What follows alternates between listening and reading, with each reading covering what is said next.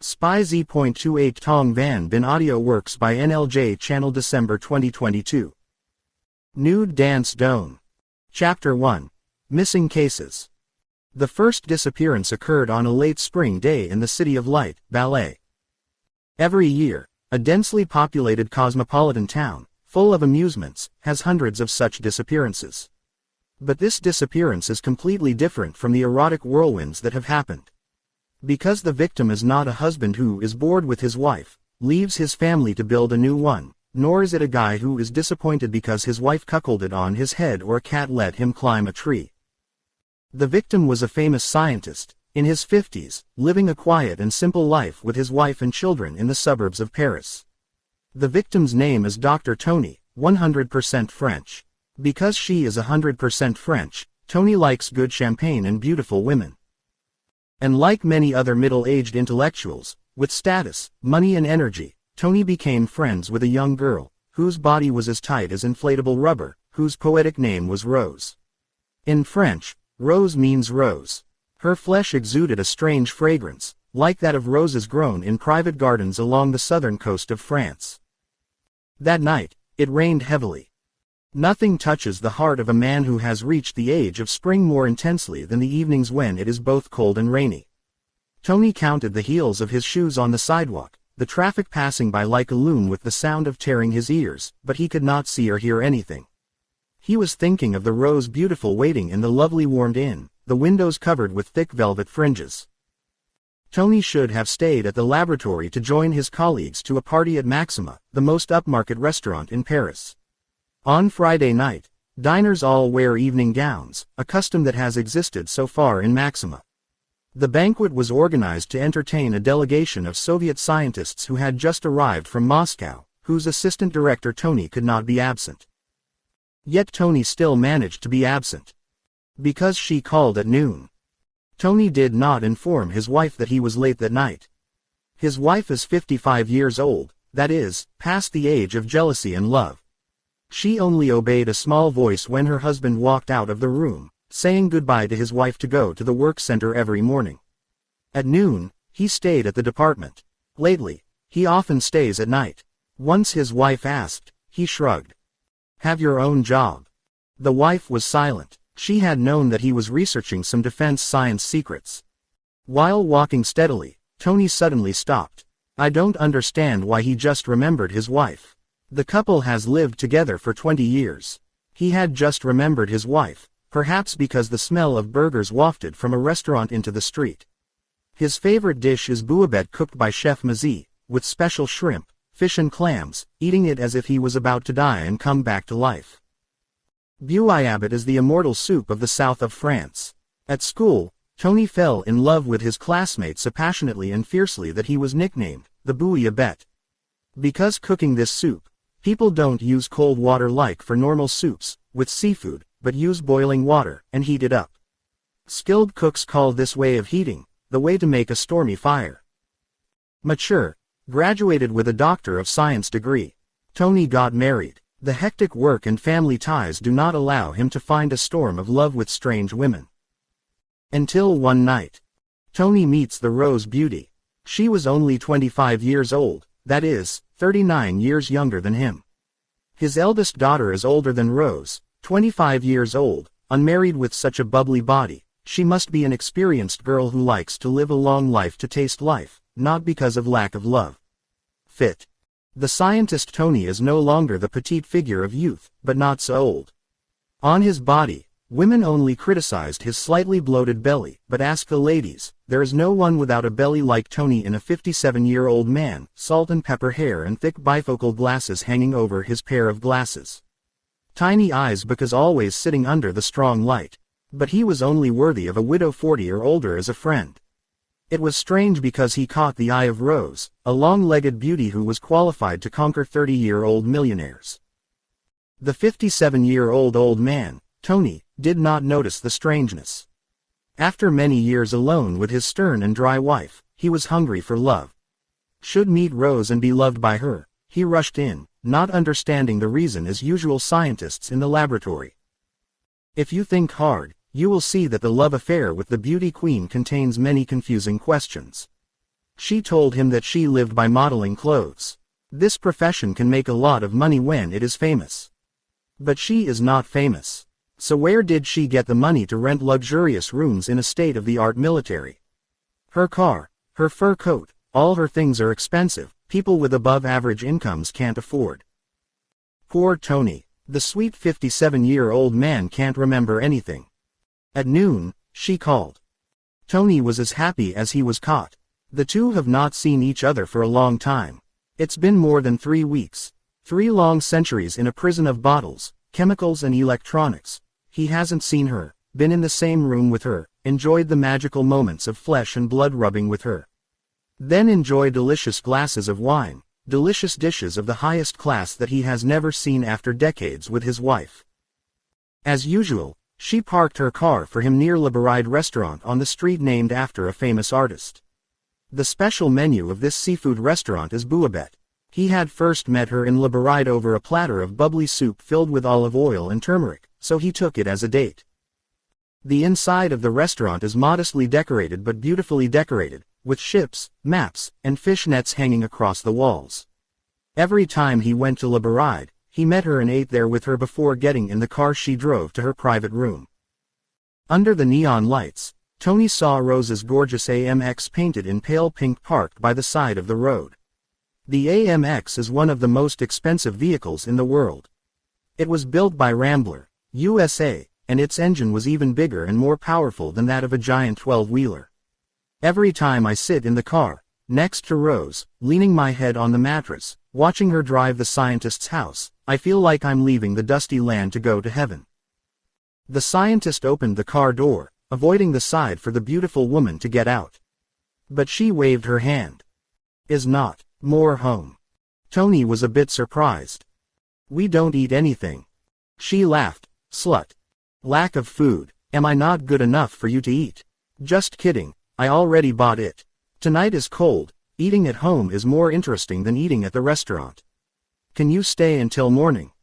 Okay. Excuse me, ma'am. I usually go at night. Even so, his wife didn't say anything. I'm really asking you, do you love your wife? The doctor sighed. The shiny AMX pulled away from the curb, speeding obediently under Rose's soft and deft control. After a while, Tony replied. If I still loved my wife, I would not have given up everything to follow you. Knowing it was dangerous, he still didn't hesitate. Sometimes, I wonder and don't understand how you can love a barren, ugly man of nearly 60 years like me. Age is not a significant obstacle to marriage. Do you know the great musician Pablo Casals? 80 years old and married over 20. A prominent American senator has just married a secretary who is less than a girl's age. Is the husband of the singer Edith Piaf not a lot younger than her? In my opinion, the condition that makes men and women close and love each other is spiritual sympathy. I have loved math since childhood. I consider math professors more respectable than angels. You are a unique mathematical mind. How can I not love, not fall in love? Huh, do you love numbers or people? Both. Every night when she went out with Tony, she often parked her car in the desert and hugged and kissed her as if afraid of the old man disappearing. Tonight, she drove the car through the stream again. The speed was sometimes fast and sometimes slow. Out of step with the traffic sign, and every now and then she glanced in the rearview mirror. Candle Tony still keep calm after her caressing kiss, many times caught her smoldering gaze. It seemed that she was afraid of being scarred by strangers. She was not afraid of Tony's elderly wife. She is not afraid of her friends. What she was afraid of, she couldn't tell anyone. Tony had been in the car with her many times. If Tony had remained calm after she slipped her hand into the collar of her shirt and gently stroked her spine from the nape of her neck to near the tailbone, she would have noticed that the rearview mirror had just been replaced, a special type of glass that can clearly show the scene behind. Night. The doctor's house trembled. Honey, why don't you go back to your room? Rose brought her burning lips close to Tun's cheek and whispered. Do you remember me that much? Why not? Almost a month of waiting for the eyes to wear out. I called you 100 times without answering, thinking that you had an accident. Turns out I was gone. Too bad you left ballet without telling me. Well, that's right, I went to the mountains to ski with a young, beautiful and healthy guy. Too bad, he started to get jealous again. I swear to go far away to work. Important matter, but don't mess with anyone. If I lie, the devil strangles me to death. Bad talk. The car had reached a deserted area. Run a little further to the home of two people. Suddenly she slowed down, drove under a large, black tree. The light at the top of the road was not strong enough to penetrate the dense darkness. This quiet and peaceful scene is very suitable for boys and girls who love each other. Tony asked. What am I doing here? She sat next to her, brooding. It's too cold, my hands are frozen, I can't drive anymore. Tony was about to protest. What a strange thing to say, a car with a heater is warm like this and you say it's cold, and besides, I see you wearing fur-covered leather gloves, your hands never shake. Just open your mouth and then close it. The 57-year-old man is afraid to disapprove of your beauty. Ben suggested. Let me drive. She snuggled into the doctor's armpit. You want to drive for her?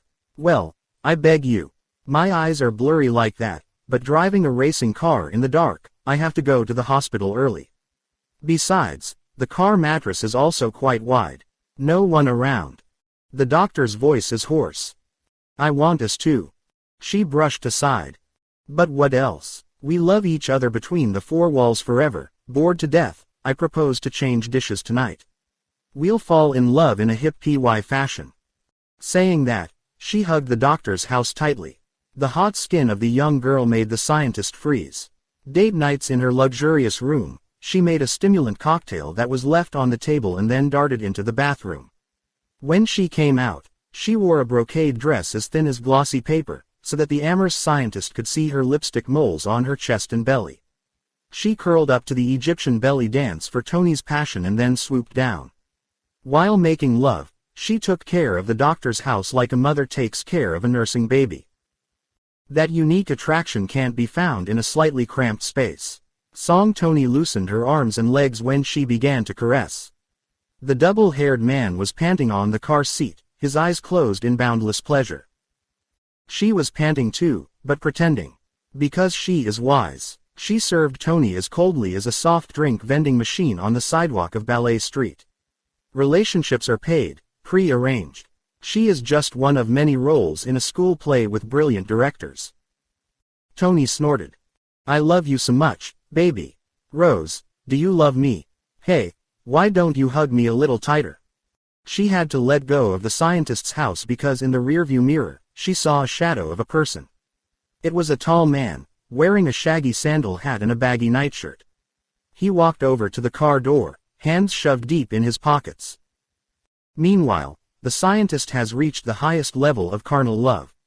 All of his people struggled, he pulled up each small pine.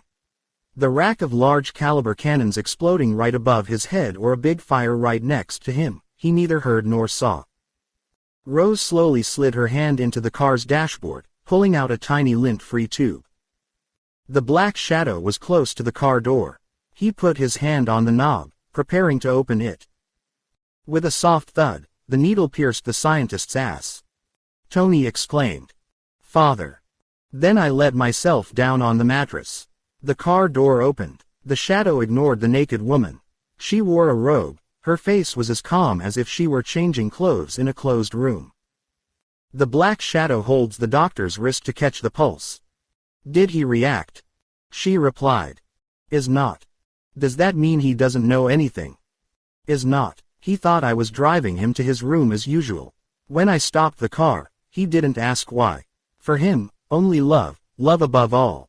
It was a great blessing for an old man like him to be with a beautiful young woman like me. He deserved to die, let alone an anesthetic. The young woman named Rose finished speaking and jumped to the ground, as smooth as a fallen leaf. The black shadow cleared his throat. Where are you going? She shrugged. Go have a glass of vodka to warm your stomach, and dance until morning. My work is done, now it's your turn. Black shadow stick out tongue. Listening to you, I already know you, but the hair on the back of my neck is shivering. Huh, you think I'm a disgusting woman. I find her very beautiful. That means you imitate old Tony and prepare to fall in love with me. I do not dare. Because you touch me, you will die. First, no man has his strength or his life left after being loved by me. Secondly, my beauty is only reserved for foreign scientists. If you touch it, the central government will let you out of prison. Well, hello. The strange woman took out a cigarette from her pocket and smoked it, then slowly walked towards the city center. The shadow watched with a deep sigh, then slammed the car door shut before climbing into the driveway to the suburbs. Since that night, Dr. Tony disappeared. Where did Tony go? Nobody know. Is Tony alive or dead? Nor does anyone know. Meanwhile, another important disappearance occurred. Happened in another city. And the victim is also a famous scientist. Oh. Location: Dongbalin town. Time: a dark summer night. As planned, scientist Dong Duck Leo left his family's room in a massive apartment complex that was guarded in secret to attend a musical concert organized by the Dongbalin government. Leo loved music more than anything in life. As a child, in college, he was a pianist. His talent and handsome coat made him fall into the green of many beautiful people. But then he got married, worked in the laboratory all year round, so he had little time for music. And for love. Therefore, whenever there is a musical performance, the scientist Leo does not miss the opportunity. It was almost 9 p.m. by then. At 9 p.m. in a charming city like Dongbalin as well as at 3 a.m. in Saigon, the streets are empty, deserted, and the shops are closed. Leo kissed his wife's forehead, joked with his two sons playing chess in the corner of the room, and hurried out. He was not yet 50, but his hair was gray, his muscles were soft, and many of his teeth were lost. His external code is nothing short of attractive. When he was a university student, he won the hearts of his girlfriend probably because he was as gentle as a doe, and partly because he studied well. Horribly well educated. Today, he is still fascinated by women because he was a famous scientist in East Germany. But Leo could not return the admiration of the weaker sex because of his wife's unique jealousy disease. The wife was old before her age, her face was tight, her legs were tight, and the most dangerous thing was that her belly jutted forward as if she was 5 months pregnant, her breasts shrunk and fell as pitifully as 2 melons. His wife kept him in the house as if he were keeping a fire. Wherever he went, she insisted on following. He had to listen to her will, otherwise terrible storms will occur. But inwardly Leo was fed up. He was fed up with the dreary life in the East, under communist rule. And he was fed up with his wife. He was just waiting for the opportunity to escape.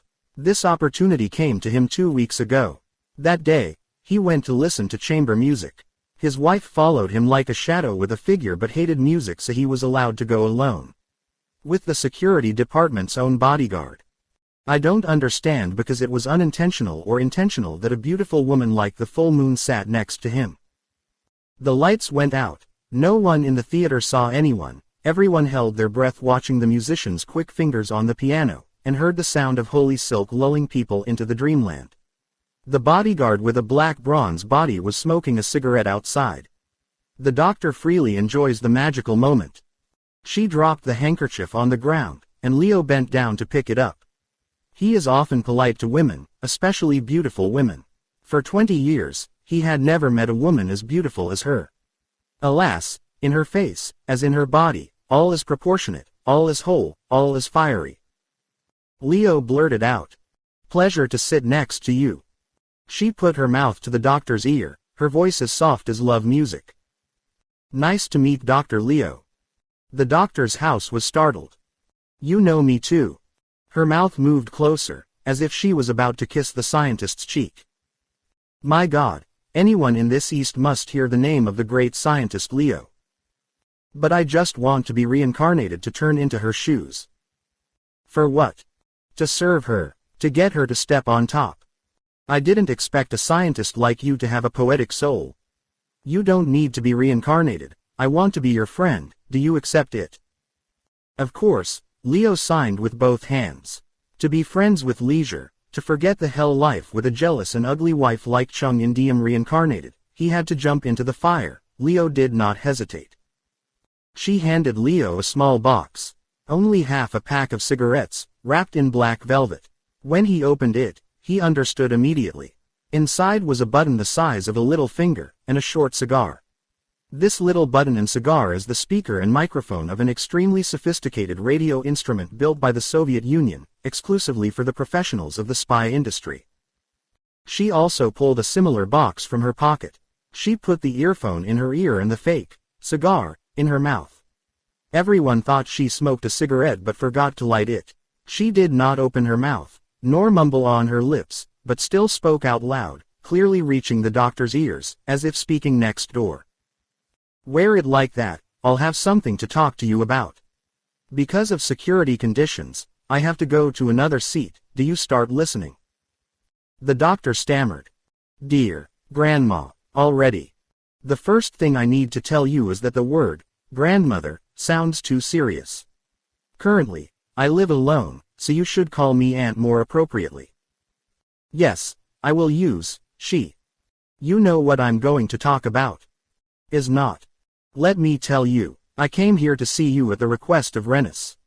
The doctor was startled. "What did you just say? Did you just mention Ron's name?" "Yes, Ron, PhD in physics. His best friend was in the research center. Do you know Rene too?" "Must too. Familiar like him. Poor thing, you are like a lice biting me in two. But now he is no more. Mr. Leo, between you and I should not do anything polite. For he knew where Ren went, and was alive or dead. Me too. To be honest with you, I only heard that he escaped from East Germany to the West and then went to the United States to settle down, but never contacted him by correspondence. What do you think about Ron's departure? You better not ask me. Sooner or later, you will have to face the harsh reality. He should have been excluded after Ron fled East Germany. Of course, he didn't have to go to prison, but spending a lifetime among the 4 fortified walls of the jungle-enclosed laboratory was like serving a life sentence of hard labor. The reason he was able to continue serving in Dongba Lin was thanks to his wife. His wife has no attractive features, but is related by blood to a high-ranking figure in the Central Committee of the party. So he hasn't been changed. Besides, people couldn't get rid of him. His contribution is now much needed to proceed with the existing experimental plan. But sir, after completing the experiment they will reopen the file. And I fear that he will be thrown in the trash like the juice of a lemon that has been squeezed out. Mr. Leo, is what I just said wrong or right? Correct. So what are you hesitating about? What are you shy about? I didn't understand what she meant. I didn't expect him to be so stupid. Ron is living a leisurely life abroad. He has money to buy a villa, buy a brand new car, and travel freely. Do you know, his monthly salary is over $2,000. While he worked a whole year to get $2,000. That is, I didn't include my own bonus right after signing the contract. Can you guess how much the bonus is?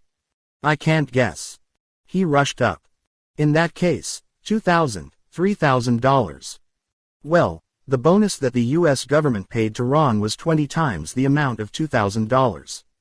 That is, Ron was rewarded with $20,000 before entering a research center in America. For him it was different. This amount can be increased further. What did she say? I'm a little hard of hearing, can't hear well. Even if you hear it clearly, I need to repeat it because it determines your future. I told him that if he listened to Ron, the bonus after signing the contract could increase many times over. Oh my God, are you going to ask me to run away? Don't try to lie to yourself anymore. I'm not asking you to run away, I'm asking you to choose freedom. Do you want to stay with your old, ugly, and jealous wife? Do you want to stay with the life of a prisoner in captivity, not eating well enough, not entertaining enough to die slowly? You have longed for this heavenly life, then I persuade you to do nothing, in vain. Hello, and I wish you continued happiness. Wait, miss, put in my shoes, you'll find me in a dilemma. Not hiding anything from her. In the past Ron invited me to cross the border from East to West Berlin, but then I was timid. So Ron had to go alone. When he went to the US, he sent a message to say that the US government was ready to use me and was ready to organize my escape, if I agreed. Ron's suggestion disturbed me greatly, and many times I prepared to leave and then changed my mind. Living with my wife is torture for me, I want to be liberated immediately, But miss, crossing the border is not as easy as it used to be. In the past, just take the tram from the east to the west. Today, people have divided the city in two with a concrete wall of barbed wire. Don't talk too long. Honestly ask him one last time. Do you want to choose freedom like your friend? I really want to, but... Nothing but nothing. I will help you realize your intention. When? I still have to report to my superiors. However, in my opinion he should be able to be on the road in a week or two, on the occasion of a chamber music performance. Please forgive me. Where are you? Can you tell me the address? Let me. Well, on the basis of occupational security, I am not allowed to tell you where I live. But his sympathetic attitude made me rethink. Besides, he needed to be rewarded before he signed the contract. You will be rewarded with $50,000. Along with the $50,000 is a beautiful young woman. We have prepared for you a girl completely from beauty to personality. This girl is only 25 years old, very fond of him, and I am sure he will agree. Who is she, miss? In my opinion, love is understanding between two people. I do not believe that the beautiful girl she is about to introduce loves me. Because you won't forget that I'm old, and I'm not handsome at all. I guarantee you 100%. If you're not busy working at night, or you're afraid of a lady at home, I'd like to introduce her to you right now.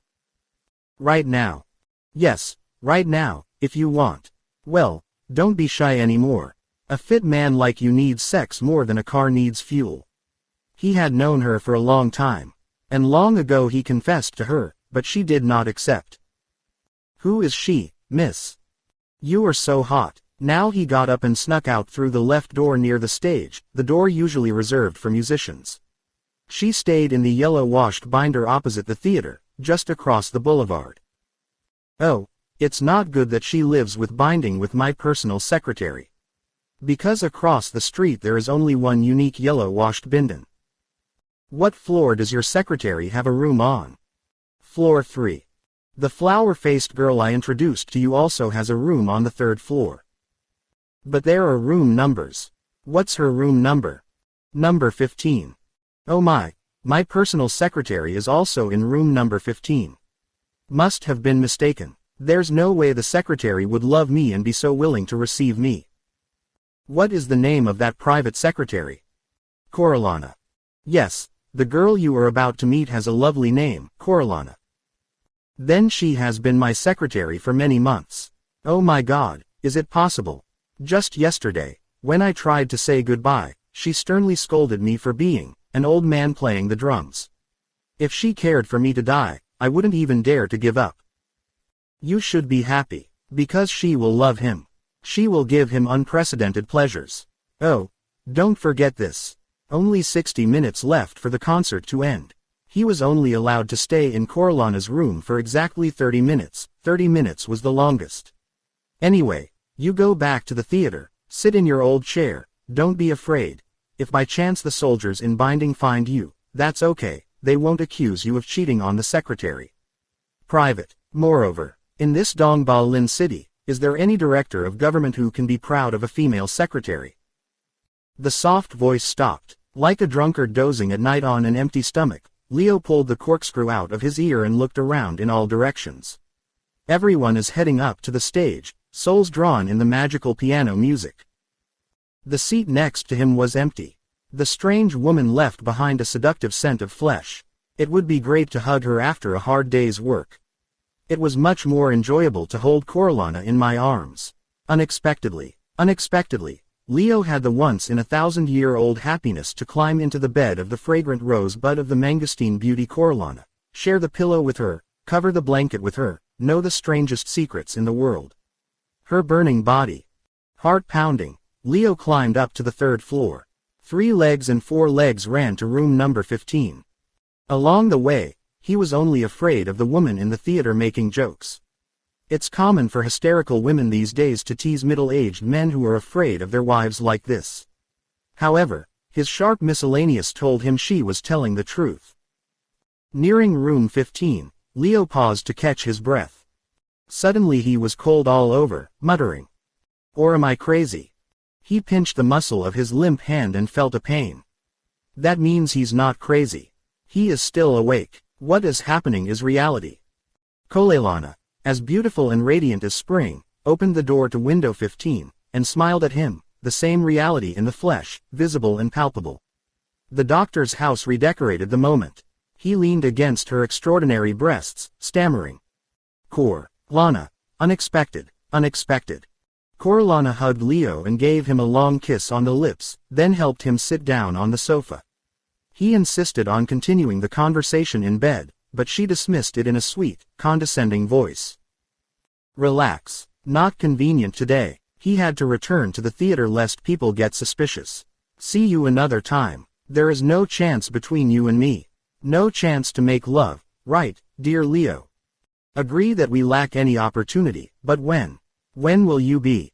Her voice became dry. After you and I got out of Dong Ba Lin. Oh my, you put harsh conditions. Anne doesn't approve. Why not? If you refused, I wouldn't have come to see you. He was willing to accept everything. As long as I have you by my side. But, at least. Do you want to enjoy it first? Must to. I read your mind.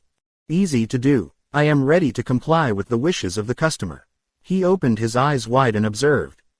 Lana took a step back.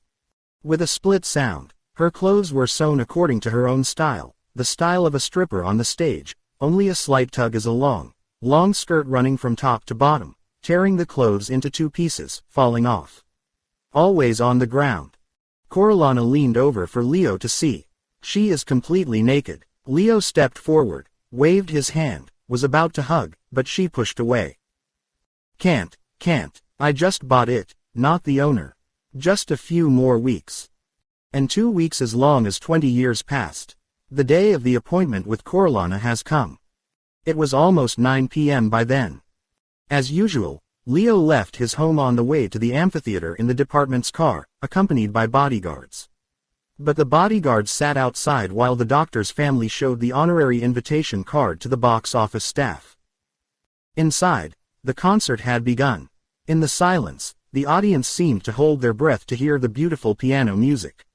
Leo sat for a moment, then snuck out the side door. Lana was waiting across the street, in a long black car. Leo entered but also asked, "Why don't you go to your room?" She put a finger to her mouth. "Shish," he said small. "There's someone in my room." "Who?" "Police." "God, what did the police come to my room to do?" "Ask me about our communication with each other." "Oh my God, I've never slept with you, they said it was cheating." "I don't know, or is. Let me turn the car around, I went upstairs to ask them." "Where is it?" "The police are very rude. Small things they often tear up. Besides his wife, his family.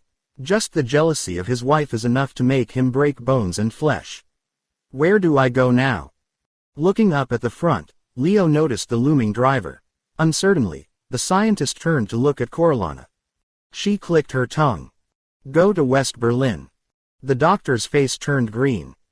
"By which way?" "The concrete walls are tightly built, leaving only a few small passages that are extremely strictly guarded. A bird that flew by was also shot down, let alone you and I go by car." "Don't worry, I have a method to get you out of the city." "The car is parked." Lana helped Leo down. The driver sped up. She led the scientist through the vast courtyard of an abandoned church.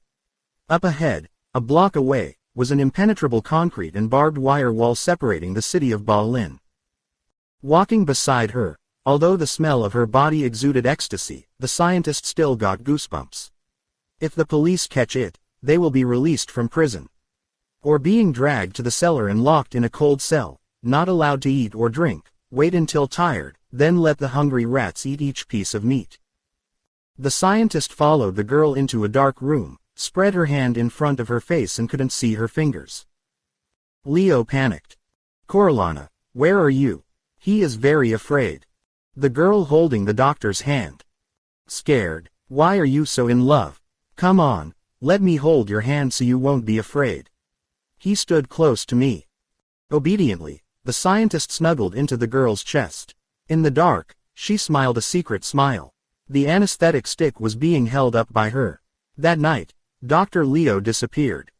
Where did Leo go? Nobody know. Is Leo still alive or dead? Nor does anyone know. Meanwhile, another important disappearance occurred. Happened in another city. And the victim is also a famous scientist. Oh. But if Tony is French, Leo is German, the third victim is Vietnamese. Vietnamese naturalized American, name Henry Pham Thien.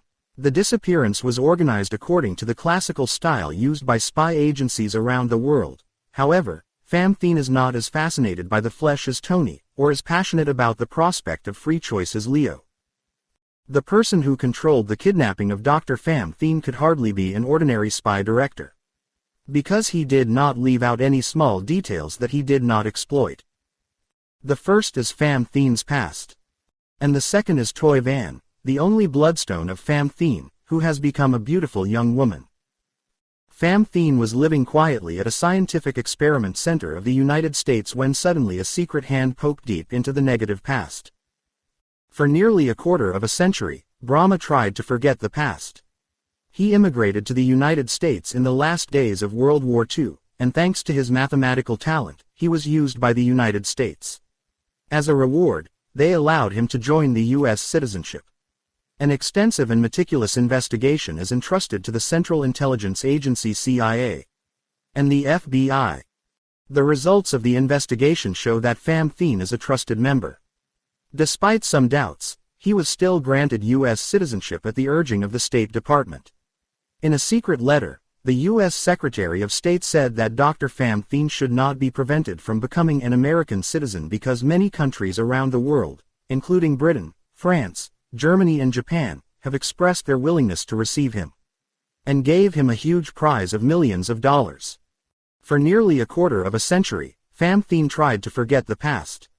At that time, he was the most prominent Bachelor of Mathematics student in Saigon.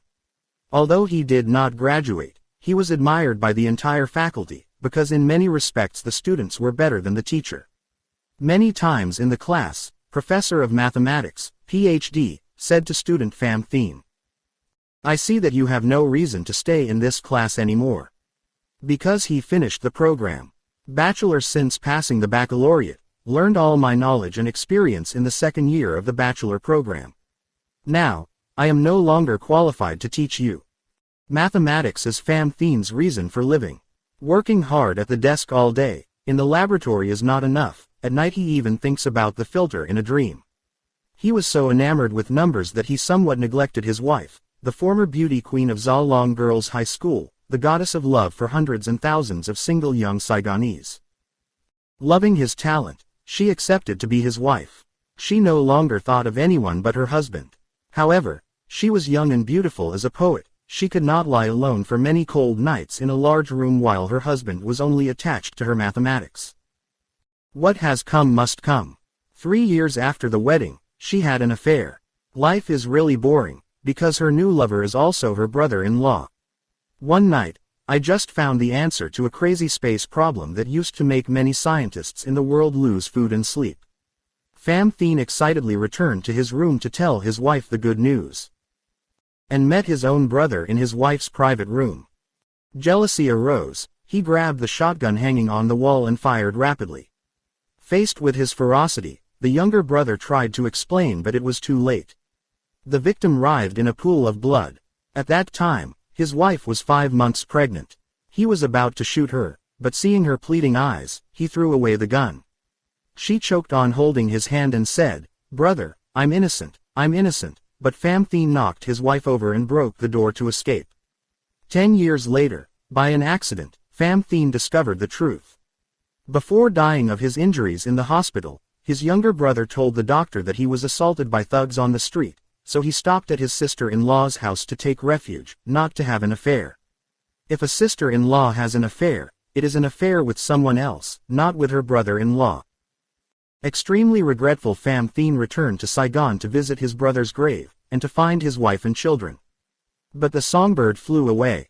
Only a suicide note left by a close friend. The letter is as follows. "Mr. Pham Thien.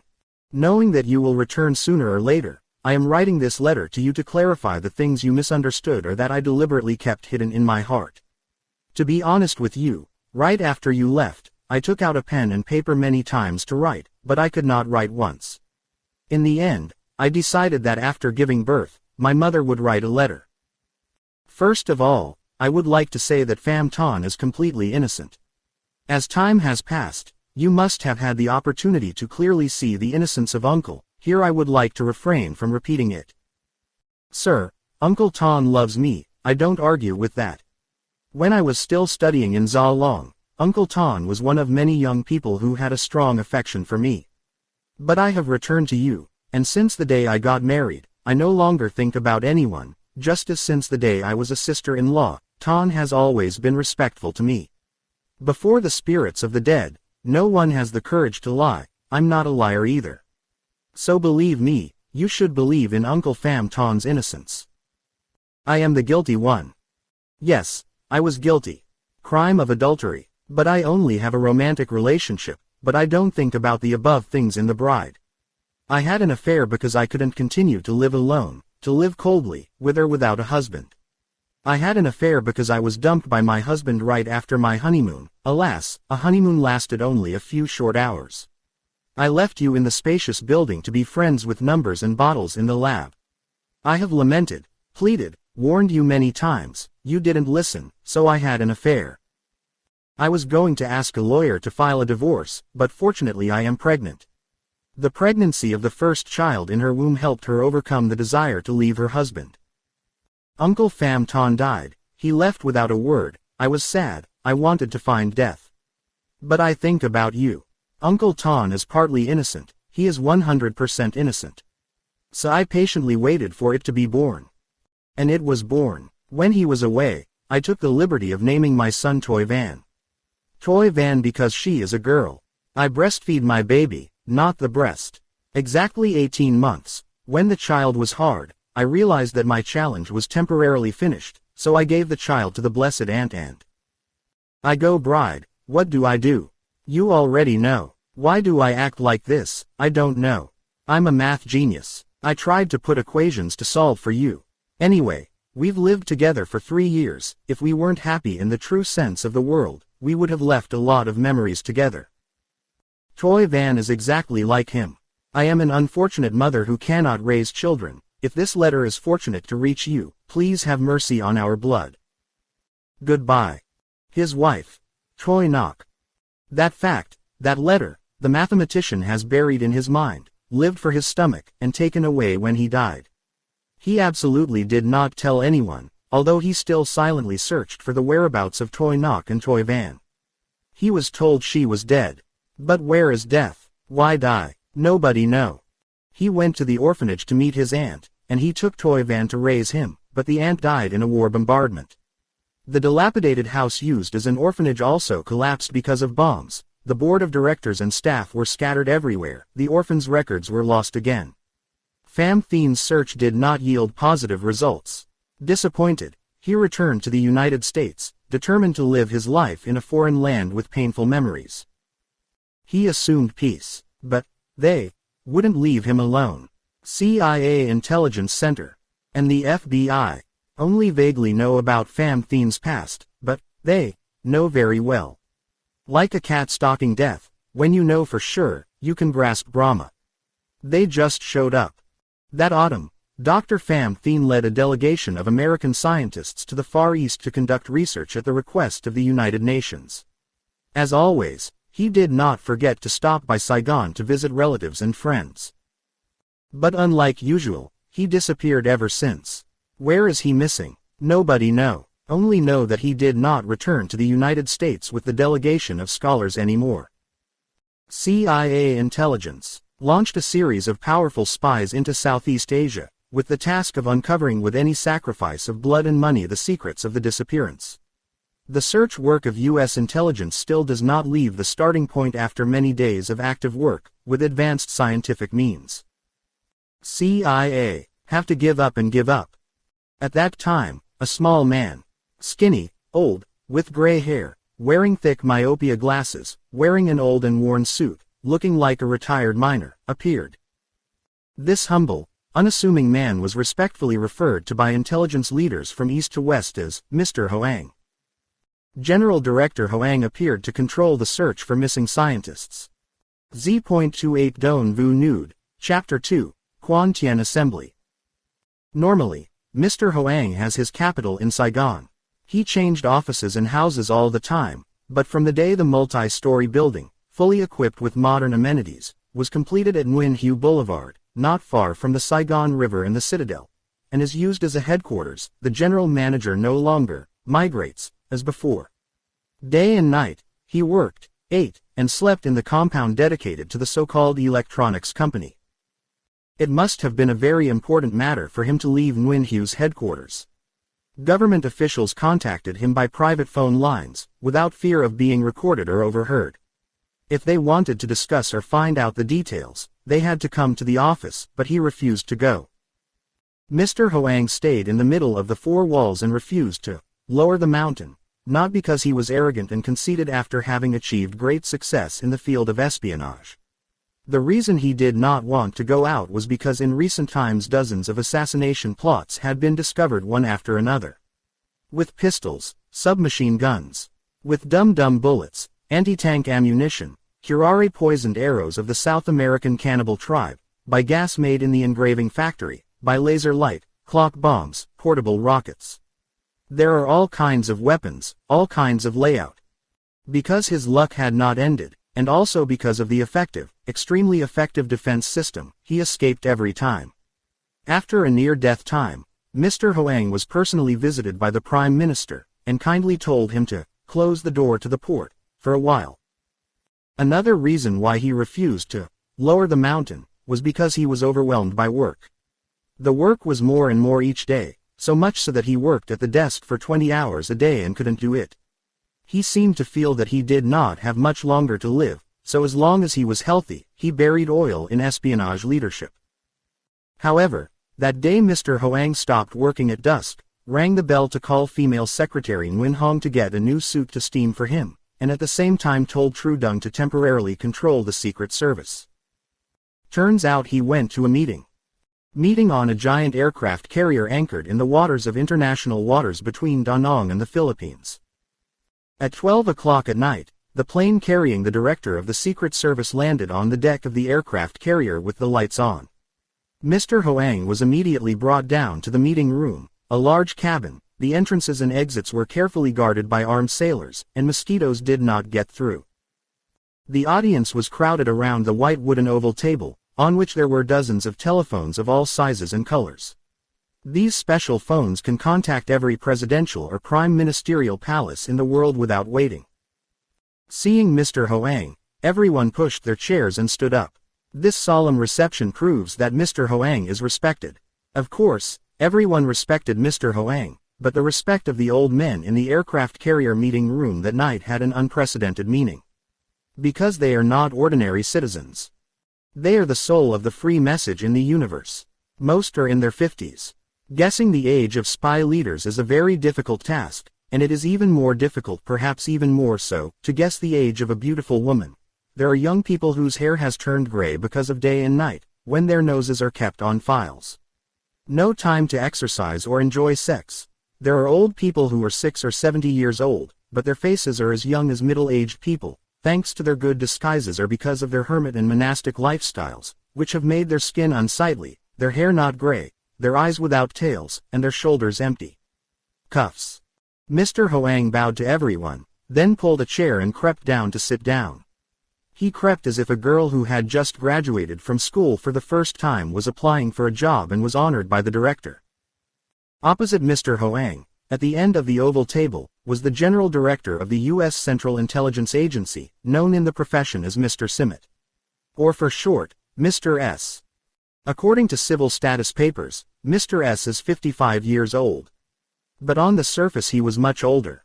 In contrast to Mr. Hoang, Mr. S dressed quite mature, almost luxurious and trendy with a light yellow suit, a color that is considered by hippie and bidden society as the ideal color of the year.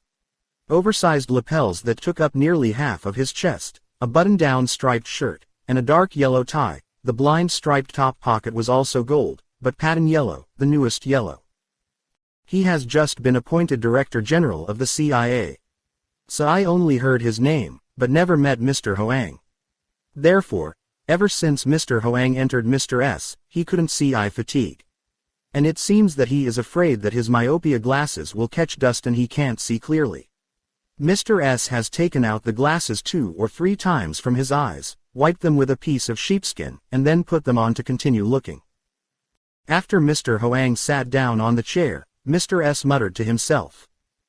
Strange, strange. Mr. S thought it was strange because Mr. Hoang did not match the model of a nominal spy leader. His gait, his fault for looking old, and tick times. Although Nguyen Hong had his suit ironed and selected for him a black tie with iridescent stripes.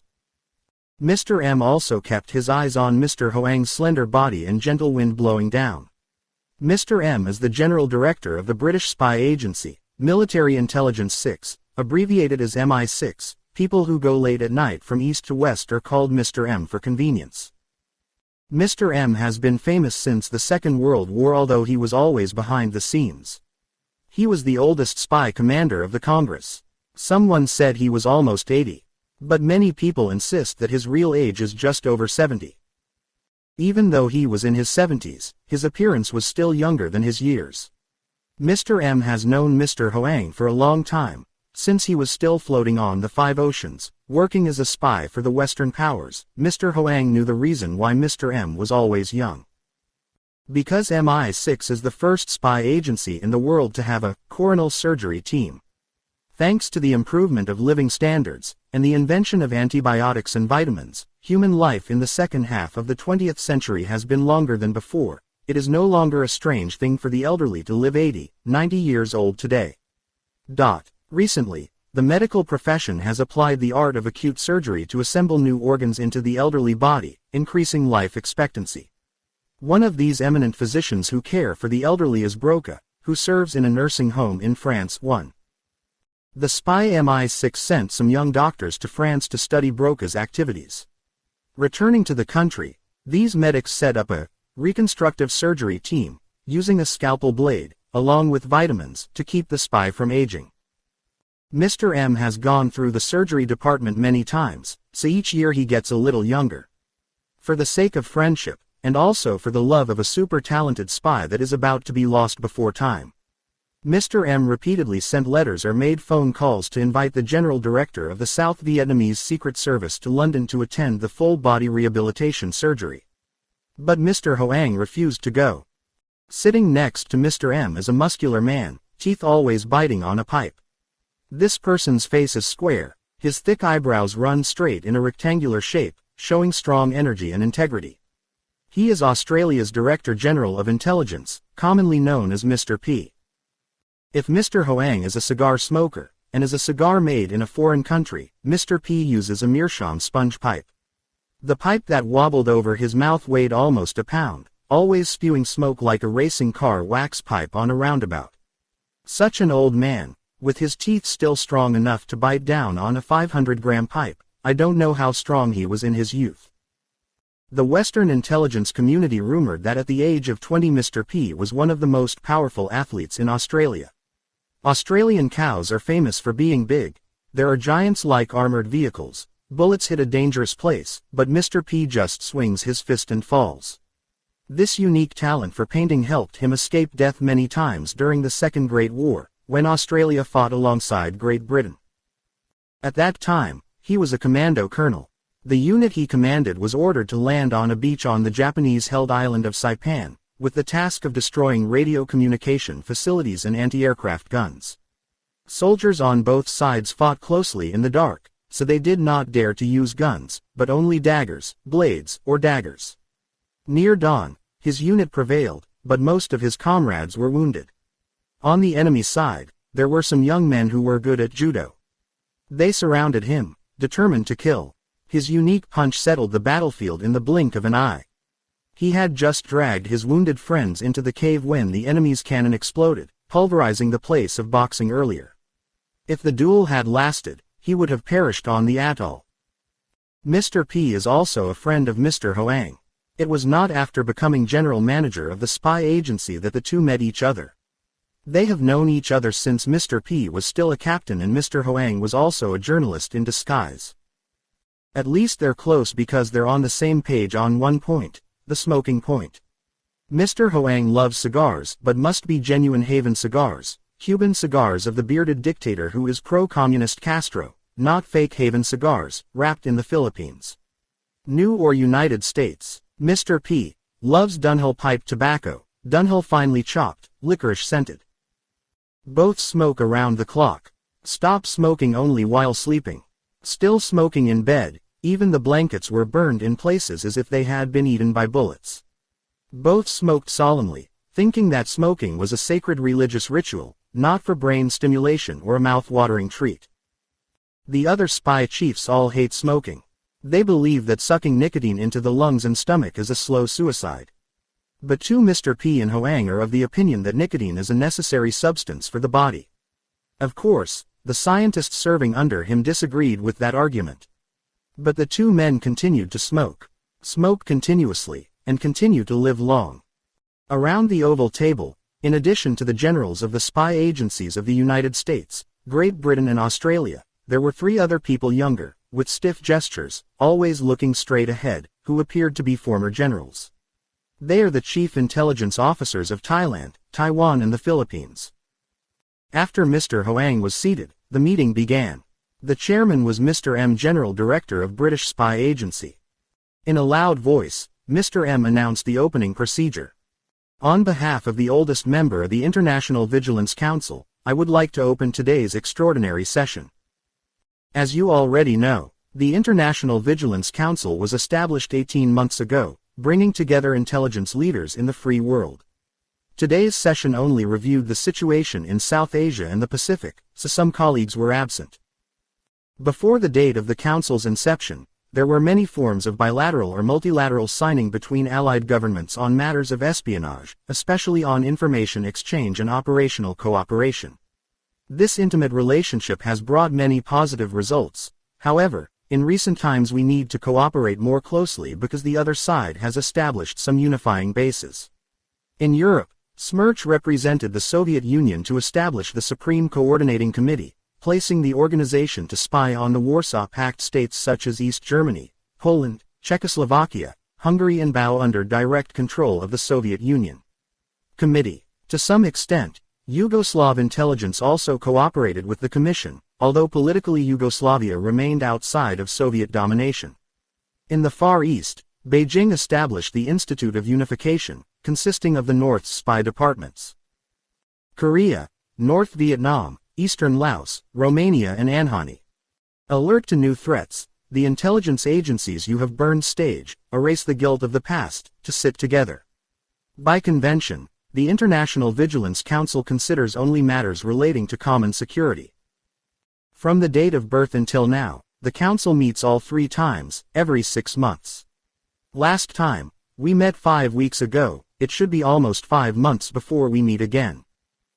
Because of an important matter, we have to hold an extraordinary session.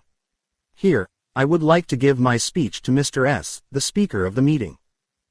Mr. S., Director General of the CIA. Take out myopia glasses and wipe them again. I don't know how many times he has cleaned the windshield in the last half hour. Mr. S.'s voice sounded weak, the result of a chronic seizure that had just left him bedridden for nearly a month.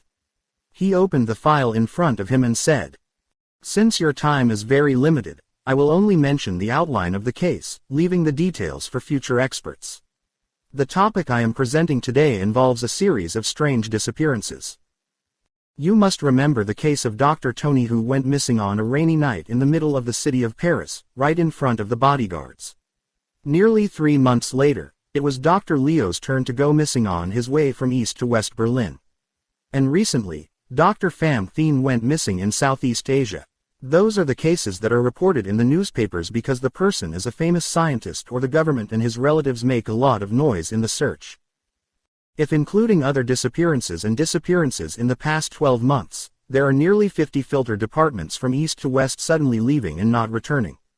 50 in a year, this number is considered unusual, worrying, because since the Second World War until now, not to mention the emigration or the forced migration of some German academics to the United States and the Soviet Union, the number of people leaving like that every year is only about 5, 10 people are the same, and all are experts of the second class. Of course, the number 50 that I just gave does not include the number of professionals who voluntarily left their homeland to serve abroad, within the framework of the intellectual export movement too that was promoted after 1960. In the West. At first, when Tony went missing, and the French Second Department asked to find it, I assumed it was just a trick of Careers Inc. Headquartered in London. As you know, the founder and director of Careers LNC is William Douglas, and a year ago Douglas set up a branch in France to recruit experts to bring to the United States. Over the past 2 years, nearly 700 British engineers and specialists have gone abroad. That is new in the UK alone. If including European countries, there are many more. My envoy has come to see Douglas in London. Then there happened the Leo case in Dong Ba Lin. The Dong Ba Lin government denounced the CIA, kidnapped Leo. The Soviet authorities in Germany also accused the United States in similar terms. What a shame for the CIA. Foreign Minister Rusk got angry, invited me to come, shouted loudly, demanding that I immediately return Leo to East Germany. Tal said it was CIA. Not knowing anything about the Leo case, Secretary of State Rusk sighed in disbelief. Even the foreign minister has doubts. It is only natural for outsiders to doubt. In addition, the Secretary of State presented some evidence provided by the Soviet Union which showed that Claw more or less involved in internal affairs. Once again, with honor, I assure Mr. Rusk that the CIA completely helpless. Rusk replied that being innocent or not was just a side thing. While the Soviet Union was having trouble with the communists, the priority of the United States was not to upset them, and even if they didn't kidnap Leo, CIA is still responsible. In a later meeting at the White House, I was personally informed by the president that in a very short time the CIA must find Leo. Upon request, Douglas was knowledgeable and willing to cooperate. He opened all confidential files for my staff to review.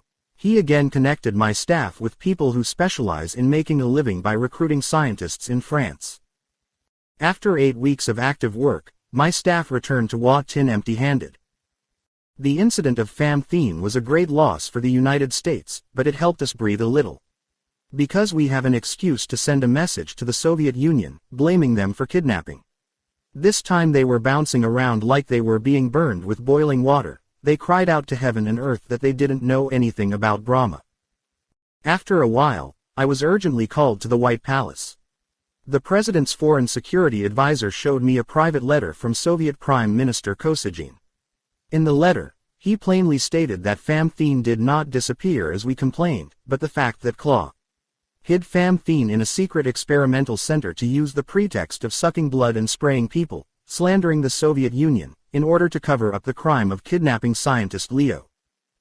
The President's security advisor said that the U.S.-Russia relations were going to the most comfortable period since the Goryeo War. The disappearance of Leo and Pham Thien made Kosygin angry. The Claw bear all the consequences. A series of other strange disappearances followed the Pham Thien case. The Soviet Union lost 5 people, all of them brilliant specialists. The United States also lost 5 people. Then came the UK and Germany. China also lost 4. Even Israel and Egypt, 2 small countries, with few specialists, also have 3 scientists. This abuse requires an appropriate response. Therefore, I have reached out to you to convene an extraordinary group session today. CIA offices, and ML, gathered records of disappearances, concluding a detailed and clear report. This report is being placed in front of you. Before moving on to the discussion, I respectfully invite you to read through the report. Please stop. The large room fell into silence. The silver heads bowed together. Mr. Hoang fixed his glasses, which had just fallen on his nose, and worked hard to read each line typed in black ink on thick white paper. Mr. M. General Director of British Intelligence, pulled out a yellow lighter, lit a cigar for Mr. Hoang and asked, "What do you think?" Mr. Hoang breathes green cigar smoke. Usually, in big cases, if we don't get involved, we have to be with them. But in these disappearances, I can assure you that the Soviet Union was not involved. Mr. M replied, "Yes, I think the same as you." The following is a passage from the results report prepared by C. experts, and MI6. Editor. The audience listened attentively to Mr. M. read. The contents of the report are as follows. 15 CIA operatives and 9 MI6 specialists who met in London over a 4-week period, poring over all the files, documents, news and documents relating to the 50 secret disappearances, unanimously stated. Overall, most of the 50 missing scientists are Western citizens, mostly the United States and Great Britain. The remaining 20 people, divided into two, 3/4 of these are citizens of communist countries, the remainder are citizens of small countries such as Israel and the United Arab Republic. This temporarily gives us confidence that the Western and communist powers are not involved in the disappearance movement. Analysis. Western intelligence agencies have officially confirmed that Zhang kidnapped the 50 scientists mentioned above. Only the Soviet Union remains, but we believe that the Soviet Union is also innocent, because 10 of the missing scientists are experts in FOBS technology of the Soviet Union, 3 in MERV technology of the United States, 4. B. Out of the remaining 40 scientists, the majority are experts in space electronic intelligence. The Soviet Union has completed the theoretical research phase, and has already begun work on the FOBS program and the large-scale space electronic intelligence program, so there is no reason to need 50 scientists. Above, if necessary, it must be the countries that are in the groping period. Or maybe some private organization wants to acquire weird minds about FOBS, MERV and space electronic computing, in order to manipulate the world. Dr. Tony, missing in ballet, is one of the very few prominent mole experts. 5. He is serving at the 754 Center near the Nevada desert. In the framework of the mole program, which is still in the experimental stage, 2 or 3 space astronauts will fly into orbit and stay up there for 30 days without wearing special clothes. They were launched by giant Titan IIM rockets, equipped with cameras and electronic players. These devices record all terrestrial radio signals and sounds. Astronauts estimate the value of the information on the spot, and then report it to the Earth authorities. Dr. Leo disappeared in Dong Ba Lin, and Dr. Pham Thien disappeared in the Far East are both geniuses in space intelligence. Leo is listed as one of the 10 most famous scientists in the communist world. He is the soul of the center of Red Star, on the outskirts of Dong Ba Lin town. The Red Star Center, sponsored by the Soviet and East German incumbents, specializes in the study of space reconnaissance plans similar to the Vela project of the United States. Thought it was worth repeating that Vela is a secret telecommunications satellite. In early 1963, the United States only needed 2 Vela satellites orbiting the Earth to track the Soviet atomic explosions in the airspace. Vela satellites are usually launched in pairs. In 1963, 1964 and 1965 there were 3 pairs of 6 satellites launched. The most advanced Vela pair was launched in 1967. Each pair of Vela satellites only works for 18 months. The Red Star Center under the control of Dr. Leo also researched and completed a new type of camera, dedicated to spaceships for spy purposes, called the P-32. The U.S. space camera can take pictures at an altitude of 100 to 300 miles, according to the signal control of the Ground Control Center. Film is stored in tubes many inches long, more than half an inch in diameter, weighing between 100 and 150 kilograms. After shooting, the film tubes are automatically dropped. When it hits the Earth's atmosphere, the outer shell of the film tube is burned red by the friction air, and falls out, revealing the inner shell. This shell emits a continuous signal that helps C-30 aircraft flying within a diameter of 300 kilometers to find out where the film tube fell. At an altitude of 12,000 meters, a red, orange and white parachute spread out from the end of the tube, reducing the speed of the film tube. The C-30 flew over, hooked the parachute with a hook, and pulled the film tube into the fuselage. In the event of a stray film tube, an automatic explosive device will burn the film tube. Film tubes were shipped to California for image processing. Photographers thoroughly research and then report what news is considered special about the flower of prosperity. The Red Star Center's P-32 camera, just as advanced as the American space camera, was built and used at Vandenberg Air Force Base, 200 kilometers northwest of the town of Los Angeles, on the Pacific coast. It is worth noting that Dr. Pham Thien before his disappearance served at the Vandenberg base. The disappearance of Leo and Famthene proves that the enemy wants to hold the formidable secrets of the United States and the Soviet Union in the field of space intelligence. Famthene is one of the scientists who invented the orbital hearing device, consisting of round tubes about a meter long, an inch in diameter, weighing nearly 1.5 tons. The receiver flew over the Soviet Union and China twice a day, recording every secret radio signal on the ground, and relaying the messages of American spies operating behind the Iron Curtain. Famthene also played an important role in the implementation of the Midas Spy Satellite Launch Plan 6. This satellite uses infrared to detect Soviet or Chinese rockets that have just been launched into space. Currently, the United States has 12 Midas satellites flying in the Arctic orbit, meaning that it is capable of hearing and seeing all Russian and Chinese missiles immediately after leaving the launch pad. Based on U.S. estimates, every graduate engineer loses $400,000 in public funds. Each anonymous professional like Tony, Leo, or Famthene is worth 20 times that, or $8 million. 50 registered professionals from east to west have gone missing in the past 12 months, resulting in $400 million in losses. On the other hand, the departure of experts who hold great secrets about nuclear defense and missile attack will likely turn the U.S.-Russian military posture upside down, and threaten world peace. In this dangerous direction, two events have occurred in the past 3 weeks. The first case. On July 22, the defense satellite system of the Soviet Union suddenly crashed. Some flew into another orbit, the rest fell to the Earth and burned up when they collided with the atmosphere.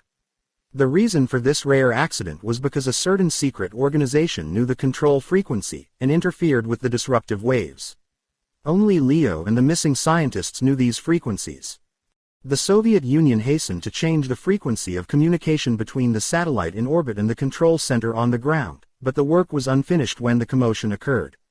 In this case alone, the Soviet Union lost more than $500 million. Soviet Foreign Minister Gromyko summoned the ambassadors of Laos and Great Britain in Moscow to his office to receive the message, July 26. Despite our best efforts to correct them, they continue to blame us. The second incident. On September 14, a technical accident occurred at the FOBS 438 missile test base, in the Kazakh Soviet Socialist Republic in Central Asia. A FOBS rocket was launched, which was expected to land at a landing point 43,000 kilometers away from the base. The landing site is a vast desert, with no people, animals or trees. The Soviet authorities banned the public and the aircraft from approaching. In the past, they had experimented like this many times and each time got positive results. The fire elf fell on the ledge but not out. But on the morning of September 14, the FOBS rocket fell 2,000 kilometers west of the intended destination. As a result, many factories were destroyed. The number of casualties was very high. The Soviet government as well as the press did not report it, so it is not clear what the true number of casualties is, but according to intelligence reports, that day there were 46 deaths and more than 600 injuries. Material damage amounted to $800 million. Fortunately, the experimental FOBS missile did not carry a nuclear warhead, because in that unfortunate event, the number of casualties could reach millions. The Kazakh Soviet Socialist Republic would be erased from the world map. After this terrible accident, the Soviet ambassador to the prosperous United States asked to meet with Secretary of State Dean Husk to deliver an oral message from the Moscow government. According to this message, the Soviet Union could not wait any longer, and they demanded that a dual investigation be conducted urgently with the participation of Soviet and American spies. U.S. government in general, CIA intelligence. In particular, this legitimate proposition cannot be denied, although past experience has shown that spying cooperation with the Soviet Union was like swinging with the crystal. Therefore, Tin accepted the invitation. Currently CIA is negotiating with the Soviet GRU on how to cooperate. CIA negotiating mission will seek to delay, while we need to expedite our own investigations. This operation period is 2 weeks.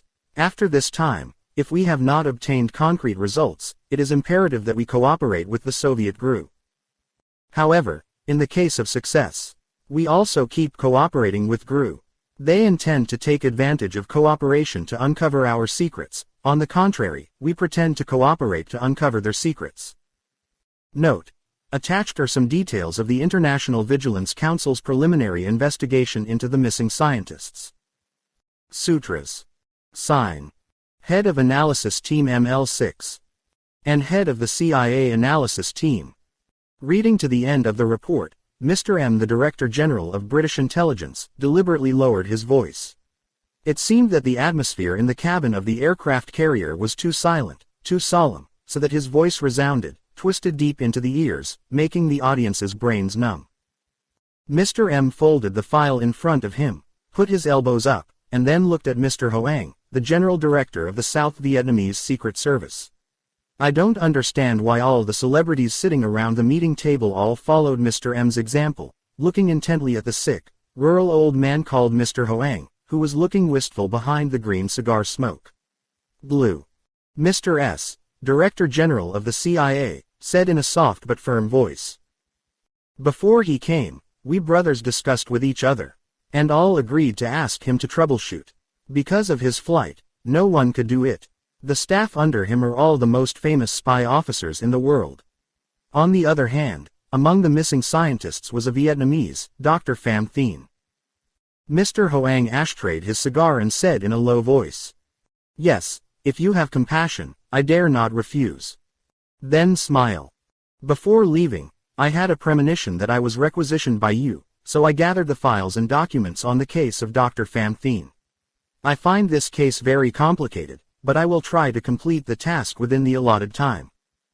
However, as you know, I was able to find an effective assistant to carry out the work assigned by the Vigilance Council with no difficulty, but for an open country that is under war, if you persist, finding new material means is the most difficult. Mr. S interrupted. Please allow me to comment. For many years now, we often cooperate closely with each other on the basis of one who has wealth, one who has merit, so I think material means are not a concern. If you are not treasonous, I pledge to be the CIA. We'll set aside $2 million too. Mr. S is such a precious friend who understands our internal affairs better than anyone else.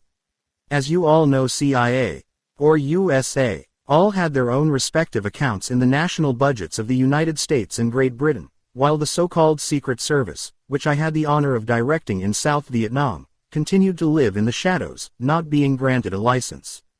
Public funds, the government is completely unaware. If the government doesn't pay for the Secret Service, it's okay, it's even better this year. From 6 months now, my department was in a terrible state of money, couldn't afford it, so I had to take credit and go into debt. You are all intimate places, used to help me, so I don't hide anything. Up to now, my department has short of the Bank of America, Bond of America, nearly $8 million. If this tragic situation continues, in just a year, I will have to close the shop, or turn the Secret Service, which is indirectly controlled by the Saigon government, into an international private detective agency. So, Mr. S, Director General of Intelligence Claw, interrupted again. How much do you need now? $8 million, okay. Mr. Hoang replied slowly. Your country has helped us too much, I dare not raise my hand to receive more. I just ask that you intervene with the American Bank's Board of Directors to allow me to stay for a while without paying interest. In case you have a lot of money, please lend me $8 million to pay. Tomorrow I will do poor business, I will refund. Mr. S waved his hand. No problem, I will order my administrative assistant to contact the bank immediately. There, the CIA. 500 million at least. I would like to extract 8 million. Pausing for a minute, Mr. S continued, his voice low. I can confirm once again that the discovery of missing persons clues is very important to us. If the harvest is brilliant and clear in 2 weeks, then 8 million, or twice as much as $8 million, I can still supply. Could it be 2 weeks, Mr. Hoang? Mr. Hoang leisurely exhaled cigar smoke. 2 weeks is the minimum or maximum period. Mr. S replied. Hard to say minimum or maximum. According to me, it is difficult to succeed in an appointment that is too short for 2 weeks. My collaborators worked hard for a whole month in the seminary, and burned through the budget more than $4 million, but still empty-handed, not moving from the starting point. But I hope he can succeed in that appointment. Mr. Hoang tilted his head to the side to observe the surprised faces of his colleagues. If I succeed earlier than scheduled, for example, success within a week, yes, a week is the longest, from today. Mr. S stood up abruptly, reaching out his hand in front of him as if to grab Mr. Hoang, who was thin, afraid that he would melt into Haven's cigar smoke curled in the air before slipping into the air conditioner slot. Climate. Are you telling the truth or joking? Mr. Hoang's voice became serious. Excuse me, how many times have I told you to play? Mr. S shook his head. You forgive me, I ask this because after many years of working in the profession, I have never encountered a case like the case of missing scientists. Questions beget doubts. Mr. Hoang laughed. Let me make it clear again. If my department finds the whereabouts of the scientists within a week, will you be willing to reward my collaborators? Mr. M, the chief of intelligence of An Nation, spoke first, his old eyes glaring with fire. You probably already know that my department's budget compares to many CIA books. Mr. S is just an abyss, a heaven. We are poor, not candy. I would like to volunteer to set up a golden book to reward your collaborators if they reach the top within 7 days. And only U.S. Britain will give £200,000. Mr. Huang chuckled. £200,000 to spend $400,000. That is quite a lot of money. It must be the most important, the most urgent, for Mr. M to let out such a large dish. In the past, he only let go of 5.7 tens of thousands of fonts. British intelligence is notorious in the world for its candy tradition. Of course, they are not rich people like the CIA. America, but they are not as poor as the Far East intelligence. It's just that they have water on their necks, blood. Mr. M is the father of candy-ism, because he was born in the north of England, in Scotland, which produces world champions of miserliness. For him, £200,000 was a huge sum of money. To him, a reward of £200,000 for a case was an act of revolution. Foolish talk poured into the sea, assuming the Conservative Party, the party that appointed Mr. M, the party that is absolutely loyal to the throne, changes its stance, supports the overthrow of the monarchy. It is not far away. Network by the Patriarch of International Candy-ism opened the Golden Book. Mr. Hoang's plan was successful. If the king of frying the claypot still gets a reward of $400,000, then the rich man who cracks the puzzle, pours out the U.S. Central Intelligence Agency will have to pull out the drying rack again, and give a triple or quadruple amount. Small South Vietnamese Secret Service, Little Pepper, always in need of money. Money is needed now more than ever. The old general manager took the trouble to leave Saigon to attend an extraordinary meeting convened by his great colleagues in the Pacific Ocean, but for one thing or another, his main purpose was to use the session, use the information and documents that his subordinates gathered, to earn a bunch of extra dollars for the electronics company's empty safe. Mr. Hoang considered the general director of CLA and ML his best friend, but if many times when his beloved wife, who is kneeling, sharing a bed with a blanket, he does not reveal all the hidden love, then Mr. Hoang lacks honesty with his CIA colleagues. And USA, it's not strange either. To be honest, Mr. Hoang was very sympathetic to them. Without them, it would be difficult for him to stand financially. In a tough struggle with the KGB, GRU, smirch of the Soviet Union, the International Intelligence Service of Communist China, and the Central Bureau of North Vietnam, Mr. Hoang could not win if he had to fight alone. But Hoang's sympathy is also limited. He conceived that communist spies were the enemy, Anglo-American spies were friends. But the Western friend did not do any good. They are willing to pay, and pay a lot, not because they really want to help, but because he works for them, and works for a reasonable price, if not cheap. Therefore, every time he had the opportunity to digging, Mr. Hoang did not forget to take advantage of it. Immediately after receiving an urgent call from the International Vigilance Council to set the date, time and place of the meeting, Mr. Hoang immediately called Nguyen Hong and older brother, Tru Dung to the desk. He asked Tru Dung, "What is the current state of the department's money?" Tru Dung is the closest assistant, specializing in general administration. Mr. Hoang has long prepared for Tru Dung to master in turn the departments of the department to take control of him in case he withdraws due to illness or because Return to the earth.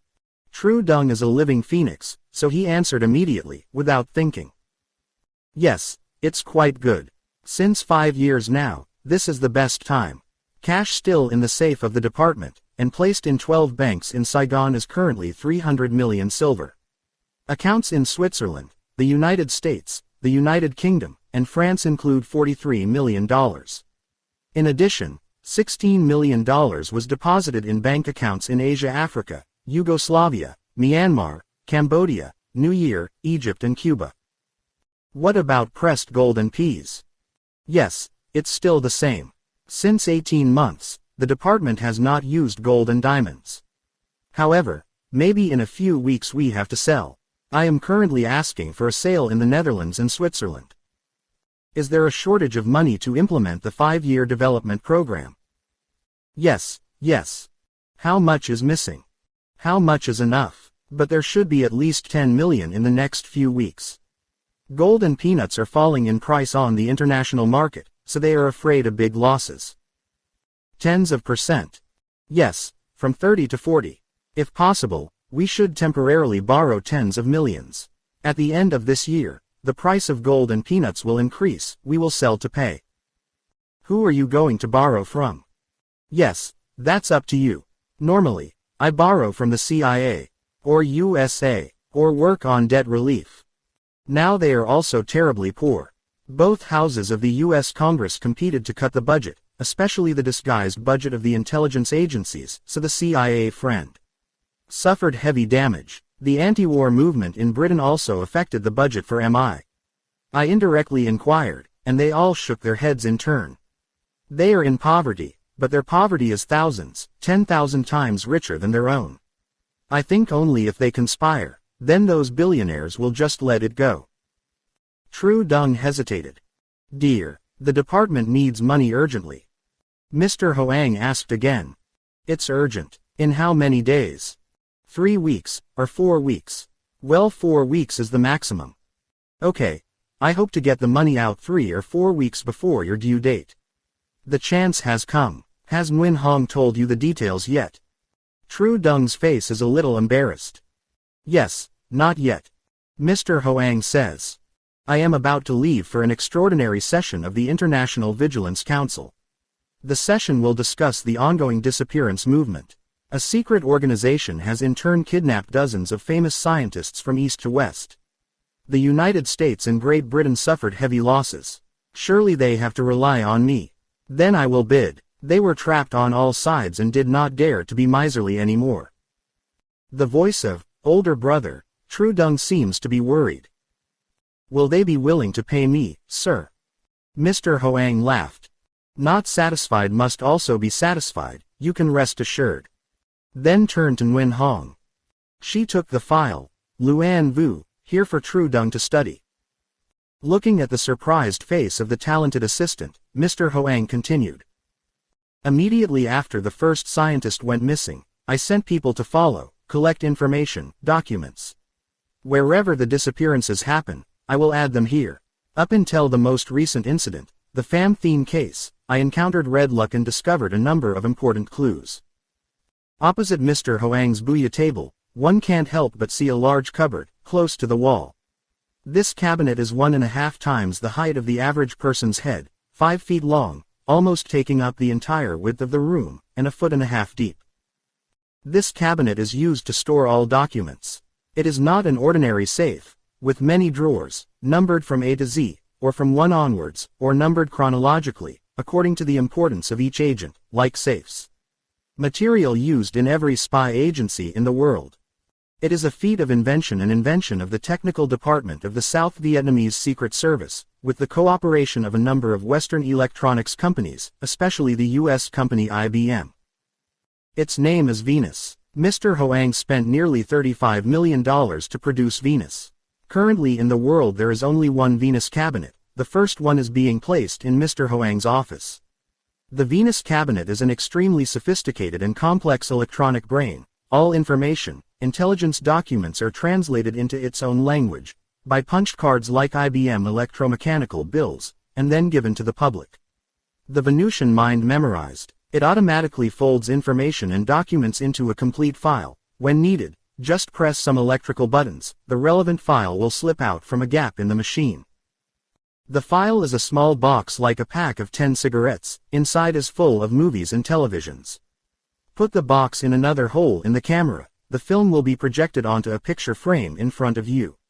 This picture frame is tiny, just as small as a wooden case, the human eye can't see the text.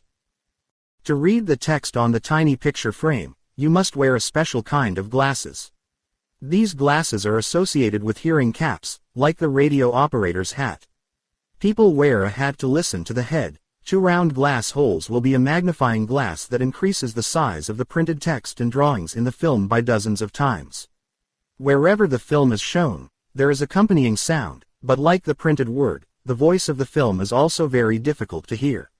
Since this voice is filtered through an inverter, 7 similar electronic devices are attached to the telephone tubes of government figures to prevent recording or being overheard by outsiders. Nguyen Hong pressed one of the many buttons on Kim Tin's cabinet. With a small click, a green light turned on, and then the plastic film box fell out of the machine, into a square basin. She gave the hat to Tru Dung to wear, then turned on the movie projector and played the sound. Mr. Hoang rested his head on the recliner, casually smoking a cigar. Apart from the sizzling sound of the movie projector, there was no sound in the room. 15 minutes later, the film was shot to the end. Tru Dung took off his hat and looked up at the CEO. He stamped his cigar into the ashtray and asked, "Do you remember the death letter from Toi Nhic, Pham Thien's adulterous wife?" Tru Dung replied, "Yes, remember. In the letter, which part do you think is the most remarkable?" "Dear, the correct paragraph, 18 months, when I was hard and tough, I realized that my responsibility was devoted, so I gave my son to my aunt and. Where do you go, what do you do? You already know. Why do I act like this? I don't know myself. I'm a math god, I try to put equations to solve for you. I'm an unhappy mother who can't raise a child." Right. The key to the case lies in these letters. After listening, he must have guessed that the wife was not dead. But Pham Thien thinks otherwise. He thought his wife was dead, until the day of the mission to go to the Far East to visit Saigon.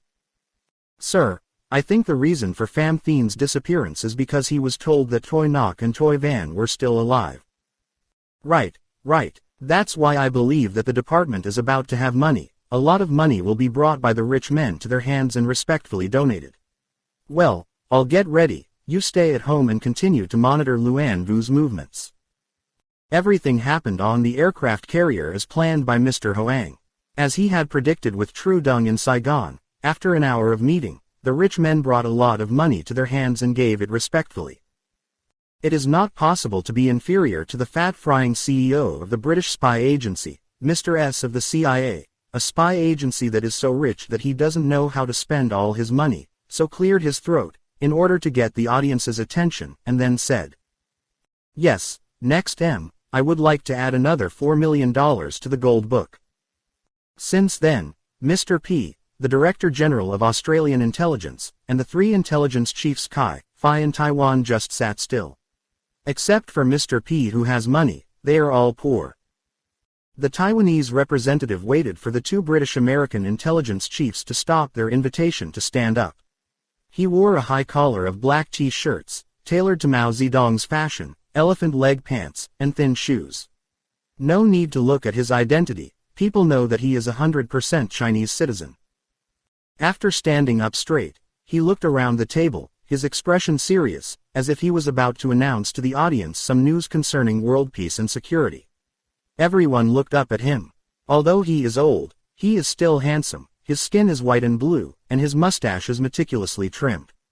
As a rule, the general director of the secretariat must be thin for the daily oil to be enriched with delicious foods and ginseng. His voluptuous and affluent figure proves that the art of Chinese cuisine has reached a superlative level. With a gentle gesture, like a king in ancient China putting a rabbit quill on a piece of fairy paper, he opened the shiny leather briefcase he had just placed on the table, took out a rectangular box, the appearance of looks like a tie box. The box is made of thin copper bun, The two ends are carved with a meandering dragon, and the center is embossed with a moon and moon shape.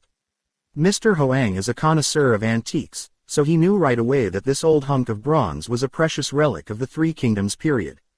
The military advisor Zhuge Liang had a similar one, always carrying with him to store scriptures and books of astronomy and geography.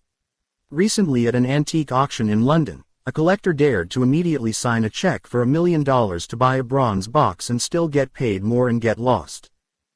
Mr. Hoang heard that there are only 3 to 5 copper boxes left in the world from the Three Kingdoms period. No wonder the representative of Taiwan has a very formal attitude. You must be giving the South Vietnamese Secret Service a special dark bronze box. To mark the historic reunion night. He lifted the box high, then lowered it slowly to give the audience time to admire the strange carvings. Mr. M blurted out, "Oh my God, Kong Min's box."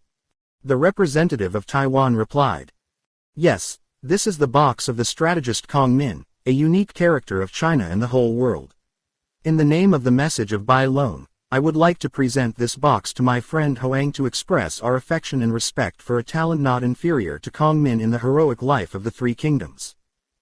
Touched, Mr. Hoang also stood up, but the Taiwanese representative waved his hand. "Please, all of you, hold your breath for a minute while I open the lid. You need to hold your breath because the scent of rosemary will come out, which can make you swoon." The audience sat upright like a statue. Booming. The representative of Taiwan put the golden key in the lock. The lid popped open, 2 deafening booms were heard, and, as he had foretold, a plume of black smoke from the rectangular brass box shot up to the ceiling before spreading, like the canopy of an atomic bomb explosion. Note. First, this French doctor named Philippe Monod Broca, practicing at the nursing home Bicester, also wrote a book on the technique of anatomy of the elderly. 2. Careers Inc., currently active in Western countries. The U.S. needs 75,000 more engineers every year, but their universities can only train 45,000, so they have to spend money to recruit 30,000 foreign engineers. As a percentage of population, the UK ranks first in the Western countries that have been drained by the US, followed by West Germany and Switzerland. France is in the last row. 3. FOBS, Fractional Orbital Bombardment System, is a technique to launch several satellites into Earth orbit, each carrying an atomic bomb of 100 megatons or more. These bombs, detonating 50 to 150 miles above the ground, would destroy a large part of the globe. 4. MIRV, Multiple Independently Targeted Reentry Vehicle, of the United States aims to launch spacecraft carrying dozens of small atomic bombs, each aimed at an enemy target on Earth. Therefore, just a few MIRV missiles are enough to destroy an area as large as the Soviet Union. 5. MOL, Manned Orbiting Laboratory, was proposed by the United States in 1968, but due to funding for the Vietnam War, it was delayed until the end of 1970. The flights in the past time have helped the United States to lay the foundation for a MOL system that can take full control of the globe. 6. Midas Missile Defense Alarm System. This type of spy satellite is part of the program to prevent any sudden atomic attack, a large-scale program that has cost nearly $1 billion. In 1966, one type of spy satellite alone was lost. Over $100 million. 7. This type of machine is called a scrambler in English. A small, compact phone-mounted scrambler, without complicated inversion components, sells in the US for about $300 or $400. The type for the weak of the government up to thousands of dollars. Z28 Nude Don Vu, Chapter 3, The Young Emperor. Although everyone held their breath, the enchanting scent of incense also caused in the heart a feeling of helplessness, like the feeling of a young man who has just been touched for the first time by the fragrant flesh of a beautiful woman. The representative of the Taiwanese spy took out from the box an old paper book. The cover had a cursive letter on the cover, closed the lid, and explained. This hunk bronze box was made at the beginning of the 3rd century when Kong Min supported Liu Bei to get the Qin Chao land, occupied Tai Suyen, and terrified Dong Go Tun Qian. Northern Wei Cao Cao was in awe. Dat Thuk capital has skilled craftsmen, so Kong Min ordered many metalworks to be built. In 234, he died. The coffin was brought to the holy capital, and was buried very solemnly at Din Quan Mountain on a vast land, in the middle of the green coniferous forest. Many false graves and false tombs were dug and built scattered on this land. According to tradition, his bronze box was buried in a fake mausoleum. It seems that during the reign of Emperor Sui Yong at the beginning of the 7th century, the bronze box of Kong Min was dug up, and became the heirloom of a noble martial arts family near Din Quan Sun. This family heard that they found some precious books left by Kong Min. It seems that one of these books is about invisibility, 5 release and powerful magic power of Mao Toai, 1 a mythical character of the spring and autumn period. This family has been able to practice to the perfect level the trances taught in the book. They copied it into a genealogy and put it in the bronze box of Prime Minister Kong Min. Inside the copper box as well as the cover of the genealogy book is impregnated with a strange chemical. When it meets the air, it emits 2 small explosions in quick succession, followed by a round, blue gas, containing the enchanting fragrance. Smelling in is mental enchantment. During the last days of the Second Great War, by chance a box of Kong Min with a 7th century genealogy book was found near Chongqing. These antiques should have been in a museum, but because the war continued in mainland China, from the war with Japan to the Republic of Korea War, it wasn't until 1949 when Mao Zedong completely controlled the land. In China, these 2 antiques also followed a collector through the island of Taiwan. In 1962 this collector passed away. I don't have children, neither does my wife. This rich man immediately made a will, leaving most of the collectibles to close friends. Thus, the box and the family book of the Sui dynasty fell into our hands. 2 or 3 times we brought the book to study but could not understand the meaning. The book teaches the method of practicing true qi in the body, and the method of acupressure points of Mao Toai. If sold on the international market, these 2 antiques could bring us a huge amount of money, at least $5 million.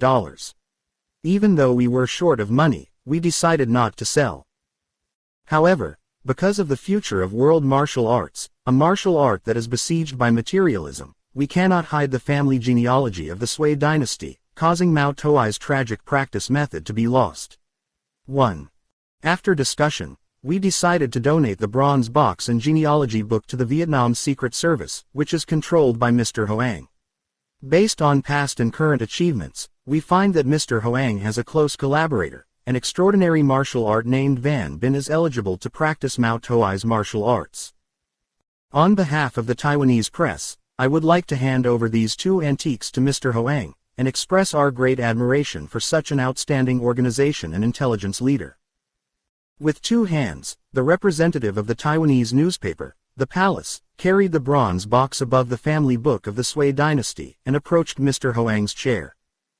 Mr. Hoang pushed back his chair, bowed his head to receive the special gift, and pardoned the entire audience before sitting down.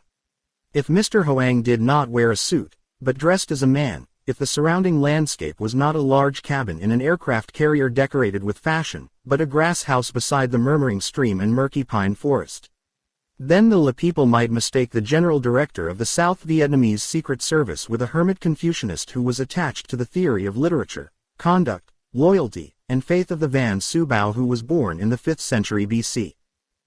The silent ship's pavilion suddenly shook amid applause. 5 minutes later, after thanking, congratulating and asking about health, the audience continued to leave. But Mr. Hoang signaled to the General Director of British Spy Agency to stay. Mr. M joked. "Are you going to ask me to make a batch in the vault of the Bank of England?" Mr. M making such a joke is not without reason. For many years, Mr. Hoang has been employed by the world's most notorious locksmiths and lockers. The reason the bank robberies have decreased is partly because Mr. Hoang treats gangsters who make a living by beating banks. Van Bin, Z28. Mr. Hoang's #1 spy is also an expert in cracking and opening high-class safes.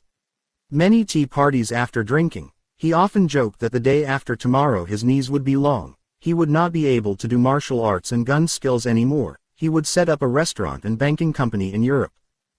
Everyone thought that Mr. Hoang would respond with a smile or a gentle shrug. But no, the old general manager made a serious face again, and nodded. "Yes, I kept you for a few minutes to discuss a similar story." Thinking he could not hear clearly, Mr. M opened his mouth to ask again, but Mr. Hoang continued. "This story is related to Mrs. Tussauds Museum, too. I am pleased to inform you that tonight my staff broke into the hospital to recover some statues. My department's actions are kept completely confidential, even by British and special police. Is USA, run by you or the great investigative agencies, I do not believe in discovering who the mastermind is. Yes, I am the mastermind. For the sake of friendship, for the sake of colleagues who have worked closely together, I feel obliged to inform you. Listening to Mr. Hoang speak, the General Director of MI. He was silent for a moment, as if stepping out from a dark cellar in the radiant midday light of the equator. The Tussauds Museum in London is one of the wonders of the world, displaying wax statues of ancient celebrities from east to west, from great heroes to kings, from miscellaneous politics, culture and art to executed murderers. Every year 1.5 million strangers visit the hospital. Although the monastery includes many precious statues, the guard is not too tight, the thieves do not seem to be clever. Some time after the marriage, the deputy Guy, the husband of Princess Margaret, whose horoscope connoisseurs think is the husband's husband, has 2 stars horoscope and Tham Lang are lying late, so the love line is long. The wax figure was stolen from a museum by someone mischievously, but soon the thief returned it by throwing it loosely into a payphone in London. The head of Mr. Win's son, the British Prime Minister, was also lost. However, it was found again in a small province. Mr. M, the Director General of British Intelligence, asked, worriedly, "Are you going to recover your statues and the fortifications?"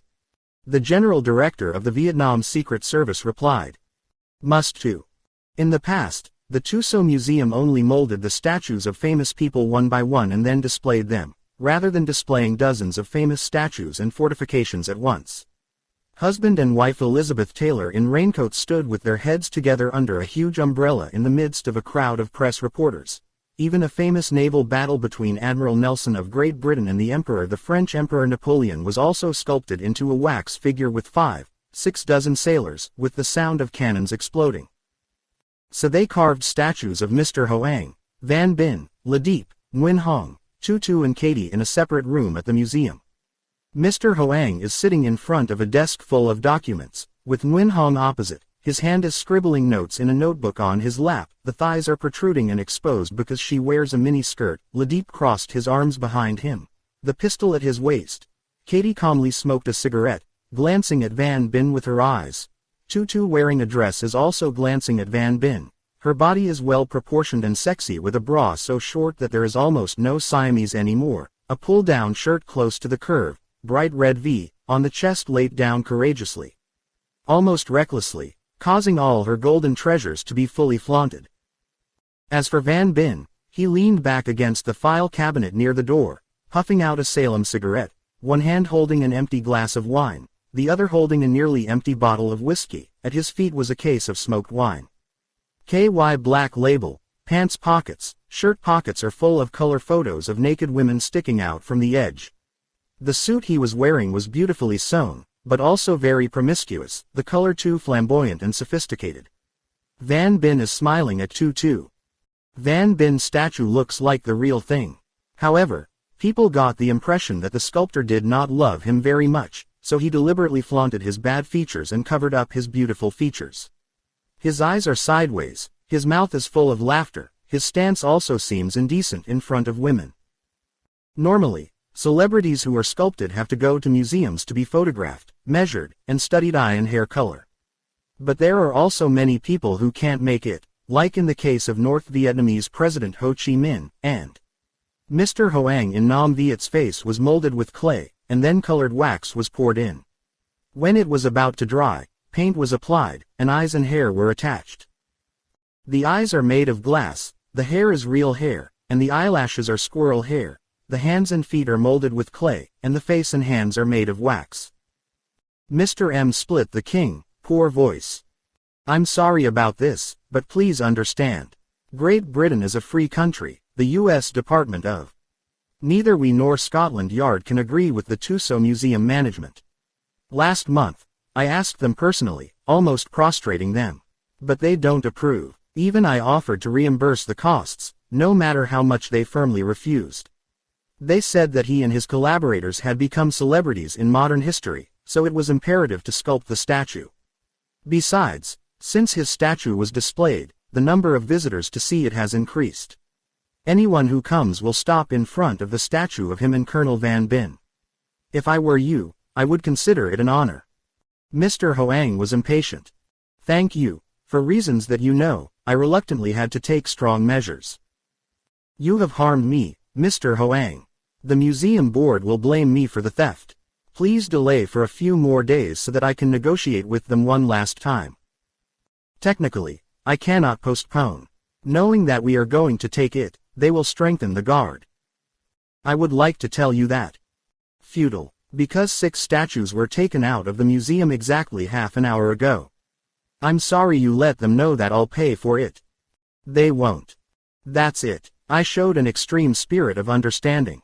If they don't listen to him and go around, I will have the right attitude. You don't love me anymore. Well, you mentioned friendship, I also mentioned it. Do you know who provided pictures and data for the Tusto Museum that carved these 6 statues? To be honest with you, I don't know. But we know very well. The leader in this case is an employee of his in Saigon. On the surface, he is a sales assistant. But inside he is intimately connected with espionage. Being a boy is fun because it's normal, right? However, marrying his employees was too much, so I had to speak up. Every night, he spent money in taverns on Tudu Street, backpacking, revealing some military secrets. I respect him very much, but I can't keep him in Saigon anymore. Being summoned back to his country, he screamed bitterly and thought of a way to take revenge. For a mid-level employee like him, hatred is nothing to fear. But unfortunately he trusted him, giving him a rather high position in central London. Taking advantage of his position in MI, he collected photos and documents about me and my associates, and sold them to the Tuso Museum. That alone was enough to get him out of jail. He also intentionally changed some of the facial expressions and costumes of the statues for the purpose of stigmatizing. So I can't wait any longer. The enemy has spent millions of dollars to buy pictures and documents about me and my collaborators, but the money collected is meager and incomplete. And visibly, the employee under his command helped to change the direction. General Manager of MI. Hesitate for a few minutes and then say. If so, I sincerely apologize. However, Mr. Hoang laughed. You're afraid that the British Parliament will make a big fuss about the theft, so you want to negotiate with me, right? Mr. M sighed. You have a genius to read people's guts. Yes, I am very worried about the interference of congressmen. Councillors are the body that has a lot of power in my country. Once they interfere, we are out of business. The general manager of the South Vietnamese Secret Service was still smiling. My people are a people with a tradition of gratitude. You just showed a dignified attitude towards us during the meeting. I have a duty to repay. The theft of the statue will certainly stir up public opinion, and will certainly be criticized by Parliament, and the government will order the security services to find a way to recover it in the shortest time. Please keep informing the Prime Minister that the statues will be found after 48 hours. You mean you give it back to me? Yes, I keep doing nothing. Phuong Kai is facing budget difficulties. Saw him find the statues within 48 hours. Parliament will stop being a waste, and stop scrutinizing the budget. Have you been upset yet? If you will permit, I would like to ask a question. Well, don't ask again, I already know your question. He wondered why I had spent so much time stealing the statues and returning them. As I just said, my attitude is a payoff. Nothing is difficult to understand. In the name of the British newspaper and the friendship between us, I would like to thank you.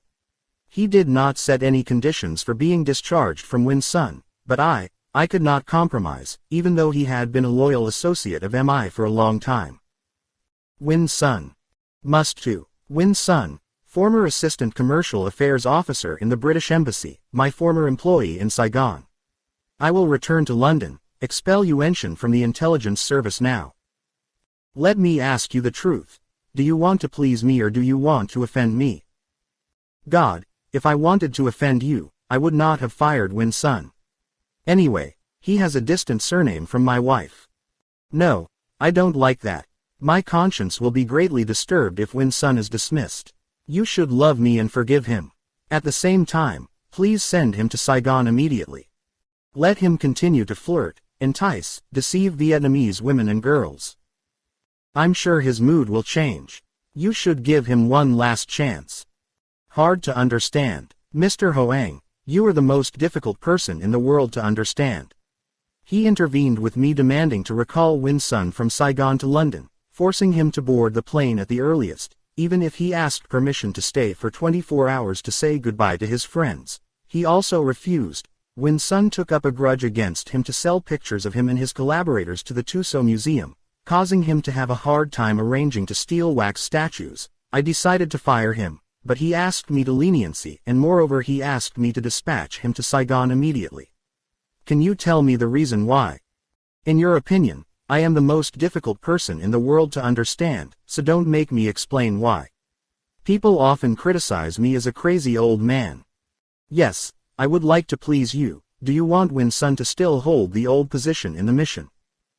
Would like. You just let him be a commercial assistant, employee of ML. With a big smile, Mr. Hoang shook hands with Mr. M, the general director of ML. Out to the corridor, Mr. M suddenly turned around and said, "My friend, you are not only the world's most difficult person to understand, but also the most secretive person in the world." Colleagues unanimously elected him as the chairman of the International Vigilance Council, and I feel that this promotion is very right. So what do you think? Mr. Hoang replied.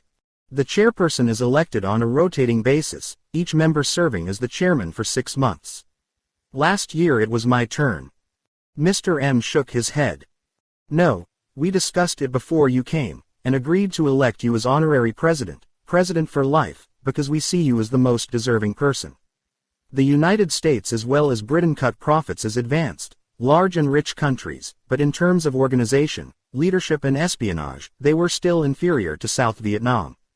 And the soul of the South Vietnamese spy is you. Please do not betray the trust of your colleagues. The two of them made their way to the elevator. The aircraft is waiting on the deck of the aircraft carrier. The sky is still dark. Mr. Hoang was contemplative with a cigar emitting blue smoke. This honor is not for him personally but for the whole country. The dedication and brilliant talent of the South Vietnamese spy agents made the world admire. From east to west, no one dared to despise the Hong Lac race anymore. Mr. Hoang should have been happy when he heard the CEO of MI. Said he was sad again. Because for a moment, he thought about his health. With so many diseases in his body, he knew he didn't have much longer to live. When he closes his eyes, Trudung will take over. He knows in advance that the work will be delayed and the reputation of the department will decrease, although Trudung is a person with full ability and virtue. So he sad compared. With a sad look on his face, Mr. Hoang climbed into a jet to take off from the aircraft carrier on the way back to Saigon. When the plane returned to the airspace of South Vietnam, the general director of the Secret Service woke up. In fact, he didn't sleep. For many months now, since he had a premonition closer to the earth than ever before, Mr. Hoang did not go to bed every night as usual, although as usual his sleep was only about 3 or 4 hours. Is the most. Since then, he has been working in the office, day and night, regardless of hours. When he is too hungry, he takes a sip of thick coffee. When he is too tired, he leans on his back chair or collapsed on the desk to fall asleep on the pile of files. This night as well as last night and many nights in the past, Mr. Hoang closed his heavy myopic eyes, exerting his willpower to stay awake, but momentarily he fell asleep. Nguyen Hong took a wool blanket to cover him from his shoulders to his feet, then put a black velvet bandage on his face to prevent glare. She looked shyly at Mr. Hoang for a minute before taking a seat next to her. The general manager woke up as if electrocuted. "What time is it?" Nguyen Hong replied immediately, without looking at the clock. "Yes, 5:30. Party secretary Nguyen Hong has lived next to the fake general manager for a long time, so she has known his respect for time. His schedule was evenly divided, sometimes exactly right, no more or less than a minute, not even a second faster or slower. The department's clock is taken to be on time GMT. In Mr. Hoang's room, there are 24 pendulum clocks climbing the most letters on the wall, each showing the time of one of 24 different regions in the world. The face of the watch is all white, only the watch with Vietnam time has a blue face. From time to time he asked Nguyen Hong, "What time is it?" Therefore, from time to time Nguyen Hong looked at the clock again. The reason he often asked the time was because every 2 hours he often received news from spies scattered across the earth sent by radio. Previously, information was passed through the cryptography department to be translated and then submitted to the general manager's office, but since the day the Secret Service acquired an IBM electronic translation machine, the work is simplified to the maximum extent. The spies use special radios to send messages through the shacks straight up to the telecommunications satellites that fly in the sky around the clock. Sometimes news is sent by self-code, but also sometimes sent by voice. This voice cannot be understood by outsiders because a particular instrument has completely changed the voice. Thanks to the rapid advancement of electronic spying technology, South Vietnamese secret agents were also able to send messages to Saigon in a new and unique way. They typed news documents on a piece of paper, then loaded the sheet of paper into a machine as large as a Zenith 9 Tape 3000 model, named the QSR-53. The QSR-53 takes a picture of a typed or written piece of paper and then transforms the outline into tiny light messages that are launched onto a telecommunications satellite. The satellite received the light rays, and when they reached South Vietnamese airspace, they transmitted these photographic rays. Mr. Hoang has his own apparatus to turn light rays into words. "What time is it?" "Yes, 5:30 a.m. Nguyen Hong repeated it twice, only to be heard clearly by Hoang. 5.5 hours, the Mystère 20 motor jet carrying Hoang and his entourage near South Vietnamese airspace, and a squadron of Skyhawks flying twice as fast, almost 2,000 kilometers per hour, ready, escorted straight to Tan Son Nhut Airport. For some reason, every time he returned from overseas, the plane approached the coast and Mr. Hoang felt a sense of sadness. Perhaps because part of his life was associated with the Iron Bird from World War I to World War II. He loved Van Binh partly because he was like him in many ways. From childhood to adulthood, he lived a wandering life without a definite home, did all kinds of jobs, did not have a job that was not good, considered money like garbage. 3-birth relationship with strong alcohol, cigarettes and beautiful women, and especially loved the job of an airplane driver. If in the last days of World War II, Agent Van Binh worked as an aircraft driver for the Ostpress. In Europe, the crazy old man worked closely with the Flying Tigers 3. At that time, a group of 150 volunteers, among them a doctor and 2 female nurses, from the former Kim Sun boarded a ship across the threshold of light, and attacked 3 squadrons of Flying Tigers under the command of General Chen Nan. Mr. Hoang flew a P-40B-4 flying across the sky over the South China Sea, shot down many sunrise planes and collected many glorious spy achievements even though he was no longer there. Young anymore. His squadron is named Adam and Eve. 5. Every time they have a break, the Adams have made friends with the native Eve girls, leaving the Far East with countless memories. That golden age is already dead. Huang sighed softly. Every time he reminisced about the past, he would involuntarily sigh and his eyes would turn a little red. The mighty planes in the Second War Mode became regular guests of the village museum, like him. When Mr. Hoang was a young pilot, if he wanted to increase the speed, people pulled the gas rod closer to his chest, and if he wanted to reduce the speed, he pushed the gas rod away. But after a while, people did the opposite. Every month, every year that passes, old facts must give way to inviting knowledge. This law has become the life of the spy profession. Old bamboo shoots sprouting. One day Mr. Hoang will have to withdraw to the nursing home evening, or retreat into the underground for autumn. Trudung complains that he controls the Secret Service.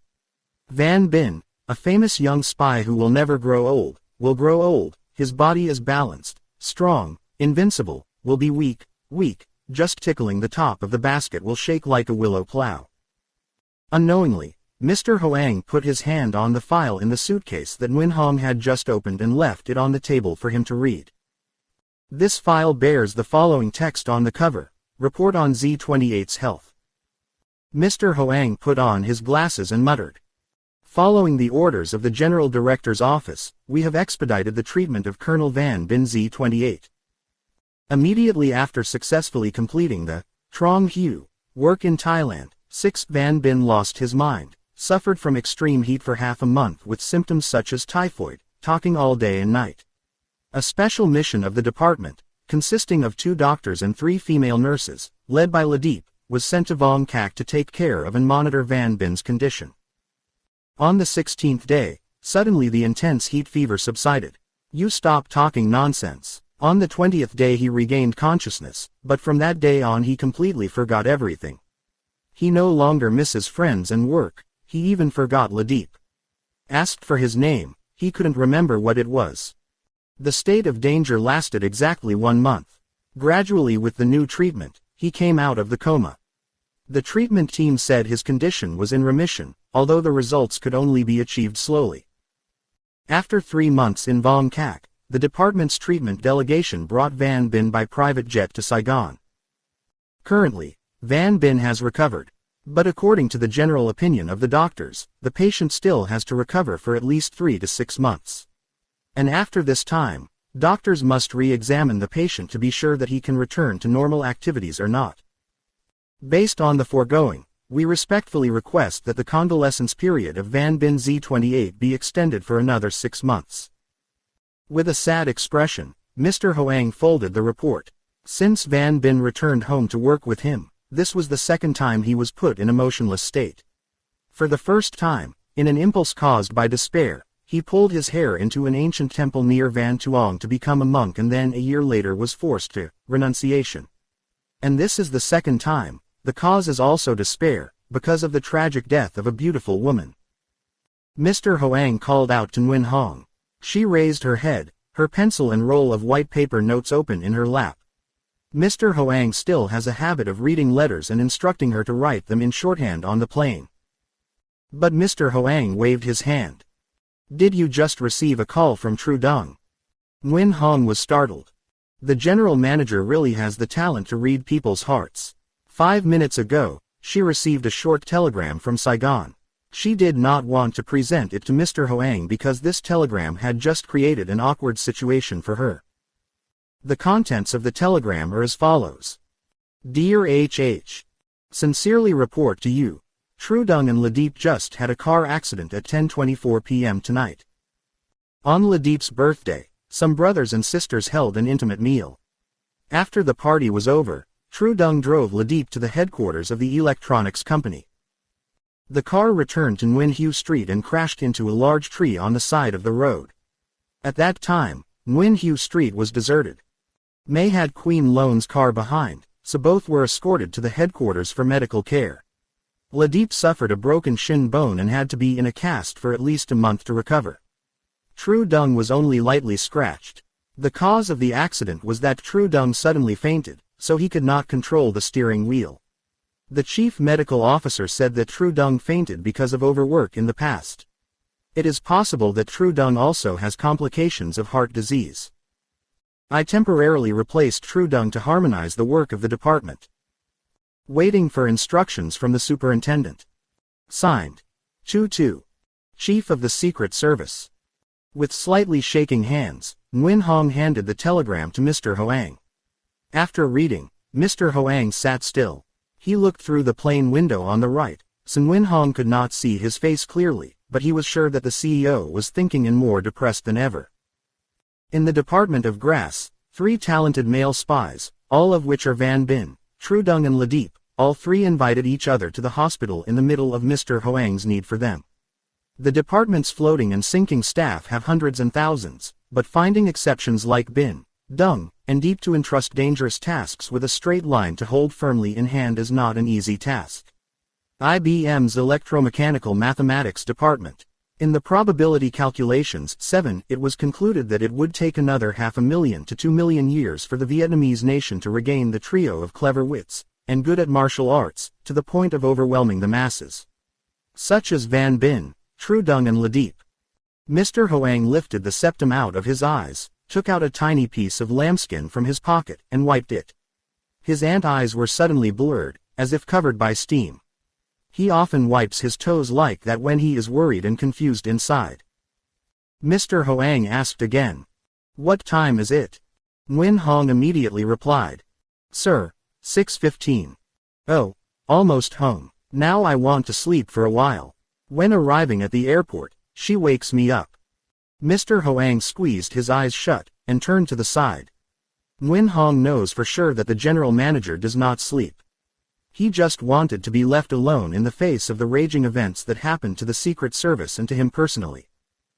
Unknowingly, Nguyen Hong also closed her eyes to avoid seeing the general director's bony shoulders, thin chest and gray hair. She wanted to cry like a child to show her love and anger. She loves the old general manager who has reached the age of enjoying the garden without being allowed to plant ornamental plants, read books, recite poems and play with his grandchildren. She resented that Wah Kong had forced Mr. Hoang to endure one disaster after another in the past 3 months.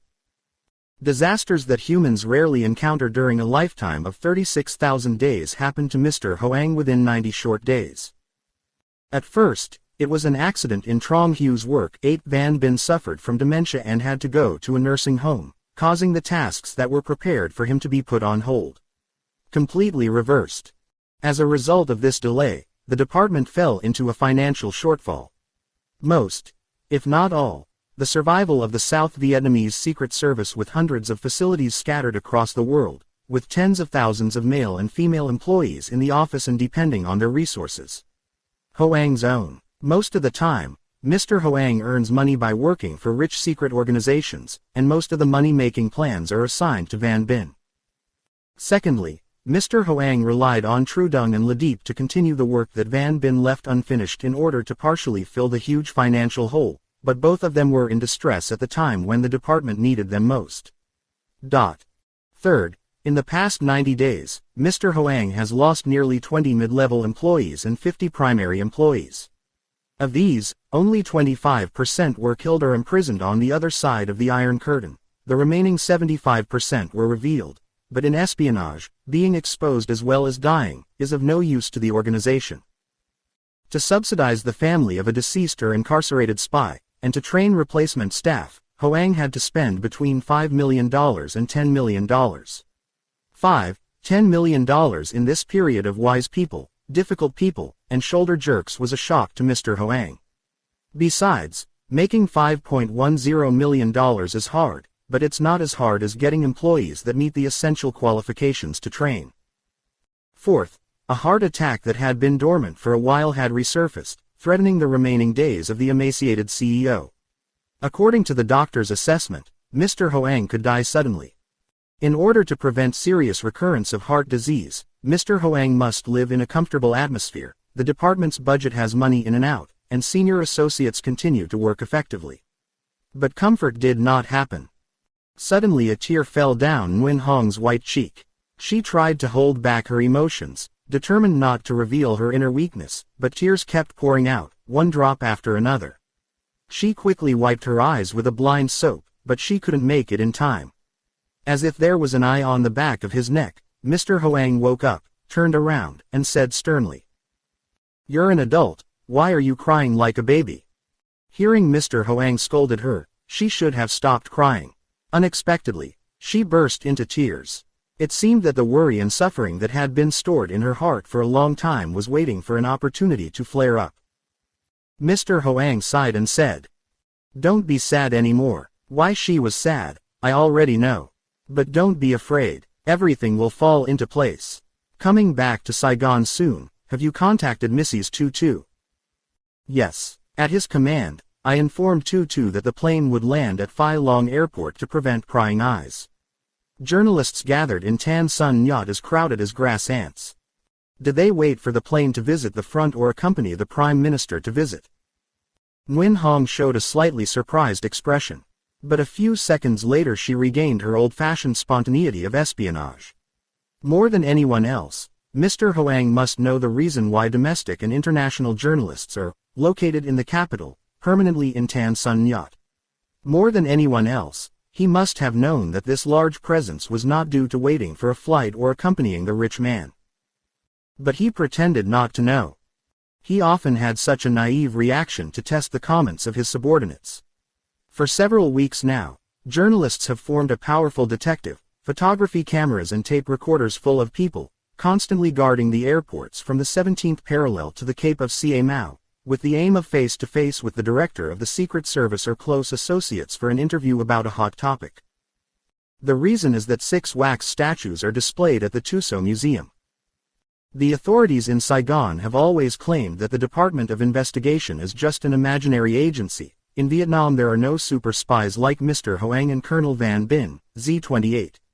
The Baos did a great job when the 6 statues were photographed on a proper and widely read newspaper in London. Once again, the Prime Minister's office issued a correction statement.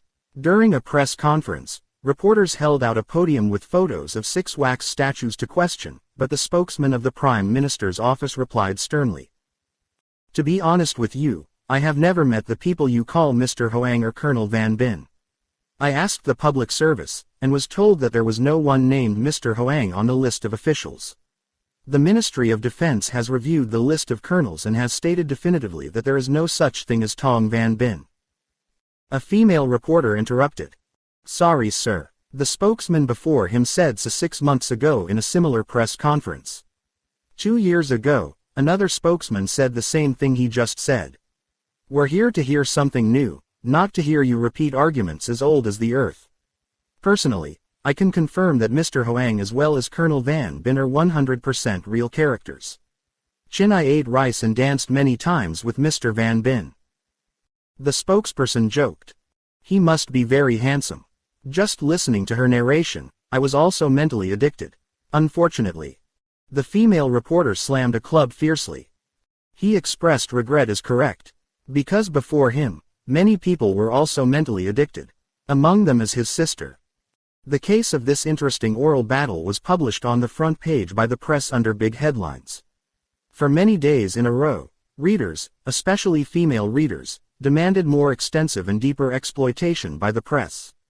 Dozens of journalists were scattered everywhere. Emulation newspapers published interviews with women who knew Colonel Van Bin. However, the first and biggest bomb was released when a newspaper quickly tracked down Mong Kiu, one of Z28's close girlfriends. She refused, accepting no criticism at all. Even the reporter asked her, "Is Colonel Van Bin real or fictional?" and she shook her head vigorously. Yet Mong Kiu's head shake was added by this newspaper to a thrilling anecdote, occupying an 8-column title, running across the width of the page, with 10 reporters following each other for a week. And as a result, this newspaper increased its circulation to 150,000 issues for the capital city of Saigon. Publishers predict that the number of 150,000 will double if the newspaper is brought to the provinces. The phenomenon of 150,000 newspapers in a week has turned the legendary Colonel Z28 into a gold mine. All newspaper villages are racing to exploit. Newspapers around the world also jumped into the fray. So a large group of detectives and journalists spread across the country, day and night stalking Mr. Hoang, and the top associates of the Secret Service appeared. The reason they dragged each other to the airport near Saigon was due to a news of origin from the United States. I don't know if there's anyone lying in the CIA. At the Langley headquarters, where the American press released, the general manager Simmet was preparing to leave for the Far East to meet with fellow activists inside the International Vigilance Council. Mr. Hoang is a member of the council. Of course, he has to go abroad to attend the meeting. He could not turn into a mosquito, so he had to go to the airport or the pier to depart. These things happened so fast that Nguyen Hong confused. There was never a time when she didn't think about it. So when she heard Mr. Hoang asked, she blurted out immediately.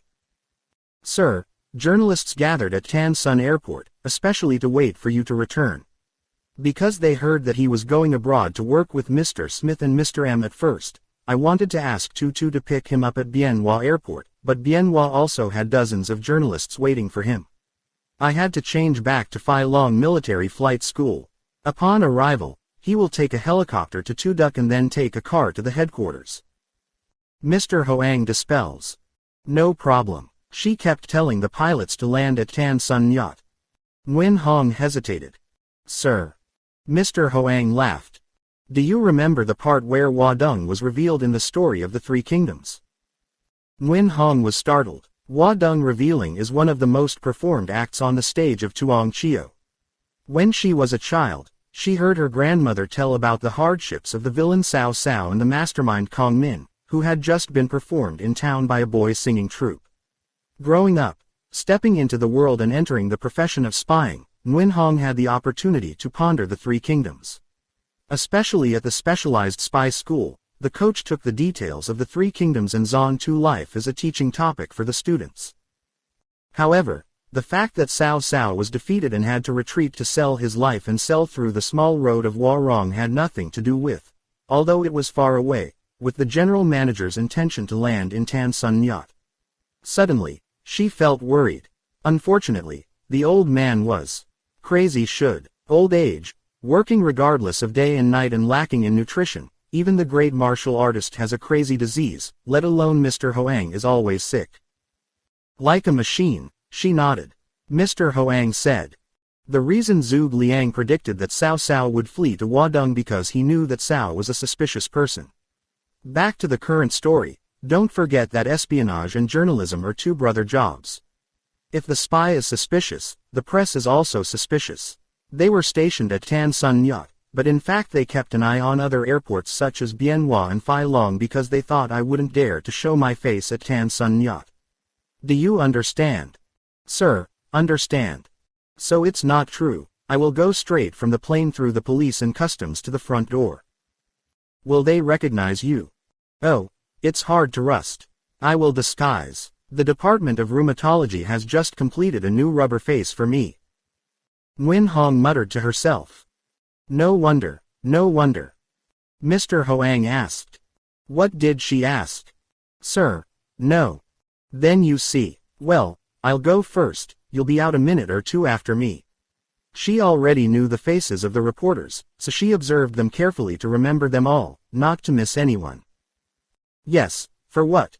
To put their name on the list of alternate candidates. Back at the office, you should quickly do a background check of each person, and prioritize them in terms of professional aptitude and confidentiality.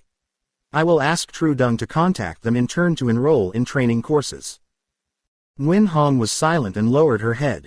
She did not dare to look at the general manager anymore because she was embarrassed. It turned out that Mr. Hoang was not dodgy, not as crazy as she feared. He was still as lucid, as flexible as ever. Many times he said to her, do not have to sit in front of the desk in the office, in front of the file to work.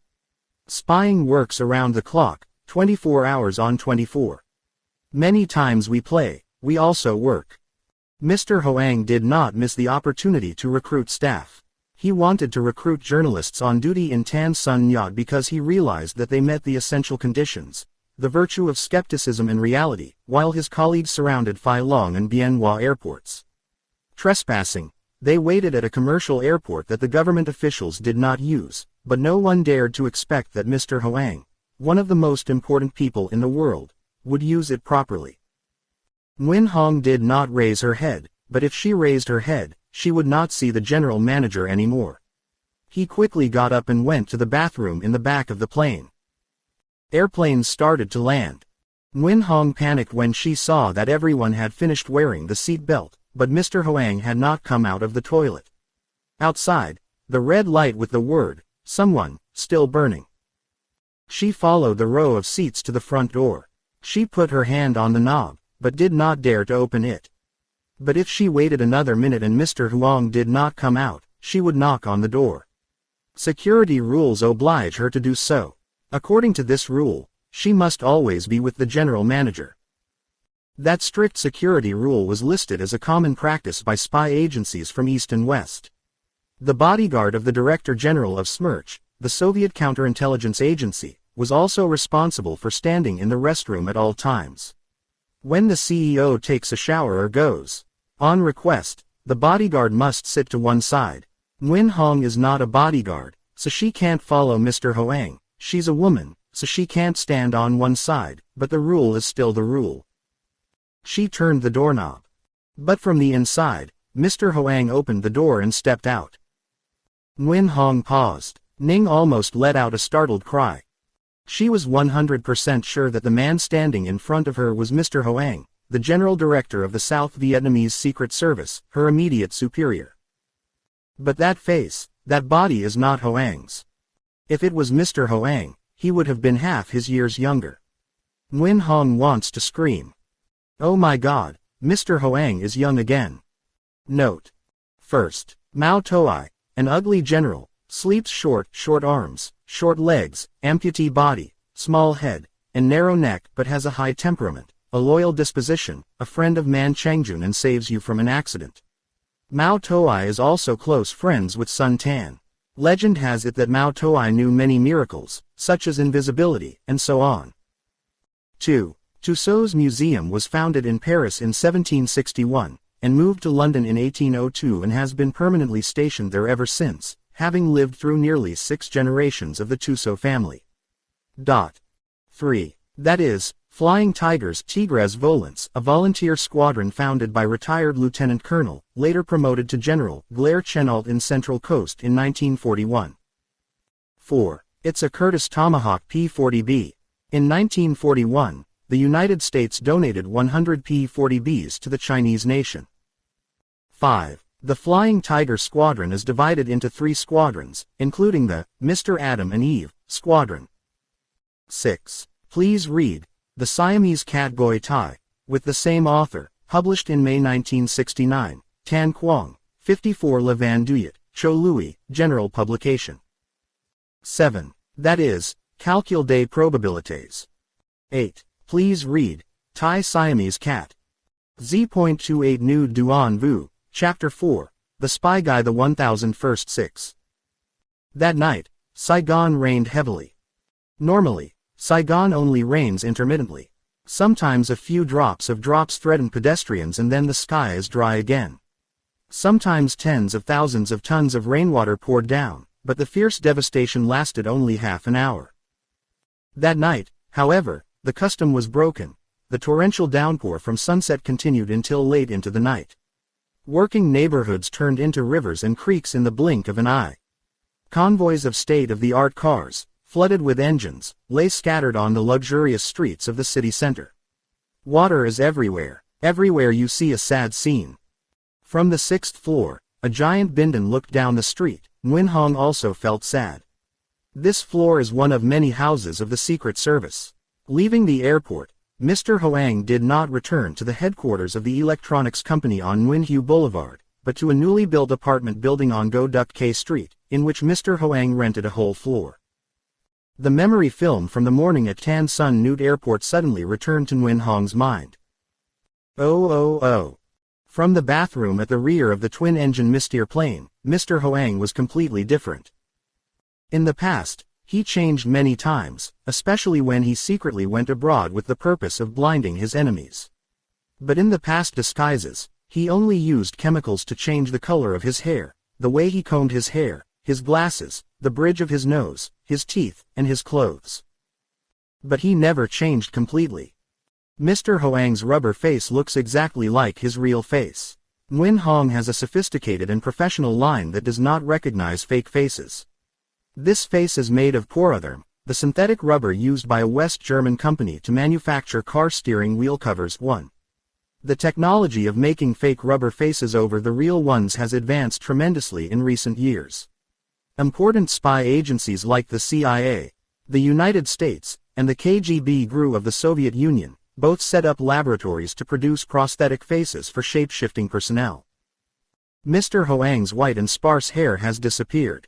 Instead, it was a young man's soft, jet-black hair, combed in a slanting way, with a faint scent of expensive bikinis. This hair alone is enough to shorten the age of the old general manager by 1/3 of a century. Nguyen Hong had heard about how the hair was made in the fake face laboratory, from start to finish by hand. A skilled female worker threaded each strand of hair into the scalp with a needle. The feature on Mr. Hoang's face is thick glasses. Taking out his glasses, he could no longer see anything. Spreading his hand in front of his eyes, he could only make out the faint outlines. However, the rubbery face is not wearing glasses. To replace white glasses, Mr. Hoang wears tiny contact lenses that fit in his eyes. The eyes are the part that is most easily exposed to fakes, so Mr. Hoang carefully covered them with a pair of large, oversized sunglasses, but to Nguyen Hong's surprise, he took out the sunglasses and held them in his hand. The bridge of his nose is shortened and raised. The teeth are also completely retouched. Nguyen Hong no longer notices the yellow and black nicotine patches as before. This confused her the most. Because she knows that the rubber face can only transform hair, ears, eyes, nose, cheeks, mouth, lips, chin, but not teeth. Wanting to transform thanks to the art of the dentist, which means that it takes a lot of time after wearing the mask. On the other hand, it only took Mr. Hoang a few minutes to change the color of his cigarette-stained teeth. If she asked the general manager, she would know that he had in his pocket a separate tube of medicine, like a box of shaving soaps made by Gillette. Press the button at the top and white soap bubbles from the box. Extrusion, but as small as 1%. Just like the white Gillette soap that is released, Mr. Hoang collects it in his palm and applies it to his teeth, where the teeth are white. This white color adheres to tooth enamel, must be rinsed with another chemical water to dissolve. Facial transformation is closely associated with body transformation. The general director was originally a square-shouldered man. The popular word sarcastic is often called shoulder of long family.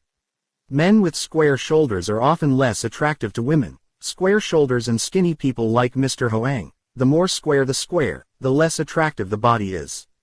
But, strangely enough, behind the checkered Terraline suit, the long shoulders had become gracefully rounded. The tailor who cut this suit for Mr. Hoang must be a jewel in the fashion industry. Because not only the shoulders of Mr. Hoang are square but also to one side. Observing the cut and thread, Nguyen Hong knew that the origin of the suit must be London, the international capital of the art of tailoring. Previously, she was in charge of buying clothes for the general manager. Strictly speaking, he didn't need anything to buy regularly. Spring, summer, autumn, winter, year after year, he always wore a single suit, wearing it until his elbow was torn. It was restored, not a new one.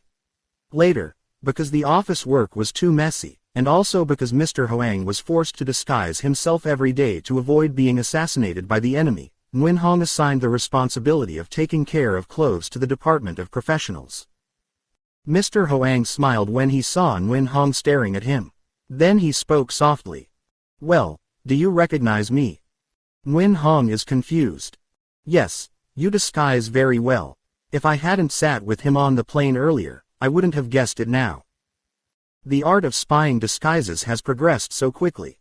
West Germany just sent me 10 different faces. It only takes 3 minutes to assemble. Back in Saigon, I will ask the Department of Expertise to give you 10 rubber faces. Perhaps from now on, every senior office worker must wear a fake mask every time he goes out. Because the situation is getting more and more delicate and difficult." While Mr. Hoang chatted with Nguyen Hong, the plane landed safely on the concrete runway. Although he is old and carries many diseases in his body, Mr. Hoang does not feel tired. Below, Secret Service employees wearing Vietnamese airline staff uniforms pushed the ladder truck close to the door of the plane. Mr. Hoang carried a small suitcase and slowly walked down. The morning sun shone directly on him, blinding him. Nguyen Hong followed him a short distance. He turned to the GIST, which controlled the police and customs. The plane carrying Mr. Hoang was disguised as a plane of the Vietnamese airline company from Nha Trang. Passengers traveling inland do not have to present their passports and check their luggage, so Mr. Hoang is free to proceed to the main door. On the benches against the wall, reporters were scattered, cameras, camcorders, tape recorders scattered. They were glued to the passengers who had just disembarked from the Nha Trang flight. Mr. Hoang did not go directly to the airport yard but stopped. He put his hand in his pocket to find a lighter. I don't know if he forgot to swipe the button on the plane, or if he did it on purpose. Following, Nguyen Hong had a feeling that Mr. Hoang purposely stopped to ask for fire. She was afraid of sweating. If the reporters discovered that the middle-aged visitor with brushed hair, sunglasses, a trendy tie, and square-toed crocodile leather shoes was the director of the Secret Service, they would be surrounded. Tight-lipped to make meat. Mr. Hoang leaned forward slightly while a young journalist lit a flaming match on the cigar in Mr. Hoang's mouth. The fruit of Mr. Hoang is Ba Jai, Tu Shuat is reborn. In front of the press army, eyes as bright as electricity can see through thick felt fabric, horrible nose, just a glimpse as to know the name of the cigarette brand that Mr. Hoang blatantly smokes a special cigar. The cigars are custom made for him. The only cigar he has all over Vietnam. A cigar with a unique flavor and smoke. Smoking that cigar is an indirect way of telling reporters. I am Mr. Hoang, the director of the Secret Service that you are looking for. Hello friends. Mr. Hoang took a deep breath, blew smoke into the air, bowed his head and then left the waiting room. Wow. Mr. Hoang won. No one would have recognized Mr. Hoang with his fake rubber face and padded round shoulder suit. Old rides old, young rides young. If ever the old general manager used a black Citroen truck, of course its engine doesn't move at all, it looks like a car funeral. This morning the reformed general manager was sitting on a mechanical treasure made by an American company. At his command, Tutu drove the Camaro to wait outside the airport. Camaro is a two-door car from Chevrolet, famous for its luxurious exterior code, and the engine that consumes the road like a storm. The Secret Service has all kinds of cars in the world. The most expensive ones are the British Rolls-Royce, the German six-door Mercedes 600 Pullman also, so when I saw the Camaro Nguyen Hong, I couldn't be surprised. Yet she was deeply moved. Her chest was pounding like she'd just run 100 yards in the Olympics, her rosy face suddenly turned pale.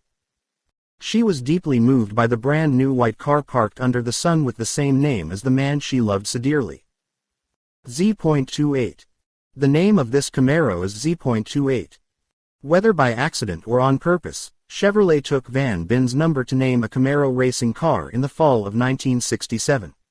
After that, the board of directors sent the first Z28 that had just come out of the assembly workshop to Saigon to give to Van Bin too. News that Chevrolet gave the car, Van Bin promised to drive Nguyen Hong to the plateau to change the wind, by the way to check the engine. She hurried into Nguyen Hu's shopping mall to buy a suitcase full of cold food. The trip to Dalat was intended to start after Van Bin returned from Bangkok. He returned on time, but returned to the hospital. The Z28 has remained stationary since then in the garage of the Department 3. Along the way from the city to the city center, Nguyen Hong did not say a word. Tutu asked, she only replied shyly. Arriving at Binding Go Duck K, she answered, yes, in a short, dry voice when Mr. Hoang said, you should get some sleep. You must be awake tonight because I have to get to work right away. Saying that, the general manager carried his leather briefcase to the next room, turned on the by-check lamp, and leaned into the pile of files. Oh. That night, Saigon rained heavily. From the 6th floor, a giant bindon looked down on Go Duck K Street. Nguyen Hong felt sad. She missed Van Bin and thought he could die. If he stood to one side, she would hug her tightly, tearing her flesh to blood. But now he was lying in a quiet sanatorium, alone with a cold iron bed, half asleep and half awake under the pressure of a morphine. He recovered, but every night the doctor still injects drugs to calm him down. Last week, when she visited him, Nguyen Hong almost burst into tears. He was thinner than 15 kilograms, his eyes were sunken, eyes that were once bright like electric lights had become dull. Nguyen Hong sat down on the chair. She tried to concentrate her thoughts on the important work that was about to take place. The file, Luan Vu, related to the shocking disappearances expands before your eyes. Exactly 25 pages of small typewritten details are dedicated to Pham Thien. She reread the missing doctor's history. Biographies of Dr. Pham Thien.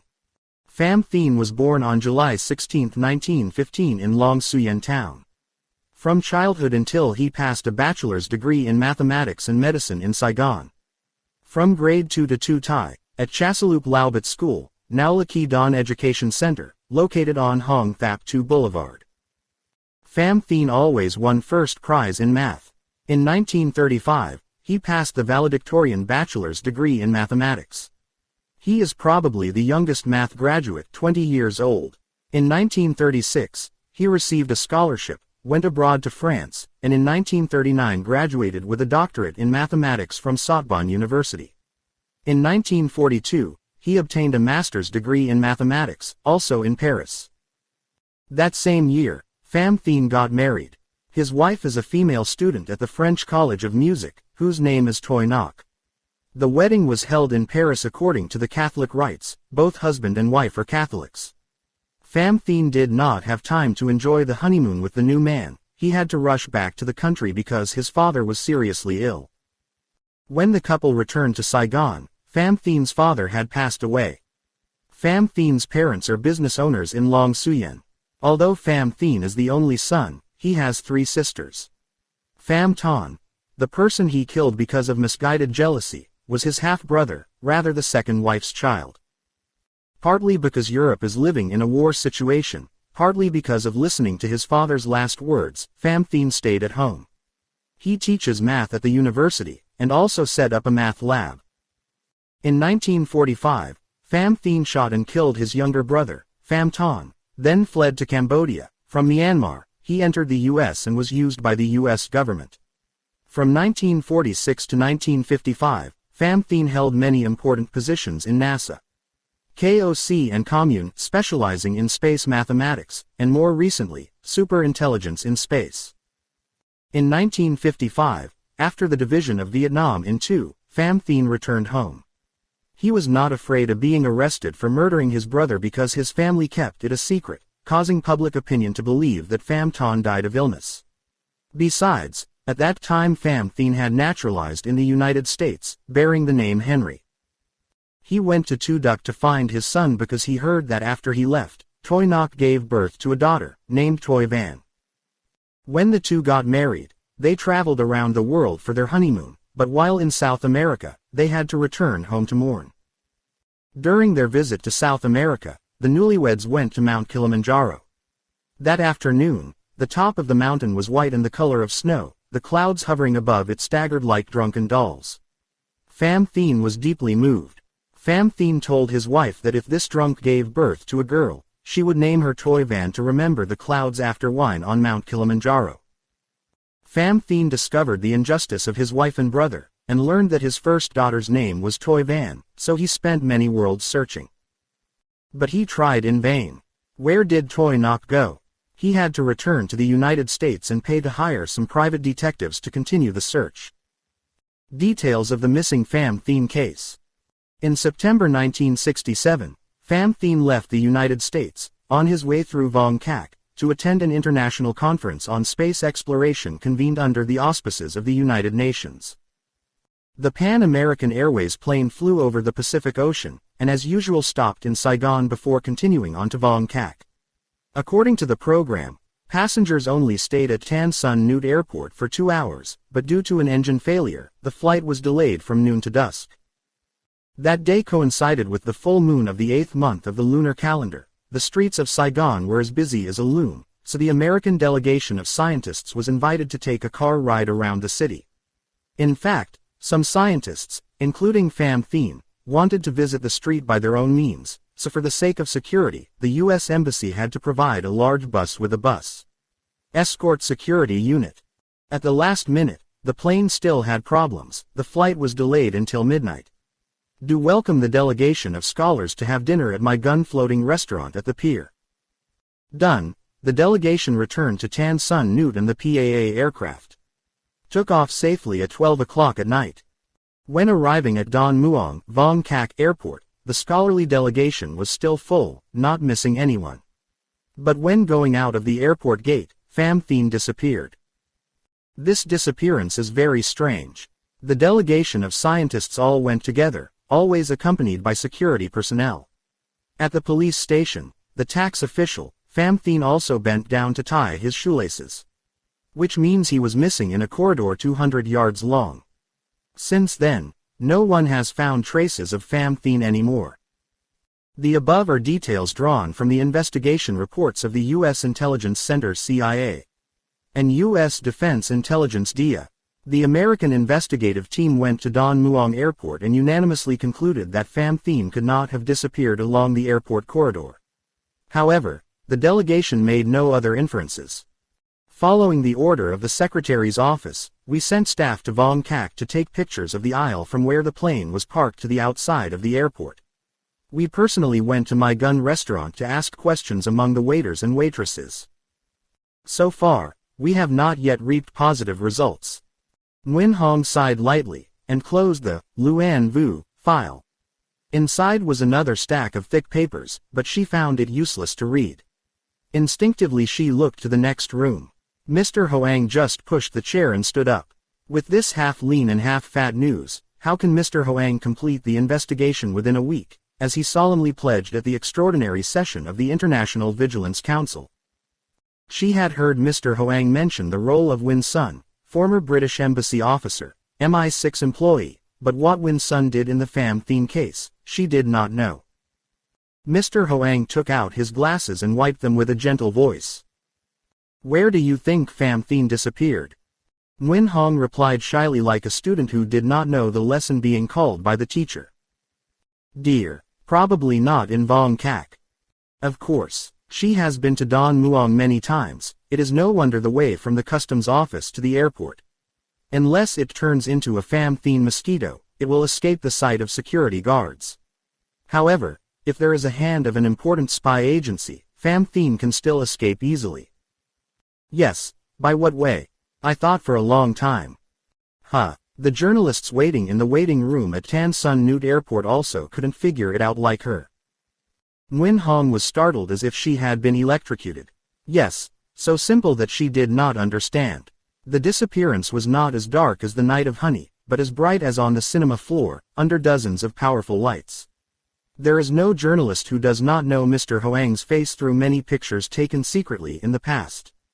They printed and washed hundreds of plates, magnified them very large, and placed them right in front of them to memorize each commandment, each position of the hair.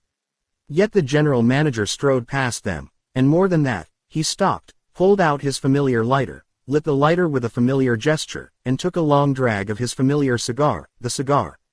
Haven chicken is unique in Saigon because of its oversized length, as well as its rich aroma. Hoang's success in this art is due to the art of disguise. Because of the soft rubber mask. She hastily said, "Sir, Pham Thien must be wearing a mask." Mr. Hoang smiled wryly. "Why is he wearing a mask?"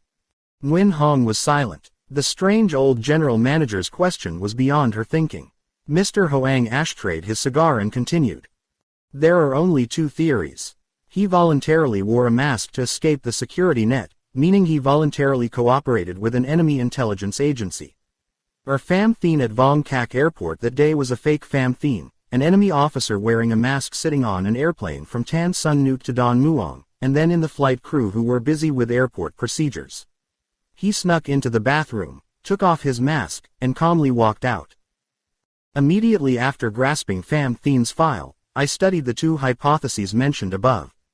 If I want to know if Pham Thien is voluntary or not, I have to find the answer in Saigon. And I asked Mrs. Tutu to contact the waiters at my gun restaurant, on the full moon night of August, the night of Pham Thien and the delegation of scholars to eat there." Saying that, Mr. Hoang took out of his pocket a box of cassette tapes, the type commonly sold in the market, the size of a pack of cigarettes, and put it in the Sanyo manual cassette player. Tu Thu's familiar voice rang out. That night, the delegation of scholars had lunch in an air-conditioned room. Vietnamese-American security staff guarded outside, not letting anyone in, except for 4 Chinese waitresses. After eating, when it came to dessert, Pham Thien ordered toothpicks. One of the waitresses told me that she herself brought the toothpick and placed it on the table in front of Pham Thien after hearing him repeat 2 ivory words over and over. In Cantonese, ivory is toothpick. While drinking coffee, the scientist sitting opposite Pham Thien dropped his spoon on the ground. Pham Thien waved the waiter over and said in Vietnamese, "Get the spoon." I asked the waiter if Pham Thien spoke with a northern accent or a southern accent. He didn't remember. Mr. Hoang turned off the cassette, then clasped his hands behind his back, paced back and forth around the room. Except for the hum of the air conditioner, there was no sound in the room. Suddenly he turned sharply and asked the secretary Nguyen Hong, "What do you think about the meal at my gun?" Nguyen Hong replied confidently, "Sir, I have the impression that Pham Thien eating at my gun restaurant is not the real Pham Thien. He was born in Long Suyen, maybe he speaks northern. Southerners call spoon spoon." Mr. Hoang nodded. "Correct. Second, he got used to the Western way of life. After eating, he didn't use toothpicks." Mrs. Tutu asked the hostess about Pham Thien's accent and learned that he only spoke Cantonese. In fact, he is as fluent in Cantonese as the Chinese. "Sir, come to Saigon as Pham Thien fake. Is not. The one who came to Saigon was Pham Thien in the flesh. Swapping only happens during meals. Pham Thien entered the bathroom, or was tricked into the bathroom. There was someone waiting inside. The stranger put on a mask, replaced Pham Thien back to the table, while the real Pham Thien climbed out the window and jumped into the water. So where did he go, sir? The International Council of Vigilance has hired me tens of millions of dollars to find the answer. Right now I don't know where he is going. My gun restaurant has just redecorated the exterior paint that has not yet dried, and Ms. Tutu noticed that there were handrails under the window to climb down. Using X-ray and infrared lamps shining on them, fingerprints can be captured. Compared with the records, it is indeed Pham Thien's fingerprints. Maybe someone had steered the canoe under the window to wait for him. He could hardly go anywhere except to go to the rendezvous with his daughter. Toy Van. Must too. Toy Van still lives in Saigon. She is a famous dancer specializing in striptease in high-class nightclubs. Especially at Maxim's and Eden Rock. Then. Did you suggest coming to see Toy Van? If the job is as simple as that, you and I don't need to stay up tonight. Does that mean Toy Van is also missing? Must too. After Pham Thien disfigured, where she left, no one knows. If we want to find her, we have to borrow Win Sun's hand. Because he is one of the men that Toy Van has intimate feelings for. In other words, he was her lover. One day before she disappeared, people met her with Win Sun. No wonder you want Win Sun back to Saigon. I hope the enemy doesn't make it in time. Because if they know that Win Sun is back, the enemy will not leave them alone. He used to stay at the Continental Inn. The night telephone operator at Continental is an employee of the department. At this time, perhaps Win Sun is going to Tan Son Nhut. She called Continental to see if Win Sun had telegraphed the news. Before Nguyen Hong could answer, the phone rang. Huang's face suddenly lit up. He pressed the stethoscope to his ear. At the other end was a woman's voice. Sir, he is coming by Hong Kong Road. The general manager just needs to know that.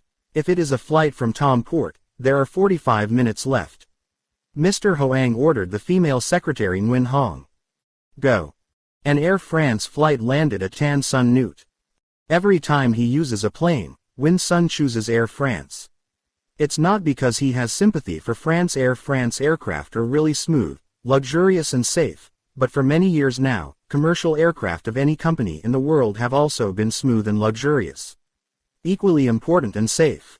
He likes Air France because the food is good. Why is British, from a young age can only cook 2 dishes, boiled or fried.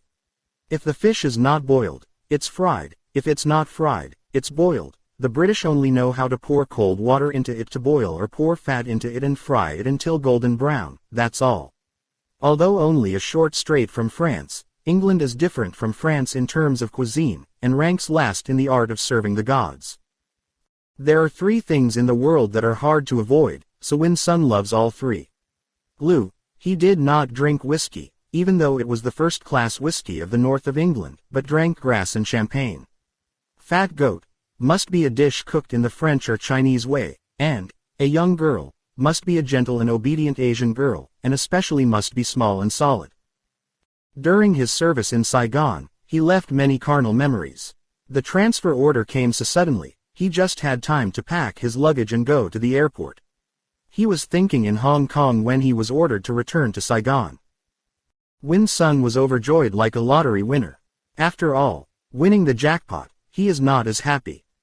Because he has the opportunity to meet the beauty again. There is nothing sadder than the rain. Especially the night rain, and especially the night rain in a city with a curfew. Since the evening, people have closed the door silently. When it rains, people close the door even more quietly. However, when he got off the plane, Win Sun did not see the rain. Fortunately, the rain has thinned. But if it rained heavily like in the evening, the amorous man would have been soaked like a rat. It was not until the rainwater penetrated into the collar of his shirt and dripped on Win Sun's skin that he stopped and wiped his face with his hand. He walked on the concrete airport, almost tripping several times. Passengers were already gathered in front of the customs office. Win Sun is a mid-level diplomat, so he can't go to the VIP area for important people. He came from Hong Kong in a hurry. The British Embassy did not know to receive him, but even though they knew that he was coming, they just sent a car with a driver to the airport. Win's son put the small suitcase on the ground, took out a handkerchief to wipe the rain. He had just left Saigon, but it felt like he had left a long time ago. In his eyes, Tan Son Nhut Airport has changed. Airport staff seem less talkative, the lights at night seem brighter, and the sound of planes ascending and descending seems noisier. Suddenly, he felt a sharp pain in the base of his heart. The face of Tan Son Nhut Airport fades, giving way to the face of a woman, rather than a beautiful Vietnamese girl. She has very Western eyes, nose bridge, lips. At first glance everyone thinks she has two bloodlines in her. Her body is even more Western. The prince and prince of Saigon all think that she is a hybrid girl, because it takes foreign crossbreeds to have round shoulders, white skin like a peeled egg, and black and golden hair. Iridescent, round butt, tiny waist and especially bust. Great bust of not less than 100 centimeters, possessing the ability to compete with the mountains of international beauties. Beautiful women with breasts of 100 centimeters are not conspicuous, according to official statistics. Out of 10,000 women who are lucky enough to find them are eligible. In the whirlwind of progress of the post-war years, the number of beauties with 100-inch breasts was increasing day by day. However, they could not be compared with her, because her thing did not originate in the operating room. Aesthetic, which is not based on silicone and tile, but is completely natural, leaving her with no need for artificial rubber tools. Since entering the world, Win's son has met many times. But I have never seen anyone like her. I have never seen anyone more difficult than her. He is a rather handsome young man, dressed in the right ballet fashion, with a well-proportioned body, and always full of clothes. However, she only has sincere feelings but not completely attached to him. Until Win's son was suddenly recalled to the country. Far away, she realized that life was empty. He also realized that he could not live away from her. This time, he will return to Saigon. He will marry her. If MI6 does not allow it, he will submit his resignation. For his ability to manage in an international town like Saigon, it is not difficult for Win's son to make money. She is Toi Van, the beauty of the magnificent Saigon. Win's son whispered in his mouth. Toi Van, Toi Van. He is a loyal follower of colored lights and polished wooden floors, so there's not a single night that he doesn't show up at famous discos. In other words, the embassy employee is not allowed to roam around indiscriminately, but he is entitled because the diplomatic position is just a facade. The MI6 employee card is like a magic plate that allows him to enjoy according to his preferences. But the state of emergency led to the order to close the discotheque. For several nights in a row, Win's son could not sleep. Usually, it was only 3 or 4 o'clock in the morning that he could go to bed. Nighttime entertainment was blocked, the streets were closed before curfew, forcing Win's son to return to his room at 10 p.m.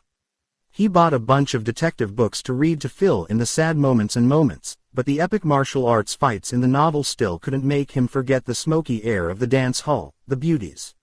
Flame Diem's son, described by the author as just an imaginary product, reminds him of the flesh and blood beauty spinning on the wooden floor more than ever.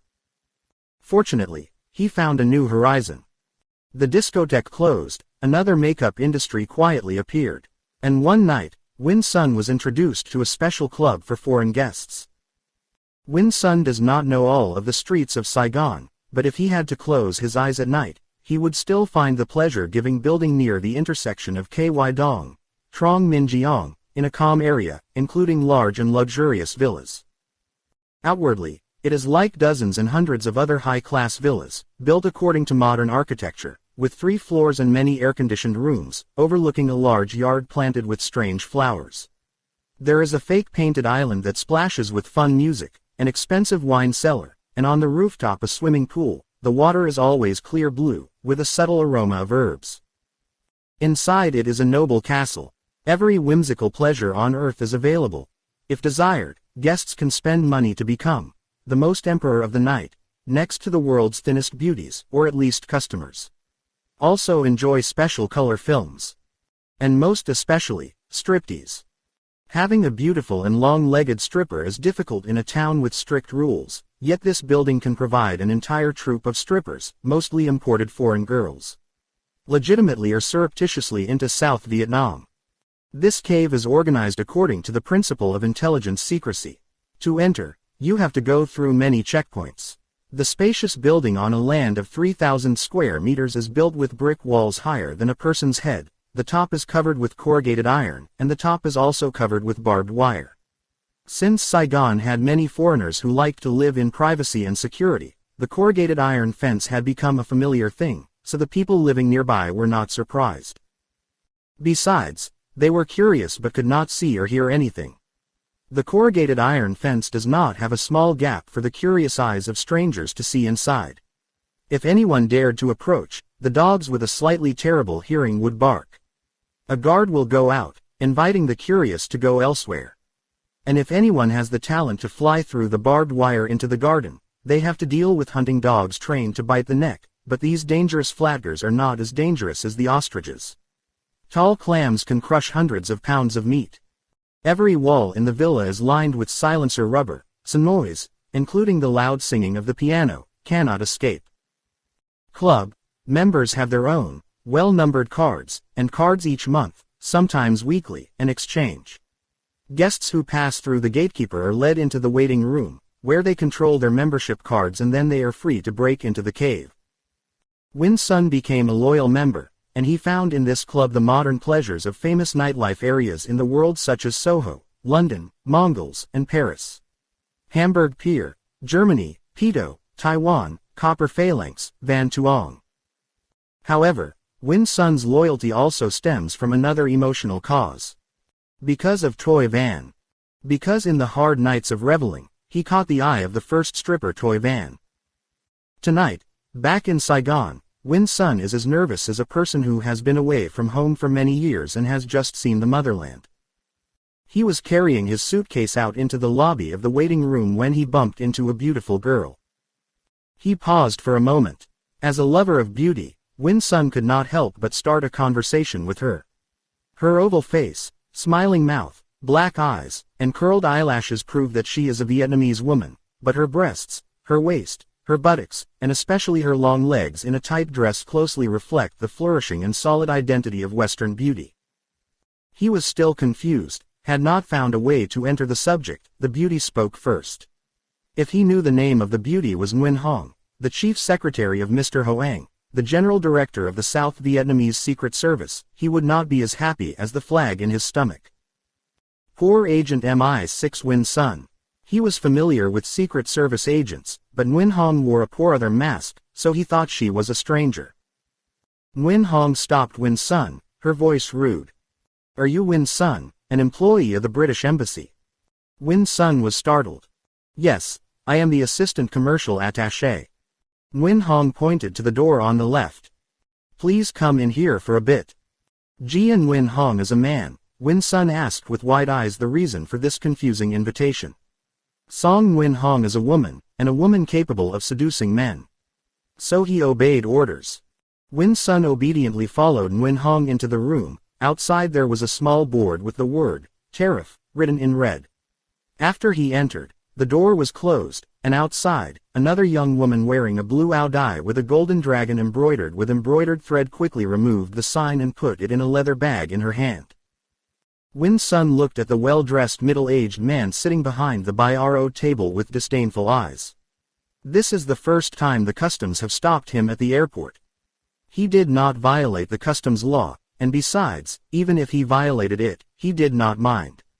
International diplomatic tradition allowed him to bring foreign currency into Saigon. The middle-aged man raised his head to meet Win Sun's disdainful eyes, then said, "Please sit down." Win Sun frowned. "Thanks, I'm used to it. It was late at night, I needed to get back to the city before curfew to make an appointment.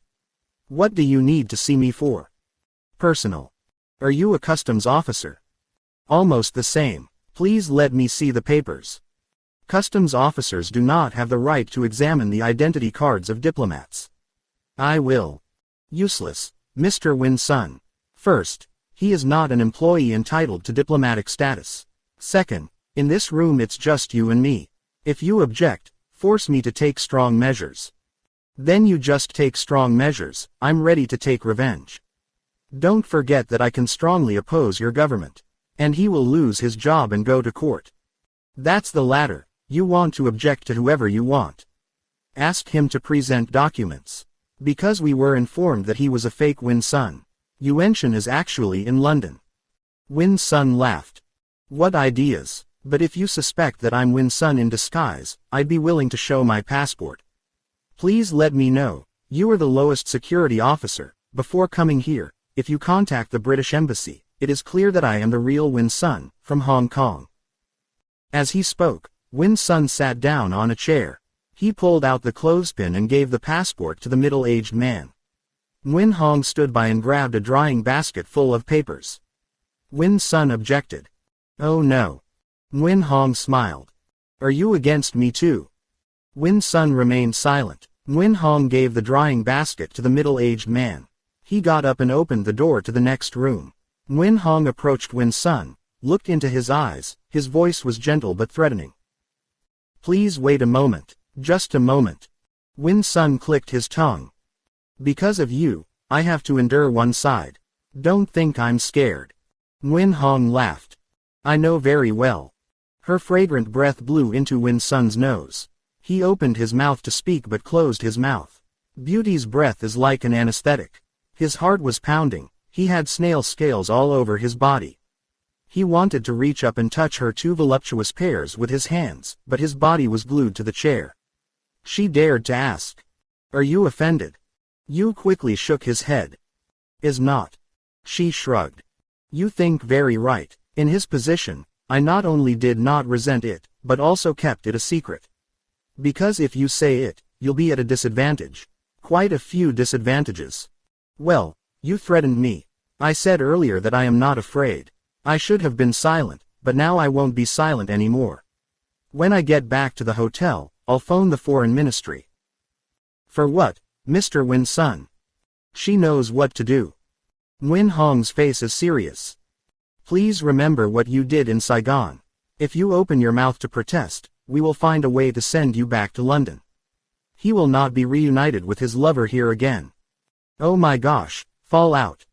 His private story, no one knows. We have enough means to prevent you from seeing Toy Van again.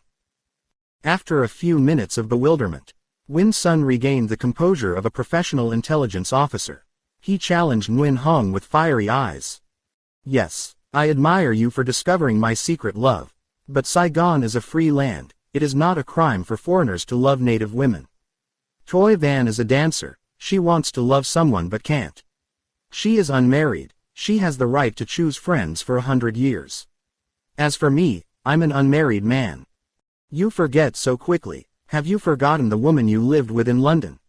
Win Sun fainted as if he had just heard a lightning strike. Yes, before he came to Saigon, he lived with a young woman on the basis of an old man, a young man and a wife. She is a tigress. When jealous can tear him into 100 pieces. He promised her heaven and the sea, so she thought that when he returned, he would marry her. If she tells the truth. However, in Saigon, thousands of kilometers away from London, he will stay in Saigon, not coming back. Legally, she is not his wife. Thinking about it, Win Sun smiled faintly. You're going to shoot me, aren't you? My contact with the woman in London was not enough for me to obey her orders. Now I know who she is. She is an employee of Mr. Hoang. Do you mind if you report to Mr. Hoang that Win Sun is no longer a trainee spy? Besides, in principle, MI6 is an ally of the Secret Service. You're a good advocate. But Mr. Win Sun, you have forgotten many other things. You have the right to betray your lover in London, but you have no right to break the laws of my country. Break the rules. I got the impression that she was asleep. Sir, in my sleep, I saw a young Vietnamese girl working as a typist writing a complaint about the violation of her chastity by a commercial attaché's assistant. It's gross. Whatever Mr. Hoang knows. Yes, I admit to going out with her. However, I negotiated and she accepted my condition. Before I returned home, she withdrew the lawsuit. You're wrong. She is asking a lawyer to take the case to court. Win Sun stinks. After all, it's also because of the sweet sickness that comes out. The girl involved is a typist in the embassy. He foolishly got involved with her, and she ended up making him suffer the consequences. A consequence that is getting bigger every day. The fetus in her belly. Win Sun looked up at Nguyen Hong with a worried look on her face. He knew that the South Vietnamese Secret Service had just pushed him into an ambush nest. The Dictionary of Espionage has a glossary term, ambush, which describes a situation in which a spy is trapped by an enemy agency or friend in order to gain access. As an employee of MI6, the world-renowned spy organization for the art of counter-ambush, Win Sun received a special training course. During the 3-week period, the teachers taught Win Sun every way to resist temptations and tricks. MI6 Deputy General Director once advised Win Sun before the day he went abroad. "You must be absolutely careful not to fall into the ambush. Smirch, the GRU, and the International Intelligence Service have an army of charming and easygoing women who prey on Western diplomats. Therefore, every move that you suspect must be reported to your superior in a timely manner, so that you can prepare to deal with it. You should also remember that it is not just the enemy who ambushes us. Even the spy agencies of the free world, which have worked closely together, have not been completely honest with anyone. In terms of interests, each country has its own interests. For example, the UK diplomatically recognizes communist regimes like China. The US opposes, so MI6 cooperates with the CIA. But not for the CIA. Know all the secrets in mainland China. If unfortunately you take precautions and still fall into an ambush, especially an allied ambush, the best strategy is to pretend to listen and then report the opportunity to the central government. In the past, an MI6 envoy operating in Hong Kong fell into a CIA ambush. And the CIA, taking advantage of the beauty scheme to force this envoy to provide them with some documents related to the communist regime in Beijing. The MI6 envoy feigned a deal and then secretly reported it to London. MI6 Central arranged counter-ambush CIA employees in Hong Kong by surreptitiously photographing and recording the document exchange, and then reporting it to the CIA. No, after all, the CIA had to recall their employee to warn even though this employee served completely under the above order, and the CIA had to cancel the planned Stanton. The words of the MI6 deputy director resounded in Win Sun's mind like the sound of a plastic tape. He then followed suit, pretending to nod. Song Nguyen Hong smirked. "I need to make it clear that your tactic of pretending only harms you. You should be honest, don't expect a report on London. You misunderstood." "Yes, I hope I misunderstood. But Mr. Win Sun, I read your thoughts in your eyes. We have a tight arrangement. In the event that you do a second-rate trick, we will arrest you and drag you to a military court for the crime of stealing national defense documents." Win Sun hissed. "Rumors. Mendacious. Nguyen Hong is serious. We took pictures and recorded full sound. The secretary in the embassy that he loved dearly was an employee of Mr. Hoang. On Hoang's orders, she pushed him into the ambush nest. She provided photographs of key Secret Service personnel for him to sell to the Tussauds Museum. Some of the documents he brought back to MI6 were also given to her by us. You lost the game by the end. Mr. Win Sun, in your situation, I would work closely with the Secret Service. He will stay in Saigon, travel with his lover, he will receive a monthly salary twice as much as MI6's salary. Well, are you done thinking about it?" Win Sun sighed, a heavy sigh like a gambling official who had just baked all the money in a roulette casino. "Yes, I have no other way. However, I could only accept the offer definitively, after." Nguyen Hong interrupted. "Conditions of acceptance." Her voice sounded like a sister, loud and clear. It seemed that she purposely interrupted the man's words with the purpose of instilling in him an inferiority complex. Win Sun opened her mouth to continue, but once again, Nguyen Hong hung up. "Ask him to get up." Win Sun's face was bewildered. "Stand up. What do you stand up for?" Nguyen Hong harshly. "From this moment on, you are not allowed to ask any more questions. You can only obey orders. From this moment on, he is an employee of the South Vietnamese Secret Service and is my subordinate." Win Sun looked at her with attentive eyes. "But, who are you?" Nguyen Hong replied. "Who? You don't need to know. Now, I ordered you to get up, why are you sitting down? Win Sun sighed again. Yes, I would like to sit down. But what did you make me sit down for? Mr. Win Sun, you are easily demoralized. I never asked you to sit down. Oh yes, sorry ma'am, I forgot. She asked me to get up. I'm usually silly like that. Working under Mr. Hoang, he was still dozing. One day he lost his life. Now he stood up. Stand up to welcome the general manager. Prince. Yes, Mr. Hoang, your immediate superior from this moment. There was the creaking of rubber-soled leather shoes in the next room, approaching the door. Then a small, old man appeared in the middle of the wooden frame. This man is Mr. Hoang. The poor-otherm rubber face had been removed, and the general manager looked thoughtfully at Win Sun through his thick myopic glasses. In his hand was a drying basket containing Win Sun's papers. He raised his hand in front of his chest as if he was afraid that Mr. Hoang would turn into a sharp knife into his heart. Dear, the middle-aged man from earlier. He was about to add, it's you. But his throat was blocked with excessive emotion. He was reminded of his well-groomed suit. Tapered shoulders, tiny ruffles, pointed shirt collar, pale yellow tie, the fashion color of the year in the capital of Paris, a white blind corner sticking out from the corner of his head. Jacket pocket, square toe shoes. That appearance, that face, that voice, that posture can only belong to a 45 or 50-year-old person. He did not know the real age of the director of the South Vietnamese Secret Service, but according to the general director of MI6, Mr. Hoang could hardly be under 65 or 60 years old. Yet the technique of disguise with poor-otherm has completely transformed him into a young man, with 30 or 40 years old going back in time.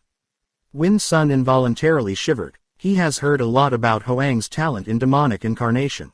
Now you are right. Mr. Hoang only needs 5 minutes to convert the old man back to the old man or the old man. Usually, people who have a huge horse, have strong muscles, and have a neck as big as a pillar make people afraid. But with Mr. Hoang, the opposite situation happened.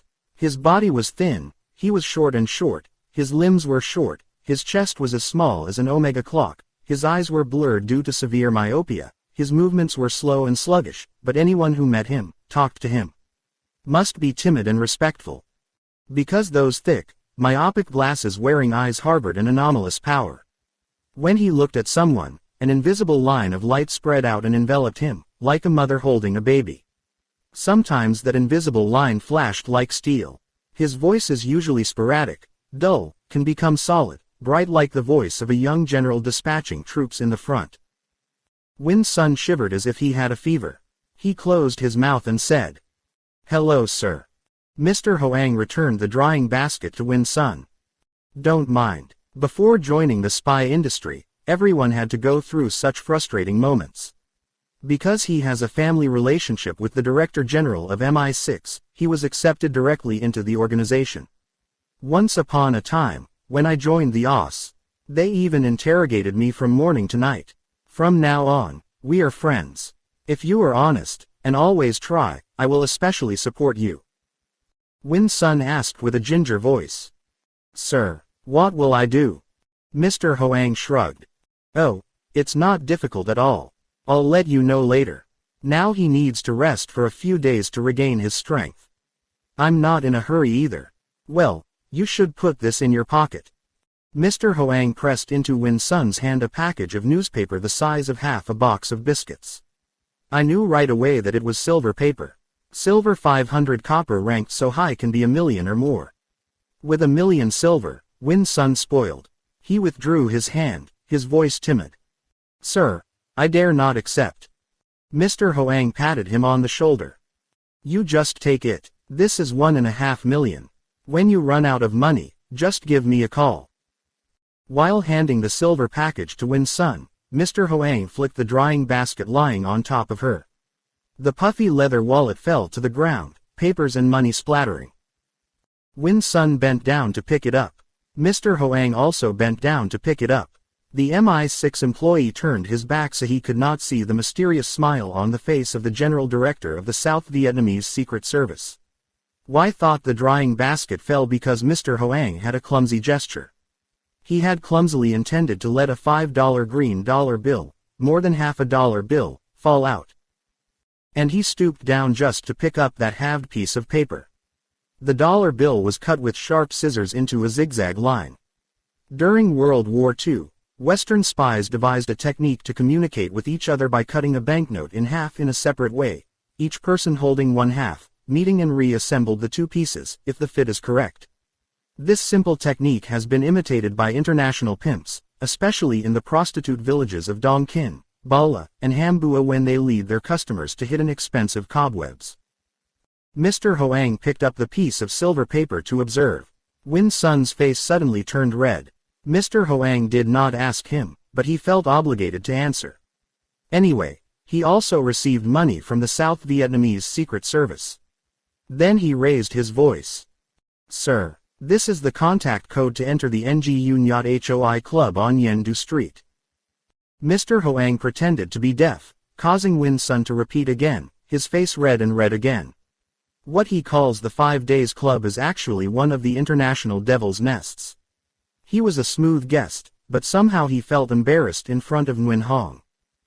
The general director of the Secret Service is no stranger to the 5 Days Club.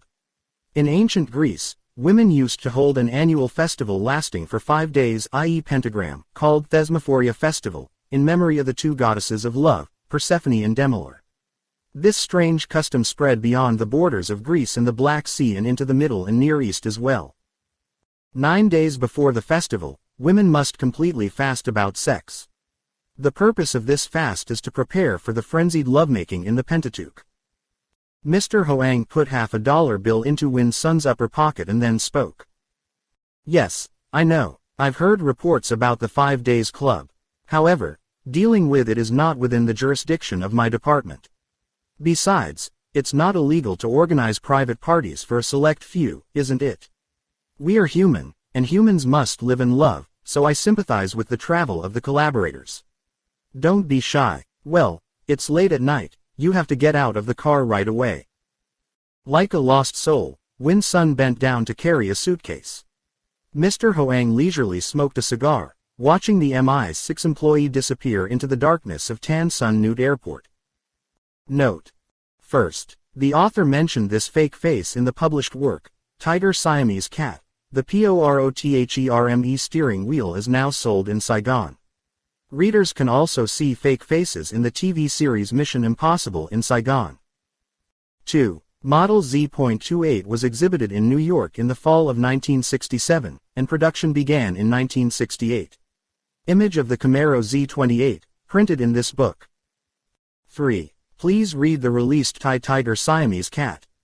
Z28 Nude Dance Dome. Chapter 5, Payment. Near midnight, Win Sun returned to the hotel. Because he is single, he does not stay at home like other employees in the embassy. Besides, he has a special affection for Liberty Avenue, especially in the afternoons and evenings of the weekend, or the first days of the month. Despite being a foreigner, Win Sun saw many things on Tu Du Street that the Vietnamese had no chance to see.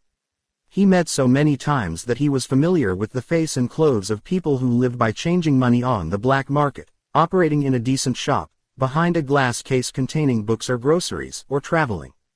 On the sidewalk, in the snack bars, in the alley of Eden and the alley of a fine art lacquer company. It rained, especially in the early mornings when it rained lightly. Win Sun remembers women of all ages, middle-aged, young, naked, dignified, walking like a ticking lamp to stop customers and ask about the boat like a close friend, accompanied by an offer to buy and sell love. Previously, Win Sun was a permanent client of Freedom Road, but since the day he met Toy Van, enjoying the magical pleasures in the Nguyen Hoi Club, he has become an exemplary unmarried man, walking, covering his ears with invitations and earnestly clinging gestures. Tonight, stepping into the elevator to the room on the 3rd floor of the Mainland Inn, Yuenshin was also unusually hasty. But he went up to his room not to wash his face, change his clothes, and get ready for bed to take a compensatory sleep. After putting the suitcase in the closet, he opened the door to the balcony, looking down at the construction site opposite. Now, apart from security staff and night guests, Tu Du Street is empty. Win Sun looked at the clock. It's almost 11 o'clock. One more hour until curfew. He turned off the light in the room and crept his head out into the hallway. A drunken tourist was messing around with the door key. The elevator was downstairs. He then approached the concrete stairs. The rain has stopped. The cool wind blowing from the riverbank made Win-sun comfortable.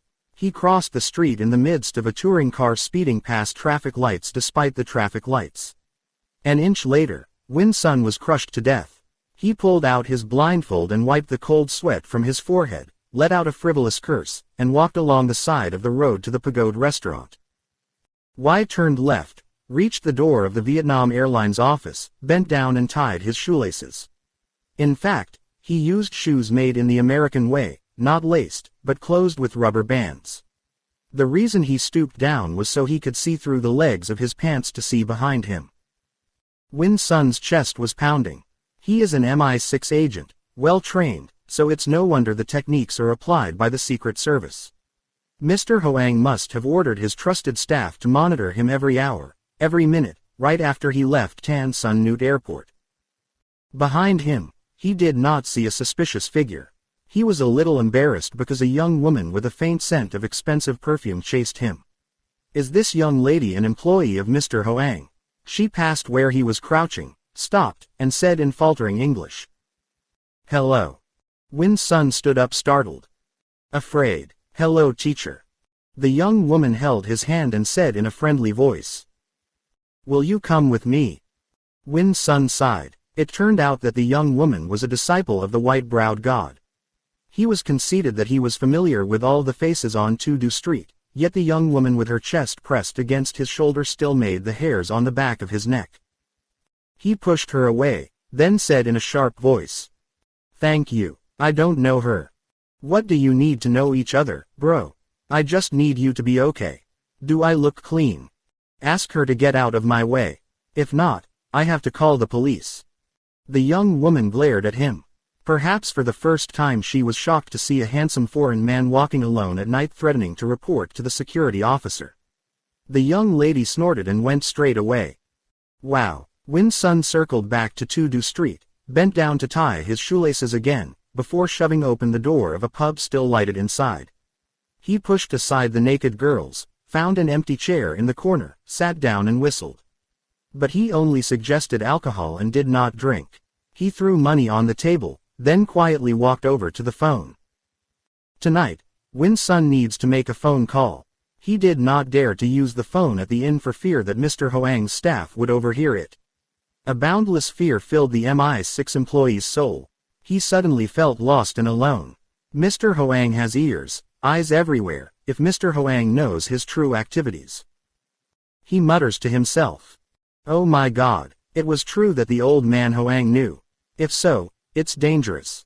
I need to get in touch as soon as possible. The girl holding the safe covered her yawn mouth with a hand covered with rhinestones and western gold. She did not pay attention to Win-sun. He picked up the phone, put it to his ear, and hurriedly dialed the number. At night, the bell rings loudly, as if it can wake the dead in the grave. Win-sun tickled his spine. Tonight, if he is careless and clumsy, he will lose his life. He will have to lie in the cold ground until the day when his bones are worn out. Win-sun howled happily as if he had caught the treasure. The end of the line just had a familiar, "Hello, I'm listening." Y said quickly. "Dai Nam Cinema is here. I want to talk to the deputy director." A man's voice on the phone replied. The deputy director went to Vung Tau to be absent. Next week invite him to call again. The voice on the machine suddenly became bossy, as if the high official gave an order to the pawn. Win-sun, right. Win-sun timid. Yes, I'm here. Until when? Yes, just arrived. I told you to wait for me at the inn. I will contact you within 24 hours. Why are you calling me directly? Do you know that is a violation of the principle of ultimate security? Dear, I know, but I can't wait 24 hours. I have to see you right now. Is it revealed? Yes, it's revealed. Lao Hoang just stopped me at Tan Son Nhut Airport. Asked him to take precautions. Ha ha, are you going to wake me up again? Where are you? In a snack bar of Freedom Street. Exactly 15 minutes later, I will be at the corner of Nguyen Thiep Street, opposite the newly built National Building. Do you know the place? No. Do you still drive your regular race car? Is not. This time I drove a Fiat 1500L painted black, wearing an A license plate. Have a driver. I sat in the back seat. He will go up and down many times on Tudu Street. When he is sure he will not be followed, he will be allowed to go to Nguyen Street to meet me. I will wait for you exactly 3 minutes. If I don't see you, I'll be right back in 30 minutes. Do you remember? The man with the condescending voice had cut off the radio. Nguyen Sun hung up the phone, mentally depressed. He turned to the safe. The girl holding the safe continued to cover her mouth and yawn. Ever since then, she's been yawning non-stop. At first she covered her mouth, now she yawns freely. Her mouth was wide open like a shark's mouth, filled with golden teeth. Nguyen Sun did not dare to look deeper into her mouth.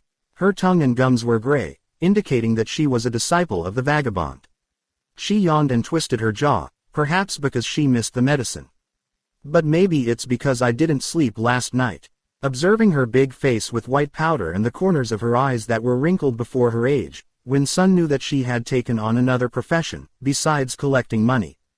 In the past, with the same disease, he often invited him. But tonight, he dared not think. He only thought about the upcoming appointment on Nguyen Street. It's not the first time he's been active secondhand, but it's the first time he's been afraid. Baroda restaurant turned off the lights, so Nguyen Street was in the twilight. However, Nguyen Sun saw a bright light, even brighter than the midday sun. He felt as if dozens, hundreds of prying eyes were digging into his back, following his every step. And in these mischievous eyes is Mr. Hoang's staff. Panicked, Nguyen Sun turned around. Behind only a drunk foreigner leaning on the shoulder of a girl eating dew, her body was as thin as if she hadn't eaten in a month. The last cars before the curfew sped on the smooth asphalt. The people riding two-wheeled vehicles to pick up foreign guests also started their engines. Nguyen Sun glanced at his wrist. Exactly 1 minute left until meeting time. On his lips, a delighted smile appeared. Unless Mr. Hoang's employee is a mosquito, he won't see it. The trust in Nguyen Sun's heart, he was no longer worried and afraid as before 5 minutes. Past the embroidery shop before reaching the corner. Yuenshin stopped. With a relaxed posture, he reached into his pocket for a cigarette, slowly inserted a cigarette into his mouth, and covered his hand to light it. He craned his neck to breathe smoke into the sky as a tall black painted Fiat pulled up from Tudu Street. The car turned slightly to the left, the back door was opened, and as fast as a thief, Nguyen Sun jumped up. The driver drove to Nguyen Hue Boulevard, turned right to the north of the city. Seated in the backseat was a man in his 40s wearing black, massive motorcycle-style glasses, a short-sleeved but tagu shirt and dark pants. Nguyen Sun did not sit still, he asked. Is the rear control decent? Nguyen Sun replied. Already. Tell me about Tan Son Nude case. Yes, the story is a bit long, it took me 10 minutes to finish. Then I had to go back to the hotel. I'm scared. Curfew time, right, my car has its own license, you can go until morning. Besides, he would meet her shortly and stay the night. Is she waiting for me at the club? Shut up, there's a strange car behind. Nguyen Sun leaned over and looked through the rear mirror. Hai Ba Trung Boulevard was wide and empty, so he could clearly see the new Pontiac with its lights off and running after nearly 50 yards. Nguyen Sun quickly ordered the driver. Turn to the right.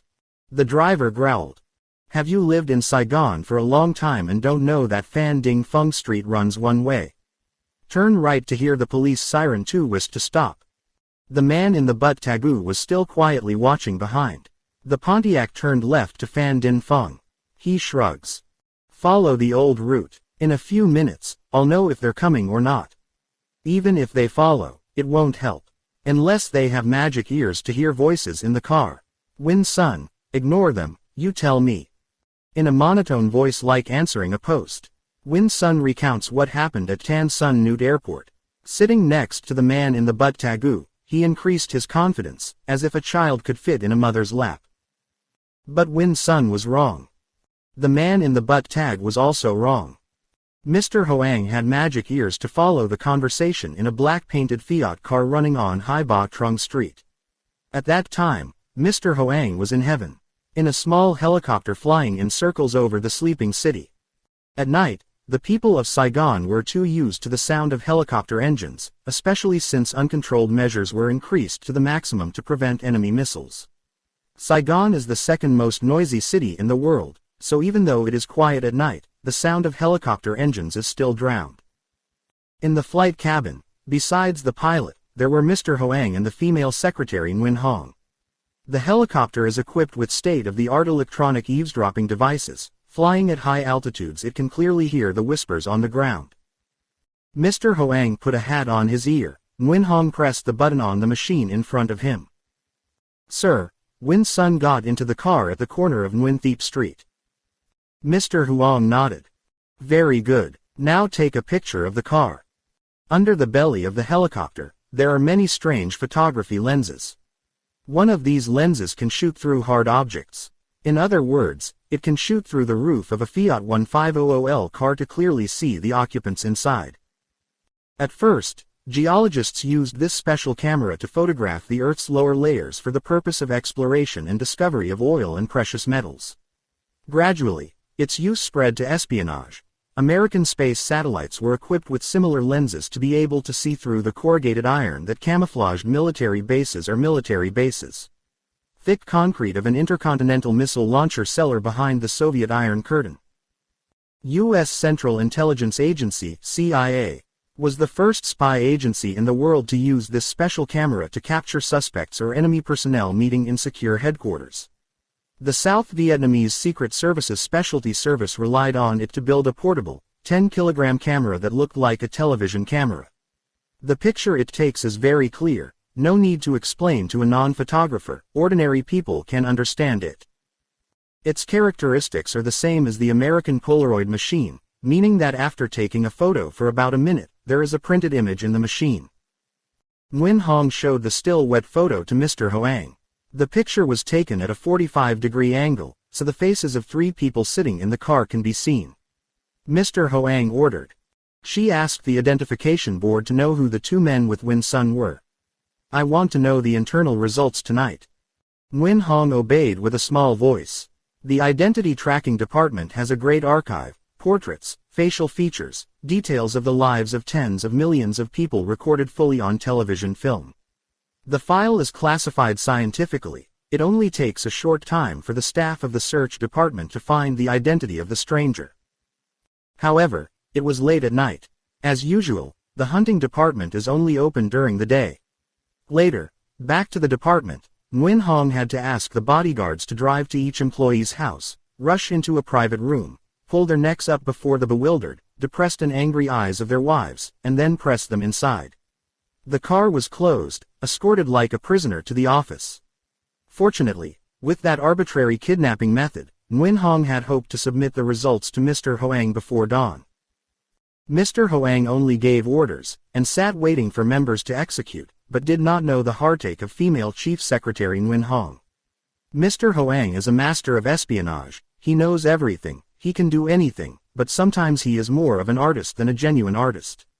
He is old, has no wife and children, no family, no love affair, so he can work at any time, night or day. He forgot that most of the department's employees had to spend the night at home, for the duty of being a father, doing husband. For them, staying up at night, or being pulled up at night, is a torture. However, they had to go almost every night. Going to the night to meet ghosts, a senior employee of the tracing department was invited by Mr. Hoang's bodyguard to his room on a night of pouring rain. It rains heavily, making civilized people lazy to wear clothes, and lazy to go out on the street. Saigon is the champion city in terms of fat melting, only people can sleep when it rains at night. The high-ranking staff of the tracing department was sleeping soundly next to his young wife when heaven knocked on the door. The husband cocked his ear and whispered to his wife. "Probably the thugs of the department. I told them I was in severe pain." 2 naked bodyguards pushed open the door with a smile. "Sorry, brothers and sisters, this is the order above," on their lips. The 2 were about to sit down by the bed when the wife put her finger to her mouth. "Shish, my house hurts." One guy laughs. It was raining heavily, and at 3 or 4 o'clock in the morning, all men had the same disease. Lazy disease. Besides, Fuang Kai also has a beautiful fairy. He thought praising her beauty would make her puffy. Doubtless, Phoenix eyes are round. I don't like joking. The two brothers returned to the department to report that he could not go. Ma'am. Ask him to speak softly lest my house wakes up. An impatient guy grabbed the edge of the blanket, trying to pull. His wife took his hand, annoyed.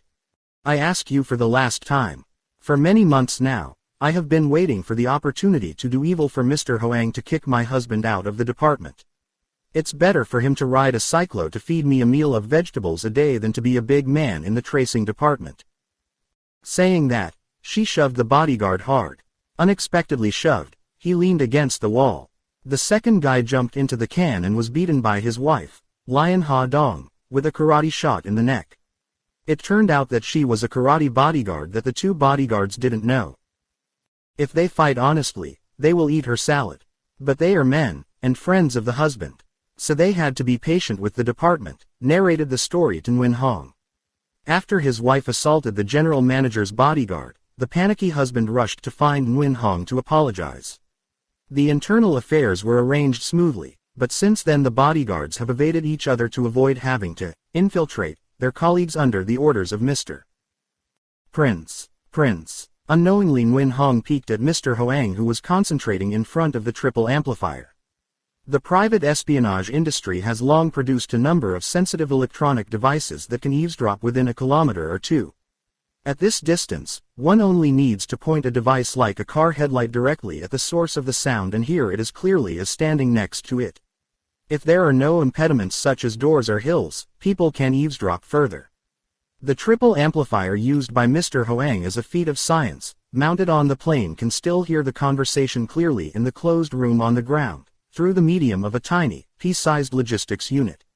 Or as thin as paper. While seizing the papers of the MI6 agent at the airport, Mr. Hoang glued a square piece of leather to the bottom of the drying box. It looks like it's leather, the same color as the parchment, but it's actually made of a lightweight and flexible metal, capable of relaying sound and launching into the air. Win Sun's monotone reporting voice resounded in the receiver. He narrates from beginning to end, but does not forget to novelize to increase the attractive part. However, the guy in the butt tagu is still as calm as a professional poker player. His face is always cold as money, his mouth is slightly pursed, not knowing if he is sad or happy anymore. Yuenshin stopped talking. The man in the butt tag jerked his jaw. Anything else? Win Sun replied. Over. Then I went back to the city, pretended to go up to my room and secretly went down the street, walking around for a while before calling him on the phone. Win Sun has regained his composure, so he is no longer polite and fearful as before. He looked at the stubborn look of the man in the butt tagu and shrugged. I sincerely apologize to you. I shouldn't have called him directly like that. But this is a case of force majeure. Wearing a butt tagu answered succinctly. No problem. The car did not run towards Yendu as Win Sun expected. The driver pushed the gas station hard and jumped over the Kongli Bridge. Win Sun asked, surprised voice. Why not go down to the club? The man in the butt tag replied. She is waiting for you at Trong Tan Bu. Win Sun sat still. Seeing her again is like a person who is about to drown in the open sea who is rescued by a merchant ship, but he is not happy. The budding joy from earlier had vanished. He began to fear. He had a hunch that many horrible things were about to happen. Then he said loudly to the driver. Win again. Win back let me down. The car turned onto Trong Tan Bu Street. The driver downshifted, allowing the car to slow down. The man in the butt tagu asked Win Sun. You want to come down here? Win Sun chirped. Yes. The driver turned around. Can I park the car? The butt tag ordered. Yeah, drive him off the curb. The speeding car was stopped smoothly. The butt tagu opens the back door. It's up to you, you don't want to see her tonight. Because it's your own business, it has nothing to do with me. Win Sun wakes up from a dream, waving his hands in confusion. No, I was wrong. I'm not going down anymore. You forgive me. The butt tagu muttered. Childish. If it were another time, Win-sun would have asked him for a front tooth. Y is a very narcissistic person. When he was in school, he fought with his friends every day. Growing up, he joined the army. He was famous for being 3 spines. Perhaps because of this hyperactivity, he was recruited into the spy department. But this time, Win-sun kept silent before the curse of the stone-faced man sitting next to him. Because he had just reacted innocently like a 10-year-old child. He had to sit in the corner, face down. The driver drove into a large mansion in a dark alley. Wear the butt tagu down first, making jokes. I'm going to meet a beauty. Are you happy? For the first time, the guy in the butt tagu made a joke. Win-sun grinned. Of course. He hasn't held her in his arms for a long time. He sacrificed everything. Sacrificed fame. Sacrificed the trust of the Director General of MI6 in exchange for moments of magical love with her. Many times he regrets, but only a fleeting regret. The formidable demands of the flesh have completely suppressed the call of conscience. He obediently followed the man in the ass tag into the living room. The driver turned on the light.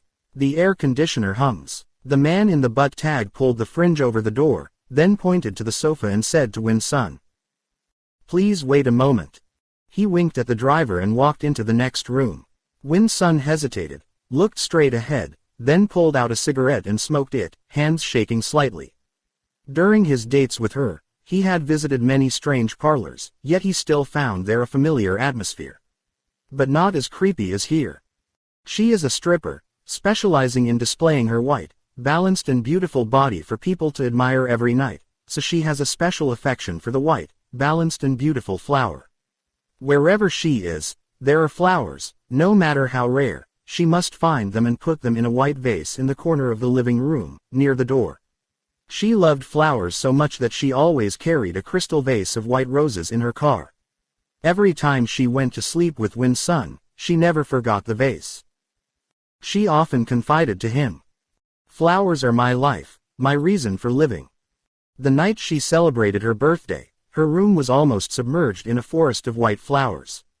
Dozens, hundreds of bouquets of white roses were sent everywhere by the prince. Most of them are roses grown in private gardens on the hill of Dalat. But there are also bouquets of roses, expensive to buy like platinum, sent from abroad by plane through the intermediary of Interflora. The man in the butt tagu told Win-sun to wait for her. But after a minute of observing with the subtle eye of a spy, Win-sun began to feel guilty. She was not in this house for the simple reason that he did not see the white rose. He threw his cigarette on the ground, smoked it, and quickly stood up. The driver stopped him, a fierce face. "Where are you going to?" Win-sun's face is a little pale. "Go find Toy Van. She hasn't come yet. Why did Mr. Chan tell me she was waiting in the room?" "Which Mr. Chan? God, even you don't know Mr. Chan. Mr. Nguyen Chan is the guy wearing a dark-colored butt and riding a Fiat with him to pick me up at the corner of Nguyen Thiep Street, but who else?" "Is that so? For the first time, I have the honor to know my best friend Nguyen Chan." "So his real name is not Nguyen Chan?" "Of course. Just like my job is not a driver, wearing a driver's uniform to serve as the assistant commercial attaché to the British Embassy." "What are you saying? I don't understand." "Try to understand. Where is Mr. Chan? I can't stand your insolence anymore.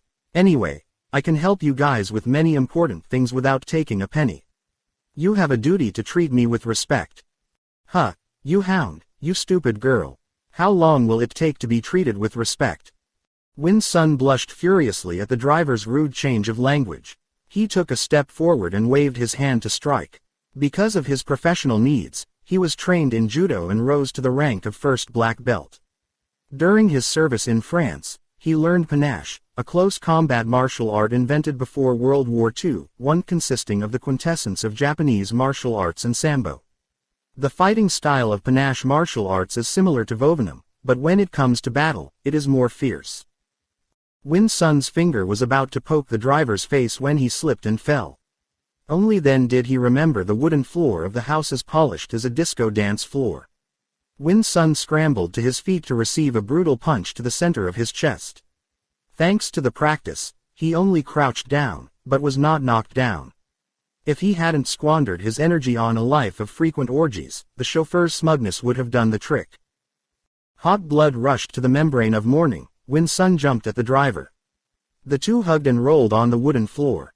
When Sun pressed down on top, fiercely chopped down. He aimed at the shoulder joint, with the aim of breaking the opponent's arm. But the driver got up just in time with a wonderful tackle. That is, the opponent is also familiar with the secret of bodyguards like Win Sun. However, the driver did not think about fighting with Win Sun, which seeks to overwhelm with guns. The driver rolled twice to get out of Win Sun's range, put his hand inside his shirt and pulled out a short-barreled left handgun, accompanied by a shout. Win Sun, stand still. Next haughty laugh. Win Sun, you lost to me. Win Sun scowled. I don't give up. You just have a gun. Save your soul. Put the gun away. When Mr. Nguyen Chan caught it, you broke your bones. Fool, it was Nguyen Chan who told me to watch out for you. Win Sun was stunned like lightning hit his ears. Earlier, his sixth sense told him, but he refused to listen. However, he still doesn't believe it. He did not believe that Nguyen Chan could change white and black so easily. He recalls a night of heavy rain and wind. Toy Van performed a South American nude dance at the NGU Nyat Hoi Club. The weather outside is falling from 25 degrees to 15 degrees. He is sitting in an air-conditioned room, wearing a suit but shivering like a civet. He is an Englishman, used to the cold, if not more shivering. Yet the striptease made the air in the room warm as if there was a fireplace. He stared blankly at her writhing on the wooden platform, all the discrete features of her regular, white body clearly exposed under the bright lamp. Toy Van's striptease technique has reached a wonderful level, making the audience swoon like a young 18-year-old being fondled by a middle-aged, experienced woman in a closed room. He is familiar with her. Then it caught her eye. He was enjoying happiness when the storm struck. She confessed to being an employee of a secret organization, and her direct leader was Nguyen Chan. Chan ordered her to drag Win Sun. If she fails, the organization will be strict. In the middle of the night, he woke up like an electric shock, panicked, turned on the light, and asked Toy Van. What does Nguyen Chan want you to help him with? She sobbed. I do not know. Do not be afraid. I will find a way to save you from his clutches. He touches you, I will teach him a lesson. Futile, brother. He can kill Nguyen Chan but cannot kill his accomplice. They are as numerous as grass ants, everywhere. Is he a communist spy? I do not know, but it seems his organization was founded by an international private group. I will ask the Saigon government to intervene. That way, I will be arrested, we will live far apart. But after a while we will be reunited. I will sponsor you to return, and we will go to England to settle down. It's just a vain hope. When I get out of prison, Nguyen Chan's accomplice will kill me. Besides, I have a family. Vietnamese people have a family tradition. I cannot go abroad to enjoy happiness, leaving my relatives behind. Does that mean Nguyen Chan took advantage of my love for you to shoot me? Not Nguyen Chan. The bad guy is me. I should have made it clear that you knew his malicious and despicable plot from the first minute. But I don't have the courage. I mercilessly deceived you. I don't deserve your noble love anymore. Saying this, Toy Van put on a nightgown, opened the cupboard to get wine to drink. Knowing that she needed to be drunk to forget the harsh truth, Win Sun did not stop her. Turns out she drank poison to kill herself. I saw her face the wall and cry. Win Sun called out. Come on, go to sleep. Tomorrow we will. Toy Van was still sitting motionless. Win Sun went to the table barefoot, choosing words to comfort her. And he almost had a heart attack when he saw the Panel 10 sleeping pill lying loosely next to an empty glass of wine. A Panel 10 is a very powerful sleeping pill. Just taking one pill will make you fall asleep. He remembered that she had stopped at the drugstore down the street last night to buy a tube of sleeping pills. She often lost sleep after long nights exposing her body under the bright lights. Win Sun turned the vial upside down into the palm of his hand. Inside was only one brown pill. That means she drank the whole tube. He quickly grabbed her shoulder and shook her vigorously. Toy Van, Do you drink a panel? She did not answer. The doctor said, God, I'm so shallow, so stupid. If you die, I know who to live with. Besides, the situation is so unresolvable that I have to avoid the debt of life. Toy Van, I have just taken the medicine is still in my stomach and it has not dissolved yet. I put my hand in the throat to make it vomit. She remained motionless, her eyes glazed over into space. Win-Sun knelt down and begged. I'm sorry, you take out all the medicine, lest the strong alcohol make the medicine dissolve very quickly. I have to take you to the hospital to wash your intestines. The embassy will know about it, you will. Toy Van still did not answer. Perhaps her ears were ringing, she did not hear Win-Sun's anguished pleas anymore. Frustrated, he carried her back to the bed. She struggled to not let him save her. She shouted. Don't you let me die, I am a sinner, I deliberately betrayed the love of my life. Toy Van's gesture made Win-Sun like crazy. She had shown him that she loved him with complete love. Therefore, he must save her at any cost. He will obey Nguyen Chan. That rainy night, Toy Van escaped death. Win-Sun had to press her down, hunch her chin so that she could fall asleep so she could put her hand in her mouth and turn around. Toy Van escaped death but did not escape the net of Nguyen Chan, and from there, Win-Sun slipped. He collaborated with Nguyen Chan, although he was no stranger to the guinea pig, one of the rudimentary pitfalls of espionage of which he was part of the experience. However, Nguyen Chan gave him a special favor. Win-Sun did not raise his hand to receive money, and Nguyen Chan did not mention the issue of remuneration. But in fact, Win-Sun has everything he needs. He did not expect Nguyen Chan to turn his face so suddenly. Because Y is a valuable source of information. In the meantime, he is still essential to Nguyen Chan's organization. Unless. A flash of lightning flashed in Win-Sun's mind. While reminiscing about the past, Win-Sun accidentally discovered the cause of Nguyen Chan's sudden turn. You are no longer bewildered. Because he had guessed the fate that Nguyen Chan wanted, whether he wanted or not, would be for him. That means Nguyen Chan will kill him to protect the secret. However, both he and Nguyen Chan fell into a subtle trap. He began to see the truth clearly. Nguyen Chan is still in the dark. But he could not explain to Nguyen Chan. Because if the truth is clearly seen, Nguyen Chan will have to be more ruthless. Win-Sun didn't want to die. How fairy tale is life in Saigon with Toy Van.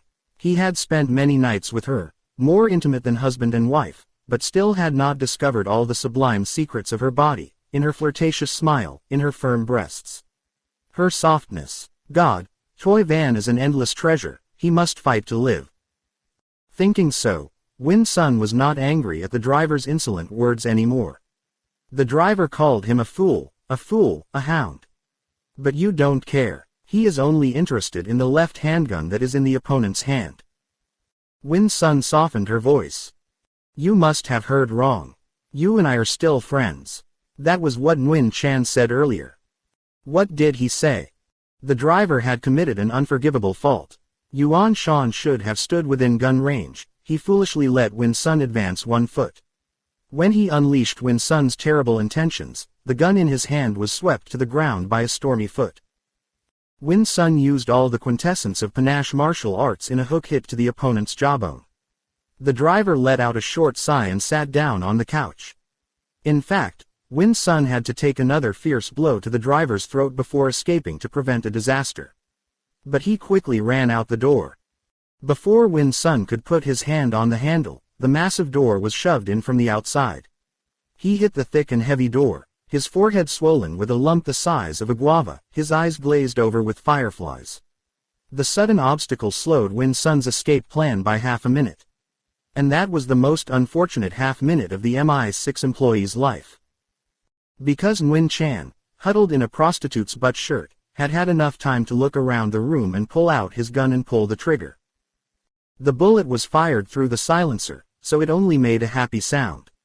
Nguyen Chan aimed between Win-Sun's mouth, which was gaping in shock and panic. The victim fell to the floor of the living room. However, Win-Sun is not dead yet. Nguyen Chan blew out the hot smoke from the barrel of the gun with his mouth, then said, "Just because of the circumstances. Don't be mad at me. Nguyen Chan explained in a calm voice, as casual as if the teacher had accidentally spilled ink from his student. If only listening to his voice, no one would imagine that he had just killed someone with a 9mm bullet in his mouth. The victim lay sprawled out, eyes still open. He couldn't speak out loud, so he seemed to want to speak with his eyes. In the moment of returning to the land, Nguyen Sun became wiser than ever. An invisible power had enabled him to see the future, as clearly as the outlines of a still life painting neatly hung on the opposite wall. Nguyen Chan knelt down and stroked Nguyen Sun's eyes. The reason I killed you was because the work began to be exposed. From you, Mr. Hoang will be able to spread out to Toy Van and then to me. The security of the organization must come before personal life. Don't worry, I will bury you properly. Nguyen Sun tried to sit up to shout at the man in the butt tagu shirt. But his whole body had turned to stone. He tilted his head to the side, his heart stopped beating slowly. If it was possible to turn the last thought in the mind into sound, Nguyen Sun said. Well, I'm an idiot. I was deceived by Mr. Hoang, and you were also deceived by Mr. Hoang. I die first and you die later, you know. Nguyen Chan grimaced when he saw the driver hunched over, one hand clutching his chest. The driver groaned. That's hurt. Nguyen Chan smiled faintly. Where do you hurt? The driver stopped at Nguyen Chan's question filled with unusual disdain. Because they have long lived together, acting closely together in an organization. Whenever they are happy, especially after drinking and getting drunk, they often call each other by your name. But it's an intimate, you. The, you, sound is close. The word, you, is full of love. The sound of, you, of Nguyen Chan hit the cold, creepy driver's ears, like the sound of a judge declaring a death sentence. The driver fell asleep, the cruel dream of espionage. He knew that his friendship with Nguyen Chan was over. He quickly grabbed Nguyen Chan's arm. I'm seriously injured, won't you try to save me? Nguyen Chan shrugged. I've been thinking about it, but haven't found it yet. You should help me, because we've been best friends for many years after all.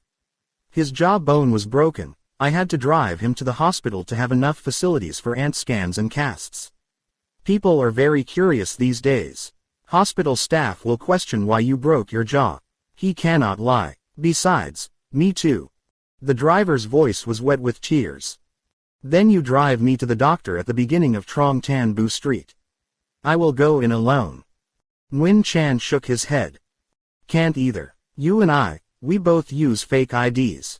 The police and counterintelligence are as numerous as grass ants, they can get rid of us easily. For the general security of the organization, I cannot bring you to the hospital.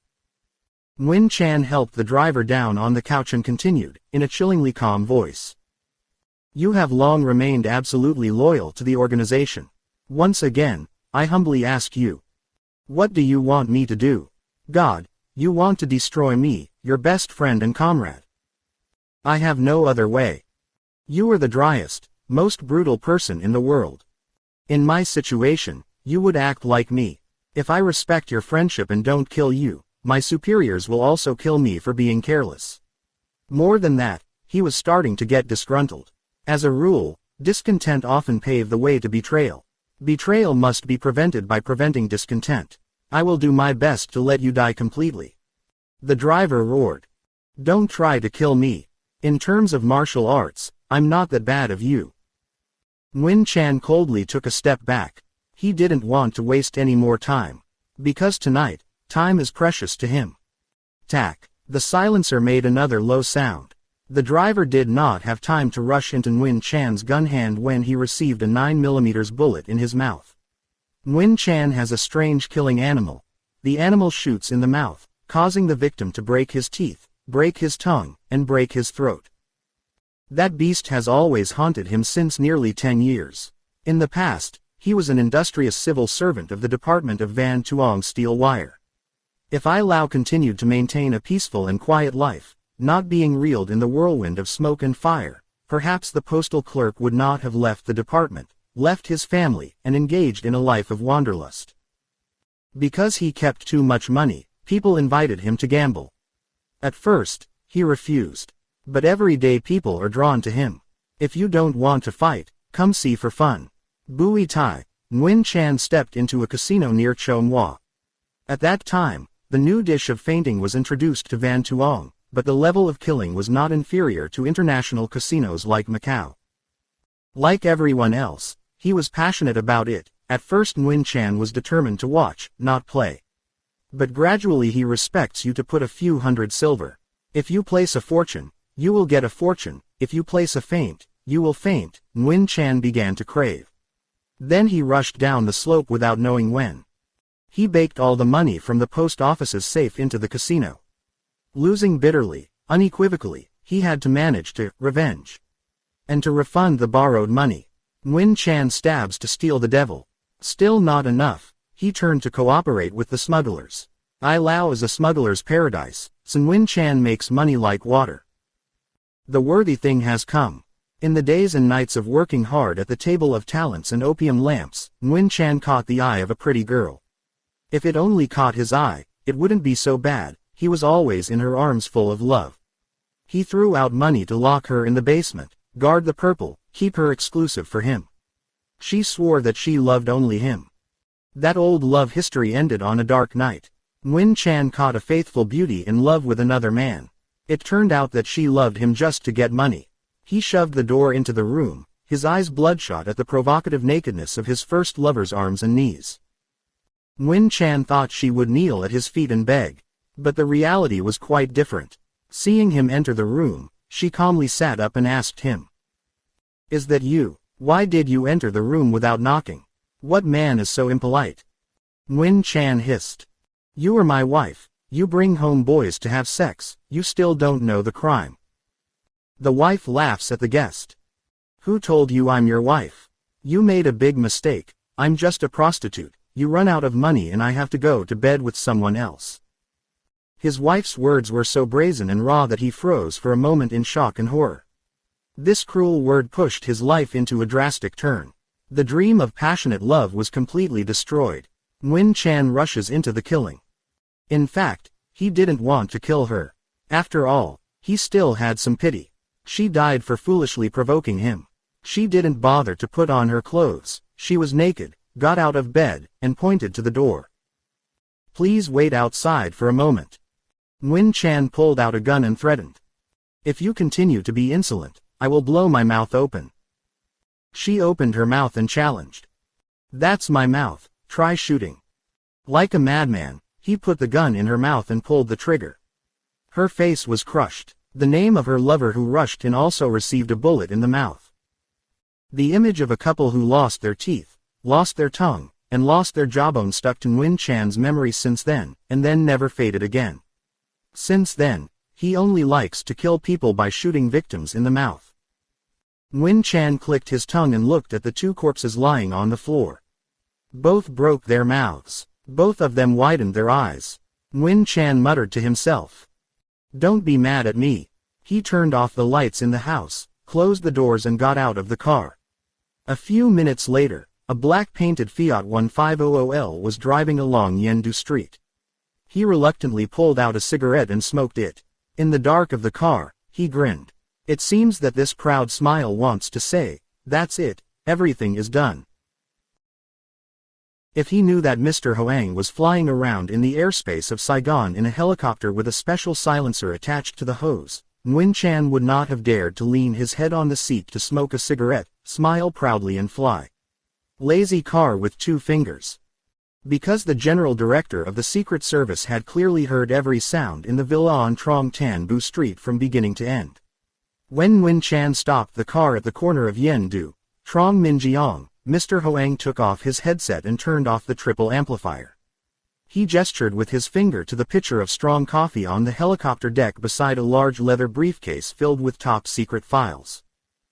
Mr. Hoang's craving for coffee means that an important part of tonight's plan has been completed. Normally, Nguyen Hong is an executive officer. Mr. Hoang only sets the plan. But this time Mr. Hoang personally controls, so she does not understand why the helicopter approached Yendu Street and was ordered to return to Tan Son Nhut. Afraid that the general manager would be absent-minded because she thought that old age was turning Mr. Hoang into a dork, Nguyen Hong poured coffee into a paper cup and asked, "Dear, now about Tan Son Nhut. Mr. Huang nodded. Yeah, back now. Work done. Yeah, it's done. I discovered the path of Nguyen Chan. The reason I asked MI6 to transfer Nguyen Sun to Saigon was because I wanted to use him as bait. I know he has some illegal activities, but I don't know who he is in contact with, so I stopped him at the flight school, trying to threaten him to panic. Frightened, he had to contact his superiors. MI6 is not. Nguyen Sun is a dual employee. He was paid MI6 but secretly traveled with international agents. Nguyen Hong startled people. Sir, is that Sam Phoon's international agent? Must too. International President of Special Agent Sam Phoon died during the Orchid campaign in Van Tuong. Only Major General Sulavong remained. Van Bin reported that Sulavong had been arrested by the security services of the Royal Lao government, so the international agent had lost all its leaders. According to the will. Yes, Sulavong was arrested immediately after being released by Van Bin. But, as you know, Sulavong belongs to one of the 5 or 6 most influential families in Laos. He was arrested, was about to be taken to court, when he suddenly escaped from prison. Sulavong's prison break contained many secrets. The royal government said that he had an accomplice among the guards, so the escape plan was carried out without difficulty.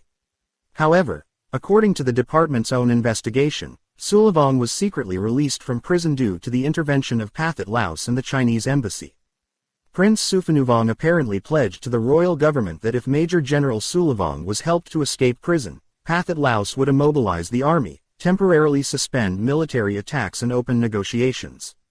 Taking Sulavong to court, however, he could only be sentenced to 10 years in prison, because a person of his family's commanding family could not be sentenced to death. Not to mention China's secret promises. Sulavong disappeared from the Chinano camp on the outskirts of Wanxiong after 12 months of detention. The royal authorities informed me, and asked to join forces to arrest Sulavong in case he crossed the border too. I pretended to believe that Sulavong really escaped from prison, but on the other hand, I secretly watched. 16 months ago, I heard that he reincarnated international agent, and served as president to replace Sam Phoon. Sulavong is a brother to Sam Phoon, because of his own love he must avenge. I have destroyed his decades of business work in Laos. So I waited for the day when Sulavong would show up. 8 weeks ago, his juniors started operating in Saigon. The leader of the Saigon branch was Nguyen Chan. Sir, if you already know that the enemy's representative in Saigon is Nguyen Chan, what else do you need the identity tracking team to do tonight? I forgot to make it clear. Staff of the department recorded a conversation of Nguyen Chan with Sulavong but did not see his face. The department also read a number of secret messages exchanged between the Saigon branch and the International Special Agent Central. Had it not been for the follow-up tonight, it would have been a long time before I would have identified him. However, depending on what happens within the next 12 hours, our work will be easier than before or more difficult than before. Nguyen Hong made a small sigh and lowered her head to the coffee pot. Mr. Hoang's myopic eyes seemed to have laser light penetrating her heart. He looked at her for a second and then asked, "Are you afraid of difficulties because of the general director of MI6? Nguyen Hong shook her hand and almost knocked over the water bottle. Indeed, she was thinking of the Director General of British Intelligence, Mr. M. Mr. M was the highest intelligence leader in the free world, and a longtime friend of Mr. Hoang. It is not until now that Mr. M has been conspiring to make a fortune, since 40 years ago, that is, since the day he entered the profession, holding the position of commander in the British spy industry. Mr. M has been famous for his talent. See far and wide. Duk Kwok Zay's secret service, the Soviet communist spy, was defeated in London as well as throughout the United Kingdom, in part because of his ability to deal with it. With such illustrious achievements, Mr. M could not help questioning the South Vietnamese Secret Service's request for quick transfer of Nguyen Sun. Because Mr. M immediately accepted Mr. Hoang's proposal, Nguyen Hong was concerned. It is possible that in the warehouse, Mr. Hoang watched Nguyen Chan, the MI6 employee hid in a certain car to monitor Mr. Hoang. If so, then Mr. Hoang's efforts to arrange will be in vain. Mr. Hoang huddled in the corner of the helicopter as if he was afraid of the cold. His voice had a strange effect. Bewildered, Nguyen Hong suddenly filled with confidence. "You're safe. I took good care of it. As you know, MI6 has two divisions in Saigon, both operating underground. The first is called Jupiter, specializing in information gathering. The second, more discreet, called Mars, specializes in controlling the first division. Win Sun belongs to the Mach 10 division. The head of the Mars department is the second officer in charge of information in the embassy. Immediately after Mr. M ordered Win Sun to go to Saigon, a secret message was sent from the MI6 central office to the head of the Mars department. The password of MI6 is considered the most mysterious in the world, but Mr. M did not expect me to read it.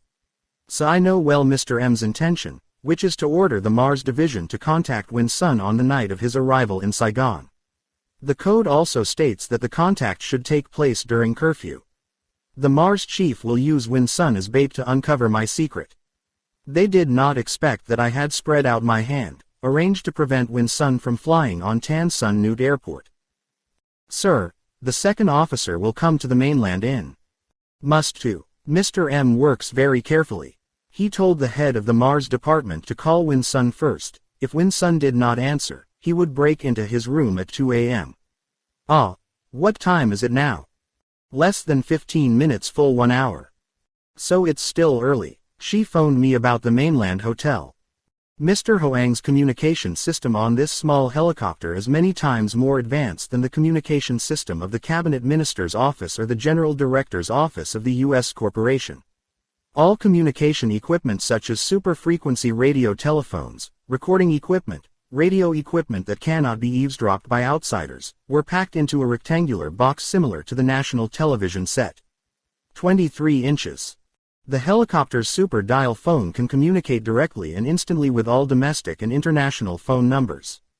Particularly for office workers, Mr. Hoang can see their faces while talking, but conversely, they can't see his face thanks to the video phone. Furthermore, documents, information recorded on paper, and movies can also be transmitted using this video telephone system manufactured by Grundig 3. Mr. Hoang's phone is attached to the ADFone S.634, a sensitive amplification device, so there's no need to pick up the phone when talking. In addition, when calling a number of senior associates or communicating with key government and security personnel, he did not need to dial a number as usual, but just pressed a small button. Mr. Hoang can call 200 numbers with this method while the most advanced machines sold in the market include only 50 to 100 numbers. 5. Secretary Nguyen Hong's phone is also equipped with a number of other special electronic devices. The most special is the automatic answer and alarm tools.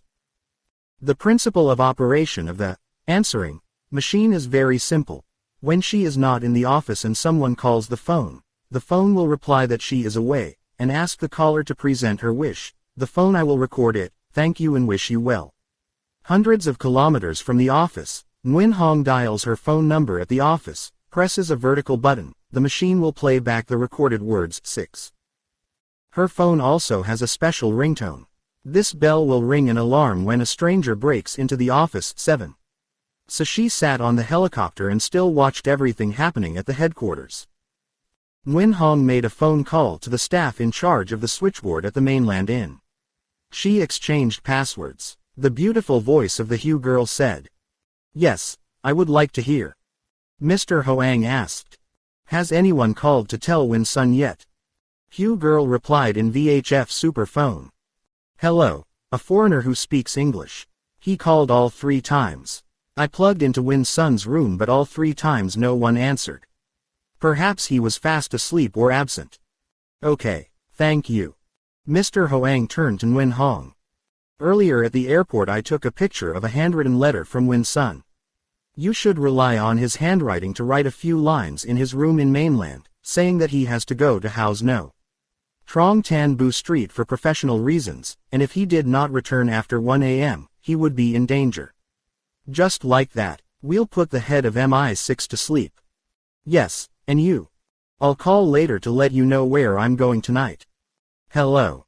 It's nothing. For many years now, the brothers and sisters in the department of O held me, guarded me, did not let me do anything, so my limbs became numb and itchy. I need to show everyone that I am still strong, have enough bones to shoot guns and fight with the enemy, but I am not as close to the earth as far from heaven as you think. Nguyen Hong was silent, looking through the helicopter's door frame. The night wind blew, but she could still hear her heart beating in her chest. She suddenly remembered Van Bin's earnest words. He thinks that after years of confinement in the office, Mr. Hoang's craving for activity is just a natural reaction. But that's the reaction of a lamp that runs out of oil, flares up strongly and then goes out. She loves the CEO like her father. She couldn't cross her arms and watch him plunge headlong into danger. But she knew that disobeying him was not easy. Mr. Hoang is one of the most stubborn people in the world. The helicopter slowly landed on the polished concrete airport. Note. 1. The father of panache martial arts, France, is Roger Lafond, a professional soldier, enlisted in 1933 as a special martial arts instructor in fencing, stick fighting and boxing. Lafond was imprisoned by Germany after the French defeat. After the war ended, Lafond returned and founded the martial art of panache that he invented during his prison time. Later, Lafond opened a dojo in Paris. The secret of panache is to hit the acupoint quickly and dodge quickly. Before attacking, panache usually hits a punch almost similar to the Chinese fictitious boxing. 2. Regarding the activities of Sulavong, Sam Fuan, international agent, please see in The Poison Queen, 2 full volumes published 1967. 3. In addition to Grundig, there are also Bell's picture phones and less expensive Visiophones by Pisson Bros. Has a range of 3,000 to 4,000 meters. 4. There are similar machines on the market like Extraphone TAP 905, Amplimatic 8, Asman T607, Ampliratio Neophone. 5. The most advanced today is the Selectophone 8, which can automatically call 50 numbers. 6. Phone recording, Polydict 818, Alibi Nota F from far away to call to the office to listen to the recording, have Centophone 23 OS, or want to order back to the office, have Alibi Nora F. 7. This electronic alarm and guard system is now set up in spy offices around the world with CGCT or MC machines. Z28 Don Vu Nude, Chapter 6, The 5 Days of Reunion. Nguyen Hong parked her car on Nguyen Hue Street. For many months now, since the day she moved to a spacious building near the river, she has never enjoyed the pleasure of parking on Nguyen Hue Street to enter tax, glued to the mirror cabinet, admired and bought beauty products. The most luxurious and most modern, or go inside the transparent glass door refreshment shops, to eat ice cream, to watch elegant boys and girls gliding back and forth like lights among hundreds of thousands of colors. The reason was not because she was a bad driver, not brave enough to get in the middle of a long convoy. She is a good driver, not inferior to men. Of course she does not dare to compare with Van Bin. Her car is short and compact, Honda Racing, convertible. Her tiny race car was more expensive than the American gas-drinking giant Mustang, because it was a Honda 800 SS. Having enough $6,700 to buy a first-class racing car, Nguyen Hong can't help but have money to buy top-notch clothes and cosmetics that are sold in this central area of the city. In fact, she has tens of thousands of dollars, millions of Vietnamese silver. She can spend as much as she wants. No one stops her, no one controls her. But she couldn't enter tax, couldn't walk in a mini jupe on Freedom Avenue, because she had to work around the clock. She could not park her car on Nguyen Hue Street because a short distance away was the secret office of the Secret Service, where enemy agents could recognize her and attempt to assassinate her. Assassination techniques had advanced to a level of unparalleled sophistication and science, and even a small fountain pen, a tile the size of a child's marble, was enough to blow her Honda into pieces. Another reason has made Nguyen Hong away from the shopping and showy life of all women of her age. This reason is love. At 30 years old, she was still young as a young woman of 23 or 24, but her heart was locked with the permanent image of Van Bin inside. She let out a long sigh. Nguyen Hue Boulevard is crowded and bustling during the day, as quiet as it is at night. The world has long gone to sleep. She lifted her glass, reached into the drawer under the dash, and took out a baby seal skin pouch, a pale yellow, 1-month-old seal that lives on the sea ice in northern Canada. On a trip to the U.S., Van Bin bought her a gift. Newborn seal skin is not expensive, because Vizone skin is 10 times more expensive. He bought her for a special reason. He went to the place, following the seal hunters. For the rest of his life, he would never forget the sight of dozens, hundreds of muscular hunters with huge sticks in their hands, rummaging through a vast expanse of white hard ice. The tanning industry only requires seals to be born for about 3 or 4 days, so the hunter only needs to hit the animal's head with a stick, once, twice, 3 times until it vomits fresh blood and rolls out, then bends down. Pull out a knife, peel off the skin, bring it back to sell. Hearing him speak, Nguyen Hong howled, covering her eyes with her hands. Scary. I don't like this seal purse anymore. Van Bin raised the bag to look. I bought it for you for the same reason. Think about it. I'm like you. Do we like shooting people, killing people? Yet every year he puts his hand in the blood of dozens of people. Every year, about 260,000 newborn seals are slaughtered by hunters. Every year, the number of spies killed in the secret war, which is poetically named, between the two sides, also reaches hundreds. The competition for spies is as brutal as the hunt for newborn seals in northern Canada. We don't like it, but for the sake of the nation's right to life, the right to live for free mankind, we must like it. Nguyen Hong caressed the smooth skin of the seal, her voice lamented. Poor. Van Bin sighed. If I could see it on the spot, I would be even more pitiful. Less than a week after birth, the seal was still with its mother. Suddenly the hunter came, killing it in front of the mother's eyes. The same goes for espionage. If it is exposed or in danger, department employees like you and I can only rely on our own talents and luck because the government does not recognize and interfere. Nguyen Hong used the seal wallet for a few weeks, then Van Bin had to go to Thailand. When he returned, he was ill with dementia. Many times when she went to the hospital to visit him, he would sit still in a corner, not saying a word. The doctor thought he would have to be treated for a long time to have any hope of recovery. By chance a seal leather handbag had helped him out of his chaotic dream. She slipped and dropped the bag on the ground. He bent down to pick it up.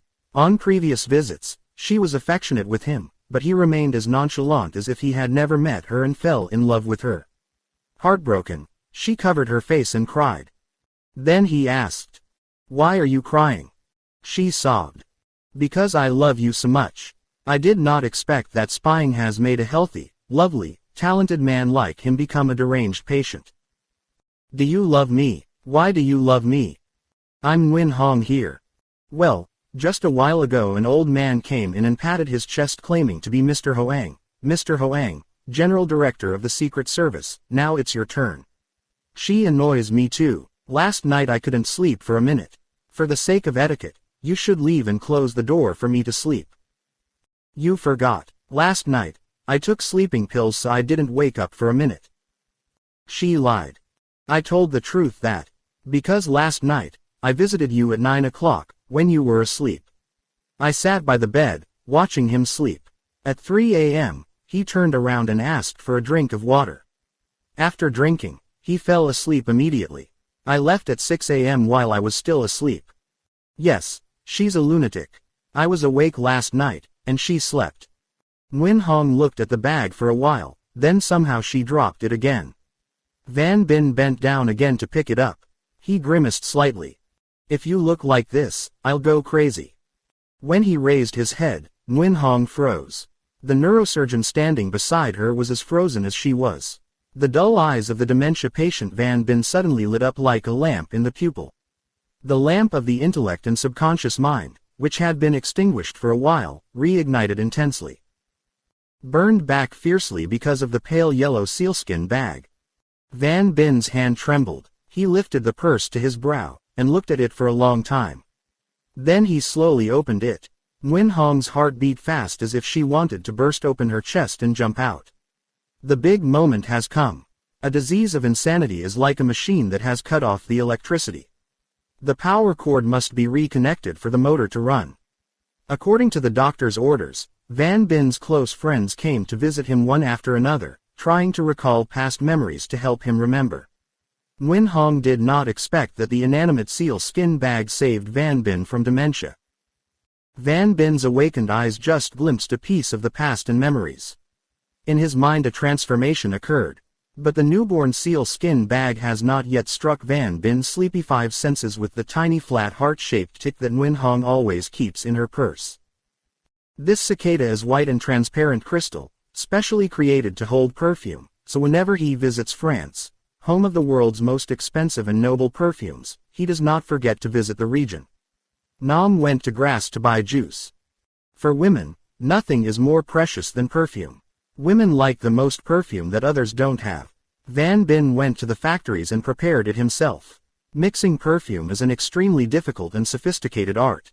A good perfume usually consists of 80 to 150 different aromatic substances. All the famous flowers on earth were used, such as the geranium of the Black North Africa, the mint from Japan and China, the rose of the Far East, the rose juice of the Baojialoy, Chinese amber and musk. Nguyen Hong prefers jasmine juice over all other perfumes. Jasmine in the south of France is considered the most fragrant in the world. Van Bin usually comes to Grasse in the fall, the season for picking jasmine flowers. Nearly 10,000 flowers weigh 1 kilogram. And it takes exactly 1 ton, that is, 1,000 kilograms of jasmine flowers to squeeze 1.5 kilograms of juice. But it is the second-class juice. If you want to have the best juice, you have to put it in a distiller like wine. And to have a kilogram of this premium juice, one must use from 7 to 10 tons of jasmine flowers. The glass jar kept in the Nguyen Hong bag contains the premium juice of jasmine flowers mixed with many other juices. Anointed, especially on the skin and hair, it secretes an intoxicating scent. Smelled, men will gnaw at the intestines and liver, blurred vision, trembling limbs, hot blood rushing through the body. Van Bin named this juice, Chaos. He had just given her a bottle of Thac Lone perfume nearly half a liter. However, Nguyen Hong only used sparingly. In the evening before boarding the car to Tan Son Nhut Airport to meet Nguyen Sun, she clumsily opened the cork and flipped the perfume bottle upside down, turning the full bottle into an empty bottle in an instant. Its scent is unique and strange. Sleeping soundly, the giant elephant in the jungle can also wake up before the scent of Thac Lone. Thanks to an unusual coincidence, Van Bin was able to smell the fragrance of Thac Lone. He opened his wallet and his face suddenly changed. He held the perfume bottle to his nose, then looked at Nguyen Hong. Then he blurted out, "This scent is so familiar. So familiar." Nguyen Hong was happy to tears. So Van Bin is about to recover. She wanted to run across the street shouting for all to hear. So happy, oh my God. Tonight, on Nguyen Hue Street, Nguyen Hong feels like the fragrance of Thac Lone perfume is mixed into the air and blends in with the landscape. The mainland inn is still open. Nguyen Hong casually walked straight to the stairs. Her luxurious clothes, and especially her splendid and aristocratic beauty, helped her get past the doorman easily. She was not surprised. Women's beauty is still considered an international passport from time immemorial. Even though the doorman was the brusque, brutish black soldier of the impregnable American binding, Nguyen Hong was still able to use her sublime magic to enter freedom. Phuong Kai, this is just a hotel. Nguyen Hong leisurely went upstairs. Her thin soles walked smoothly on the red nylon carpet. She wore her shoes very low, but her figure was still tall, looking like a Western woman. Her level of balance and fertility is not much inferior to Western women, and in some advantages, even more. She does not need to wait at the plastic surgery clinic, but her body is still round, still stiff, still making men of all ages blind and suffering from blood strain. Arriving at Nguyen Sun's room, she stopped to listen. She put her hand on the doorknob. Amazing how the door slowly pushed inwards. She was about to step back, but she couldn't. She was about to pull out her gun, but it was too late. She was only one micro-analytic clock behind her opponent. So I had to swallow my regrets.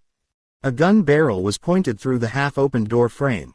A small voice said, "Invite her into the room."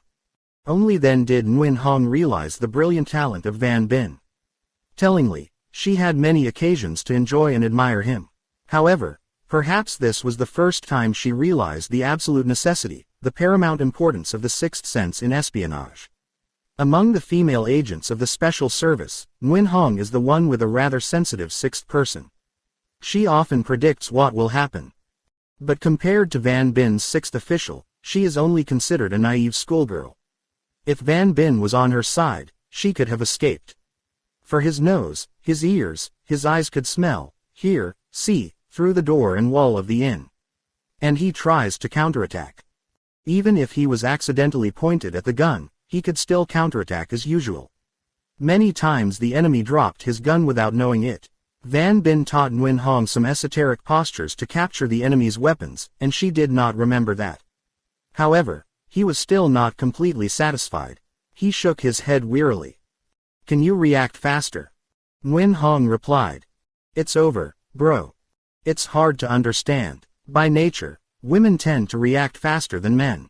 The problem of speed and slowness is very relevant in taking the enemy's gun. The enemy held the gun to his body, his finger was placed on the trigger, just lightly pressed the bullet to explode. How should we make it so that when the enemy pulled the trigger, the bullet shot out?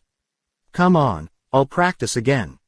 But rehearsing for the 10th, 20th, and 50th times, but still could not keep up with Van Bin. He was hot and angry. Like a child, she burst into tears.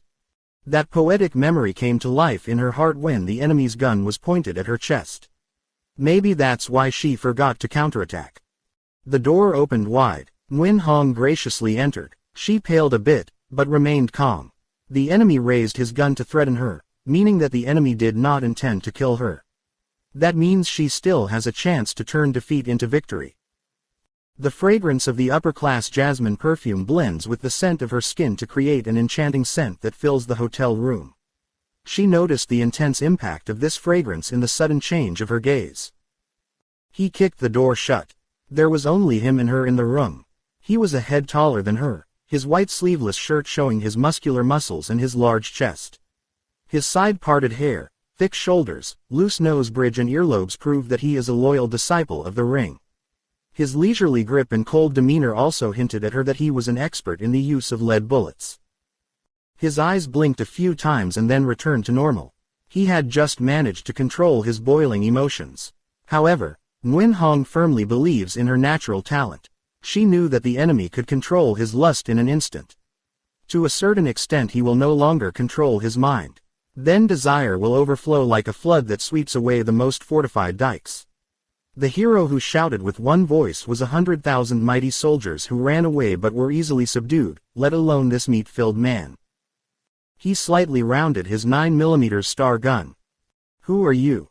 In the first minute, he made an unforgivable professional mistake.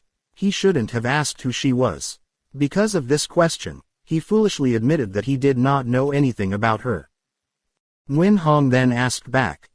And you, who are you? She points to the question with a charming smile. He stuck his tongue out and licked his lips as if he hadn't had a sip of water all day. This gesture is not strange to Nguyen Hong. Men are confused by beautiful women who often act like him. The embarrassment of just a few fleeting seconds can help Nguyen Hong regain the initiative. Taking advantage of the situation, she took a step forward. The man shakes the gun. Stop, what are you doing? He assumed she was moving forward to grab the gun.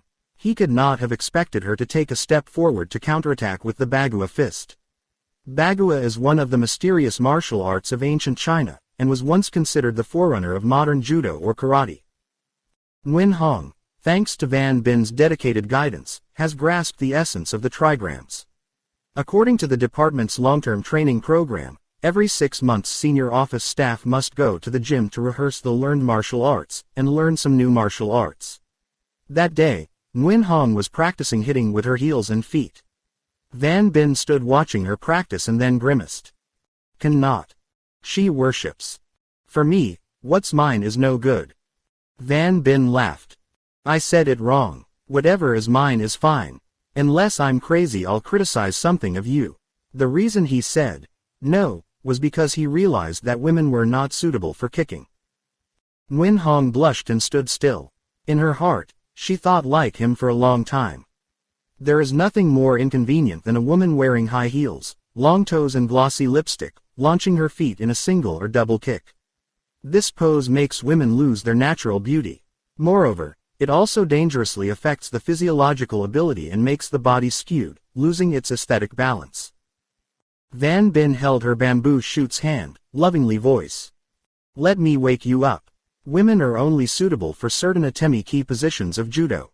Regarding the Chinese rite, there is Fuang only secret method 1. However, learning the trigrams is both faster and more beautiful. I guarantee you in just a few days you will understand the 8 basic postures of the Bagua. And from these 8 basic positions, she can transform into 64, more than enough to knock down a male opponent in an instant. Not the first time Van Bin mentioned the secret of Bagua Kian, but in previous times, he just said it briefly and then forgot it. Having studied martial arts for a long time, and consulted many martial arts books, Nguyen Hong knew the terrible benefits of the Bagua, which is based on the 8 hexadecimals of the I Ching.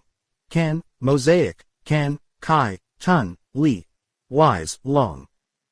She knew that the Bagua Kian was born nearly 5,000 years ago, during the reign of King Fukhai, one of the 5 emperors too. Of the 8 basic positions, half are offensive, and most of the offensive and defensive postures use 2 hands. When he was in mainland China, Van Bin went all the way to Hubei province to study the trigrams. Because after thousands of years, the Bagua Kian has changed its shape, especially in its homeland, Hubei, there are still some orthodox martial artists 3. Based on the 8 trigrams, Van Bin invented a number of quick blows. Every time he hits, he dies, at least he is seriously injured. However, he never passed it on to anyone. Just as Van Bin planned, Nguyen Hong only needed 48 hours to delve into the strange world of the trigrams. After many days of subsequent practice, she was able to create 2 hands that were half hard, half soft, which when hard could crush an opponent's skull, when soft, she could suck the opponent's blows as if applied with real glue. So, when she took a step forward, swinging her hands wide open in the green dragon facing away position, the man was completely blinded by the flesh, and before he could pull the trigger, his right hand holding the gun was hurt. Keen. He gritted his teeth in pain to keep the gun from falling. But also in that second, Nguyen Hong's left hand hit the middle of his face. He staggered about to fall, but was able to get down in time to prepare to attack. Song Nguyen Hong took another step forward with a black tiger move, stance, both of her hands plunging into his face. Nearly 80 kilograms of tough meat and bones suddenly became soft like vermicelli. He let out a short howl and slammed his head against the door. Nguyen Hong made him sit up, slapped him hard on the cheek to wake him up. He looked at her with bewildered eyes. Perhaps the shock of the survivors of the 2 atomic bomb attacks at Trong Ky and Quangdao during World War II was just that. The reason he was surprised beyond imagination was because he thought she was a woman with weak legs and soft hands, or only knew a few pieces of self-defense martial arts. Her Bagua fist attack had completely shaken his spirit. Nguyen Hong returned the gun to him. I should have dealt him another blow to kill him, but for the sake of humanity I spared him. He stood up with his hands on his hands, put the star-shaped gun in his pocket, and lazily opened the door to go out. Nguyen Hong smiled and watched. She read his thoughts. He just stepped closer to the door when he turned around, the gun in his hand again. But Nguyen Hong burst into laughter. Knowing that he was mistaken, the man bent down and used his fingers to knock the mortar containing the bullets out. There were no bullets inside. A minute before, the gun that had not been dropped on the floor was still filled with bullets, 9mm bullets with intense destructive power. He cried out, "Oh my God," and opened the door in a panic, trying to run away. Nguyen Hong grabbed his shirt and pulled him back. "Well, where are you going to run to?" His eyes lost their luster. "I beg you." She cursed each part. "Have you seen it? The second time, I spared you.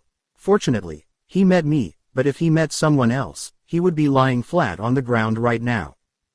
Yes, I know your skill and tolerance. I'm just an executive officer." "Huh, Nguyen Chan tricked you into dying. Later, when he returns empty-handed, Nguyen Chan will give him a bullet. Do you understand?" The man was pale and bloodless. Nguyen Hong said exactly what he thought. He was ordered to go to Nguyen Sun's room to wait, even if he had to wait until morning. If anyone came, he would forcefully take them away. It happened differently. Having failed, he did not dare to return. The discipline of the international agent is symbolized by a black skull resting on 2 black crossbones. It took Nguyen Hong only a minute to convince the member of the international agent. He obediently followed her down the stairs. Before leaving the room, she did not forget to leave on the table a note forged in Win Sun's script. This letter will distract the MI6 alley's search. Cool wind blows around Lam Sun Square. In the quiet of the night, the sound of the man's checkered shoes still rang as if the leather soles were made of iron fish. Nguyen Hong treated him gently and generously, not because she hated getting her hands on killing. She'd lived too long in the shadow conflict business to understand that humanitarianism was just an empty, humorous term. The reason she used sweet words was because she realized that there was no other solution. He didn't deserve death, but if she let him go, the Emperor's plans might be exposed. To protect the secret, she must kill him. But kill him and then take the body. Only way to move to the roof. The security forces in the city center are very numerous. They will see and will raise many unfavorable questions. Although she did not meet government security personnel, Nguyen Hong still faced many other great difficulties. The biggest difficulty is that although she is good at martial arts, she is still a woman. She cannot carry the man on her shoulder to cross the roof as quickly as Van Bin. The upper hand is to trick him out of the inn. And he happily followed her. Going to Nguyen Hue flower shop, Nguyen Hong walked back to her Honda car. She had to go quickly for fear the man would change his mind. If he runs away, force her to chase down or shoot. She opened the car door and let him climb in first. Before starting the engine, she turned on a button on the dashboard that looked like the on-off button of a car radio. This button is connected to a special tool that is responsible for alarming if in her absence a thief opens the car door, opens the bonnet to place explosives. This tool can see any foreign objects attached to the underside of the vehicle. In case the car is hit by a mine, a mellow trumpet will sound. From the day many car thefts occurred in the city along with many cases of attaching explosives to cars of the Secret Service, Mr. Hoang ordered the creation of this state-of-the-art, magic eye, device. Therefore, the rate of sabotage and assassination of Secret Service personnel has been reduced to a minimum. The engine of the Honda 800 SS rang bum bum. The sound of the engine was round and warm as if there was a secret force pulling the man back to reality. He was starting to feel foolish. He glanced at Nguyen Hong, then hurriedly opened the car door. Song Nguyen Hong acted at the right time, causing the international agent to turn back in time. When the engine was over, she slammed her left hand into his throat. He let out a sigh and fell down. He will sleep soundly for hours. She will drive to a predetermined location, lock him in a private cell to exploit. Maybe he will be released after the work is done. But it is also possible that he has to go straight to the afterlife. Nguyen Hong looked around the island. There was no one around. Police officers are standing in the distance, as far as the city hall. If they have a disciple's eye, they can clearly see the inside of the tiny Honda 800 SS. She turned on the super-frequency phone and called the CEO. "Sir, it's done." Mr. Hoang's voice was hoarse, probably because he had smoked his dozenth Haven cigar of the day. "Have you met Nguyen Chan's people?" Yes, I took it with me." "Very good." She drove him to Go Duck K and handed him over to the staff on duty. "Remember to give him sleeping pills." "Yes, still proceeding with the plan." "Still, I am waiting for you." Nguyen Hong hurts in her heart. Mr. Hoang decided to jump into the tiger's cave alone. She tried to dissuade him, but he wouldn't listen.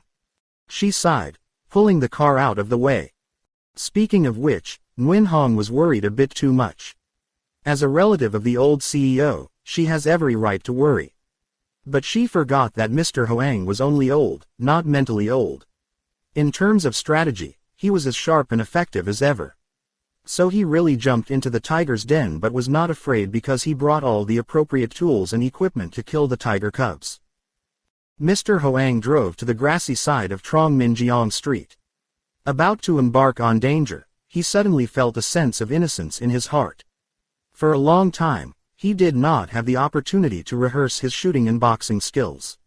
And also, for a long time, he did not have the opportunity to go alone, drive alone, following a route determined by himself. Indeed, his position as Director General of the Secret Service required him to maintain maximum security. Wherever you go, bodyguards follow. During the first tumultuous time, bodyguards in plain clothes crowded cars, using flesh and blood to cover him. By the time the department had money, and purchased a heavily armored car, the chassis, and the bulletproof glass, the number of escorted bodyguards was reduced to 4 people. After that, Ladeep changed completely. The garden crane of the Secret Service chases away the bodyguards after testing them. Every bodyguard has dozens of degrees in bodyguards and only endures for a minute with Ladeep. He thought that the presence of the price of rice bags made Mr. Hoang more difficult. Since then, Ladeep became Hoang's double card. He followed him day and night, like a shadow with a shadow. Because he was single, he was not busy with love and whiskey like Van Bin, so he often slept at the department, on the chair next to the office. But Ladeep had an accident. Mr. Hoang got out of the car. The 2 dogs quietly jumped down. These 2 dogs are a formidable force that can protect Mr. Hoang more effectively than a squad of black belt bodyguards, equipped with modern weapons. They are not German flats, famous in the world. However, they are more nimble than the Flash, many times smarter than the beggar.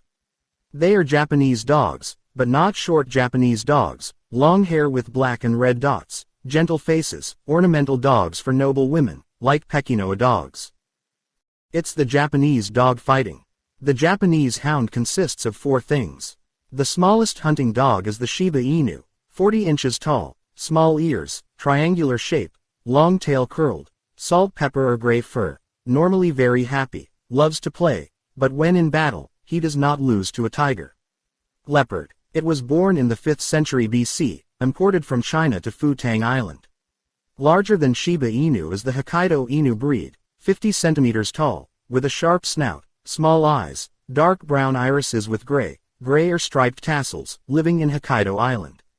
This breed is large, healthy, and very loyal to its owner. Many Hokkaido Inu risk their lives to save their owners, and are even recorded in Japanese history books.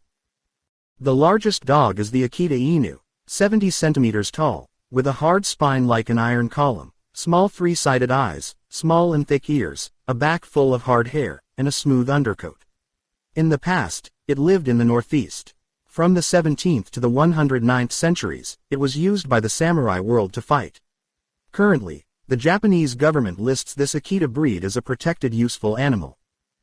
The fiercest breed is Tosa, 60 centimeters tall, about 38 kilograms in weight, round, square snout, folded ears, thick and short hair, red color.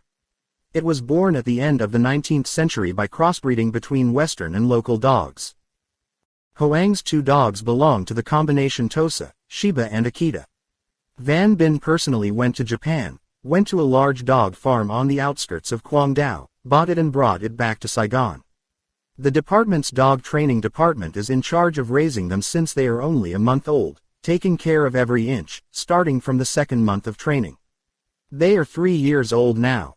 Dog age is calculated differently from human age. The first year of a dog is equivalent to 25 years of a human, and the 2nd year onwards, each dog year is equal to 5 human years, so a dog of 3 years can be considered as equivalent to 35 years. Person's age. The 35-year-old has matured, his body and intelligence are extremely developed, so Mr. Hoang's 2 Tosa dogs are classified as the most powerful Bengal of the department. The characteristics of the 2 Tosa are 1 male and 1 female. They are husband and wife and should protect each other to the fullest. They do not bark woof like all common flats. They are always silent. They jumped back, biting the victim's neck, causing only wind-blown noises.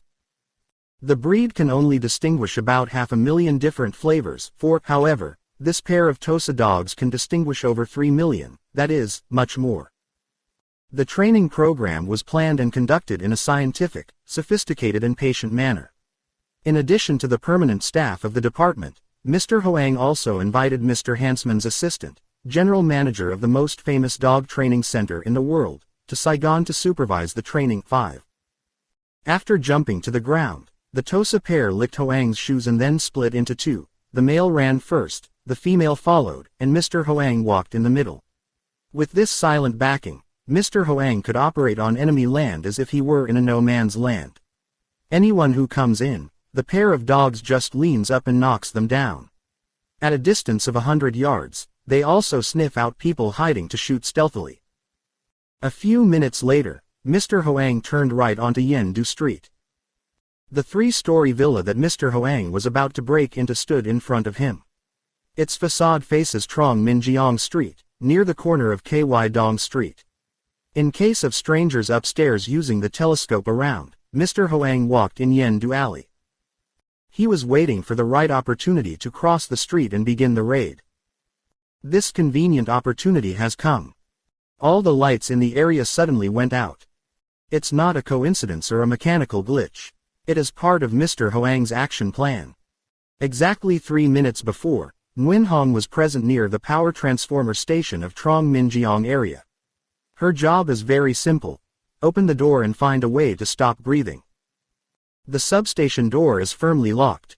But this type of lock has become a child's toy for espionage experts like Nguyen Hong. She had carefully planned, from the time she parked the Honda 800 SS to the time the lights went out. It only took from 120 to 180 seconds. However, an unexpected obstacle appeared.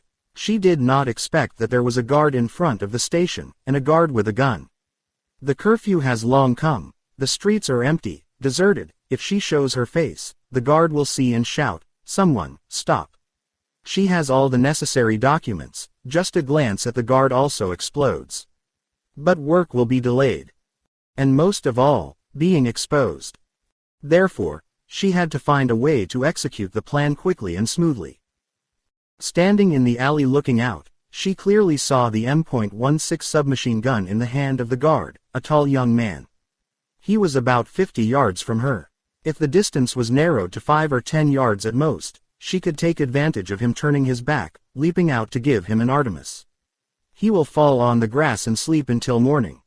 Here, he is too far away. He stood there again, facing her. Looking at the clock, Nguyen Hong frowned and muttered, "It's too late. I can't wait any longer." Saying that, the tattooed woman walked out of the dark alley. As she predicted, she had only gone a short distance when the man shouted, "Who's that? Stop." Nguyen Hong stopped and replied, "Sir, here I am." He walked towards her. Nguyen Hong was secretly excited. She could knock him down as easily as a blindfold in her pocket. But only a few steps forward, he stopped, pointed his gun, and said harshly, "Do you know what time it is?" She replied, "Yes, it's curfew." "Right. Please show me the papers." "Yes, here are the papers." The inexperienced man made a childish mistake. He reached out his hand to accept the stack of papers given by Nguyen Hong when a gust of wind blew into his neck.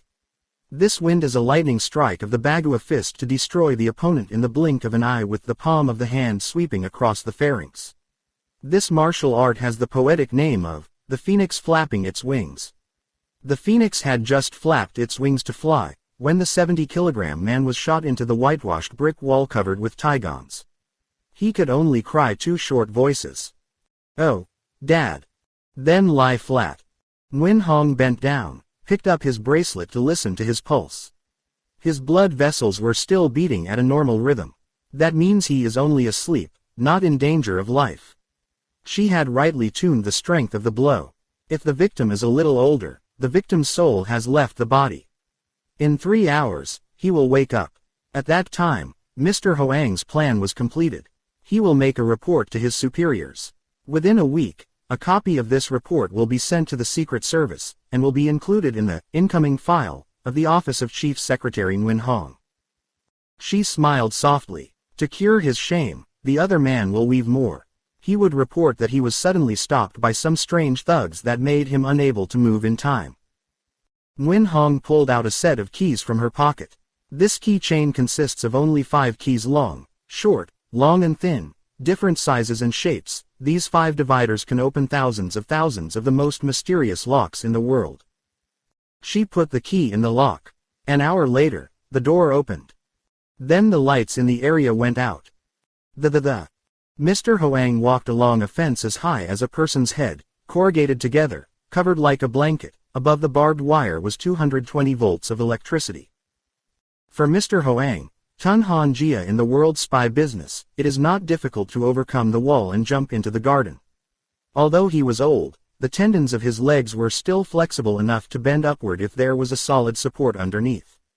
However, Mr. Hoang does not need to use martial arts, because for many years, he has worked hard to study a new profession of spying, like the handbook, Painless Birth, Everyone Can Learn English. In other words, he tries to find and invent new tools and techniques that make it easy for anyone to be a spy, without having to go through 5-7 years of training like in past. According to Mr. Hoang, the slogan of the future action spy is, all done by machine. So, tonight, when he broke into the 3-story building, the Người Hoi Club, Mr. Hoang used all sorts of strange machines. The path was dark as a button, but he did not stumble even though he was severely nearsighted because on the pair of myopia glasses, there was another pair of thin glasses, which had the effect of seeing through the night. Besides, the male Tosa that ran ahead would stop from time to time, waiting for Mr. Hoang, his tail wagging to touch his body. Any part of the road that was crooked or had deep potholes, it would bite his pants leg to report the news. From the garden came the sound of a dog barking. The flats in the mansion smelled the stranger. But a minute before, Mr. Hoang had taken out of his pocket a whistle similar to that of children playing. It's a separate type of whistle. When blowing, the number of supersonic sounds is emitted, which cannot be heard, except for dogs and cattle. The dogs in the villa were just wailing violently when Mr. Hoang raised the whistle to his mouth. In the blink of an eye, as if by magic, he silenced the raging dogs, their ears down, their tails hanging down, lying flat on the ground. The 2 Tosa are fine because they are wearing rubber masks, with a filter that prevents supersonic. The type of supersonic sound emitted by Mr. Hoang's whistle made the dogs in the villa tinnitus, causing headaches as if they were pierced by a sharp awl, causing them to lie down and catch their breath. Mr. Hoang continued to blow. Experience has shown that flatbed dogs are very good at enduring, with many dogs getting up immediately after lying down and barking louder than before as if to tell their owners. This phenomenon will make the watchman in the garden suspicious, and Mr. Hoang's plan tonight will be ruined. 3 big, fluffy, leopard-like flats, as majestic as usual, as cowardly tonight. Normally, they just raised their legs, barked with a small sound, and the person carrying the weapon in his hand also fled in panic. However, when hearing the monstrous supersonic whistle of Mr. Hoang, all 3 mighty flat-chested cows buried their muzzles on the ground, not daring to look up. Within 60 seconds, all 3 invincible flatches were completely sedated. Mr. Hoang stopped blowing his cymbals and listened. The barking was completely silenced. Knowing that the dogs were unconscious, Mr. Hoang walked leisurely to the side door. This 3,000-square-foot building has 2 side doors, reserved for discreet guests who don't want to leave by the front door. The round iron door with thick corrugated iron was fastened with a large chain. It seemed that the lock chain of the death cell of the Middle Ages could have been this large. The top of the chain has a rectangular padlock, which looks like a pack of cigarettes. This lock has a feature. If a stranger uses a fake key to open it or uses pliers to break it, it will sound an alarm. Normally, to unlock, one has to turn the divider from left to right, counterclockwise. This lock will open again. Mr. Hoang was well prepared, so he did not encounter any obstacles. The whole area had a power outage. The scientific alarm system of the Người Hoi Club was disabled. Like large villas in the United States, the Người Hoi Club is fitted with electronic alarms at the large doors outside the fence and in the house. On the 3rd floor, in addition to some permanent staff using telescopes to observe the garden, there is a separate television system in charge of monitoring and guarding. The building is also equipped with a giant generator that runs on gasoline, which can be replaced when the city's electricity is cut. However, it takes exactly 5 minutes to supply steam. During that 5 minutes, Mr. Hoang was able to carry out the plan. Mr. Hoang entered the garden. The male Tosa volunteered first. Mr. Hoang heard it scratching the ground. Understanding it, he sat down. A tall, scraggly animal rushed forward, as fast as a storm. However, Mr. Hoang was not surprised, because he knew this unusual animal was an ostrich. The owner of the club keeps 2 ostriches to keep the door, along with the herd of flats and electronic tools. The ostrich runs as fast as a car. Its solid meat is enough to knock over a brick wall. 2 Tosa are not yet its equal opponents. However, the ostrich is only big and does not do anything before the universal supersonic 2 whist. Mr. Hoang raised the whistle to his mouth to blow. Strangely, 2 strong, courageous ostriches suddenly fell to their knees. Mr. Huang stopped. The Tosa couple wrapped themselves around his feet. He stroked his children's heads, his voice cordial, as if speaking to a human. Stay here for a while. The couple understood human language, stuck out their tongues and licked Hoang's hand, then obeyed orders to retreat near the fence. They lie flat on the ground, their snouts slightly raised. Meanwhile, Mr. Hoang had climbed the steps into the living room. Dark sides. From the stairs there was a flash of light. But Mr. Hoang still calmly set foot on the cement stairs, smooth carpet. Mr. Hoang reached the first floor, the electric light also flashed. Even though he had heard the detailed report of the truth inside the secret building, he couldn't help but be surprised. Before him, behind him, was a sight he had never seen, though he had wandered around the world, rolling in the most expensive paradises. Everywhere there is light, but it is all indirect light by tube lights hidden in the wall, on the ceiling, on the floor. Neon lights include many different colors: blue, yellow, green, pink, purple, red, all light and fanciful, making guests ecstatic as if they were lost in a fairy cave. The already ecstatic guests were further ecstatic because the air was filled with the scent of flowers, a noble, expensive flower, respected for its beautiful shape and loving scent, the carnation. On the whitewashed cement and stone steps, in the corridor, under the window, in the room, dozens and hundreds of carnation pots of all sizes and colors are displayed. The carnation has smaller, finer leaves than other flowers. The flowers bloom so much that the pale green color of the leaves is completely drowned in the color of flowers, white flowers, roses, red flowers. Mr. Hoang has done many professions in his life. Sometimes he disguised himself, but sometimes he was as proficient as a person in the real profession. One of his most frequent occupations is floristry. He was probably born in a floriculture area, and his parents used to live by the art of growing roses, dahlias, and pears. Another part, perhaps because he has a poetic soul. Since returning home, taking responsibility for organizing and controlling the spy industry, Mr. Hoang has opened a flower farm twice in total. His headquarters was camouflaged in the camp. Every day, he gets up early, goes to the garden to take care of flowers, and then receives the staff. Gradually, as the work of the department increased, security issues also became complicated, so Mr. Hoang had to leave the flower farm in the suburbs to move to the city center. As a florist, he knew the value of carnations well. It is not the queen of flowers, but flower lovers have a stronger affection for it than with any other flower. Mr. Hoang has a special affection for the 3 upper-class variants of carnations, which are the Snow White, Queen, the Gentle, Sexy, Pink, May Rose, and the Saxonia flower. Purple. These 3 variants are grown in the West, in famous flower farms. The price is terrible, it takes a millionaire to buy it and put it in a vase.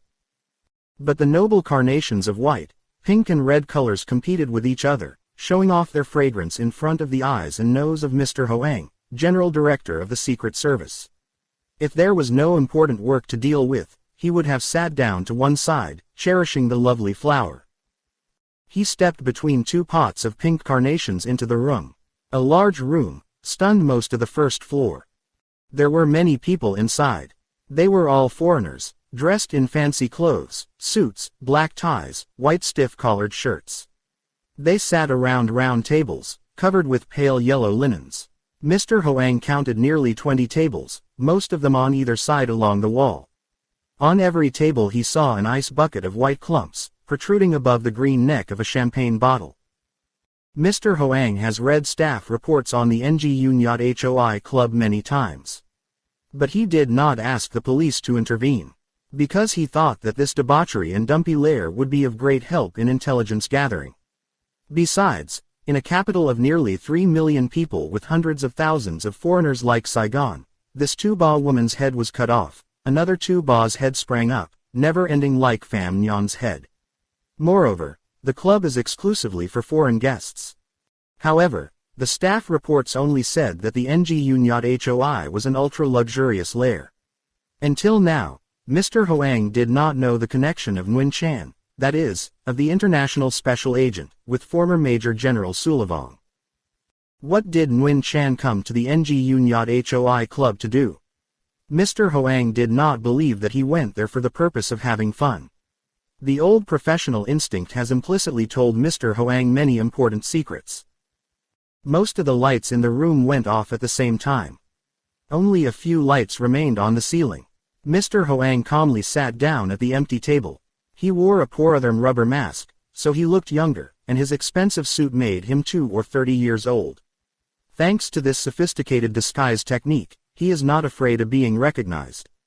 Guests entering the club each have their own card, and must pass through many checkpoints. To get to the first floor must be a regular or trusted customer. Therefore, Mr. Hoang calmly waited for the hostess to come to the table. Age, health and the burden of work have long turned Mr. Hoang into a monk. But the waitress, who was squirming forward, sent a strong electric current to his muscles, tendons and spine. He felt his whole body shake. The hostess here is dressed entirely in expensive nylon and lace by Valentine, famous in the US for its provocative nude fashion for men. The girl bowed to Mr. Hoang. She was about 18, 20, the most fertile age of women. Her face and body are quite beautiful. But her beauty could hardly attract dry and serious men if she did not wear white mini chiffon. This suit consists of a loose, glossy paper-like shirt from the chest to the abdomen slightly below, exposing the entire provocative chest. This hysterical shirt is listed in the Valentine's catalog with the number 207. Wearing such pants, women become more attractive than naked. Suddenly, Mr. Hoang thought of Van Bin. Agent Z28 is always criticized for being extremely sweet to women. Now, rubbing with the beauty of Fire Diem's son, Mr. Hoang knows that Van Bin's delusional attitude is just a natural reaction.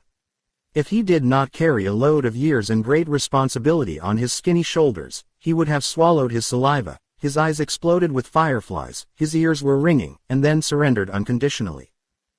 She asked, sweet as honey. Shall I open some champagne for you? Mr. Hoang nodded. The girl stood close to him. She deliberately rubbed her massive and exposed breasts against Mr. Hoang's cheeks. The director of the Secret Service had to pretend to tilt his head to light a cigar to keep from choking. She uncorked the champagne, let out a soft pop, then poured it into a crystal glass and brought it to Hoang's mouth.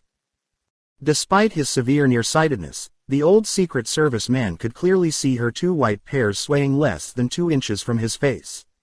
He took a sip, draining half a glass of champagne. The girl blew her mouth into Mr. Hoang's nose. There is a special menu today. Pigeon brain mixed with minced meat, stewed duck tongue, and fried partridge. Are you willing? Mr. Hoang nodded immediately to send the naked girl away. He didn't come here to eat delicious food. Dishes such as pigeon brain stuffed with minced meat, stewed duck tongue, and fried partridge are considered to be a support menu used by kings in China and the land of 1,001 nights, to satisfy the 3 palaces and 6 schools. People have to dissect 20 or more pigeons to get enough brains. And it must be male and female pigeons, equal numbers, more males or more females, or its arousal effect is spoiled. Minced meat cooked with pigeon brain is also not regular beef, or pork. Because according to the secret of cooking in the inner palace, pork or beef mixed with his brain lost all the essence. Pigeon brain is only mixed with a special meat, frog thigh meat. And also have to choose enough male and female frogs.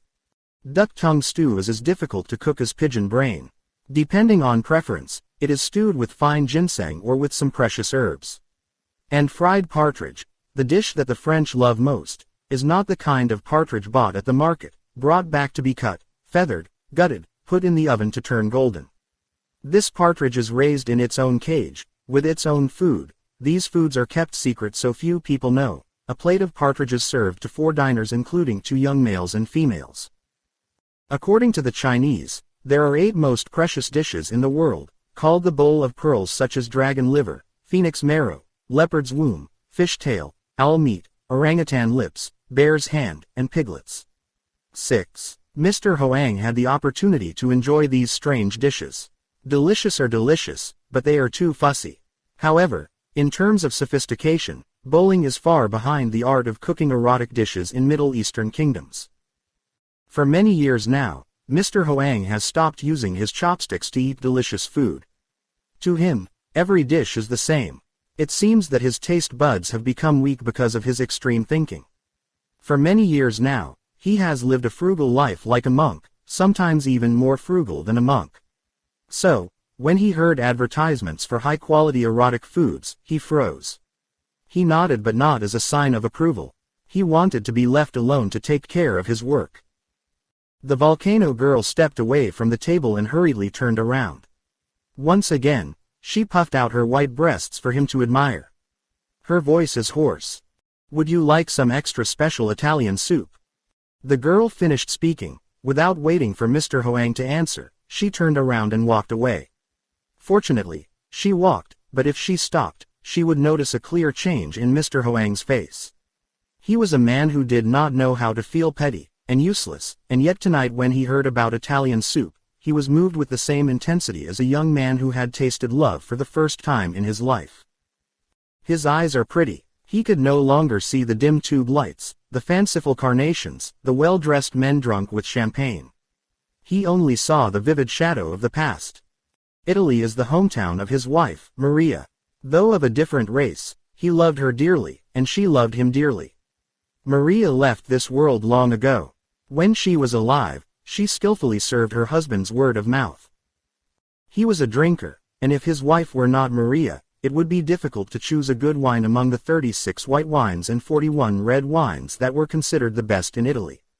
Maria often gave him Valpolicella to drink. He asked why, and she replied lovingly, "Because Valpolicella is the wine of lovers. Couples in the Verone region specialize in this drink. It is said that drinking it will make the love between a man and a woman strong forever."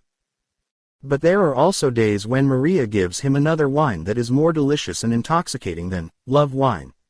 It is white but not like French white. Drinking it, he felt a sense of sadness, nostalgia. He told Maria. She laughed, but with a sad face. "This wine is one of the 2 best wines in Italy, probably better than any other wine in Europe. People call it Thinla, which means tears of the gods.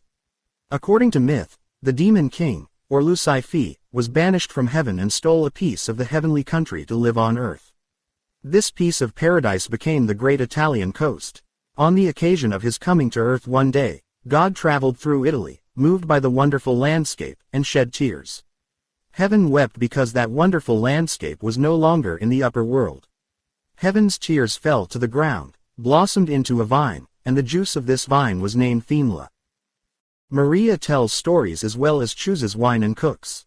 Therefore, Mr. Hoang can drink all the good wine as well as eat all the delicious dishes. Mr. Hoang likes soup with vermicelli the most. He liked it so much that Maria had to say, "If you still like this soup, I don't understand how much special Italian soup you like anymore." Therefore, Mr. Hoang knew the special soup. This soup is not your usual or fancy Italian dish.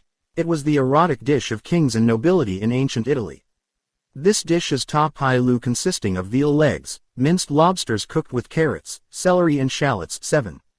Italy also has a strange plant, called the pizza yogurtu tree, mixed with wine or mixed with food that can turn cold-hearted people like ice into a volcano of love, infatuated all night, all week, not tired for a whole month. The Italian art of homemaking also specializes in the aspect of sexual service with soups cooked with cilantro, bay leaf, black fungus, cypress leaves, celery, artichokes, chocolate, and mint vegetables. Maria is no more. Tonight, at the NGU Nyat Hoi Club, they invited Mr. Hoang to eat a real special soup, not jokingly like Maria in the past. Suddenly, a tear for some reason fell into the near-sighted lens, making Mr. Hoang's eyes blurred. He sat up straight to suit the middle-aged role he was playing. The tray of food has just arrived. Mr. Hoang smiled at the hostess, then pretended to bow his head around with a joyful expression. His hand held a knife and fork, but he did not eat. He waited for the girl to disappear into the darkness, then looked up, continuing to look around. The dim lights in the spacious room were not enough to illuminate the furniture and diners. You have to walk slowly or know the position of the furniture in the room to avoid tripping. This twilight scene is very beneficial for Mr. Hoang. Mr. Hoang smiled to himself when he saw that the last lights had gone out. All is dark. Knowing the cause of the complete light out, Mr. Hoang looked up at the stage at the back of the room. This stage is a rather large wooden platform, the outside is covered with a red velvet curtain. Usually, big restaurants have a pocket stage to perform magic tricks, dance, sing, and especially undress dance. However, Mr. Hoang noticed that the wooden platform here is 3 times larger than the usual supporting wooden platform. The velvet curtain has not been opened, and above it is a large line of phosphorescent letters as follows. Lean Nude Eye. Below is the text. Padmini. No need to lift the velvet curtain, Mr. Hoang already knows what's behind.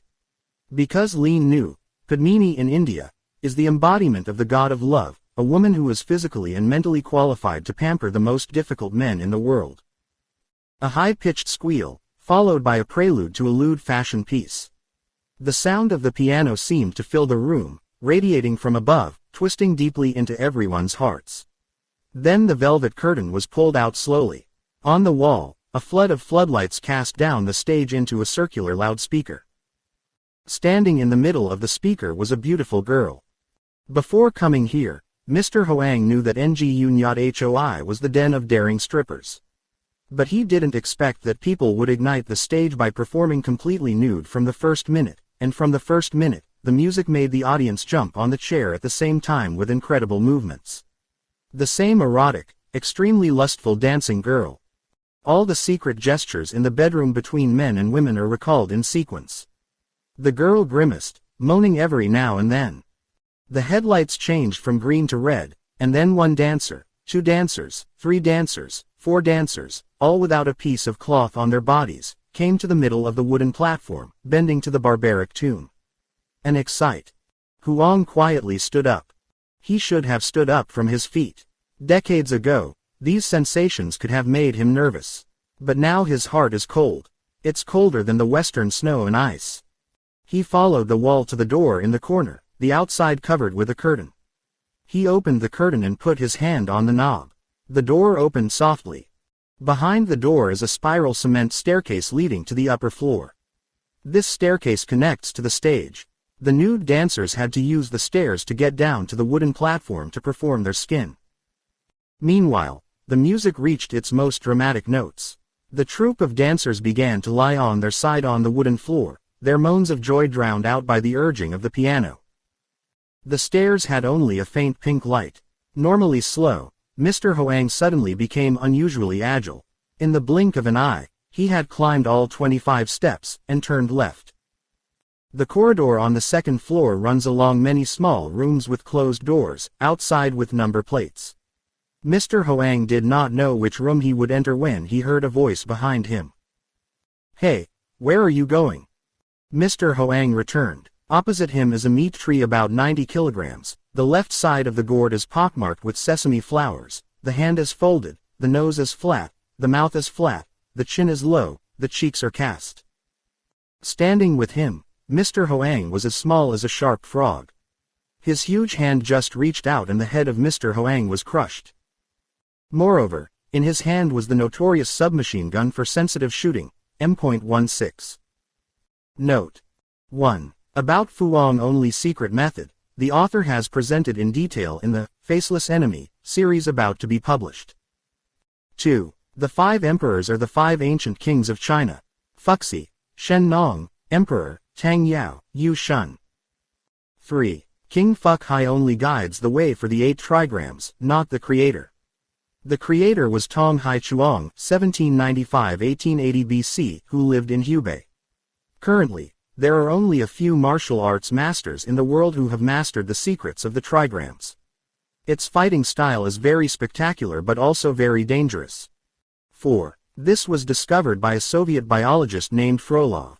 Another Soviet scientist, N.M. Mysnikov, at the Pavlov Institute, also discovered the breed's extraordinary sense of smell. According to Mysnikov, the breed can smell ammoniac, a small spoonful mixed with water in a large river. 5. It's the Grunheide Center, founded 40 years ago by German Konrad Most to teach police hunting dogs. J. Hansman is the continuation of Konrad Most's work. 6. Later, the bowl of pearls was exchanged, with 8 dishes as follows: bird's nest, sea cucumber, abalone, slag, lok wait, hu kong, sacrifice, hung thuong. These dishes are sold at large Chinese restaurants. 7. Just for fun. Don't experiment, damn it. Z28 Nude Don Vu, Chapter 7, Broken Thien Hong Branch. Nguyen Hong drove into a ground-floor building in the middle of a large garden near Trong Minjiang gas station.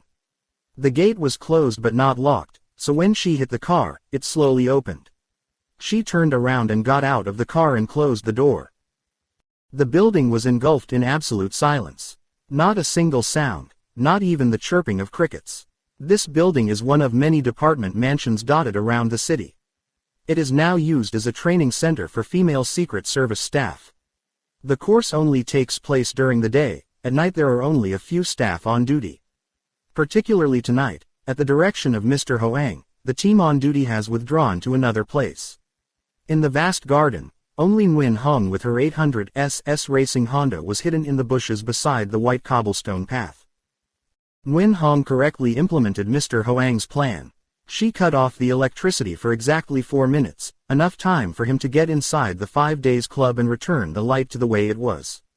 Finished, she returned to the ground floor of the department. Although Mr. Hoang has carefully arranged, Nguyen Hong's gut is still hot as fire. She always put her ear to the pocket radio, the smallest in the world, about the size of a Zippo, but with a range of up to 15 kilometers, speaking and listening as clearly as if talking to someone. Person sitting next to. When the general manager decided to break into the NGU Nyat Hoi club, despite her interference, she asked to go along. But again, Mr. Hoang shook his head. Cannot. She had to be outside to assist.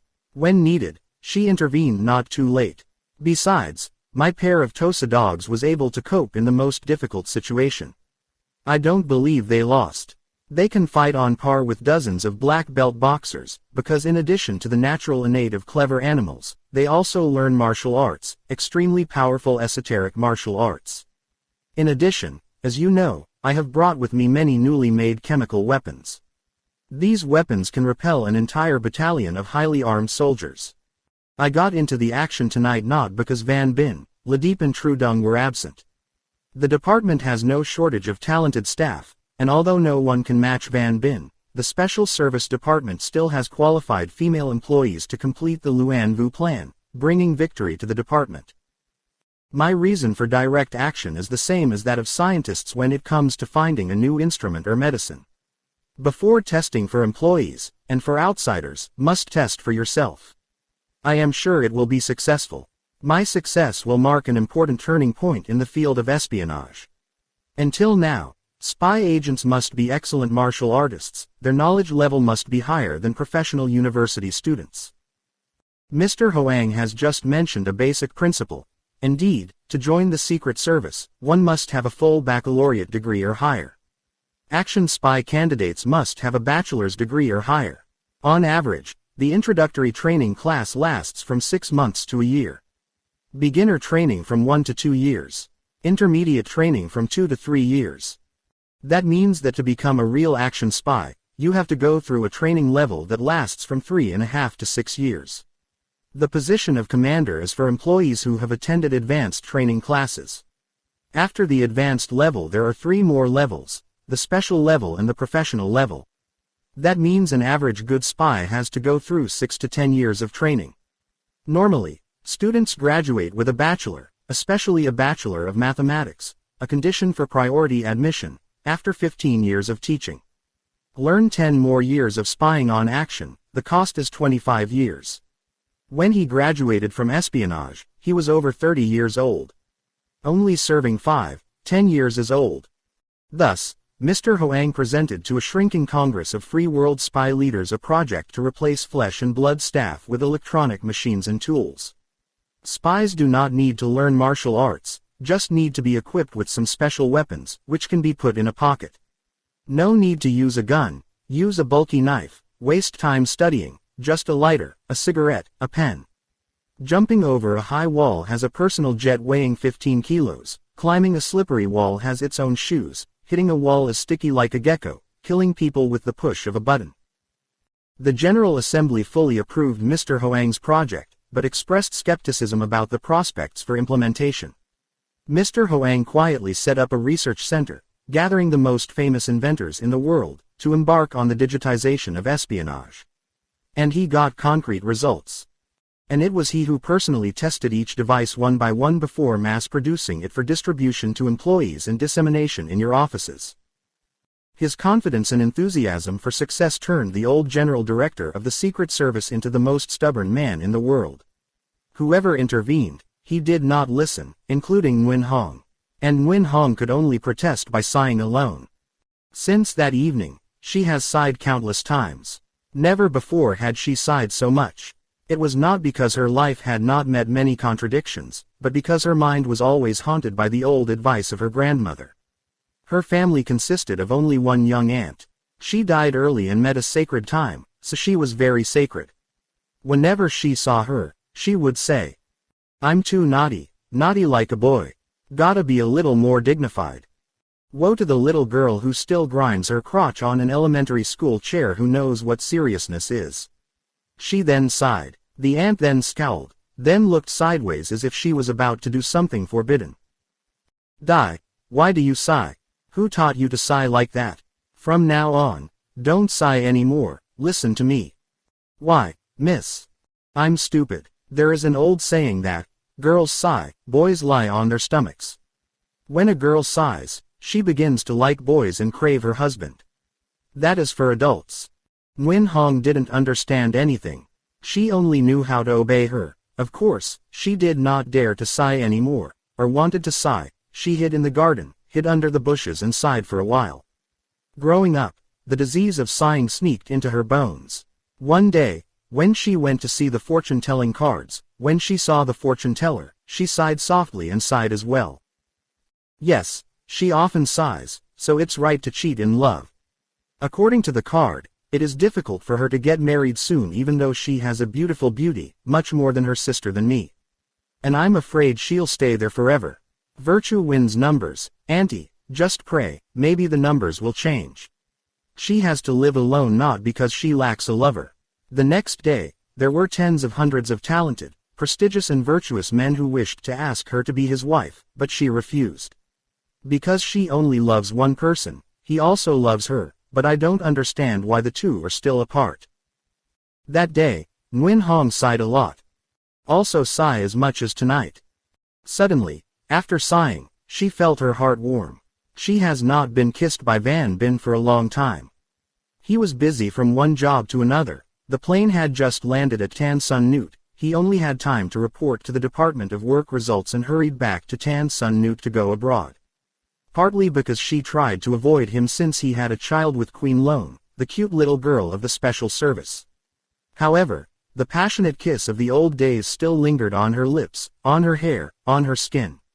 Her whole body shook violently as if Van Bin's gentle hand was caressing her neck, slipping into her shirt to find her swollen and firm breasts. Van Bin is lying on the hospital bed. Mr. Hoang, the respectable old man she considered her father, was rolling his back in danger. Impatient, Nguyen Hong pressed the radio's pronunciation button. Mr. Hoang's recorder was shrunk down to the size of an atomized pencil, embedded in the frame of myopia glasses. In Mr. Hoang's ears, 3 regular sounds emerged, tut, tut, tut. That means Nguyen Hong wants to know if Mr. Hoang is safe. Mr. Hoang put his hand in his pocket and pressed the button to answer the phone. Nguyen Hong heard 3 sounds of the title, and the title. That means Mr. Hoang is still safe. But just a minute after he announced the safety, the rough and fierce 90 kilograms tree appeared. "Hey, where are you going?" he said as he pointed the barrel of an M16 machine gun near Mr. Hoang's chest. The M16 gun is considered a fierce god in the automatic gun village. It shoots very accurately and dangerously. The oil emits only a small sound. The M16 bullet penetrates the meat with a tiny hole, but when it breaks, it cuts a round flare like a funnel. Only receiving 1 bullet is enough to kill, not need 2 or 3 like for carbines. More than anyone else, Mr. Hoang understood the effect of the M16 gun. He personally asked the technical committee to rely on the experience and achievements of the M16 to create a pistol that could be concealed in the body. He clearly saw the giant guard's finger on the trigger. But he was not afraid. Even his expression remained as calm as if he were standing in front of a child's water cannon. He shrugged. Go find a friend. Put the gun away. What are you doing? The guard bared his teeth. Hey, don't pretend to be naive. Raise your hands up to your head quickly, lest even the 20 bullets hit you again right now. Mr. Hoang frowned. Are you the watchman? Of course. He went up the wrong stairs. Then you put me down. Cannot. Before going down, he had to report to the security department several times. If he had come up here because he had lost his way, or by chance, they would have let him go at his leisure. As for you on purpose. Are you going to shoot? That's a sure thing. Well, don't make excuses, it's useless. Raise your hand up. Huang slowly raised his hands. Mr. Hoang's counterattack was as quick as an electric wave. He did not counterattack with the trigrams like Nguyen Hong, or the super atemi like Van Bin. It was a counterattack with a strange weapon that had just been invented. This strange weapon is a small fountain pen, round and 1/3 the length of a PAC 75 fountain pen, which fits in the CEO's commanding palm.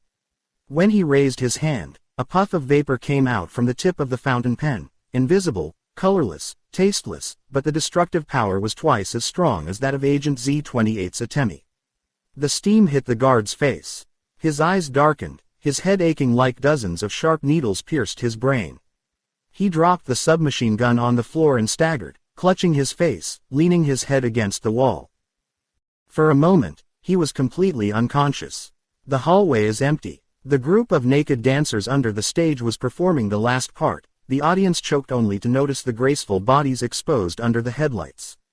At that time, if a bomb weighing a ton was dropped in the middle of the roof, they would not hear it, let alone the sound of the gun and the meat tree falling on the attic floor. Mr. Hoang dragged the restless man into the room number 12 at the end of the corridor. He used Kwatsu, pressing on the grave of the mourning man to wake him up. Opening his eyes to see him, the guard opened his mouth to shout. But Mr. Hoang tapped his forehead with his finger. Shut up. Call and die. The guard swears. Who are you? What do you want? Mr. Hoang smiled faintly, pressed the nib of the fountain pen to his shoulder joint, and lightly pressed it. The guard felt like his collarbone had been shattered by hundreds of grenade fragments. The pain made him dizzy, eyes wide open, tears, and runny nose. Mr. Hoang asked him.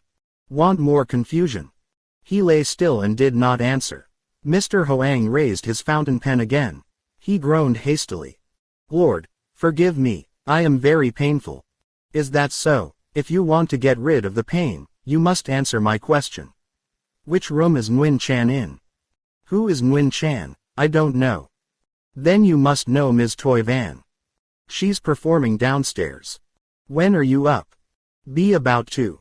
Which room does Toy Van go to? Room number 7. Mr. Hoang already knew what he needed to know. He's a junior employee, so he doesn't deserve to die. However, Mr. Huang could not give him freedom. He needs to sleep for a while. Once again, Mr. Hoang injected the air contained in the fountain pen into the guard's face. This airgun can fire 10 shots. Depending on how far or close the gun is, whether one or more bullets are fired, the shooter can know in advance how long the victim will fall unconscious. The duration of narcosis is calculated, at least 5 minutes, and the longest is 2 hours. The toxic gas in the fountain pen is similar to the American-made mace used in anti-protesters, however, it is more refined, its impact is faster and stronger. Mr. Hoang left the victim lying on the ground and opened the door ajar to look out. Still no one. The band downstairs was playing the last notes. Room 7 is in the middle of the hallway. As Mr. Hoang predicted, every room was not locked. Each stripper has her own room to prepare.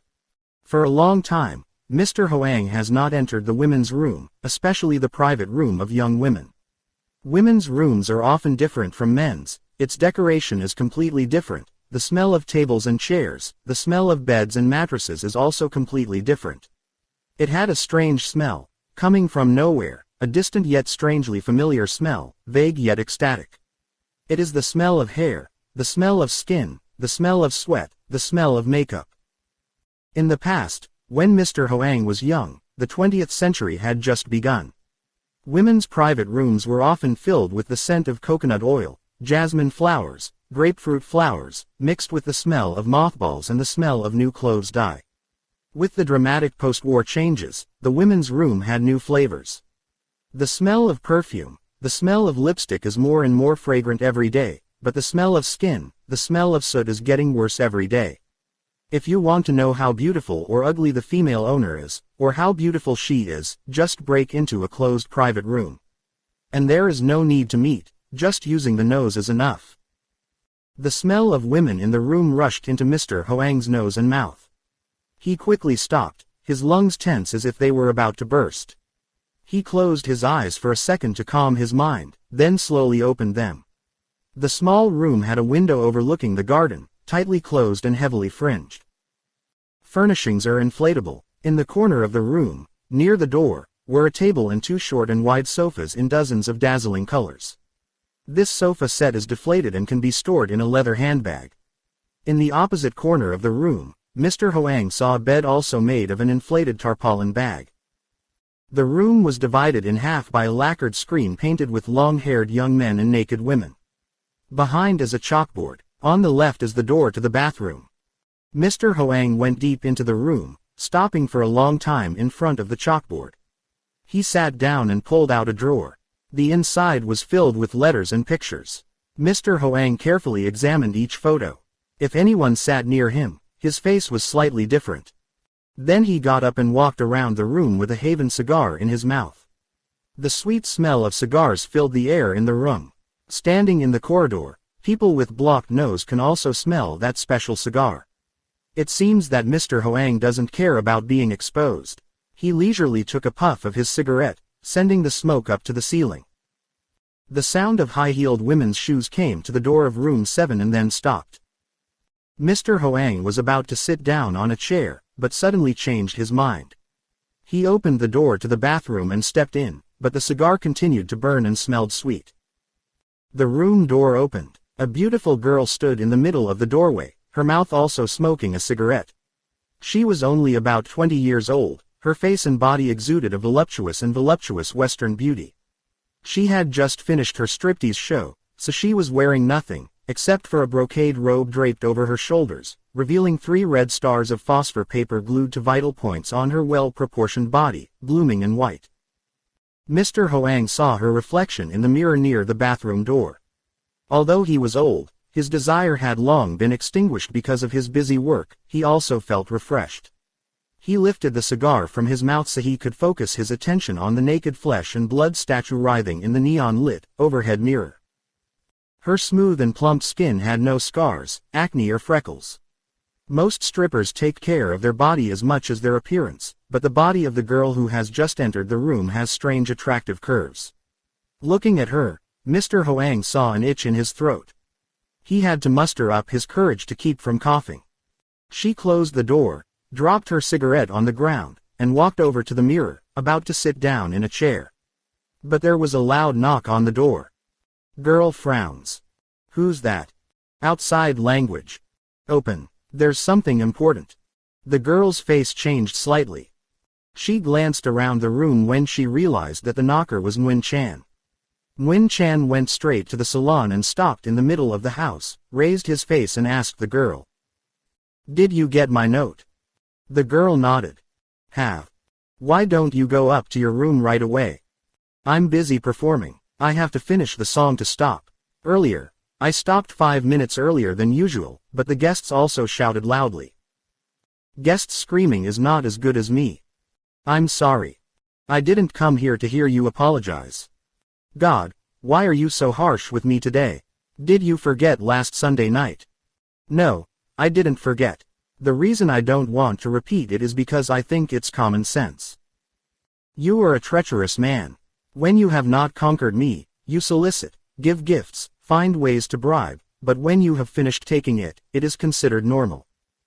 You're so lazy. It's not normal for a man to sleep with a woman. What else is there? Do you think it was a 100 megaton atomic bomb explosion? Well, I beg of you, if you are still a branch of gold leaf and jade, with a high gate, it is right to complain. over here before you hugged me, you hugged many other people. Hearing her blame me for being treacherous, I almost didn't remember her as a core employee in the president's naked dance troupe. I really didn't expect him to be so cruel. In the organization, each person has a task. He is a strong man, good at martial arts, so he uses strength, and I am a woman. I have only one weapon, the body. It was he who arranged to bring the scientists back, and persuaded me to sleep with them. It was he who persuaded me to deceive Famthine. Toy Van, I forbid you. I also forbid you to call me Toy Van. Yes, you are free to forbid it, but don't forget that you can only forbid me from calling you by names you hate, or from touching your skin. But you can't stop me from giving you orders. Because I'm your direct superior. She drank the blood of her oath when she joined the Foundation.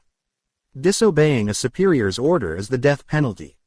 The girl shivered. Nguyen Chan is right. She drank blood to swear, and against the orders of her superiors, she was sentenced to death. That night, a night of heavy rain and wind in a forest full of fierce tigers and venomous snakes near Luang Prabang, the capital of Ai Lao, she was brought into a small temple perched on the top of the mountain. She left at dusk but didn't arrive until midnight. Looking at the architecture of the temple and the layout inside, she knew that it was not a Buddhist temple, like hundreds of thousands of temples in Laos. In the temple, there was no one, except a masked man, standing by the altar, holding a machete wet with fresh blood. Outside, the rain was still pouring. The sky was as dark as ink. In the temple, there are only 2 burning white laptops. On the altar, she found a yellow paper with her name and oath written on it. Next to the note was a tied hen, lying obediently waiting to die on a vermilion wooden plate. At the order of the masked man, she took a knife to cut the chicken's throat and collected the blood in a glass of wine. She took a sip. The masked man, the Foundation representative, took a sip. Then, she took off her coat, extended her bare arm to the masked man to prick the tendon of the shoulder blade, squeezed the blood into the glass of wine she had just drunk. Thus her blood was mixed with the blood of the scapegoat. When finished, the masked man brought down from a high pedestal a round box of tortoiseshell, encrusted with gold and set with iridescent diamonds. The box looks like a 5-meter mortar. Open up. The top is covered with black velvet. There is a small tick in the middle of the box. It is the wine mixed with the blood of every individual who joins the Foundation. The masked man made a vow and removed the seal on the neck of the blood wine. He cautiously poured a drop into the half-drinking glass of wine before taking a cubby of wine from the glass with a straw and dropping it into the cicada. He sternly ordered her. Kneel. She knelt down on a worn-out mat, which had been used for many years for the birth-swearing ceremony. The masked man spoke loudly. Drink this glass of wine. Starting here, she is officially joining the Foundation. All the brothers and sisters in the Foundation are attached to her more closely than by blood, and will protect her and help her in any case. The Foundation will take care of her material well-being. If she is destined for one, the Foundation will take care of the family. To be worthy of the Foundation's kindness, she must always try. And most of all, loyalty. Unconditional loyalty. Absolute loyalty. Any act of disloyalty is punishable by death. After being executed, the death penalty will be burned to ashes, dropped in Ma Hoyat near Luang Prabang. Those who are dumped in this grave will live forever as ghosts, not reincarnated as humans, and their descendants will live forever. Trembling, she took the wine glass. The oath was mixed in blood. Until she died, she had to remember. The effect of the oath remains after death. The girl shivered. Nguyen Chan glared into her eyes. On behalf of your superiors, I request you to pack your bags to leave Saigon tomorrow morning. The girl looked bewildered. I have to leave Saigon. Must to. Where to go from Saigon? She was transferred to another place far from Vietnam. Why, did I make any mistake? This is not a personal mistake. It's Foundation safety. That means exposed. Yes, we were exposed. People are trying to meet you. From you, they will spread the entire Foundation plan. Nguyen Chan's voice softened. His eyes also turned unusually affectionate. He placed his hand on her round and shiny bare shoulder. I leave. The one who suffers the most is you. But he had no other choice. Like you, I must obey the orders. Maybe I was sent to Japan. When I'm done, I'll ask permission to come visit you and live with you for a while. By morning, I will have all the papers and money for you. After curfew, I went down to the garage, opened the trunk, and there was a small suitcase inside with passports and $3,000. I'll be on the plane at 8 a.m. Now you want to ask something more. The girl hesitated for a minute. She sat down on the chalkboard chair, her expression dismayed. Then she raised her head, timidly. I want to ask your permission to postpone 24 hours. Nguyen Chan's voice twisted. For what? I want to say hello to my mother. I haven't seen my grandmother in a long time. By the way, to give the old lady some money. I keep the money in the trunk of the car. I parked the car outside the airport. At noon, he will pick up the car and bring the money back to the old woman. I have to leave immediately because I am afraid that tomorrow morning Secret Service agents will go to the club to find me, and things will go wrong. Did you understand? Understood. Please listen to me.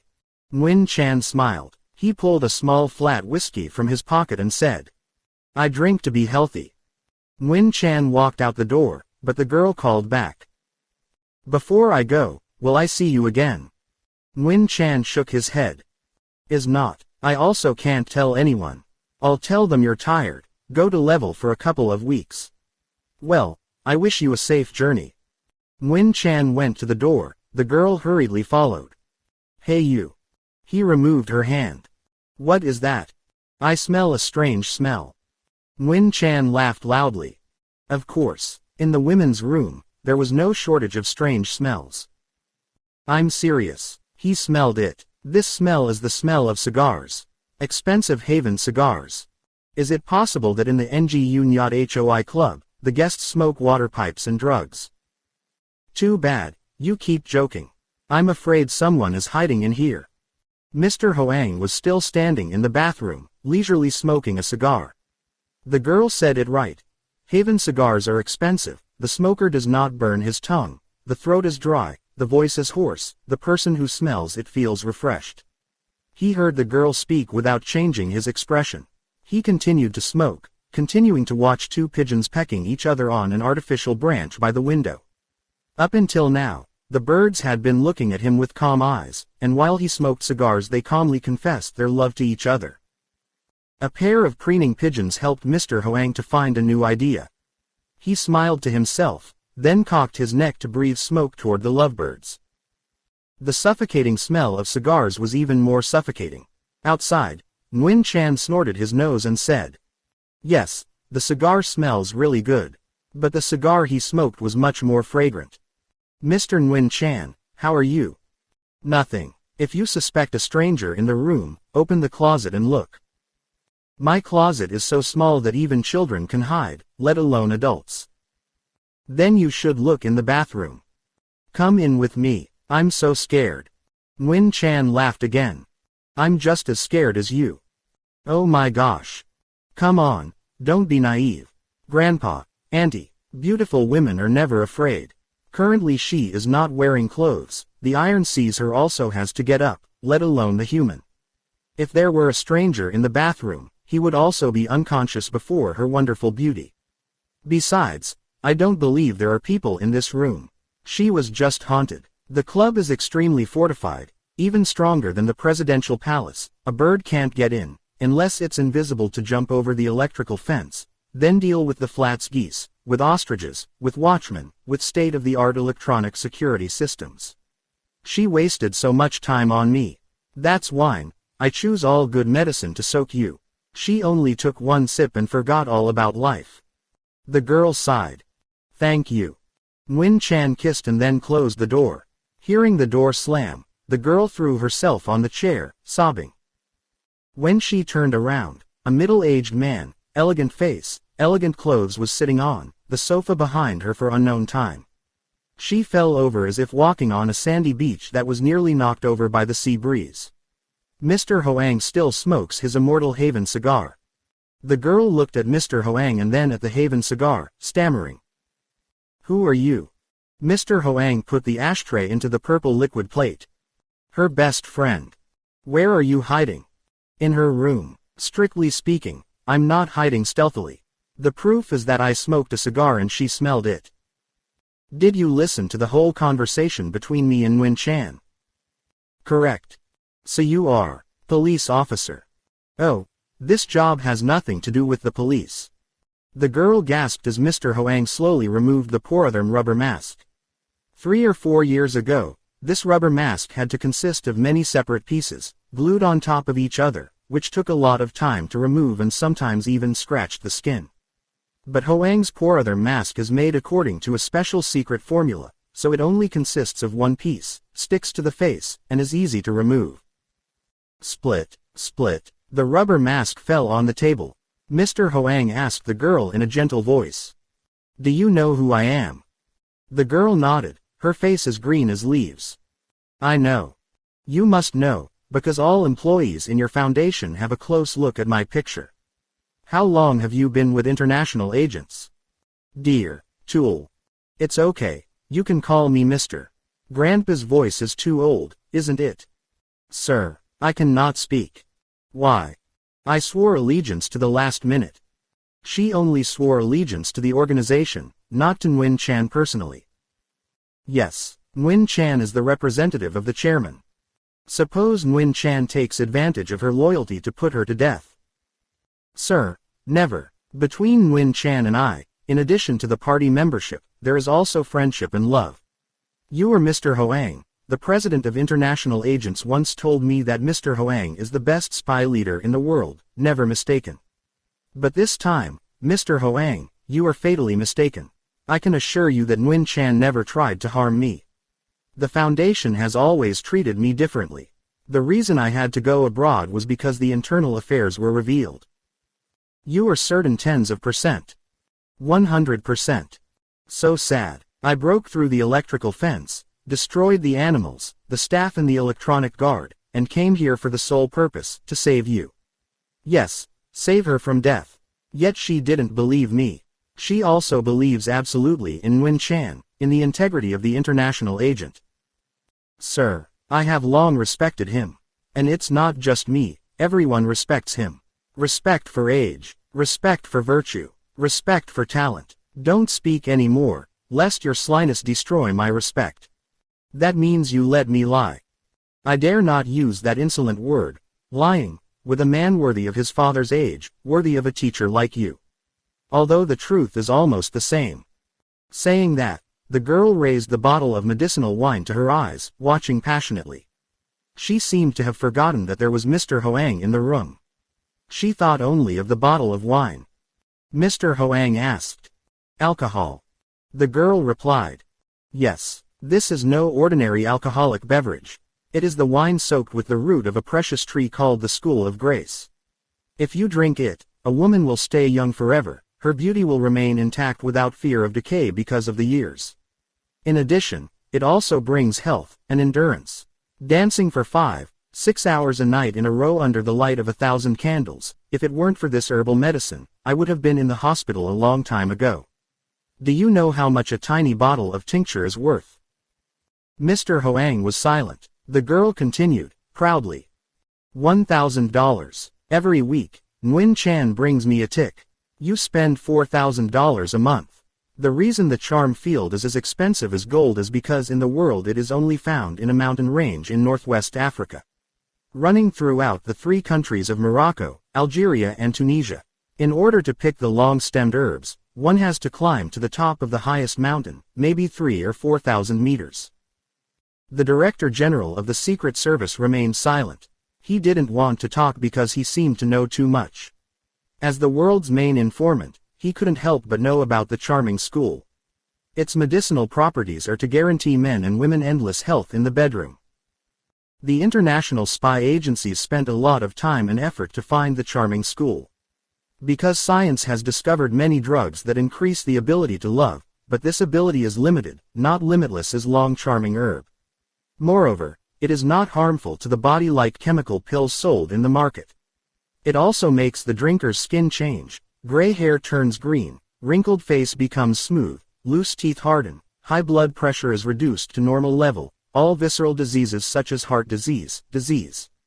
Old age is completely cured like there is an elixir. However, Finding a charming school is not easy. It grows only in the highest places. In the world, only 2 places have. The first is on the mountain Tiza about 4,000 meters high. The second is on a ridge lower than Mount Everest in the Himalayas, but much more difficult to climb than Everest. Trong charm grass is a low dwarf plant, crawling on the ground. Like our purslane, its color is green, its stalks and leaves are transparent, thought of as a slice. It only grows in caves. If it is planted in the sun, it will die immediately. People also try to uproot and plant them in a climate-controlled mirror cabinet, but this method of growing has made the field of grace herb lose all its medicinal properties. Until now, it is still unclear the origin of the graceful school, where it comes from, why it exists. According to legend, once upon a time on the top of Mount Tiza and the Himalayas lived a race of people. They did nothing. It was not necessary to cultivate crops for food because at that time humans were too rare, and natural food was abundant in the area. They only stepped out of the cave door to have spoiled fruit. They also did not have to weave cloth to make clothes because simply, they did not know how to weave at that time, nor did they know how to sew. Their clothes consist of only a leaf or nothing at all.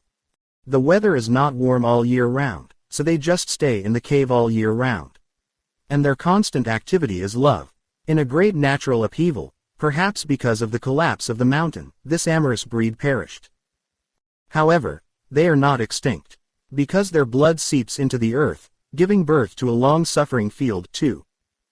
The girl uncorked the wine bottle, sniffed it with her nose, her eyes were half closed, a look of joy was evident on her face, as if she had just been injected with heroin. Then, trembling, she lifted the neck of the bottle and prepared to drink. Mr. Hoang interrupted. Relax. The girl looked surprised as if falling from the sky. What are you doing? Mr. Hoang calmly replied. Because there is poison in the wine. After saying that, Mr. Hoang grabbed the bottle of wine, turned his back, and placed it on the sideboard. The girl stood up, protesting. You lied. He returned the bottle of longevity to me. Nguyen Chan never poisoned me. Mr. Hoang was serious. If you don't believe me, I'll show you the truth. Mr. Hoang walked quickly into the bathroom. The girl ran after her, her voice hoarse. What are you doing in the bathroom? To borrow you a pair of pigeons. Cannot. These birds are very precious. They are my best friends in life. That means you're afraid there's poison in the wine. She was afraid her birds would die. I do not scare, because I know it. Then your birds will be fine. The male bird obediently lies in the hand of Mr. Hoang. He stroked its head affectionately and then went out into the outer room. Females flap their clean crockery wings and fly with them. As if hypnotized, the girl stared at Mr. Hoang pouring wine into a deep plate made of Japanese porcelain. He poured cautiously, even more cautiously than pouring acid, thinking that the vapors of alcohol could kill anyone who smelled it. The color of the wine is golden like straw. It exudes a seductive scent, the scent of authentic Irish whiskey in oak barrels stored from father to son in the cool cellar. She stretched out her hand. Mr. Hoang looked up. She waited patiently for me for a minute. The girl said in one breath, as if afraid to speak slowly, she would forget. Grandpa, give me back the pigeon. It's not used to drinking wine of long suffering. Without answering, Mr. Hoang carried a plate of wine and placed it under the bird's beak. It chirped for an hour and then fell down to drink. Mr. Hoang looks at his watch. 2 minutes. Please wait exactly 2 minutes. The girl clasped her hands. Oh my God. She was about to pray more, but her mouth froze.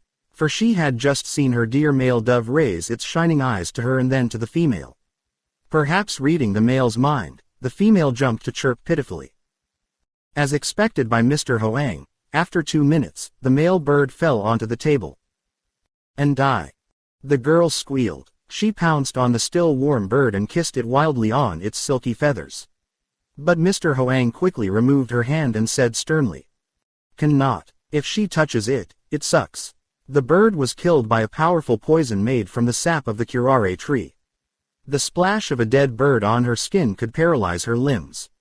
If the skin is scratched, it will seep into the blood, which can be life-threatening. Mr. Hoang took the dead bird out of the girl's hand and helped her sit down on the chair. She was still holding her head and crying.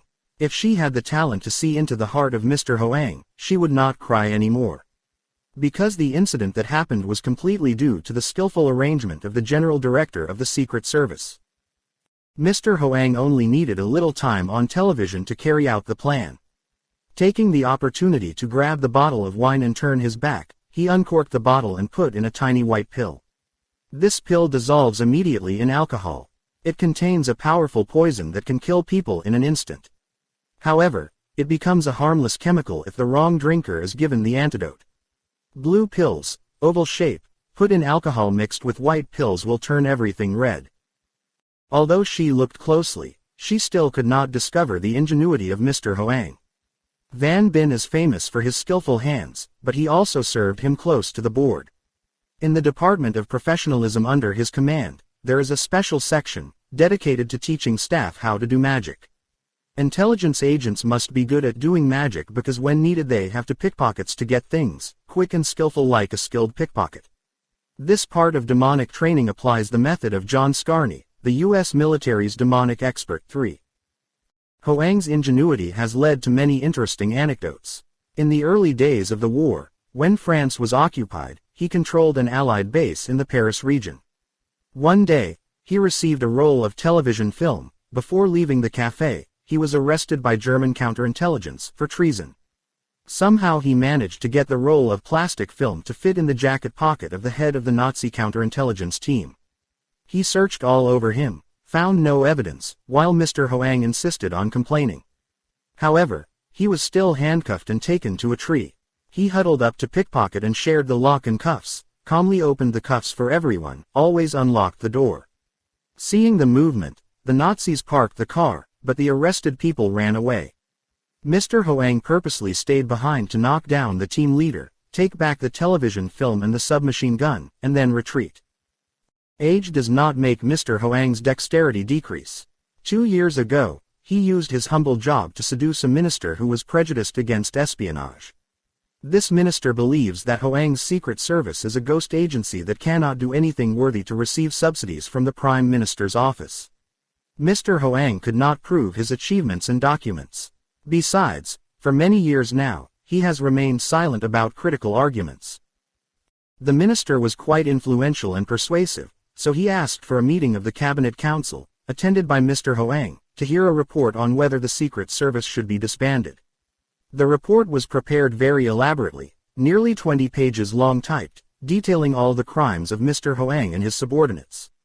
Mr. Hoang knows that the Prime Minister as well as the Cabinet Council will reject this ambiguous report, however, he needs to give him a lesson.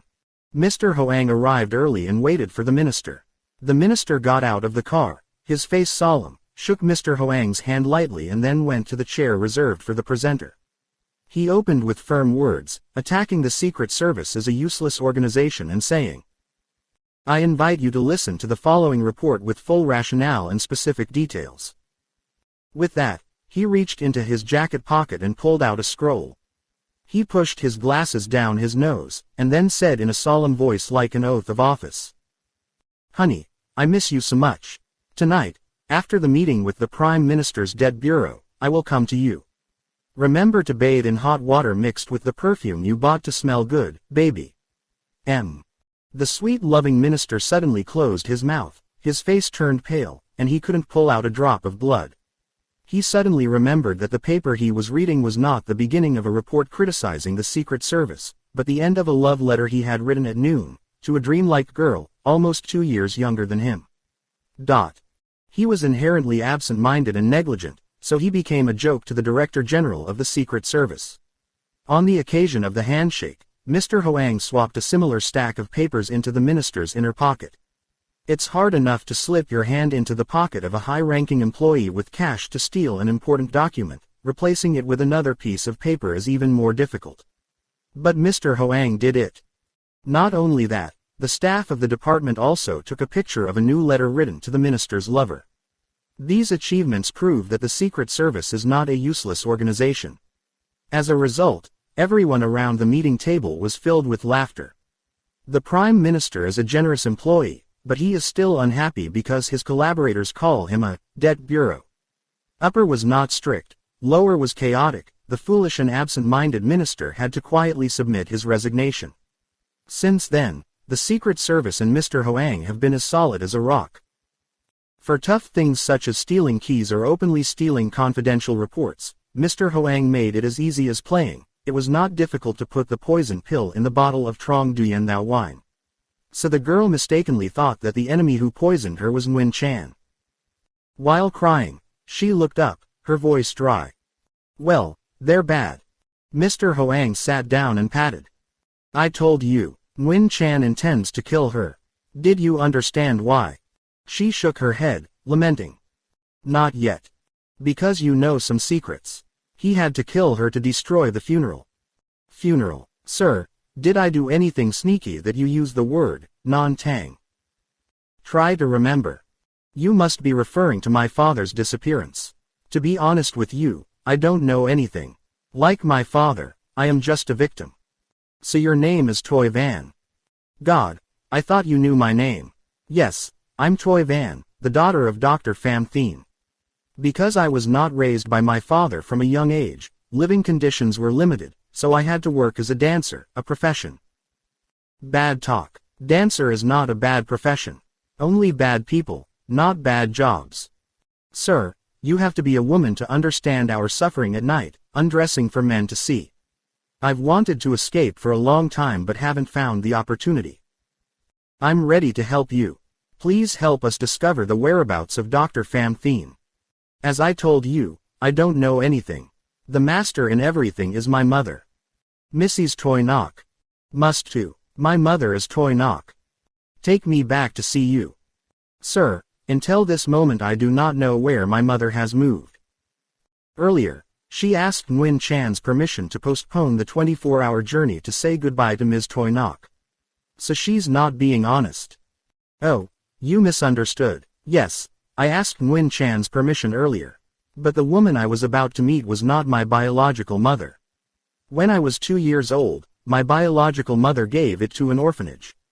Then, because of war events, the institute was destroyed, most of the staff in the institute died. I became the adopted child of a childless couple in the area. My husband died, only my wife and adoptive mother remained. She was very good to me, as good as she was to her own children. If you want, I'll take you to see her. Thank you. I just want to see someone who can help me find Dr. Pham Thien. I'm sorry, I only got to see my father for an hour. Where? Right here. Who brought Dr. Pham Thien? Nguyen Chan. He promised my father and I would gather together, but for several weeks he hasn't said anything.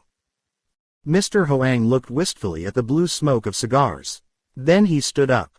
Well, I'm here. I will see you again tomorrow. Surprised girl. Sao, are you back? It's late at night, I want to go back to sleep for a while. Strange, I did not expect a world-famous spy leader like you to be indifferent, joking, before the death of a weak woman. The spy profession is very cruel, miss. For me, one person, not hundreds of deaths, does not move my soul. But you promised to help me. In the world, there is reciprocity to satisfy each other, miss. I am ready to save her, as evidenced by the fact that I stopped her from drinking forever. Which means 5 minutes ago, you were narrowly saved from death by me. I expected her goodwill to cooperate, but she continued to conceal the truth. Therefore, I have no choice but to leave her to deal with Nguyen Chan. Later, knowing she was still alive, he would return. And I believe that this time he will not need to mix poison in the wine. Mr. Hoang, I beg you. I will tell you everything you want to know. Mr. Hoang looks at his watch. It's still early. Now, sit down here and tell me about you, about the international agent, about Major General Sulavong. The girl's face is pale. Sir, please get me out of this house sooner or later. Nguyen Chan returned and died. Mr. Huang smiled. The smile was strange, almost monstrous. Just then, the door to the room opened. The person who pushed the door was Nguyen Chan. With gun in hand. Note. 1. Mount Tisa is 14,784 feet high, i.e. about 3,700 meters, belonging to the Atlas Mountain Range, 2,400 kilometers long. 2. The School of Grace is mentioned in Gensanthropia, a Latin textbook, authored by Johannes Benedict Sinibaldus, Italian professor of medicine, published in Rome in 1642. Many passages in this book deal with love potions. However, Sinibaldus only reported that on the top of the Atlas mountain there was a tree of love, but did not say that it was a grassy field. Scaliger, a medieval scientist, also mentioned this strange plant, and said it grew in India. It seems that some ancient Chinese emperors knew how to use the long charming grass. Maybe that's why they were able to deal with the 3 palaces and 6 courtyards. 3. John Scarney served with the U.S. War Department during World War II, then became a magician at the Pentagon, advising on the tricks of the swindlers and international magicians. Scarney's technique was written into a book, and many spy agencies have learned it today. Z28 Nude Dance, Chapter 8, Strange Sleep.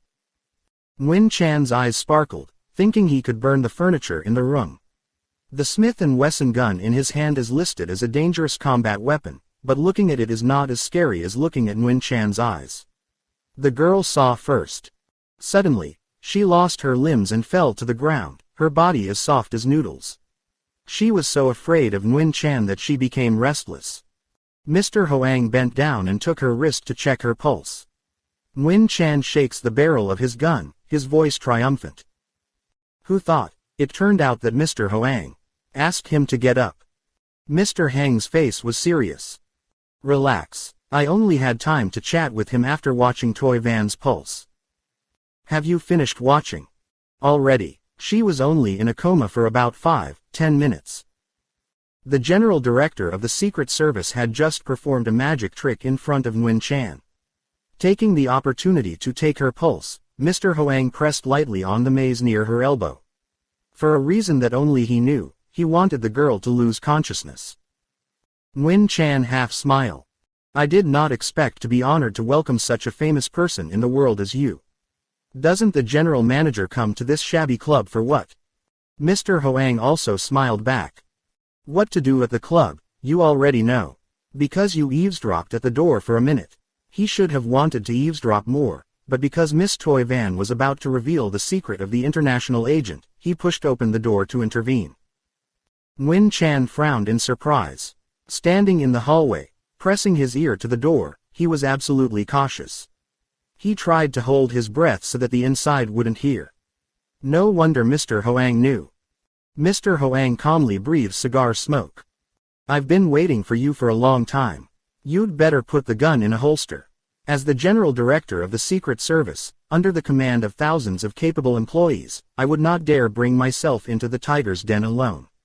If you insist on not listening, I will have to order the staff stationed outside to rush in. Jump in. Ha ha. He acted like this Nguyen Chan was a novice in the profession. In terms of talent and strategy, I am only worthy to be your last-class student, but the general manager, it is also cowardly to have to fall. Even if you have 3 heads and 6 arms, you can't escape my hand tonight. I don't believe there are any of your staff outside, because before I came here I observed all sides with an infrared telescope. Even if he had staff available, they wouldn't be able to intervene in time.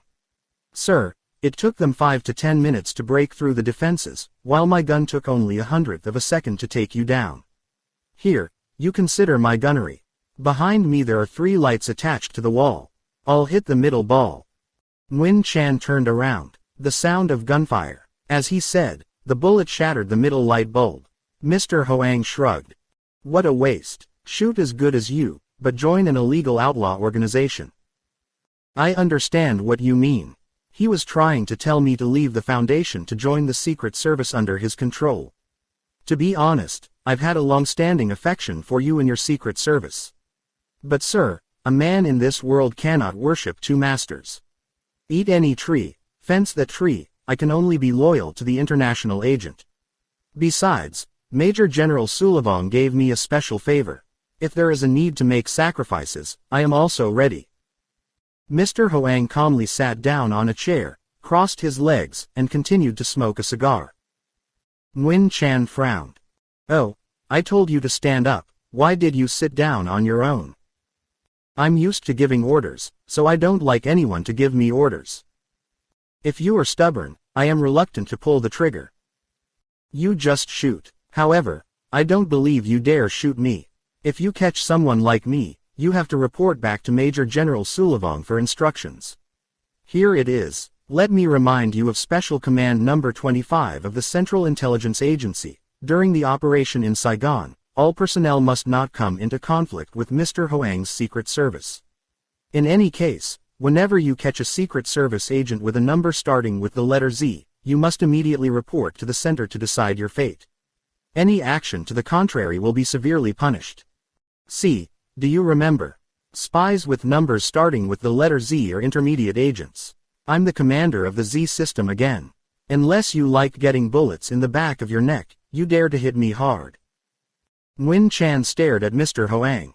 Special Command Number 25 signed by Major General Sulalong himself. Why he had this special order, he did not know. The international agent's discipline was so strict, he couldn't help but obey. Order 25 is a strictly confidential internal document, with limited access to a limited number of mid-level employees of Special Agents International. Why does Mr. Hoang know? This means that Mr. Hoang has planted himself next to Major General President Sulavong. Mr. Hoang had just indirectly informed him. Suddenly he became afraid. For a long time, he still considered Mr. Hoang as the first fierce god of espionage, but he had not had a chance to meet him. Mr. Hoang rarely goes out. It must be the most important work he personally controls. And a person holding a position of paramount importance like him could not foolishly set foot in the lobster's den. So all he arranged carefully. Nguyen Chan shivered, cold sweat filled his shirt. Having said that, it's not unusual for him to break out in a cold sweat. Before him, dozens and hundreds of people broke out in cold sweats when they met Mr. Hoang. The deputy director of Soviet counterintelligence SMERCH, an agency specializing in kidnapping and assassination, hung a bust of Hoang in his bedroom. Every night, before going to bed, he looked at Mr. Hoang to gain courage. The Foreign Action Department of the CCP Department of Foreign Affairs brought famous witches from Yunnan to Beijing, and set up an altar to worship the gods to ensnare Mr. Huang. Mao Zedong's regime leans towards materialism, but the Beijing intelligence establishment believes in idealism. Should have been cursed so aggressively, Mr. Hoang had to die, but he still lived in the open sea. Recently, Department of Intelligence sent staff to Mandalay in the palace to hire an old medium who specializes in sorcery. This medium has a knack for killing people thousands of miles away. It is better to have the date of birth, the month of birth, if not just look at the picture, and also write to the victim an enlarged liver and intestine within 3 months, or worms crawling in the stomach within 9 months. She once managed to get a sharp arrow in the victim's intestines. Suffering from such a letter, the victim gradually died, dying, with no cure, including advanced surgery.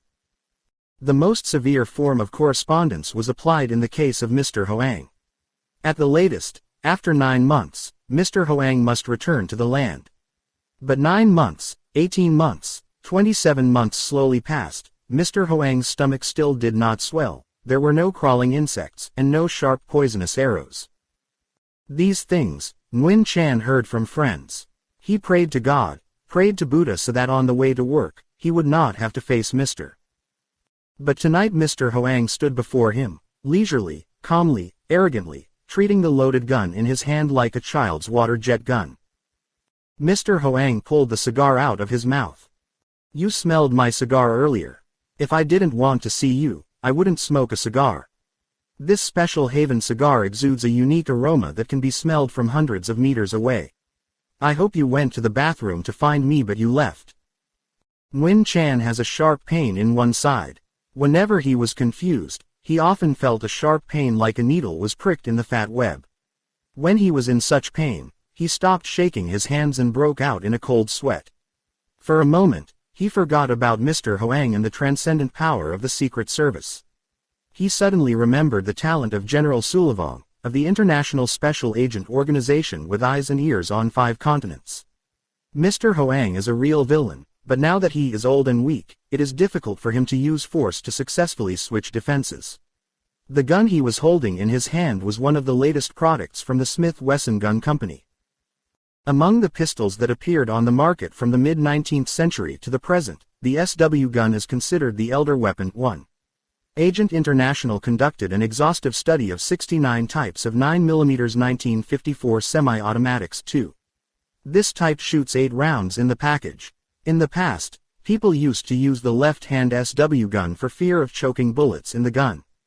But the production company has improved so much that the 1954 SW gun is listed as the most accurate, most penetrating, but not bulky or heavy like many other types of the same size. The barrel is made of special steel and has many notches, so the bullet is very dangerous. The barrel of Nguyen Chan's gun is twisted again, making it even more dangerous. With this SW in hand, he could stop an armed squad. Could it be that he put his hands together in surrender before a thin old man, with no sharpness in his hand? In the blink of an eye, Nguyen Chan became courageous. He glared at Mr. Hoang, suppressing each word. "Don't scare me anymore, I'm not afraid." "Does that mean you decided to arrest me?" "Must to. I give the last few minutes to think." "I've been thinking. No sweet words, no force can sway me anymore." I should have made him get up, put his hands on his head, but out of respect for the old man, I consented to let him sit in his chair. "But you must sit still." Nguyen Chan continued to point the gun at Mr. Hoang's chest and then went back. Mr. Hoang didn't need to watch because he knew what he was about to do. Even if he couldn't predict his intentions, he had to pretend to smoke a cigar because his troubled attitude would help Nguyen Chan regain his composure. Nguyen Chan continued to go backwards. He stopped when he hit his shoe against the foot of the cupboard. He turned sideways, the tip of the gun still not moving. The lovely and delicious pink telephone, as delicious as the flourishing body of the girl lying unconscious on the ground, the thin chiffon that accentuated the provocative nakedness, on the sideboard of the coffee shop, within the reach of Nguyen Chan. Mr. Hoang put aside the hand holding the cigar. "Huge Nguyen Chan. Ask him to put his hand on his lap. I don't like you taking advantage of my phone call to get a gun." Mr. Hoang put the ashtray on the floor of the room as shiny as a disco dance floor. "Too bad. I put the cigarette butt on the plate, you are also afraid. So I had to throw it on the ground. Don't worry, I'm not pulling a gun. When I need to take you down, I will." "Well, you act as if you have a knack for killing people, Mr. General Manager. The boss is just a product of a swordplay novel, which means it can't be." Mr. Hoang did not answer. If he answered, he would have to correct himself. Chief Fong is not exactly the product of writer Kim Dung's imagination, because for centuries, many Chinese and Japanese martial artists have known how to apply true chi on their fingertips, toes and mouths to beat their opponents. Seriously injured or buried in the distance. It was the agent Van Bin Z28 who also practiced this invisible but extremely powerful weapon. The science of espionage has applied, Chief of the Wind, to professional activities. Mr. Hoang's Secret Service is one of the leading spy agencies in the mechanization of the Chancellor. If in the swordplay novel, the martial artist just waved his wide sleeve or pointed his finger to make the opponent fall, then Mr. Hoang's staff only waved his hand and destroyed the armed opponent to the teeth within 5 minutes. 7 yards. Toxic gas gun, coma air or shoot a sharp steel arrow hidden near the armpit, squeeze the hand to release the bullet or arrow. Mr. Hoang also ordered the manufacture of weapons hidden in the face of a ring or watch. Every time he raised his hand, the god of death appeared. Mr. Hoang was carrying these excellent weapons, so he considered the SW gun and Nguyen Chan's health as a childish joke. He smiled faintly when he saw him put his finger on the dial. "Did you call Major General Sulavong?" "Must to. Please tell me I have a question." "Willing. However, once again, I ask you to sit still. Especially the hands. You forbid me to smoke. Please keep smoking." I just forbade him to put his hand inside his jacket. "Then, when I finish smoking this cigarette in a minute, you'll have to take another one and keep it in your jacket." Face flushed, Nguyen Chan pressed his ear to the receiver. He said in one breath, "Sir, this is Pham Zon." Mr. Hoang did not hear the answer at the end of the line. But as before, he was only interested in a cigar that was only 1/3 burned. He seemed to think of nothing but cigar smoke. Nguyen Chan spoke fluently in Lao. For the elegant man who lived adrift across 5 continents, he still knew the language of a cannibal tribe in the far corners of the South American forest, let alone Laos, a country close to his homeland. Nguyen Chan is reporting on his capture, and it seems that the person at the end of the line doesn't believe it, so he explains it all the time. After a while, he said in Vietnamese, "Mr. Hoang is sitting next to me. If you want, I can." There was a grumbling sound on the phone. Then Nguyen Chan moved to the side, giving the receiver to Mr. Hoang. Before Mr. Hoang picked up the phone, he quickly reminded, "I ask you to remember that my gun is always behind your back." Major General Sulavong wanted to speak to him directly. Mr. Hoang laughed loudly when he recognized the familiar voice of the former head of the Royal Lao Army Counterintelligence Department, now the chairman of Special Agents International. "Hello, Mr. General Manager." "Don't dare. Salute Major General." "Oh my God, I've been wanting to meet you for a long time. What a once-in-a-lifetime opportunity. I can't believe he was caught by my juniors." "It's that he deliberately got caught. Right or wrong, sir?" "Correct. If I'm not mistaken, he wants to meet with me to negotiate." "Major General is not mistaken. I want to face with the Major General to redeem Dr. Pham Thien." "Why do you think that I am the mastermind to arrest Pham Thien?" "My department has obtained concrete evidence. Before coming here, I knew for sure that the Major General was willing to accept the negotiation. Yes, I work in an area under his control, he does not interfere, so I am very grateful. Now it's my turn to show gratitude.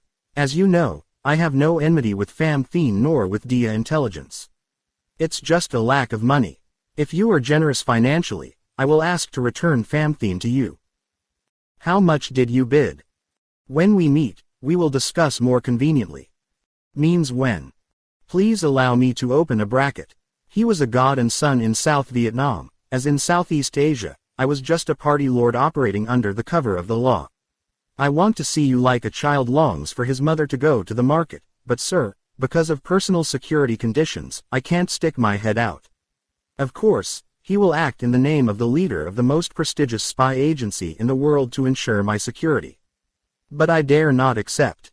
Because there is DIA, there are a number of other agencies outside his control that are day and night stalking loopholes to pull me into the cage. Condition: within 24 hours, I will contact you at the Office of Electronic Company. I want as soon as possible. Since I made an appointment with the DIA for the sake of collegiality, you shouldn't delay to embarrass me with them." If you considered me as a colleague, you would not have ordered Colonel Van Bin to play a painful game before. I went to jail, Sam Phoon was killed, our organization was disbanded. I didn't expect him to have so much love. However, what happened in Van Tuong was Van Bin's initiative. Van Bin is in severe pain, isn't he? Must too. No wonder he lowered action. If Van Bin hadn't been bedridden, I wouldn't have had the pleasure of talking to him. The voice of Sulavong, the president of international agents, is always soft and lovely. Calling Grandpa, he used the word Grandpa, and as he was speaking, he suddenly stopped and laughed. "Oh, Mr. Hoang, does your staff record my words at this time?" Mr. Hoang replied, "As you know, I am using the phone of the 5-Day Club. The problem of recording is difficult to pose. It's no use even if my staff records. Because this phone is equipped with an inverter. Besides, what do I record for?" Grandpa is right, my phone system is considered quite secure. Otherwise, I wouldn't have dared to chat with him. Now will you allow me to cut? So when do we meet? Your turn is waiting for me. I will come tomorrow morning. I should have come earlier, but because I don't have the right to travel during curfew like you. Oh, you stay humble. If there is no real paper, make fake paper. I do not dare. The Major General's proposal did not fit my schedule. Because in 5-10 minutes, I have to get out of the club. God, you think it's so easy to get out of the club? Nguyen Chan alone was able to keep him. Besides, I have dozens of employees there. I returned the phone to Nguyen Chan so that he could order me to stay. You are in a weak position, old and broken, old man. That's the weakness that turns into strength, sir. Because I took an important hostage, Toy Van. I'll bring her back to headquarters and use the truth serum to find out what I want to know. And I will find out where you live. Well, Toy Van is in the room with him, but he forgot to mention Nguyen Chan's gun. If he opened the door, he would find several half-guns waiting in the hallway. Well, hello Grandpa. Relax. Major General listened carefully for a few more minutes. Standing by, Nguyen Chan shouted loudly. Ask him to put the phone down on the table. And raise your hands. From this moment on, I will not give in. Mr. Hoang laughed, and slowly raised his hands above his head. The tiny fountain pen filled with powerful anesthetic squeaked. Nguyen Chan observed closely, but could not believe that with just a slight movement of Mr. Hoang, the strange fountain pen slipped from his sleeve to his hand and fired in the blink of an eye. By the time he told the truth, the bullet had hit his face. He dropped his gun and fell back onto the sofa. Mr. Hoang picked up the phone and shouted. Did you hear anything, Major General? Sulavong's voice was filled with hatred. Turns out he scolded me. Hey, I tell you, this Sulavong won't give up. Mr. Hoang politely hung up the talking tube, then bent down to point the acupoint for the girl to wake up. She opened her eyes and looked at him in bewilderment. Mr. Hoang pointed to Nguyen Chan's motionless meat. He's dead. From now on, you can rest easy. Mr. Hoang took the thick cloth robe and gave it to the girl, his voice as friendly as father and son. Wear it before it gets cold. The girl hesitated for a second. Where are you taking me? Go wherever you want. You want to go abroad or stay in the country, I will wholeheartedly help. About the money, she did not worry. She will be full. She covered her eyes with her hand as if afraid to see the harsh truth. Sir, I do not dare. As if anticipating the girl's inconsistent reaction, Mr. Hoang did not show surprise or frustration. He just smiled calmly. Just then, the phone rang. Mr. Hoang took the phone and gave it to the girl. Major General Sulavong called her. Girl pauses. Major General Sulavong called me. God, how do you know? The girl looked at Mr. Hoang and looked at the phone. The sound of Sulavong came from the machine. Is it Toy Van? Behold, Major General Sulavong called. She answered. Face as pale as a leaf, the girl is full of trouble. Mr. Hoang then put the stethoscope to his ear. The voice of Sulavong still rang. Is it Toy Van, Toy Van? Mr. Hoang replied. No, I'm here, Ms. Toy Van is standing by. Sulavong sighed. I've already given up, I agree to your terms and conditions. Toy Van covered her face and sobbed. Hearing her cry, Sulavong shouted. Hold on, don't mess. The girl closes her mouth to the phone. Please forgive me, Major General. Sulavong laughed. Listen to my orders, or your mother will die, your father will die. Crazy girl. Yes, please listen, I'll listen to whatever the Major General teaches. Mr. Hoang says. Threatening a woman like that is not a husband, Major General Sulavong. Sulavong replied. You must agree that in espionage the end justifies the means. Salvation is considered the most important. Toy Van is not my voluntary employee.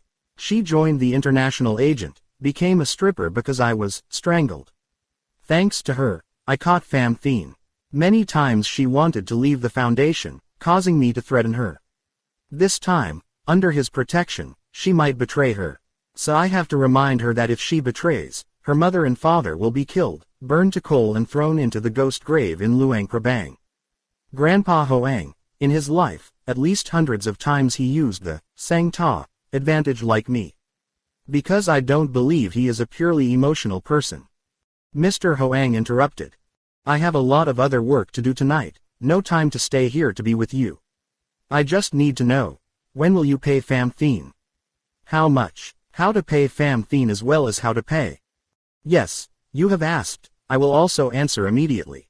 The ransom price of Dr. Pham Thien is $20 million. $20 million per capita. He is seriously crazy. I'm not crazy at all. I'm still sane, old man. Not as wise as he was, but at least he wasn't dragged into the circus. Mr. General Director, $20 million is too much money for a private person, but it is just salt in the sea for an international espionage organization like the Secret Service under your control. Besides, the value of the item is more than 10 or 100 times the amount I asked for, old man. Think about it. In the world today, is there any super-conscious mind more powerful than the brain of Brahma? If Dr. Von Braun is the #1 employee of the rocket industry, then Dr. Famthine is the #1 employee of the metaphysics industry. Agree with you that Famthine is very precious. 20 million but more is not worth it. But don't forget that your organization is operating on my land. If you don't know it, force me to be heavy-handed. My financial foreclosure tool is the same. Even if I lose everything in exchange for Famthine, I still gain. Because, sir, my property in Saigon is only about $2 million, while Famthine is worth 20 million. Sell it to Smirch or the International Intelligence Service, I can ask for half as much. But sir, between them and you, I like you more. I would rather sell you for $20 million than sell them for $30 million. Exactly 20 million, you don't reduce. Sir, perhaps between you and I bargain like shrimp and fish. However, to keep the sympathy, I would like to offer 10% less. The spender subtracts 2 million, leaving 18 million. That's the final price, I can't reduce it anymore. You forced me, now I have no other way. Yes, I have to bear this exorbitant price. When do you deliver?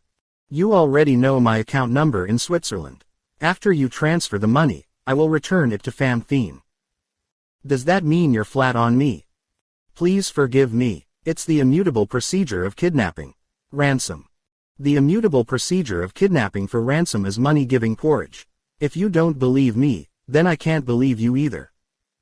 Then this negotiation must end.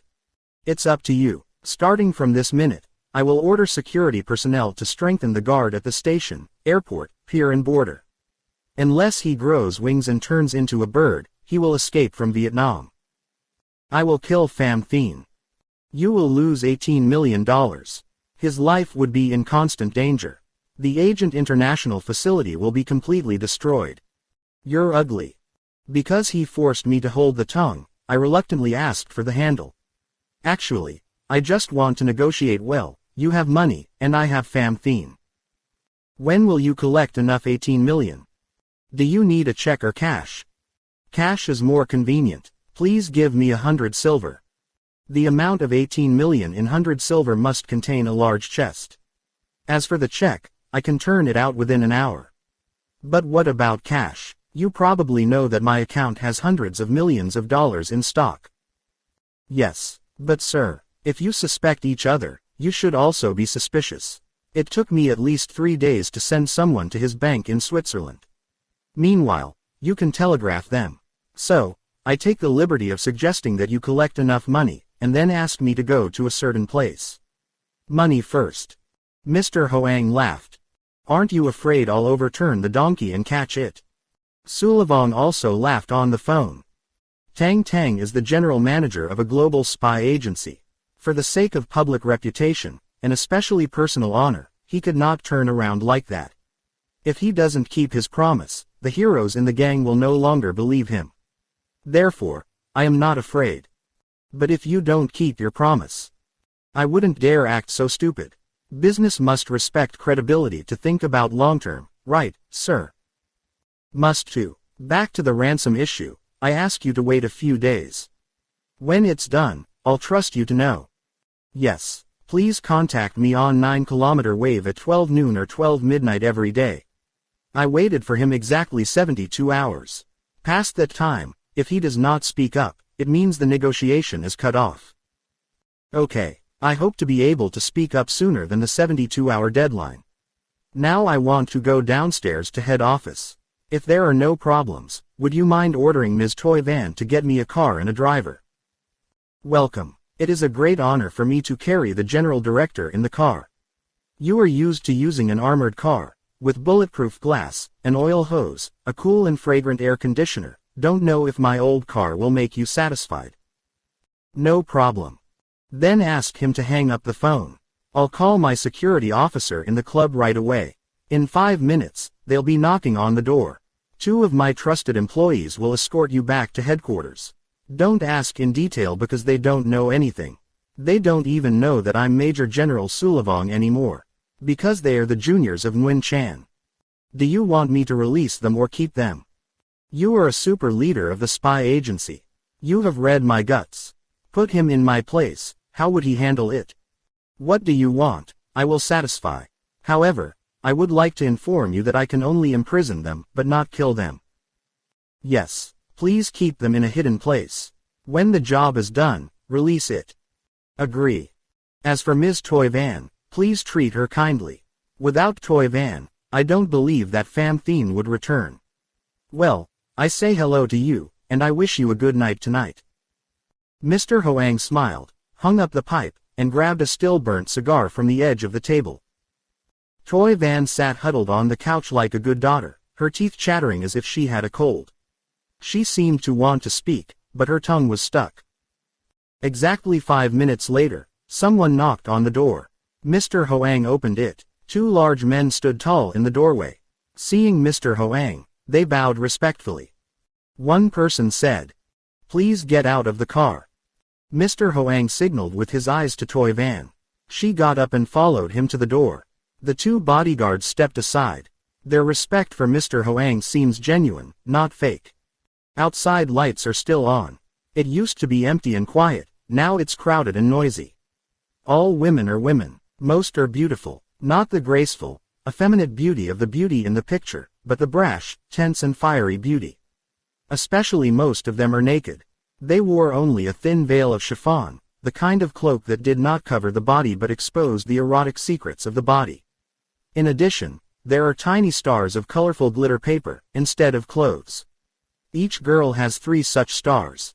The biggest star just the size of a men's Omega wristwatch. A group of naked women came up from the end of the corridor, chatting loudly. Seeing Mr. Hoang, they stopped, looked at each other from head to toe, then laughed. One of the 2 guards scowled. "What are you doing? Do you go now?" The bodyguard's voice was like a whip to the girls' faces. They were all laughing and quickly crouched down and quietly walked away. Mr. Hoang asked, "They're the club's dancers, aren't they?" One guy replied, "Must too. A mediocre dancer, not as famous as Ms. Toy Van. They also have many other occupations. If you want." Mr. Hoang shook his head. "Thank you. I have long passed the age of vibrancy. Sorry, Grandpa, I live here, so I'm used to talking nonsense." Toy Van went last. She smiled half smilingly, half secretly when she heard Mr. Hoang talking to the 2 bodyguards. 4 people turned left. A bodyguard pressed a button, the opposite wall split in 2, and inside was an elevator. The elevator door slowly opened and Mr. Hoang stepped in. In the blink of an eye, the elevator dropped to the ground. Mr. Hoang was still leisurely smoking a cigar. He knew that the guards were always peeking at him. Without looking back, he also knew that Toy Van was always watching him with his eyes. And he discovered the reason for that disquiet. The late night wind gently fanned Mr. Hoang's face. After a few minutes in the cold room, breathing the dry air, the general manager felt comfortable physically and mentally. One of the bodyguards looked around, surprised. "Hell, where have the bigots gone?" Mr. Hoang replied. "Oh, they're sleeping. What's the point of waking them up, poor thing? A return name. Did you kill them?" Mr. Hoang laughed. "No, you 2 can rest assured." The second guy looked at Mr. Hoang with a sad expression. Huang patted him on the shoulder. "You like dogs a lot, don't you?" He nodded. "Must too. I have raised them since they opened their eyes." "Really? There were 2 other betas awake, so I called them over for fun." Mr. Hoang crutches the supersonic cylinder to blow. The 2 guards did not hear the whistle, but the Tosa male and female pair of Mr. Hoang could hear them clearly. The supersonic sound from the special symbols emitted in many alternating long and short sounds, filtered through the dog's rubber mask, were familiar commands to the more invincible and wiser Japanese beavers. "People." Until now, they have been lying on the ground waiting. Hearing their master's call, they arose, and as quickly as lightning, they leapt through the overgrown bushes to face the emperor and prostrated themselves obediently and meekly. Both guards were startled. Toy Van was shocked for a moment, had to hold on to the railing to avoid falling. One of the bodyguards exclaimed, "Oh my God, Flat G. Mr. Hoang patted the dog's head. Yes, my Flash. Come on, where's the car? Let me in. Grandpa, do these two flats bite? Huh, dogs also often bite, let alone a special flatbed. But my Tosa dogs only bite those who oppose their owners. Inform the two of them, they only take a light bite and they break their throats. So far, no one has been able to defeat them. Dear, we dare not. The above order told us to drive him and absolutely obey him. The two Tosas stood up and wagged their tails. The garage lights just came on. One of the bodyguards pointed to the long, shiny black Mercedes 280 SE, which was dangling between two small white Fiat racing cars. Please get in this car. Mr. Hoang had not climbed up, although the bodyguard had respectfully opened the back door. He smoked a cigar quietly and watched the dogs scurry around the car. A minute later, they returned, grabbed Mr. Hoang's hand, and led him to the car. One bodyguard blurted out, "Wow, what a smart pair of dogs." As soon as he finished speaking, he shouted loudly, "Dog bites, sir, dog bite." As if obeying an electronic command, the two Tosa dogs grabbed the guard's ankles together. The two big men stood as still as stones, afraid that their movements would be crippled by the dog Tosa. Mr. Hoang calmly sat down on the soft and cool Mercedes mattress. A trembling bodyguard. "Grandpa, Tool save us." The second said as if crying. "I bow to you." He ordered them to go. "Oh my God, it's digging deeper." Mr. Hoang pulled the cigar out of his mouth. "Nothing. The reason they grabbed your feet was to protect my security." "Grandpa, we dare not offend Grandpa." "Well, they can't hear human voices, so they often make mistakes." "They grabbed the leg to ask you to put the pistol in your pocket." A pale-faced bodyguard. "Horrible. Wear a gun that even dogs know." "Yes, sir, we give up our guns. This gun is used to protect you, please understand." Then he put his hand inside his shirt, pulled out the black Luger under his armpit, and threw it to the ground. At that moment, the male Tosa pulled his muzzle from his ankle. The second guy chirped and imitated. But suddenly he shouted, "It bit me, it bit me. I'm dead." Mr. Hoang laughed. "You're too shy. It didn't bite you. It just took a deeper bite because you just made a rude gesture towards its owner." He groaned. "Grandpa, I dare not. Like I said, dogs can't hear human voices, except for some commands from their owners, so they only use their ears and eyes to learn." Instead of throwing the gun lightly like his friend, he slammed it down on the brick floor. "My son Tosa mistakenly thought you were going to provoke me." "Grandpa, it's digging deeper. Please order it." Mr. Hoang stroked Tosa's back gently.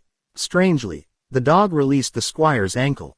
"Freed," the bodyguard stammered. "I would like to thank you." The Tosa bit the hem of his pants again. He hurriedly appealed to the director of the Secret Service again. Mr. Hoang patted the bodyguard's shoulder. "Nothing." He put his hands together to apologize, but it immediately let go. Name of bodyguard. "Oh my God, do you force people to apologize to dogs?"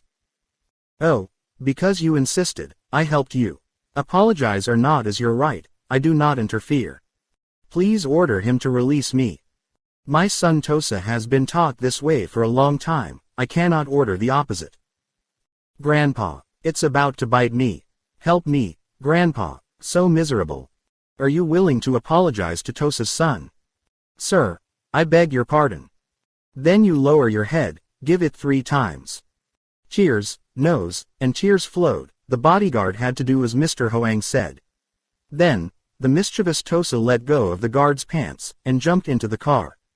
Mr. Hoang sat in the middle, 2 Japanese dogs crouched on either side. One voice asked, "Grandpa, where are you going?" Mr. Hoang closed his eyes and replied, "Go Duck K Street." The 280 SE starts as smooth as a cotton mattress. The car has run out of the garage, but the occupants still think the engine has not started. The newly opened air conditioner spreads a comfortable atmosphere throughout the car.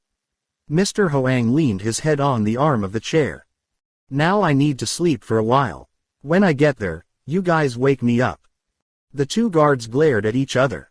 Late at night, the streets are deserted, this giant Mercedes only needs 5 minutes to run from Trong Minjeong to Go Duk K. What does 5 minutes of sleep mean? For someone with a knack for sleeping, it took a few minutes of tossing and turning. Most people in the world take tens of minutes to find sleep. However, the old general manager who was sick only needed 5 minutes to find sleep and wake up. The two bodyguards stared at each other because they thought Mr. Hoang was ill. However, they did not dare to open their lips. For 4 eyes as bright as electric lamps were staring at them. A pair of loyal Tosa dogs are watching over their master to sleep.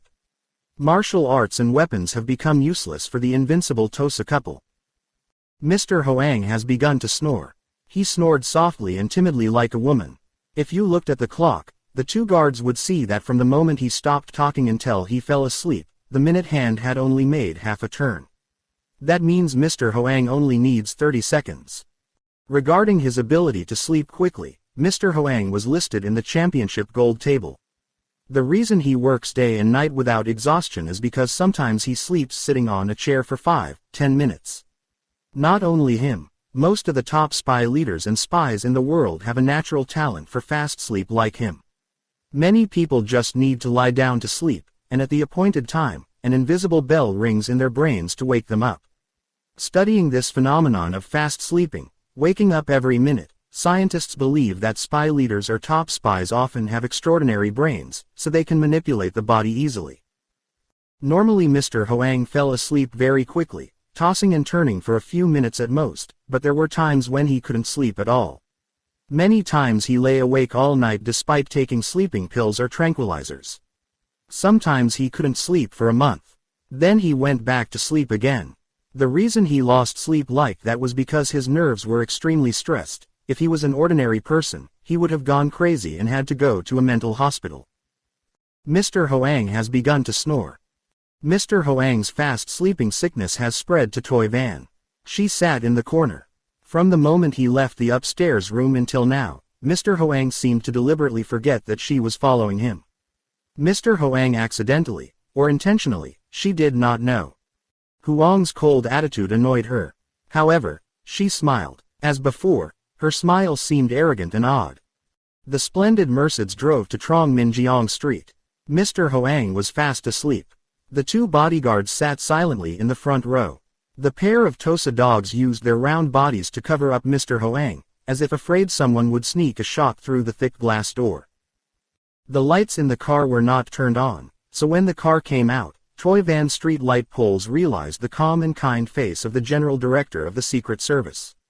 Mr. Hoang was in the car with her, and within inches of her, she could touch his clothes, blow hot air in his face, or pull a gray hair from his head, and yet she had the impression that it's all just a fantasy.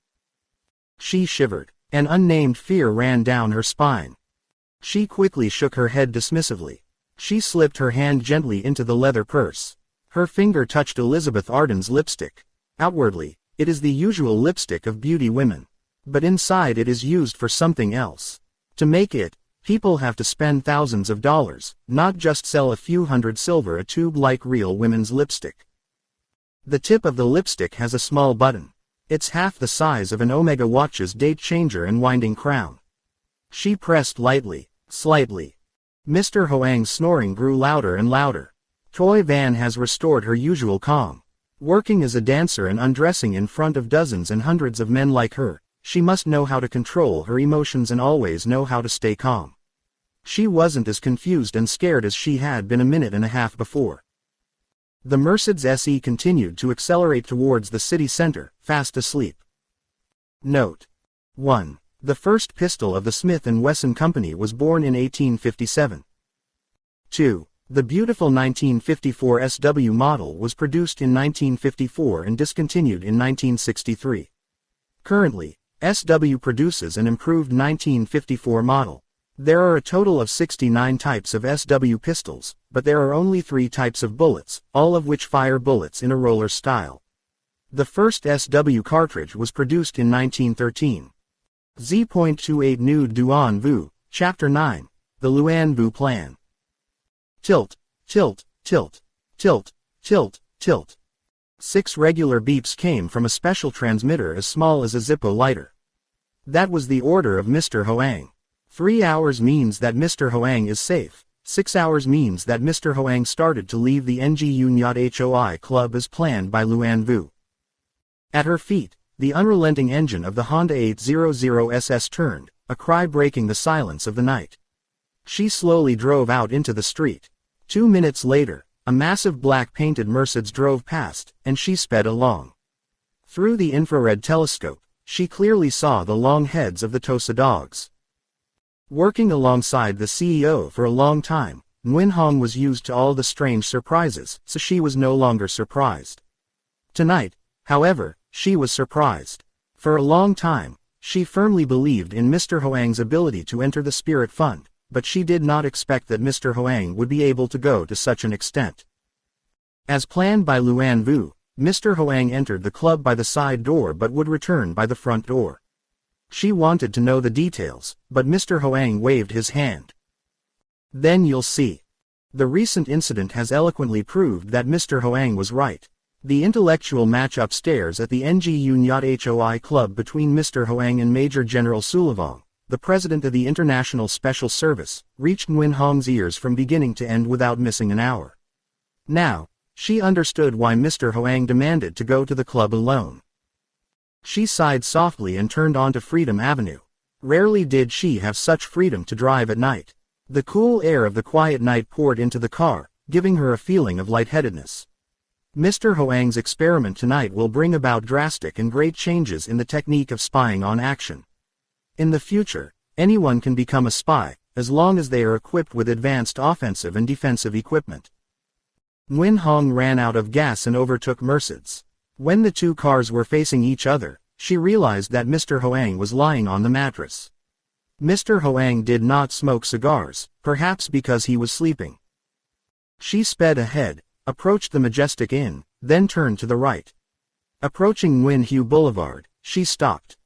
Meanwhile, the Mercedes was about to turn onto Go Duck K Street. The driver slows down and turns to you. When you arrive, do you see if the old man is awake? The bodyguard sitting next to him replied. I want to go crazy. Why? Because I find the old man very strange. Just fell asleep. Such important work that the old man was sober as if he was going for a walk. The old man's life is worth hundreds of millions of dollars. It's so late at night, if someone stops the car to kidnap or kill, it's miserable. Huh, you forgot 2 dogs. The old man did not dare to sleep without them guarding. Besides, I'm a bit suspicious. You. What do you think? The old man is still awake. You are so stupid. That steady snoring is not pretend snoring. Well, wake up the old man. The second bodyguard put his hand on Mr. Hoang's shoulder. But he quickly withdrew, for the male Tosa growled.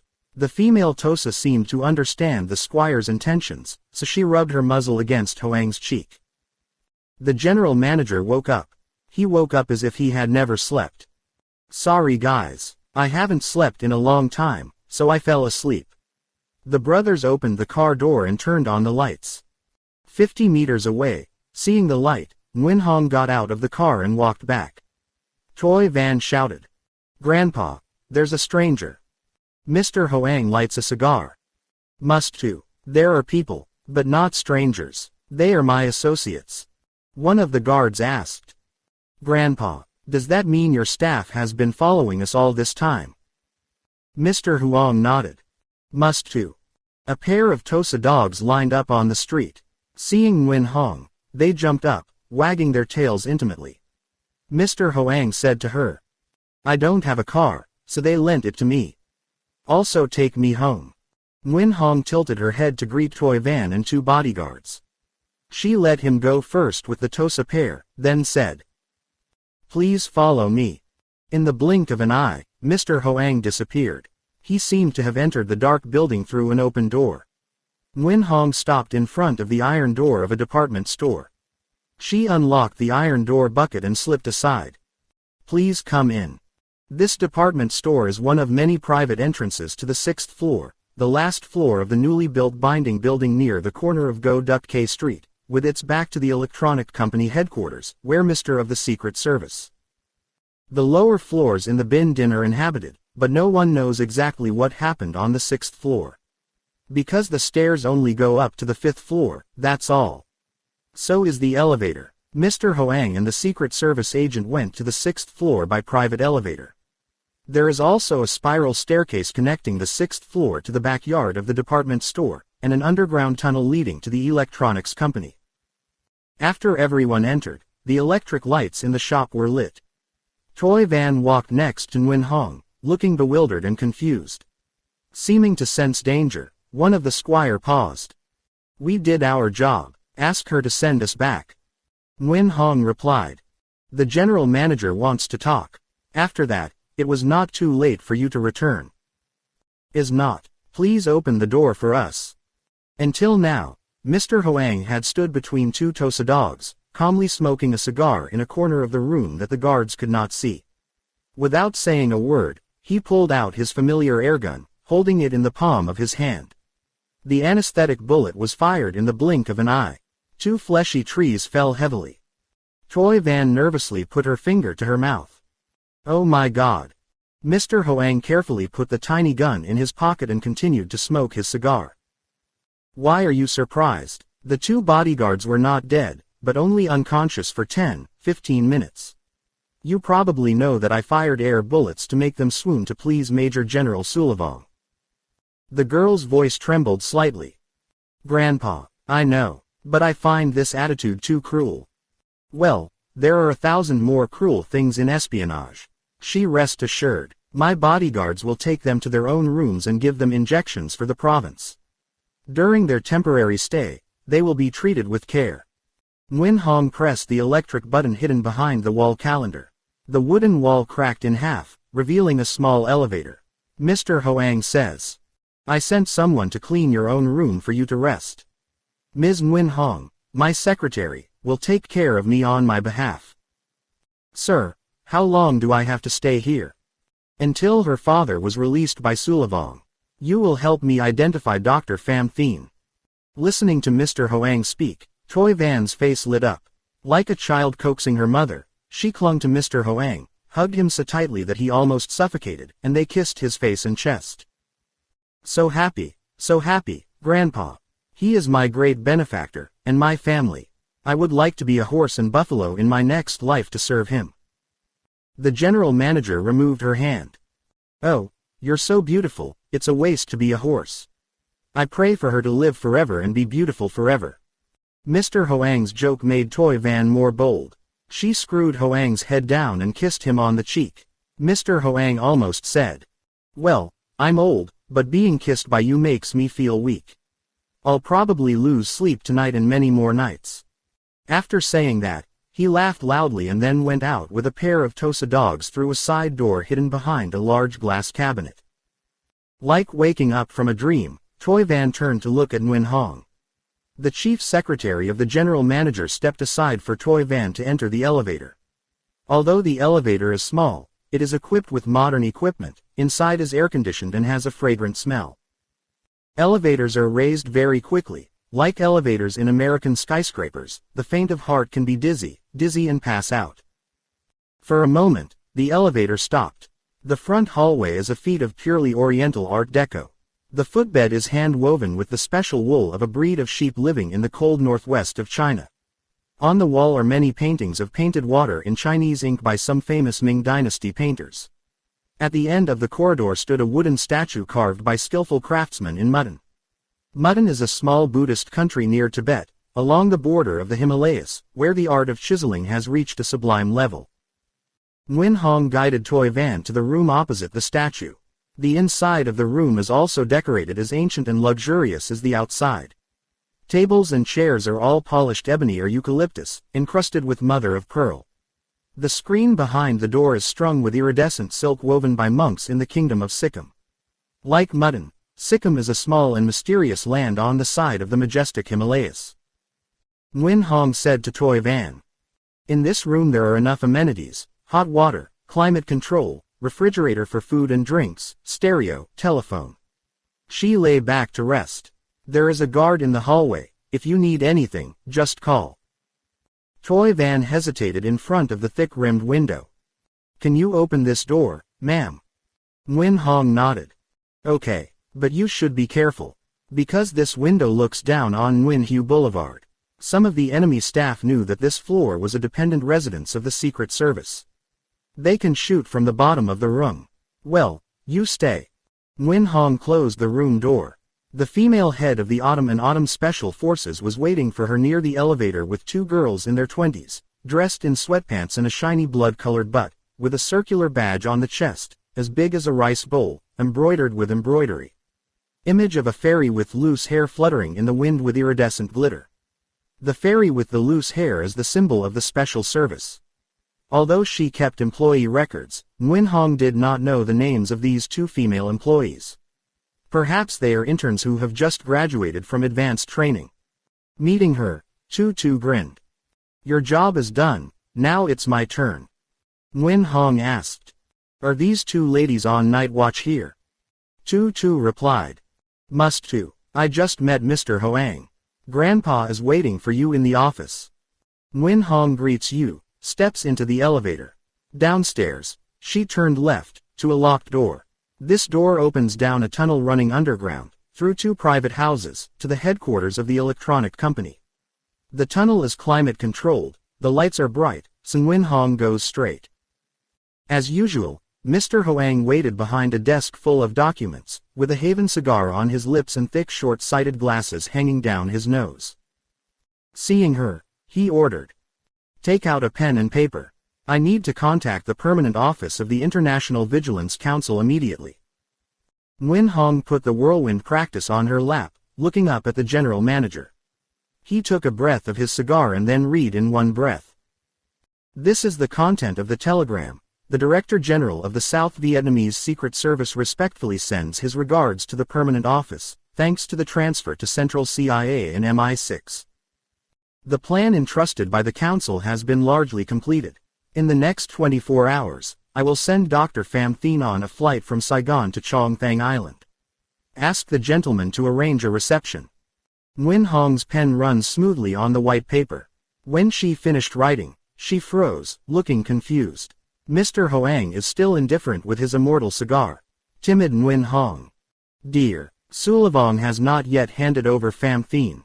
The department also hasn't collected the full $18 million ransom. Mr. Hoang put the ashtray down on the pile of files. What do you think? Dear, in terms of cash, the department has $59 million, but I do not believe that he will pay $18 million to redeem Pham Thien. Just like I don't believe that Sulavong would release Pham Thien. She said not quite right. If we pay enough money, Sulavong will ransom Pham Thien. Because he needs a long-term business, he will not dare to cheat. Dear, anyway he was committed to Sulavong. For the honor of the department and your own. Don't be shy, we cannot renege. However, in the event that Sulavong is dishonest, we will not pay. She immediately sent a telegram to the Vigilance Council. We will find out that Pham Thien paid the United States, not losing a dime, but also getting a bonus of tens of millions of dollars. Nguyen Hong is still sitting still with the whirlwind of notes. Mr. Hoang asked, absent-mindedly. What time is it? Nguyen Hong startled people. Sir, exactly 5 a.m. Is that so? These days, working a lot, she can't get enough sleep. After typing, she should take a short nap to get well. Me too. She told Tutu to wake me up at noon. Right at noon, I need to make a radio call to Sulavong. Nguyen Hong reluctantly got up and went out. Suddenly, Mr. Hoang called back. Oh, you invited Mrs. Thuy Lu to come see me right away.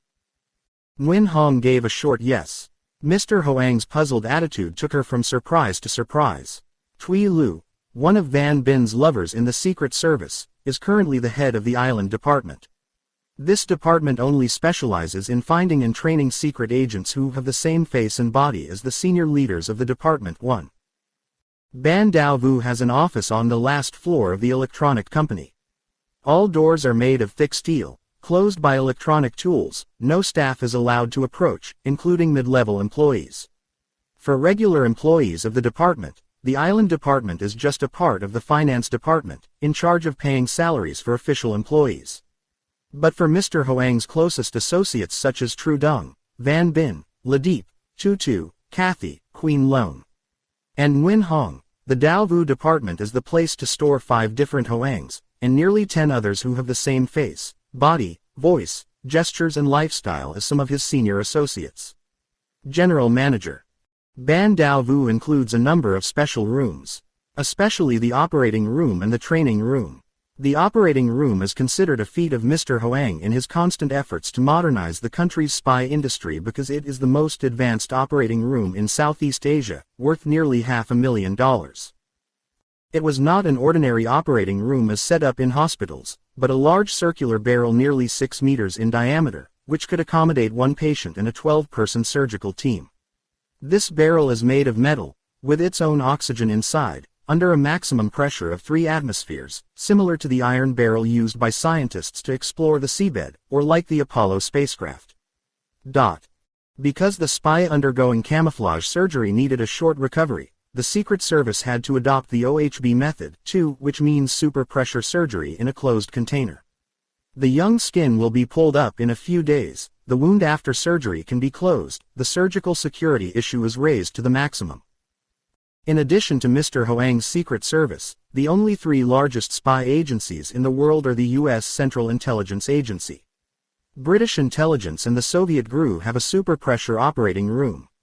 The team of doctors and nurses serving in the super pressure room also practiced for several months at St. Paul's Hospital, London, and Children's Medical Center in Boston, USA. 3. Mr. Hoang sent people around the country to look for people similar to him. After admitting them to the organization with huge bonuses, according to knowledgeable people, the joining bonuses are tens of times larger than the money for joining the committees of great reformed actors like Hung Kwang, Success, Snow White, and so on. Mr. Hoang's envoy brought them directly to the headquarters of the electronic company for medical examination and then plastic surgery. Following the anatomy phase is the training phase. The training room occupies nearly half the floor of the Secret Service headquarters. It includes all the advanced tools, such as sleep teaching machine, private television, robot examiner, which always monitors, analyzes and examines the student's absorption level. Students must undergo a course of at least 6 months to learn how to walk, speak, and think like Mr. Hoang. After graduation, students have to practice in the department. Finished, that is, after appearing 3 times in front of the staff that everyone thought was the real general manager, only to be officially recruited. Acting in Dongkin, Tui Lu was called back to the country to control the Daovu department. Most of the important commanding duties in the Secret Service were assigned to women by Mr. Hoang. The most important department, the Special Service Department, made up of female spies, was given to Tutu. Katie, a former CIA employee, was appointed as the head of the Divine Eye Department. God's Eye is a slang term used to refer to activities of infiltrating enemy territory. 4. The reason Katie was given this job was because before joining the South Vietnamese Secret Service, she studied infiltration at the CIA and graduated with honors. Moreover, she had infiltrated the Soviet Union many times, 5 times. Closing parenthesis. Nguyen Hong prepares to make a phone call to Daovu's office. Suddenly Mr. Hoang said. She asked Ms. Tui Lu to bring DV number 5 up here. Ban Daovu has a total of 5 false emperors. These people are called DV for short, from number 1 to number 5. Animal number 5 is considered the most similar. Nguyen Hong was about to ask Mr. Hoang what he needed employees like him for, but he continued. How many people like you in Ban Daovu? Nguyen Hong was startled. Dear, like me. Mr. Huang nodded. Must too. Yes, there are 2 people now. Really, I want within half an hour, that person is also in my office. Saying that, Mr. Hoang turned off the light on the desk. This means that the general manager wants to rest, not allowing anyone to disturb. Nguyen Hong had to sigh. Again the disease of long-term sighing was deeply rooted in the bone marrow, and then quietly walked out. Mr. Hoang looked at the female party secretary Nguyen Hong, then smiled. 60 hours later. It was then 5 p.m. The sun was shining brightly and suddenly it rained heavily. In an instant, most of the major streets were flooded. A thin man, white hair, wearing an old suit and 2 young women, beautiful face, plump body, luxurious clothes, from a new binder that was stored at the corner of the street. Go Duck K walked out. The man is Mr. Hoang, General Director of the Secret Service. The other two women are Nguyen Hong and Toi Van. The negotiation to ransom Dr. Pham Thien has led to concrete results. According to the program planned by Agent International, Mr. Hoang had to bring $18 million, 1/3 in silver, the other 2 in diamonds, to a designated location to receive Pham Thien. The suitcase containing the banknotes was carried by Nguyen Hong. Mr. Hoang was holding a thin crocodile skin briefcase with a diamond package worth 12 million United States dollars inside. The three of them climbed into a black-painted Peugeot 404 parked by the side of the road. This vehicle belongs to Major General Sullivan, the president of the International Special Service. Nguyen Hong took the wheel. Mr. Hoang and Toi Van sat in the back seat. Nguyen Hong drove to the left, drove down the river and ran back up Hai Ba Trung Street. When the car passed by the office of the hydropower company behind the National Assembly building, a voice on the radio mounted on the dashboard loudly said, "Request the General Director to strictly comply with the following requirements. 1. No employee is allowed to follow. 2. Do not use signal transmitters in the body. 3. Continue to sit in the car, and the car continues to follow the planned route, not to park anywhere, except at intersections with traffic lights. 4. Along the way, we will contact you to let us know where to meet to receive money and deliver goods. In case the points 1, or 2, or 3 are not respected, the program of receiving money and delivering goods will be cancelled, and of course we are not responsible." This 404 Peugeot is fitted with a number of advanced electronic brain machines, which can detect followers and can also listen to and destroy radio signals.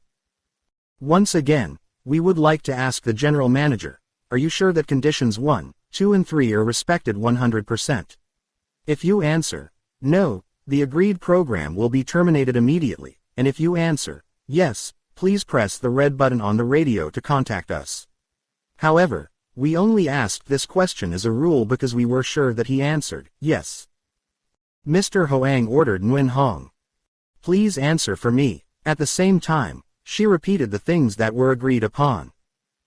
Nguyen Hong said hello for an hour and then said, "We will strictly implement points 1, 2 and 3 set out by you. On the other hand, you must not act against our terms as follows. 1. Contact must take place before dark. 2. The money collection and delivery must be held within the city of Saigon. 3. Our side has the full right to cancel all commitments in case you are dishonest." From the radio came a loud laugh. "Agree." The car passed the Kiu Bridge. Voice in the radio. "Thank you, Grandpa. Our electronic instruments indicate that up to this point they have respected points 1, 2 and 3 of the book condition. Now, ask Ms. Nguyen Hong to drive back to Kai Lang Street." The car turned to the side. After running for a while, approaching the cemetery, the voice on the radio continued. "Turn into the alley on the left. Run over 100 yards then Rooster. The left lane is a small road that fits 2 cars together. Nguyen Hong drives close to the hibiscus fence." Again the voice in the machine. "Ask you to get off the bus, walk to Kai Lang Street. Right on the left margin is another black-painted 404, bearing the number plate EF. This time, Ms. Toi Van will take the wheel." Mr. Hoang casually threw his half-burnt cigar on the grass mattress. The three of them climbed into the car. The machine had just exploded. Before it could run, the familiar voice resounded in the radio. "Sorry, Grandpa, he had just dropped half a cigar." Mr. Hoang was a bit harsh. As long as the book doesn't have a ban on me smoking cigars. And I also need to tell you that there is no power on earth that can stop me from smoking a cigar." The voice in the machine is still calm. "Grandpa, we dare not ban him from smoking cigars, because cigars are his only hobby. However, please allow us to doubt. Maybe the cigar doesn't contain a signal transmitter. If so, your autograph has heard. Grandpa, our machine is only heard inside the car. In this case, it's outside the car, on the curb." "I got it. Now, Miss Nguyen Hong comes down to pick up the cigar." "Yes, but in my opinion, it is more convenient for Ms. Toi Van to do that." The brown cigar stands out against the green grass background. Toy Van held a cigarette in her hand, then broke it in two. Inside there was nothing but dark yellow and dark brown tobacco. A minute later, the voice on the radio continued. Please forgive me. Doubt is the life and death condition of espionage. Now, Ms. Toy Van is driving the wrong way back to Saigon. Along the way, after 2 minutes, a familiar voice commanded Toy Van to change the route. Finally, when the last light of day died down, making way for night, cars were allowed to park. The parking place is an alley in Cho Lon, near the crowded Nguyen Tri Phuong area. The voice in the machine can be heard clearly. Ask everyone to stay in the car, turn off the engine and turn off the lights. Coming to the contact point. We will deliver in advance. After checking, we will take the money. Did you hear clearly? All ready. Please open the silver suitcase in the front for Ms. Toy Van to count. This is a special order for Ms. Toy Van. She is responsible for up to 6 bundles, $1 million each, and counting 24 diamonds, after examining with a magnifying glass, and using a ruler to measure the number of carats. Determined. This job takes 15 minutes. The car is heated up and the air conditioner is turned on. She turned on the light under the dash. Exactly 15 minutes later, I called back. Over. Mr. Hoang leaned his head on the glass and fell asleep. He must quietly commend the wisdom of the international agent. This Podu is fitted with a separate type of glass. Just pressing near the steering wheel is a strange chemical that turns white glass into black glass, covered like a thick rim. Outside can't see inside, can't see inside. See out. 6. Mr. Hoang knew that at this moment, the staff of the international agents were observing with infrared telescopes. So he had no choice but to close his eyes and rest well for about 15 minutes. 15 minutes passed. After checking the money and diamonds, she closed the lid of her suitcase and waited anxiously. The voice in the machine emerged. Finished yet? Toy Van replied. Yes. Now she drives straight. At the junction with a street light, she turned into the whitewashed ground floor building, to the right of the open gate. She put the car in the garage and waited for orders. 5 minutes later, the 404 drove slowly into a vast garden, between 2 rows of small conical pine trees. The mansion is in the dark. When the car entered the garage, the lights in the upper house were turned on. At the command of the radio, the 3 of them got out of the car one by one and climbed the 3 steps to the living room. It's a ground floor villa, set among plots larger than an acre. Mr. Hoang had just put his hand on the handle when the door to the living room was opened inside. The one who opened the door was Major General Sulavong. Years of accumulation did not make the former commander of the Lao National Spy Agency change. He is still the same as before. When he was only 40 years old, his hair was cut short, his mustache was neatly trimmed, in contrast to his small mouth tightly clenched, as if he never knew how to smile. Just like the old days, he wore a long baggy stork shirt over black elephant leg pants. Sulavong tilted his head to salute. Hello, Mr. General Manager. Mr. Hoang also humbly replied. I dare not, salute Major General.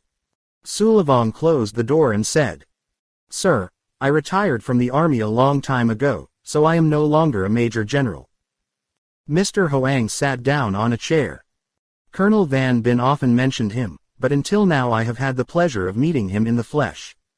Please check the money and diamonds. It's okay, I completely believe in Grandpa. And here, I would like to introduce to you, Dr. Pham Thien. The door to the next room was wide open. Pham Thien slowly walked out with a woman about 45 years old. Although she is no longer young, young women can still make men ecstatic. Her face, her body, her gestures, all young. Mr. Hoang knew that she was Toy Nok, Pham Thien's ex-wife. Pham Thien looks older, thinner and sadder in the photo. Seeing Toy Van, he stopped. Toy Van rushed to hug him, sobbing. He mumbled in his mouth, I, and then stood still. Sulavong took the suitcase containing the dollars and diamonds, then said to Mr. Hoang. Dr. Pham Thien is now completely healthy. Please ask the involved party if we are treated fairly. Mr. Hoang stood up, approached Pham Thien, took out his thick myopia glasses, held his hand, and looked at the scientist's house in amazement. Suddenly, as if he remembered his severe nearsightedness, he quickly put on eyeglasses, stood slightly tilted, and looked at Pham Thien's rosy, red face. He muttered to himself, but for all to hear. Nonsense. Absurd. Sulavong followed the unusual behavior of the Director General of the Secret Service, not saying a word. Meanwhile, Toi Nok frowned and seemed annoyed. Mr. Hoang looked at Pham Thien from head to toe, then squeezed the muscles of his hands and back of the scholar, as if he were afraid of fakes. That was not enough. Mr. Hoang also asked Toi Nok, his voice raspy. How many days did Mr. Pham Thien go hungry? Toi Nok widened her eyes in shock and frustration. Pham Thien is quick to say. You're wrong. I have never been starved for a day while in custody. Mr. Hoang hesitated and said. I didn't ask you. Ask him to shut up. Do you know that because of your neglect we lost $18 million in ransom? $18 million is not a small sum of money. Pham Thien Ancient Tendon replied. You have no right to insult me. The reason you spend money is not because you love me, but because I am a necessary and essential item. Don't think I'd like to go back to the United States. You just take $18 million, I will take my wife and children to China. And I believe Chairman Mao Zedong will pay an amount more than double the amount of $18 million. Mr. Hoang grabbed Pham Thien's lapel. It turns out you have a traitor mindset. Then you will see, you will be dragged to the court. Pham Thien grabbed Mr. Hoang's hand.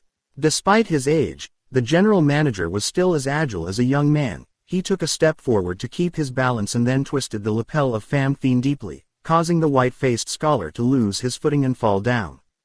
Pile of tables and chairs. Toi Nok stepped forward, waved his hand to hit Mr. Hoang.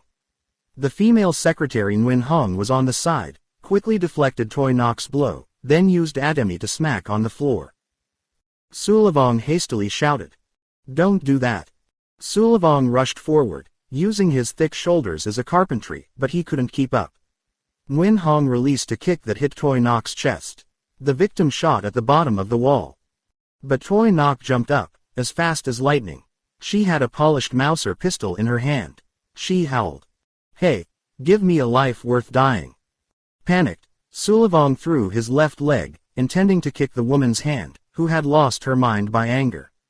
But the president of the international agents intervened a little too slowly. Dang, dang. 2 shots fired in quick succession. Mr. Hoang and Nguyen Hong fell to the ground. No one could make a sound. After shooting, Toi Nok raised the barrel of the gun to his nose and sniffed. It seemed that the burning smell of the cigarette had calmed her anger. And she first saw the truth.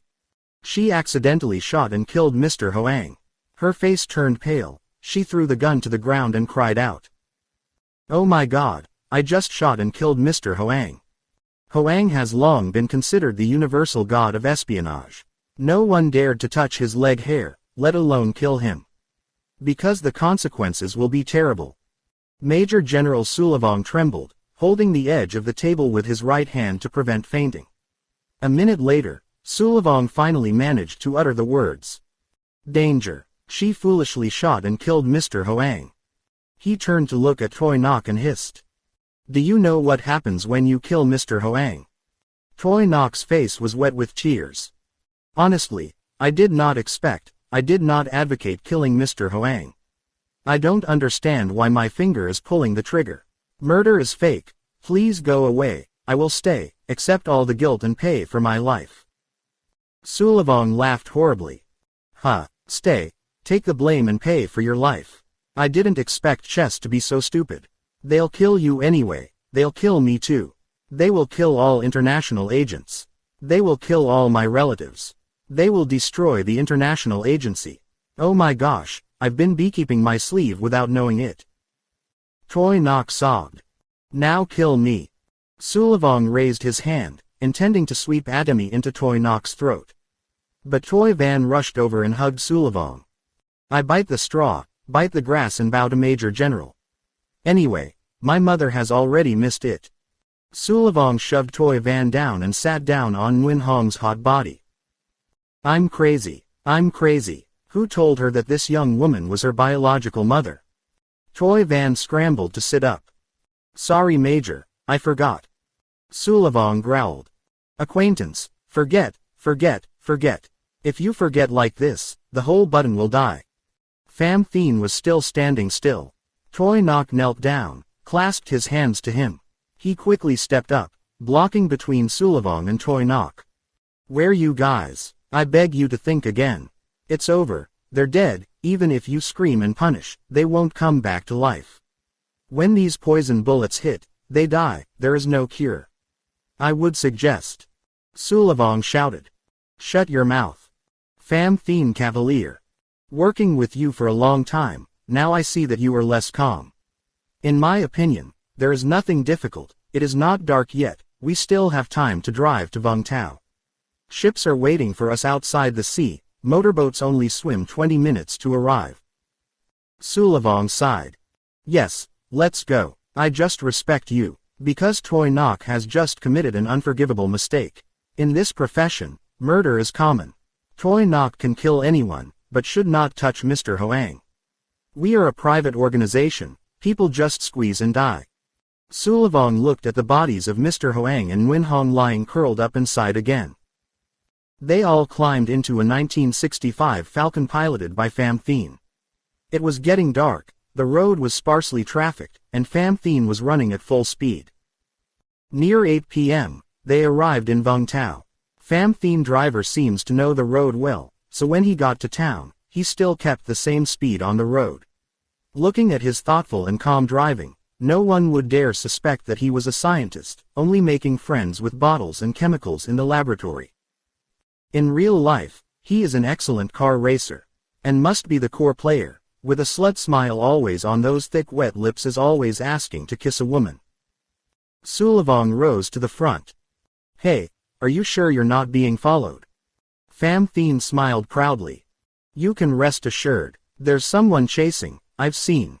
From the last leg of the Bien Hoa Highway on, I turned off the taillights, and used the B-49 electronic brain. The B-49 electronic brain is an important invention in the driving profession. Immediately after this tool was born, police in many countries rushed to buy it. The American people all raced to mount B-49s in their cars.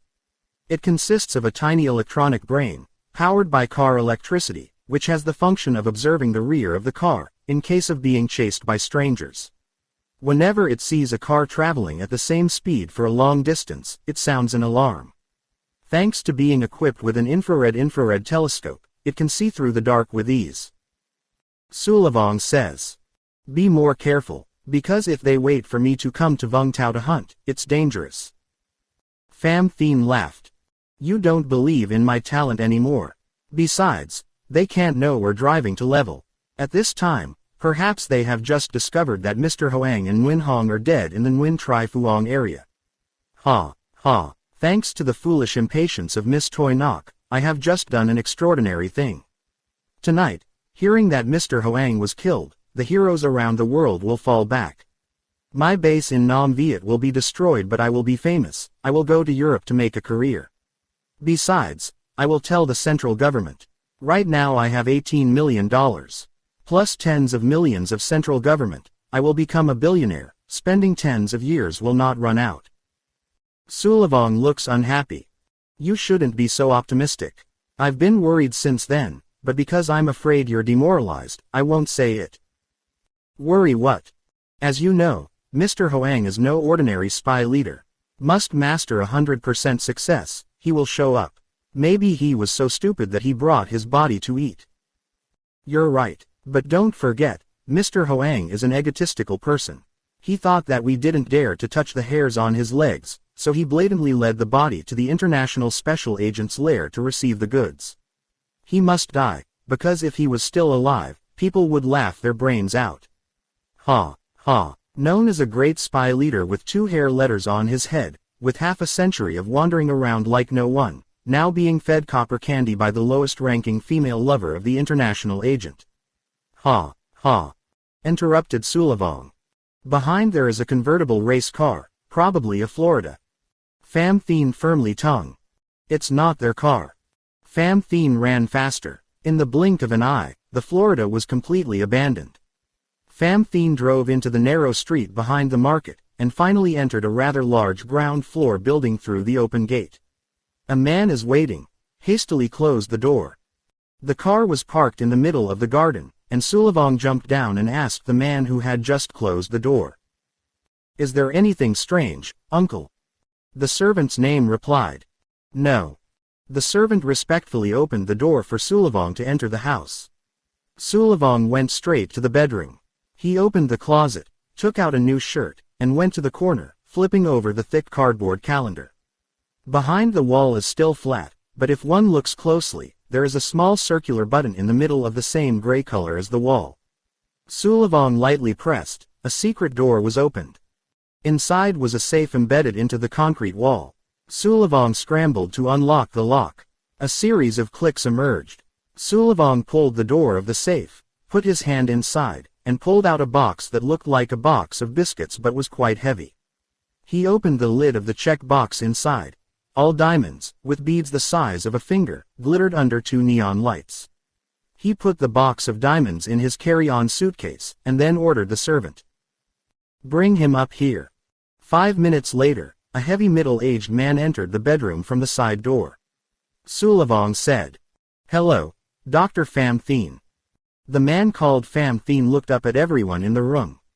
His eyes landed on a man who looked exactly like him, and had the same name as him. Sulavong smirked. "Are you surprised, doctor? Sincerely introduce this as my collaborator. The doctor doesn't need to know his real name, but when he's active, he usually goes by the name Kong Fo. Yes, he is Kong Fo, also an I-Lao citizen like me." Pham Thien glared at Kong Fo. "What are you pretending to do?" Kong Fo puffed out his chest. "For what, is my own business. But from this moment on, I return Pham Thien's name and face to the doctor." Hanging at him for an hour, he slowly put his hand on the back of his neck, removed the rubber mask, and threw it to the ground. Taking off the mask, he is not much different from the real Pham Thien. He put his foot on the mask, his voice arrogant. Did the doctor agree? Pham Thien did not answer. He shivered in front of Toy Knock's blind line. He said sadly, "You really didn't expect. I didn't expect you to be a spy for the enemy. I lied to you, even though I still love you. My mother and I were complicit in keeping you." During the days of being confined in a dark cellar, he had thought clearly. He had come to a definite decision. From now on I live as well as die. I fight for glorious success on the road of life because I hope to reunite with you, with children. But he was completely disappointed. "Toy Knock, I bid you farewell. Toy Van, I wish you forever." Suddenly a loud voice came from the door of the room, making everyone turn around in shock. "Farewell to Major General Sulavong." The person who just spoke was Mr. Hoang. Yes, Mr. Hoang is flesh and blood. Mr. Hoang is still alive, not Mr. Hoang lying stiffly in a deserted building in Nguyen Tri Phuong area, Cholan. Sulavong startled people. "Mr. Hoang, it turns out you are still alive." Mr. Hoang threw his burning cigar on the ground. "Major General is wrong. It's not that I'm alive, it's that I'm alive. I have never been hit by a poison bullet. I also never died." Kong Fo and the servant put their hands in their pockets at the same time.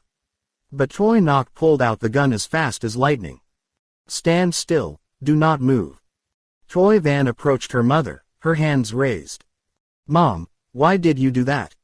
Toy Knock smiled faintly. "Do you still love to sleep or do you like acting? I am not her biological mother. She is not my biological child." Pham Thien also paused. "God, this girl is not Toy Van." Toy Knock nodded. "Not. Toy Van is dead. Our son died in a bombardment. This girl just pretends to be Toy Van." Pham Thien asked his wife, his voice trembling. "And you, are you also not an employee of Major General Sulavong?" Toy Knock smiled. "Not. I have been an employee of Mr. Hoang for a long time. An employee of the South Vietnamese Secret Service." Sulavong gritted his teeth. "No wonder. I treated her like a bowl full of water that she dared to deceive me." Toy Knock shrugged. "I love you, I sleep with you, I obey your orders. It is not that I have feelings for you or fear you. It's just that I have work to do. Now that the work is done, I would like to say goodbye to you." Sulavong looked at Mr. Hoang. "Again, you're the winner and I'm the loser. But I no longer serve him. Because he was deceitful and swallowed the promise in his throat. Mr. Hoang replied. You should remember the commitments between you and me. I've made it clear that if you cheat me first, I'll have to cheat again. Thick tangerine peel meets sharp fingernails. If you sow the wind, you will meet the storm. What more do you complain about? Saying that there are ghosts and demons, I did not deceive you. That's right. Our East Asians take their vows and respect the gods. Aren't you afraid of endangering your life if you swear like that? He said he did not deceive me. Why did he hand over the fake Pham Thien while the real Pham Thien was locked up in Vung Tau? Because I don't believe you. Huh, don't believe me but my $18 million. Unfortunately, that's it for 3 years, 1 hour, 1 hour. He was a talented spy chief, but he foolishly listened to women and set up headquarters in Saigon, so he came to today's bitter results. Ms. Toi Nok has cooperated with me for a long time. It is necessary to clarify so that he will not misunderstand. He was storming in Van Tuong when he met Toi Nok. In the past, he was still a sweet man, so he fell in love with Toi Nok immediately. She followed my instructions and stuck with him. And after he escaped from prison, preparing to be reincarnated as Agent International, she persuaded him to move his headquarters to South Vietnam. Now you know why I know you roam my land without trying to stop it. For the sake of stopping, sir. Knowing that he had contact with the International Intelligence Service of China, I ordered Toi Nok to go deep into his organization, waiting for the opportunity to take advantage. He kidnapped and killed people according to the plan of the intelligence department, and they paid very well. We were short of money, so the military was motionless, waiting for him to collect a lot of money before making a batch. It is said that in his suitcase was a box of diamonds, worth nearly $50 million, the result of 2 years of loyal service to the Department of Intelligence. With that $50 million, we can make the Department of Intelligence suffer. On behalf of the South Vietnamese Secret Service, I sincerely thank you. If you have any regrets, give me that suitcase of diamonds. Sulavong sighed, lifted the suitcase and placed it on the table. Mr. Hoang calmly sat down on a chair and slowly lit a new cigar. I should have kept quiet to let you roam for a while because I want to collect $100 million at once, but $50 million is still too little. But because he kidnapped Pham Thien, Western spy agencies urged me to find clues, so I was reluctant to show up. If it weren't for the unexpected setback, I could have taken him down as easily as I could get something out of a bag. Toi Nok used to contact me every week with a special radio, but for a while now, especially after the Pham Thien case, he installed a state-of-the-art radio in the office, so Toi Nok had to interrupt communication. I went to great lengths to search but could not find her anywhere. I had to apply a tactic as old as the earth, trick the tiger out of the cave. I arranged for Win Sun to return to Saigon and stopped him at Tan Son Nhut Airport, threatening him. Feeling exposed, he had to contact his superiors. And from him, I know Nguyen Chan. From Nguyen Chan, I know the NGU Nyat Hoi Club. And at this club, I set a trap for you. Toi Van was his loyal employee. He let her follow me to let me into the circus. During her stay at Go Duck K's house, she used a radio hidden in a lipstick to report everything to him. I have a full recording. She assured him that I sincerely wanted to redeem Pham Thien, so he agreed to meet me. You fell into my Luan Vu plan. I named the plan to destroy him as the Luan Vu plan to remember his martial skills. If I'm not mistaken, he dances very well, has won many international awards, and the best-known award is the Ballon d'Or in Paris. Mr. Sulavong, the radio you gave Toi Van was the most advanced radio and used the up and down wave, but you forgot that Sao Nyan Tak, right, and human rule. The South Vietnamese Secret Service invented a method of recording the up and down wave. Sulavong turned his face to the window. Behind the window is a vast dark night, with the sound of crashing waves. Suddenly he slammed his fist on the table. I'm so humiliated. Last time I lost in Van Tuong, I was not as humiliated as this time. If you still love me, please give me a bullet in the heart. The king did not answer. Because he had just met Kong Fo's eyes. He pretended to bend over a cigar. At that moment, Kong Fo slithered to the left, swinging his hand to dispose of Toi Nok's gun. Sulavong's servant also leaned forward and kicked with his left foot the bead of the hand holding the gun. Sudden counterattack by two men, Toy Nok dropped the gun. But Mr. Hoang continued to hold the position. Because two small pops emerged.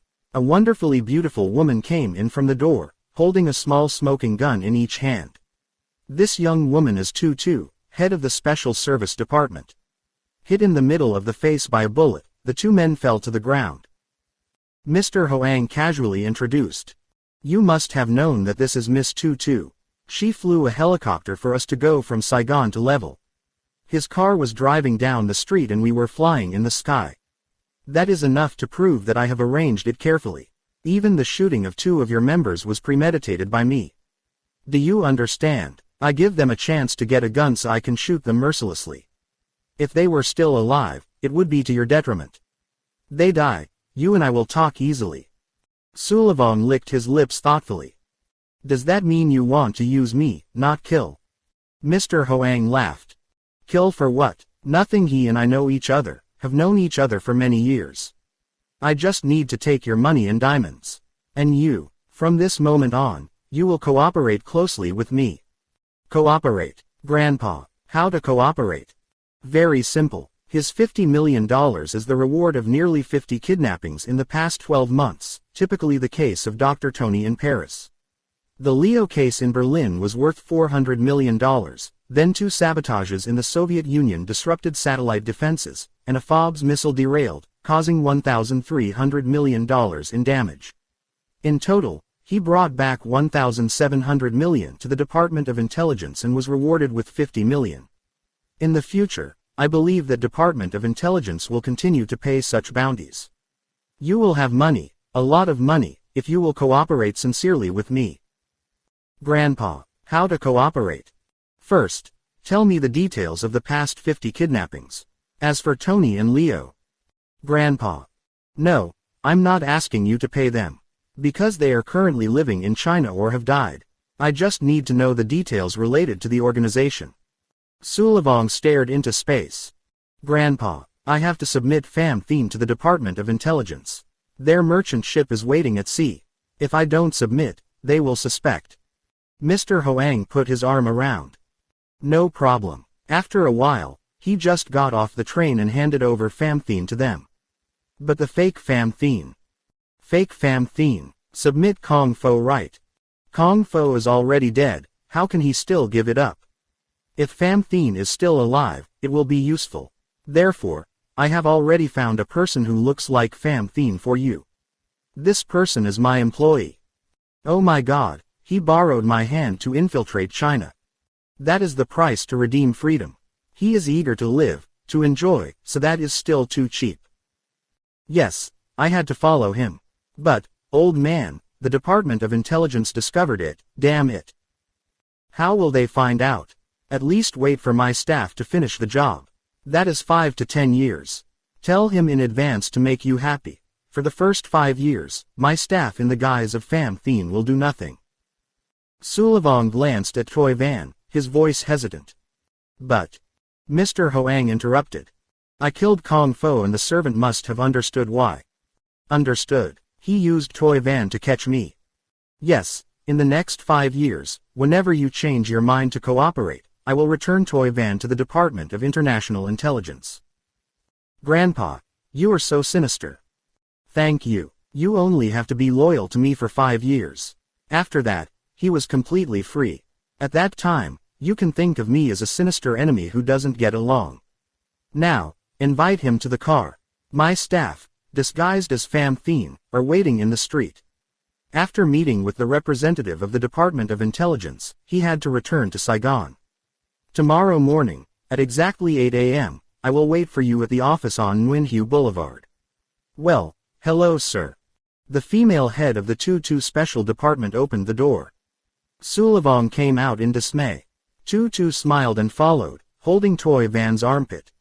In the room, only Mr. Hoang and the old couple, Pham Thien, Toy Nok remained.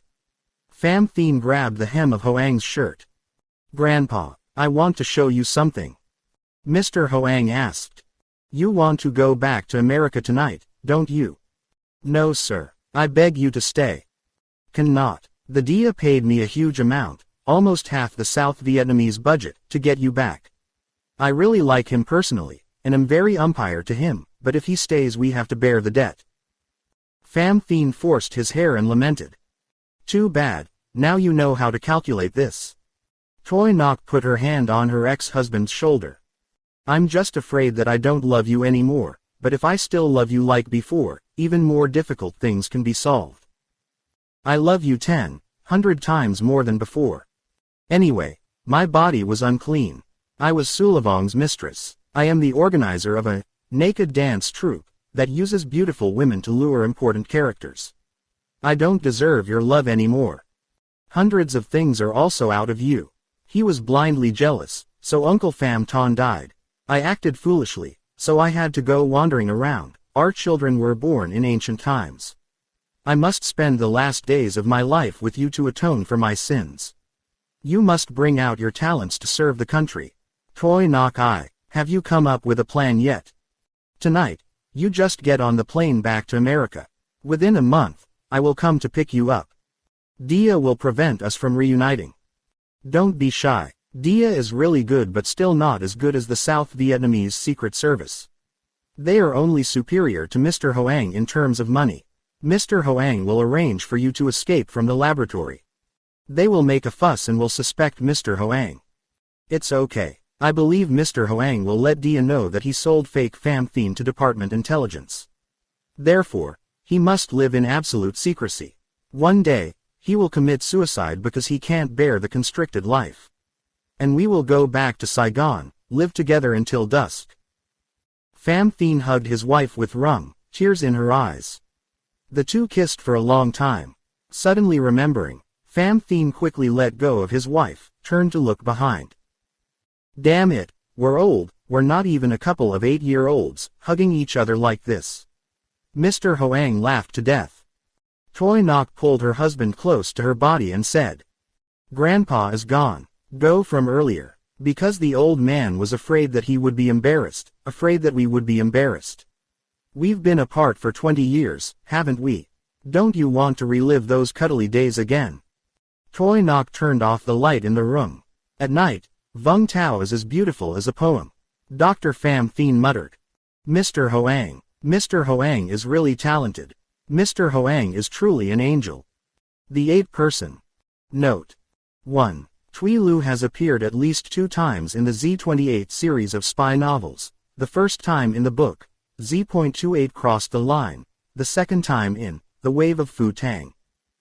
2. OHB is oxygenation hyperbare, a technique of increasing and decreasing oxygen to affect the body being operated on. The Boston Hospital's super pressure vessel is almost identical to the Secret Service's super pressure vessel with a diameter of 5 meters 30, and a price of $339,500. 3. The Boston Children's Medical Center's super pressure surgery room was inaugurated in 1965. In London there is St. Paul Hospital. In Amsterdam, Netherlands, there is Wilhelmin Hospital. France is currently building a similar OHB iron barrel in Nancy, weighing 42 tons, 4 meters 80 in diameter, 7 meters long. In 1971. 4. This penetration activity, in professional terms, is called magic, which means eye of God. 5. Katie first appeared in The Prophet's Stone Mountain, by the 8th, printed in book form in 1965. Currently the author is preparing a republish of this series, and as usual by Van Quang Bookstore, 5 Le Van Duyet, Chuoi Dai, General Publisher. 6. Some cars of important government figures in the world have been equipped with this type of glass with this color-changing chemical. Currently, a car manufacturing company in the United States is experimenting with a car with a glass roof. When it's sunny, just press a button to turn blue, filtering sunlight.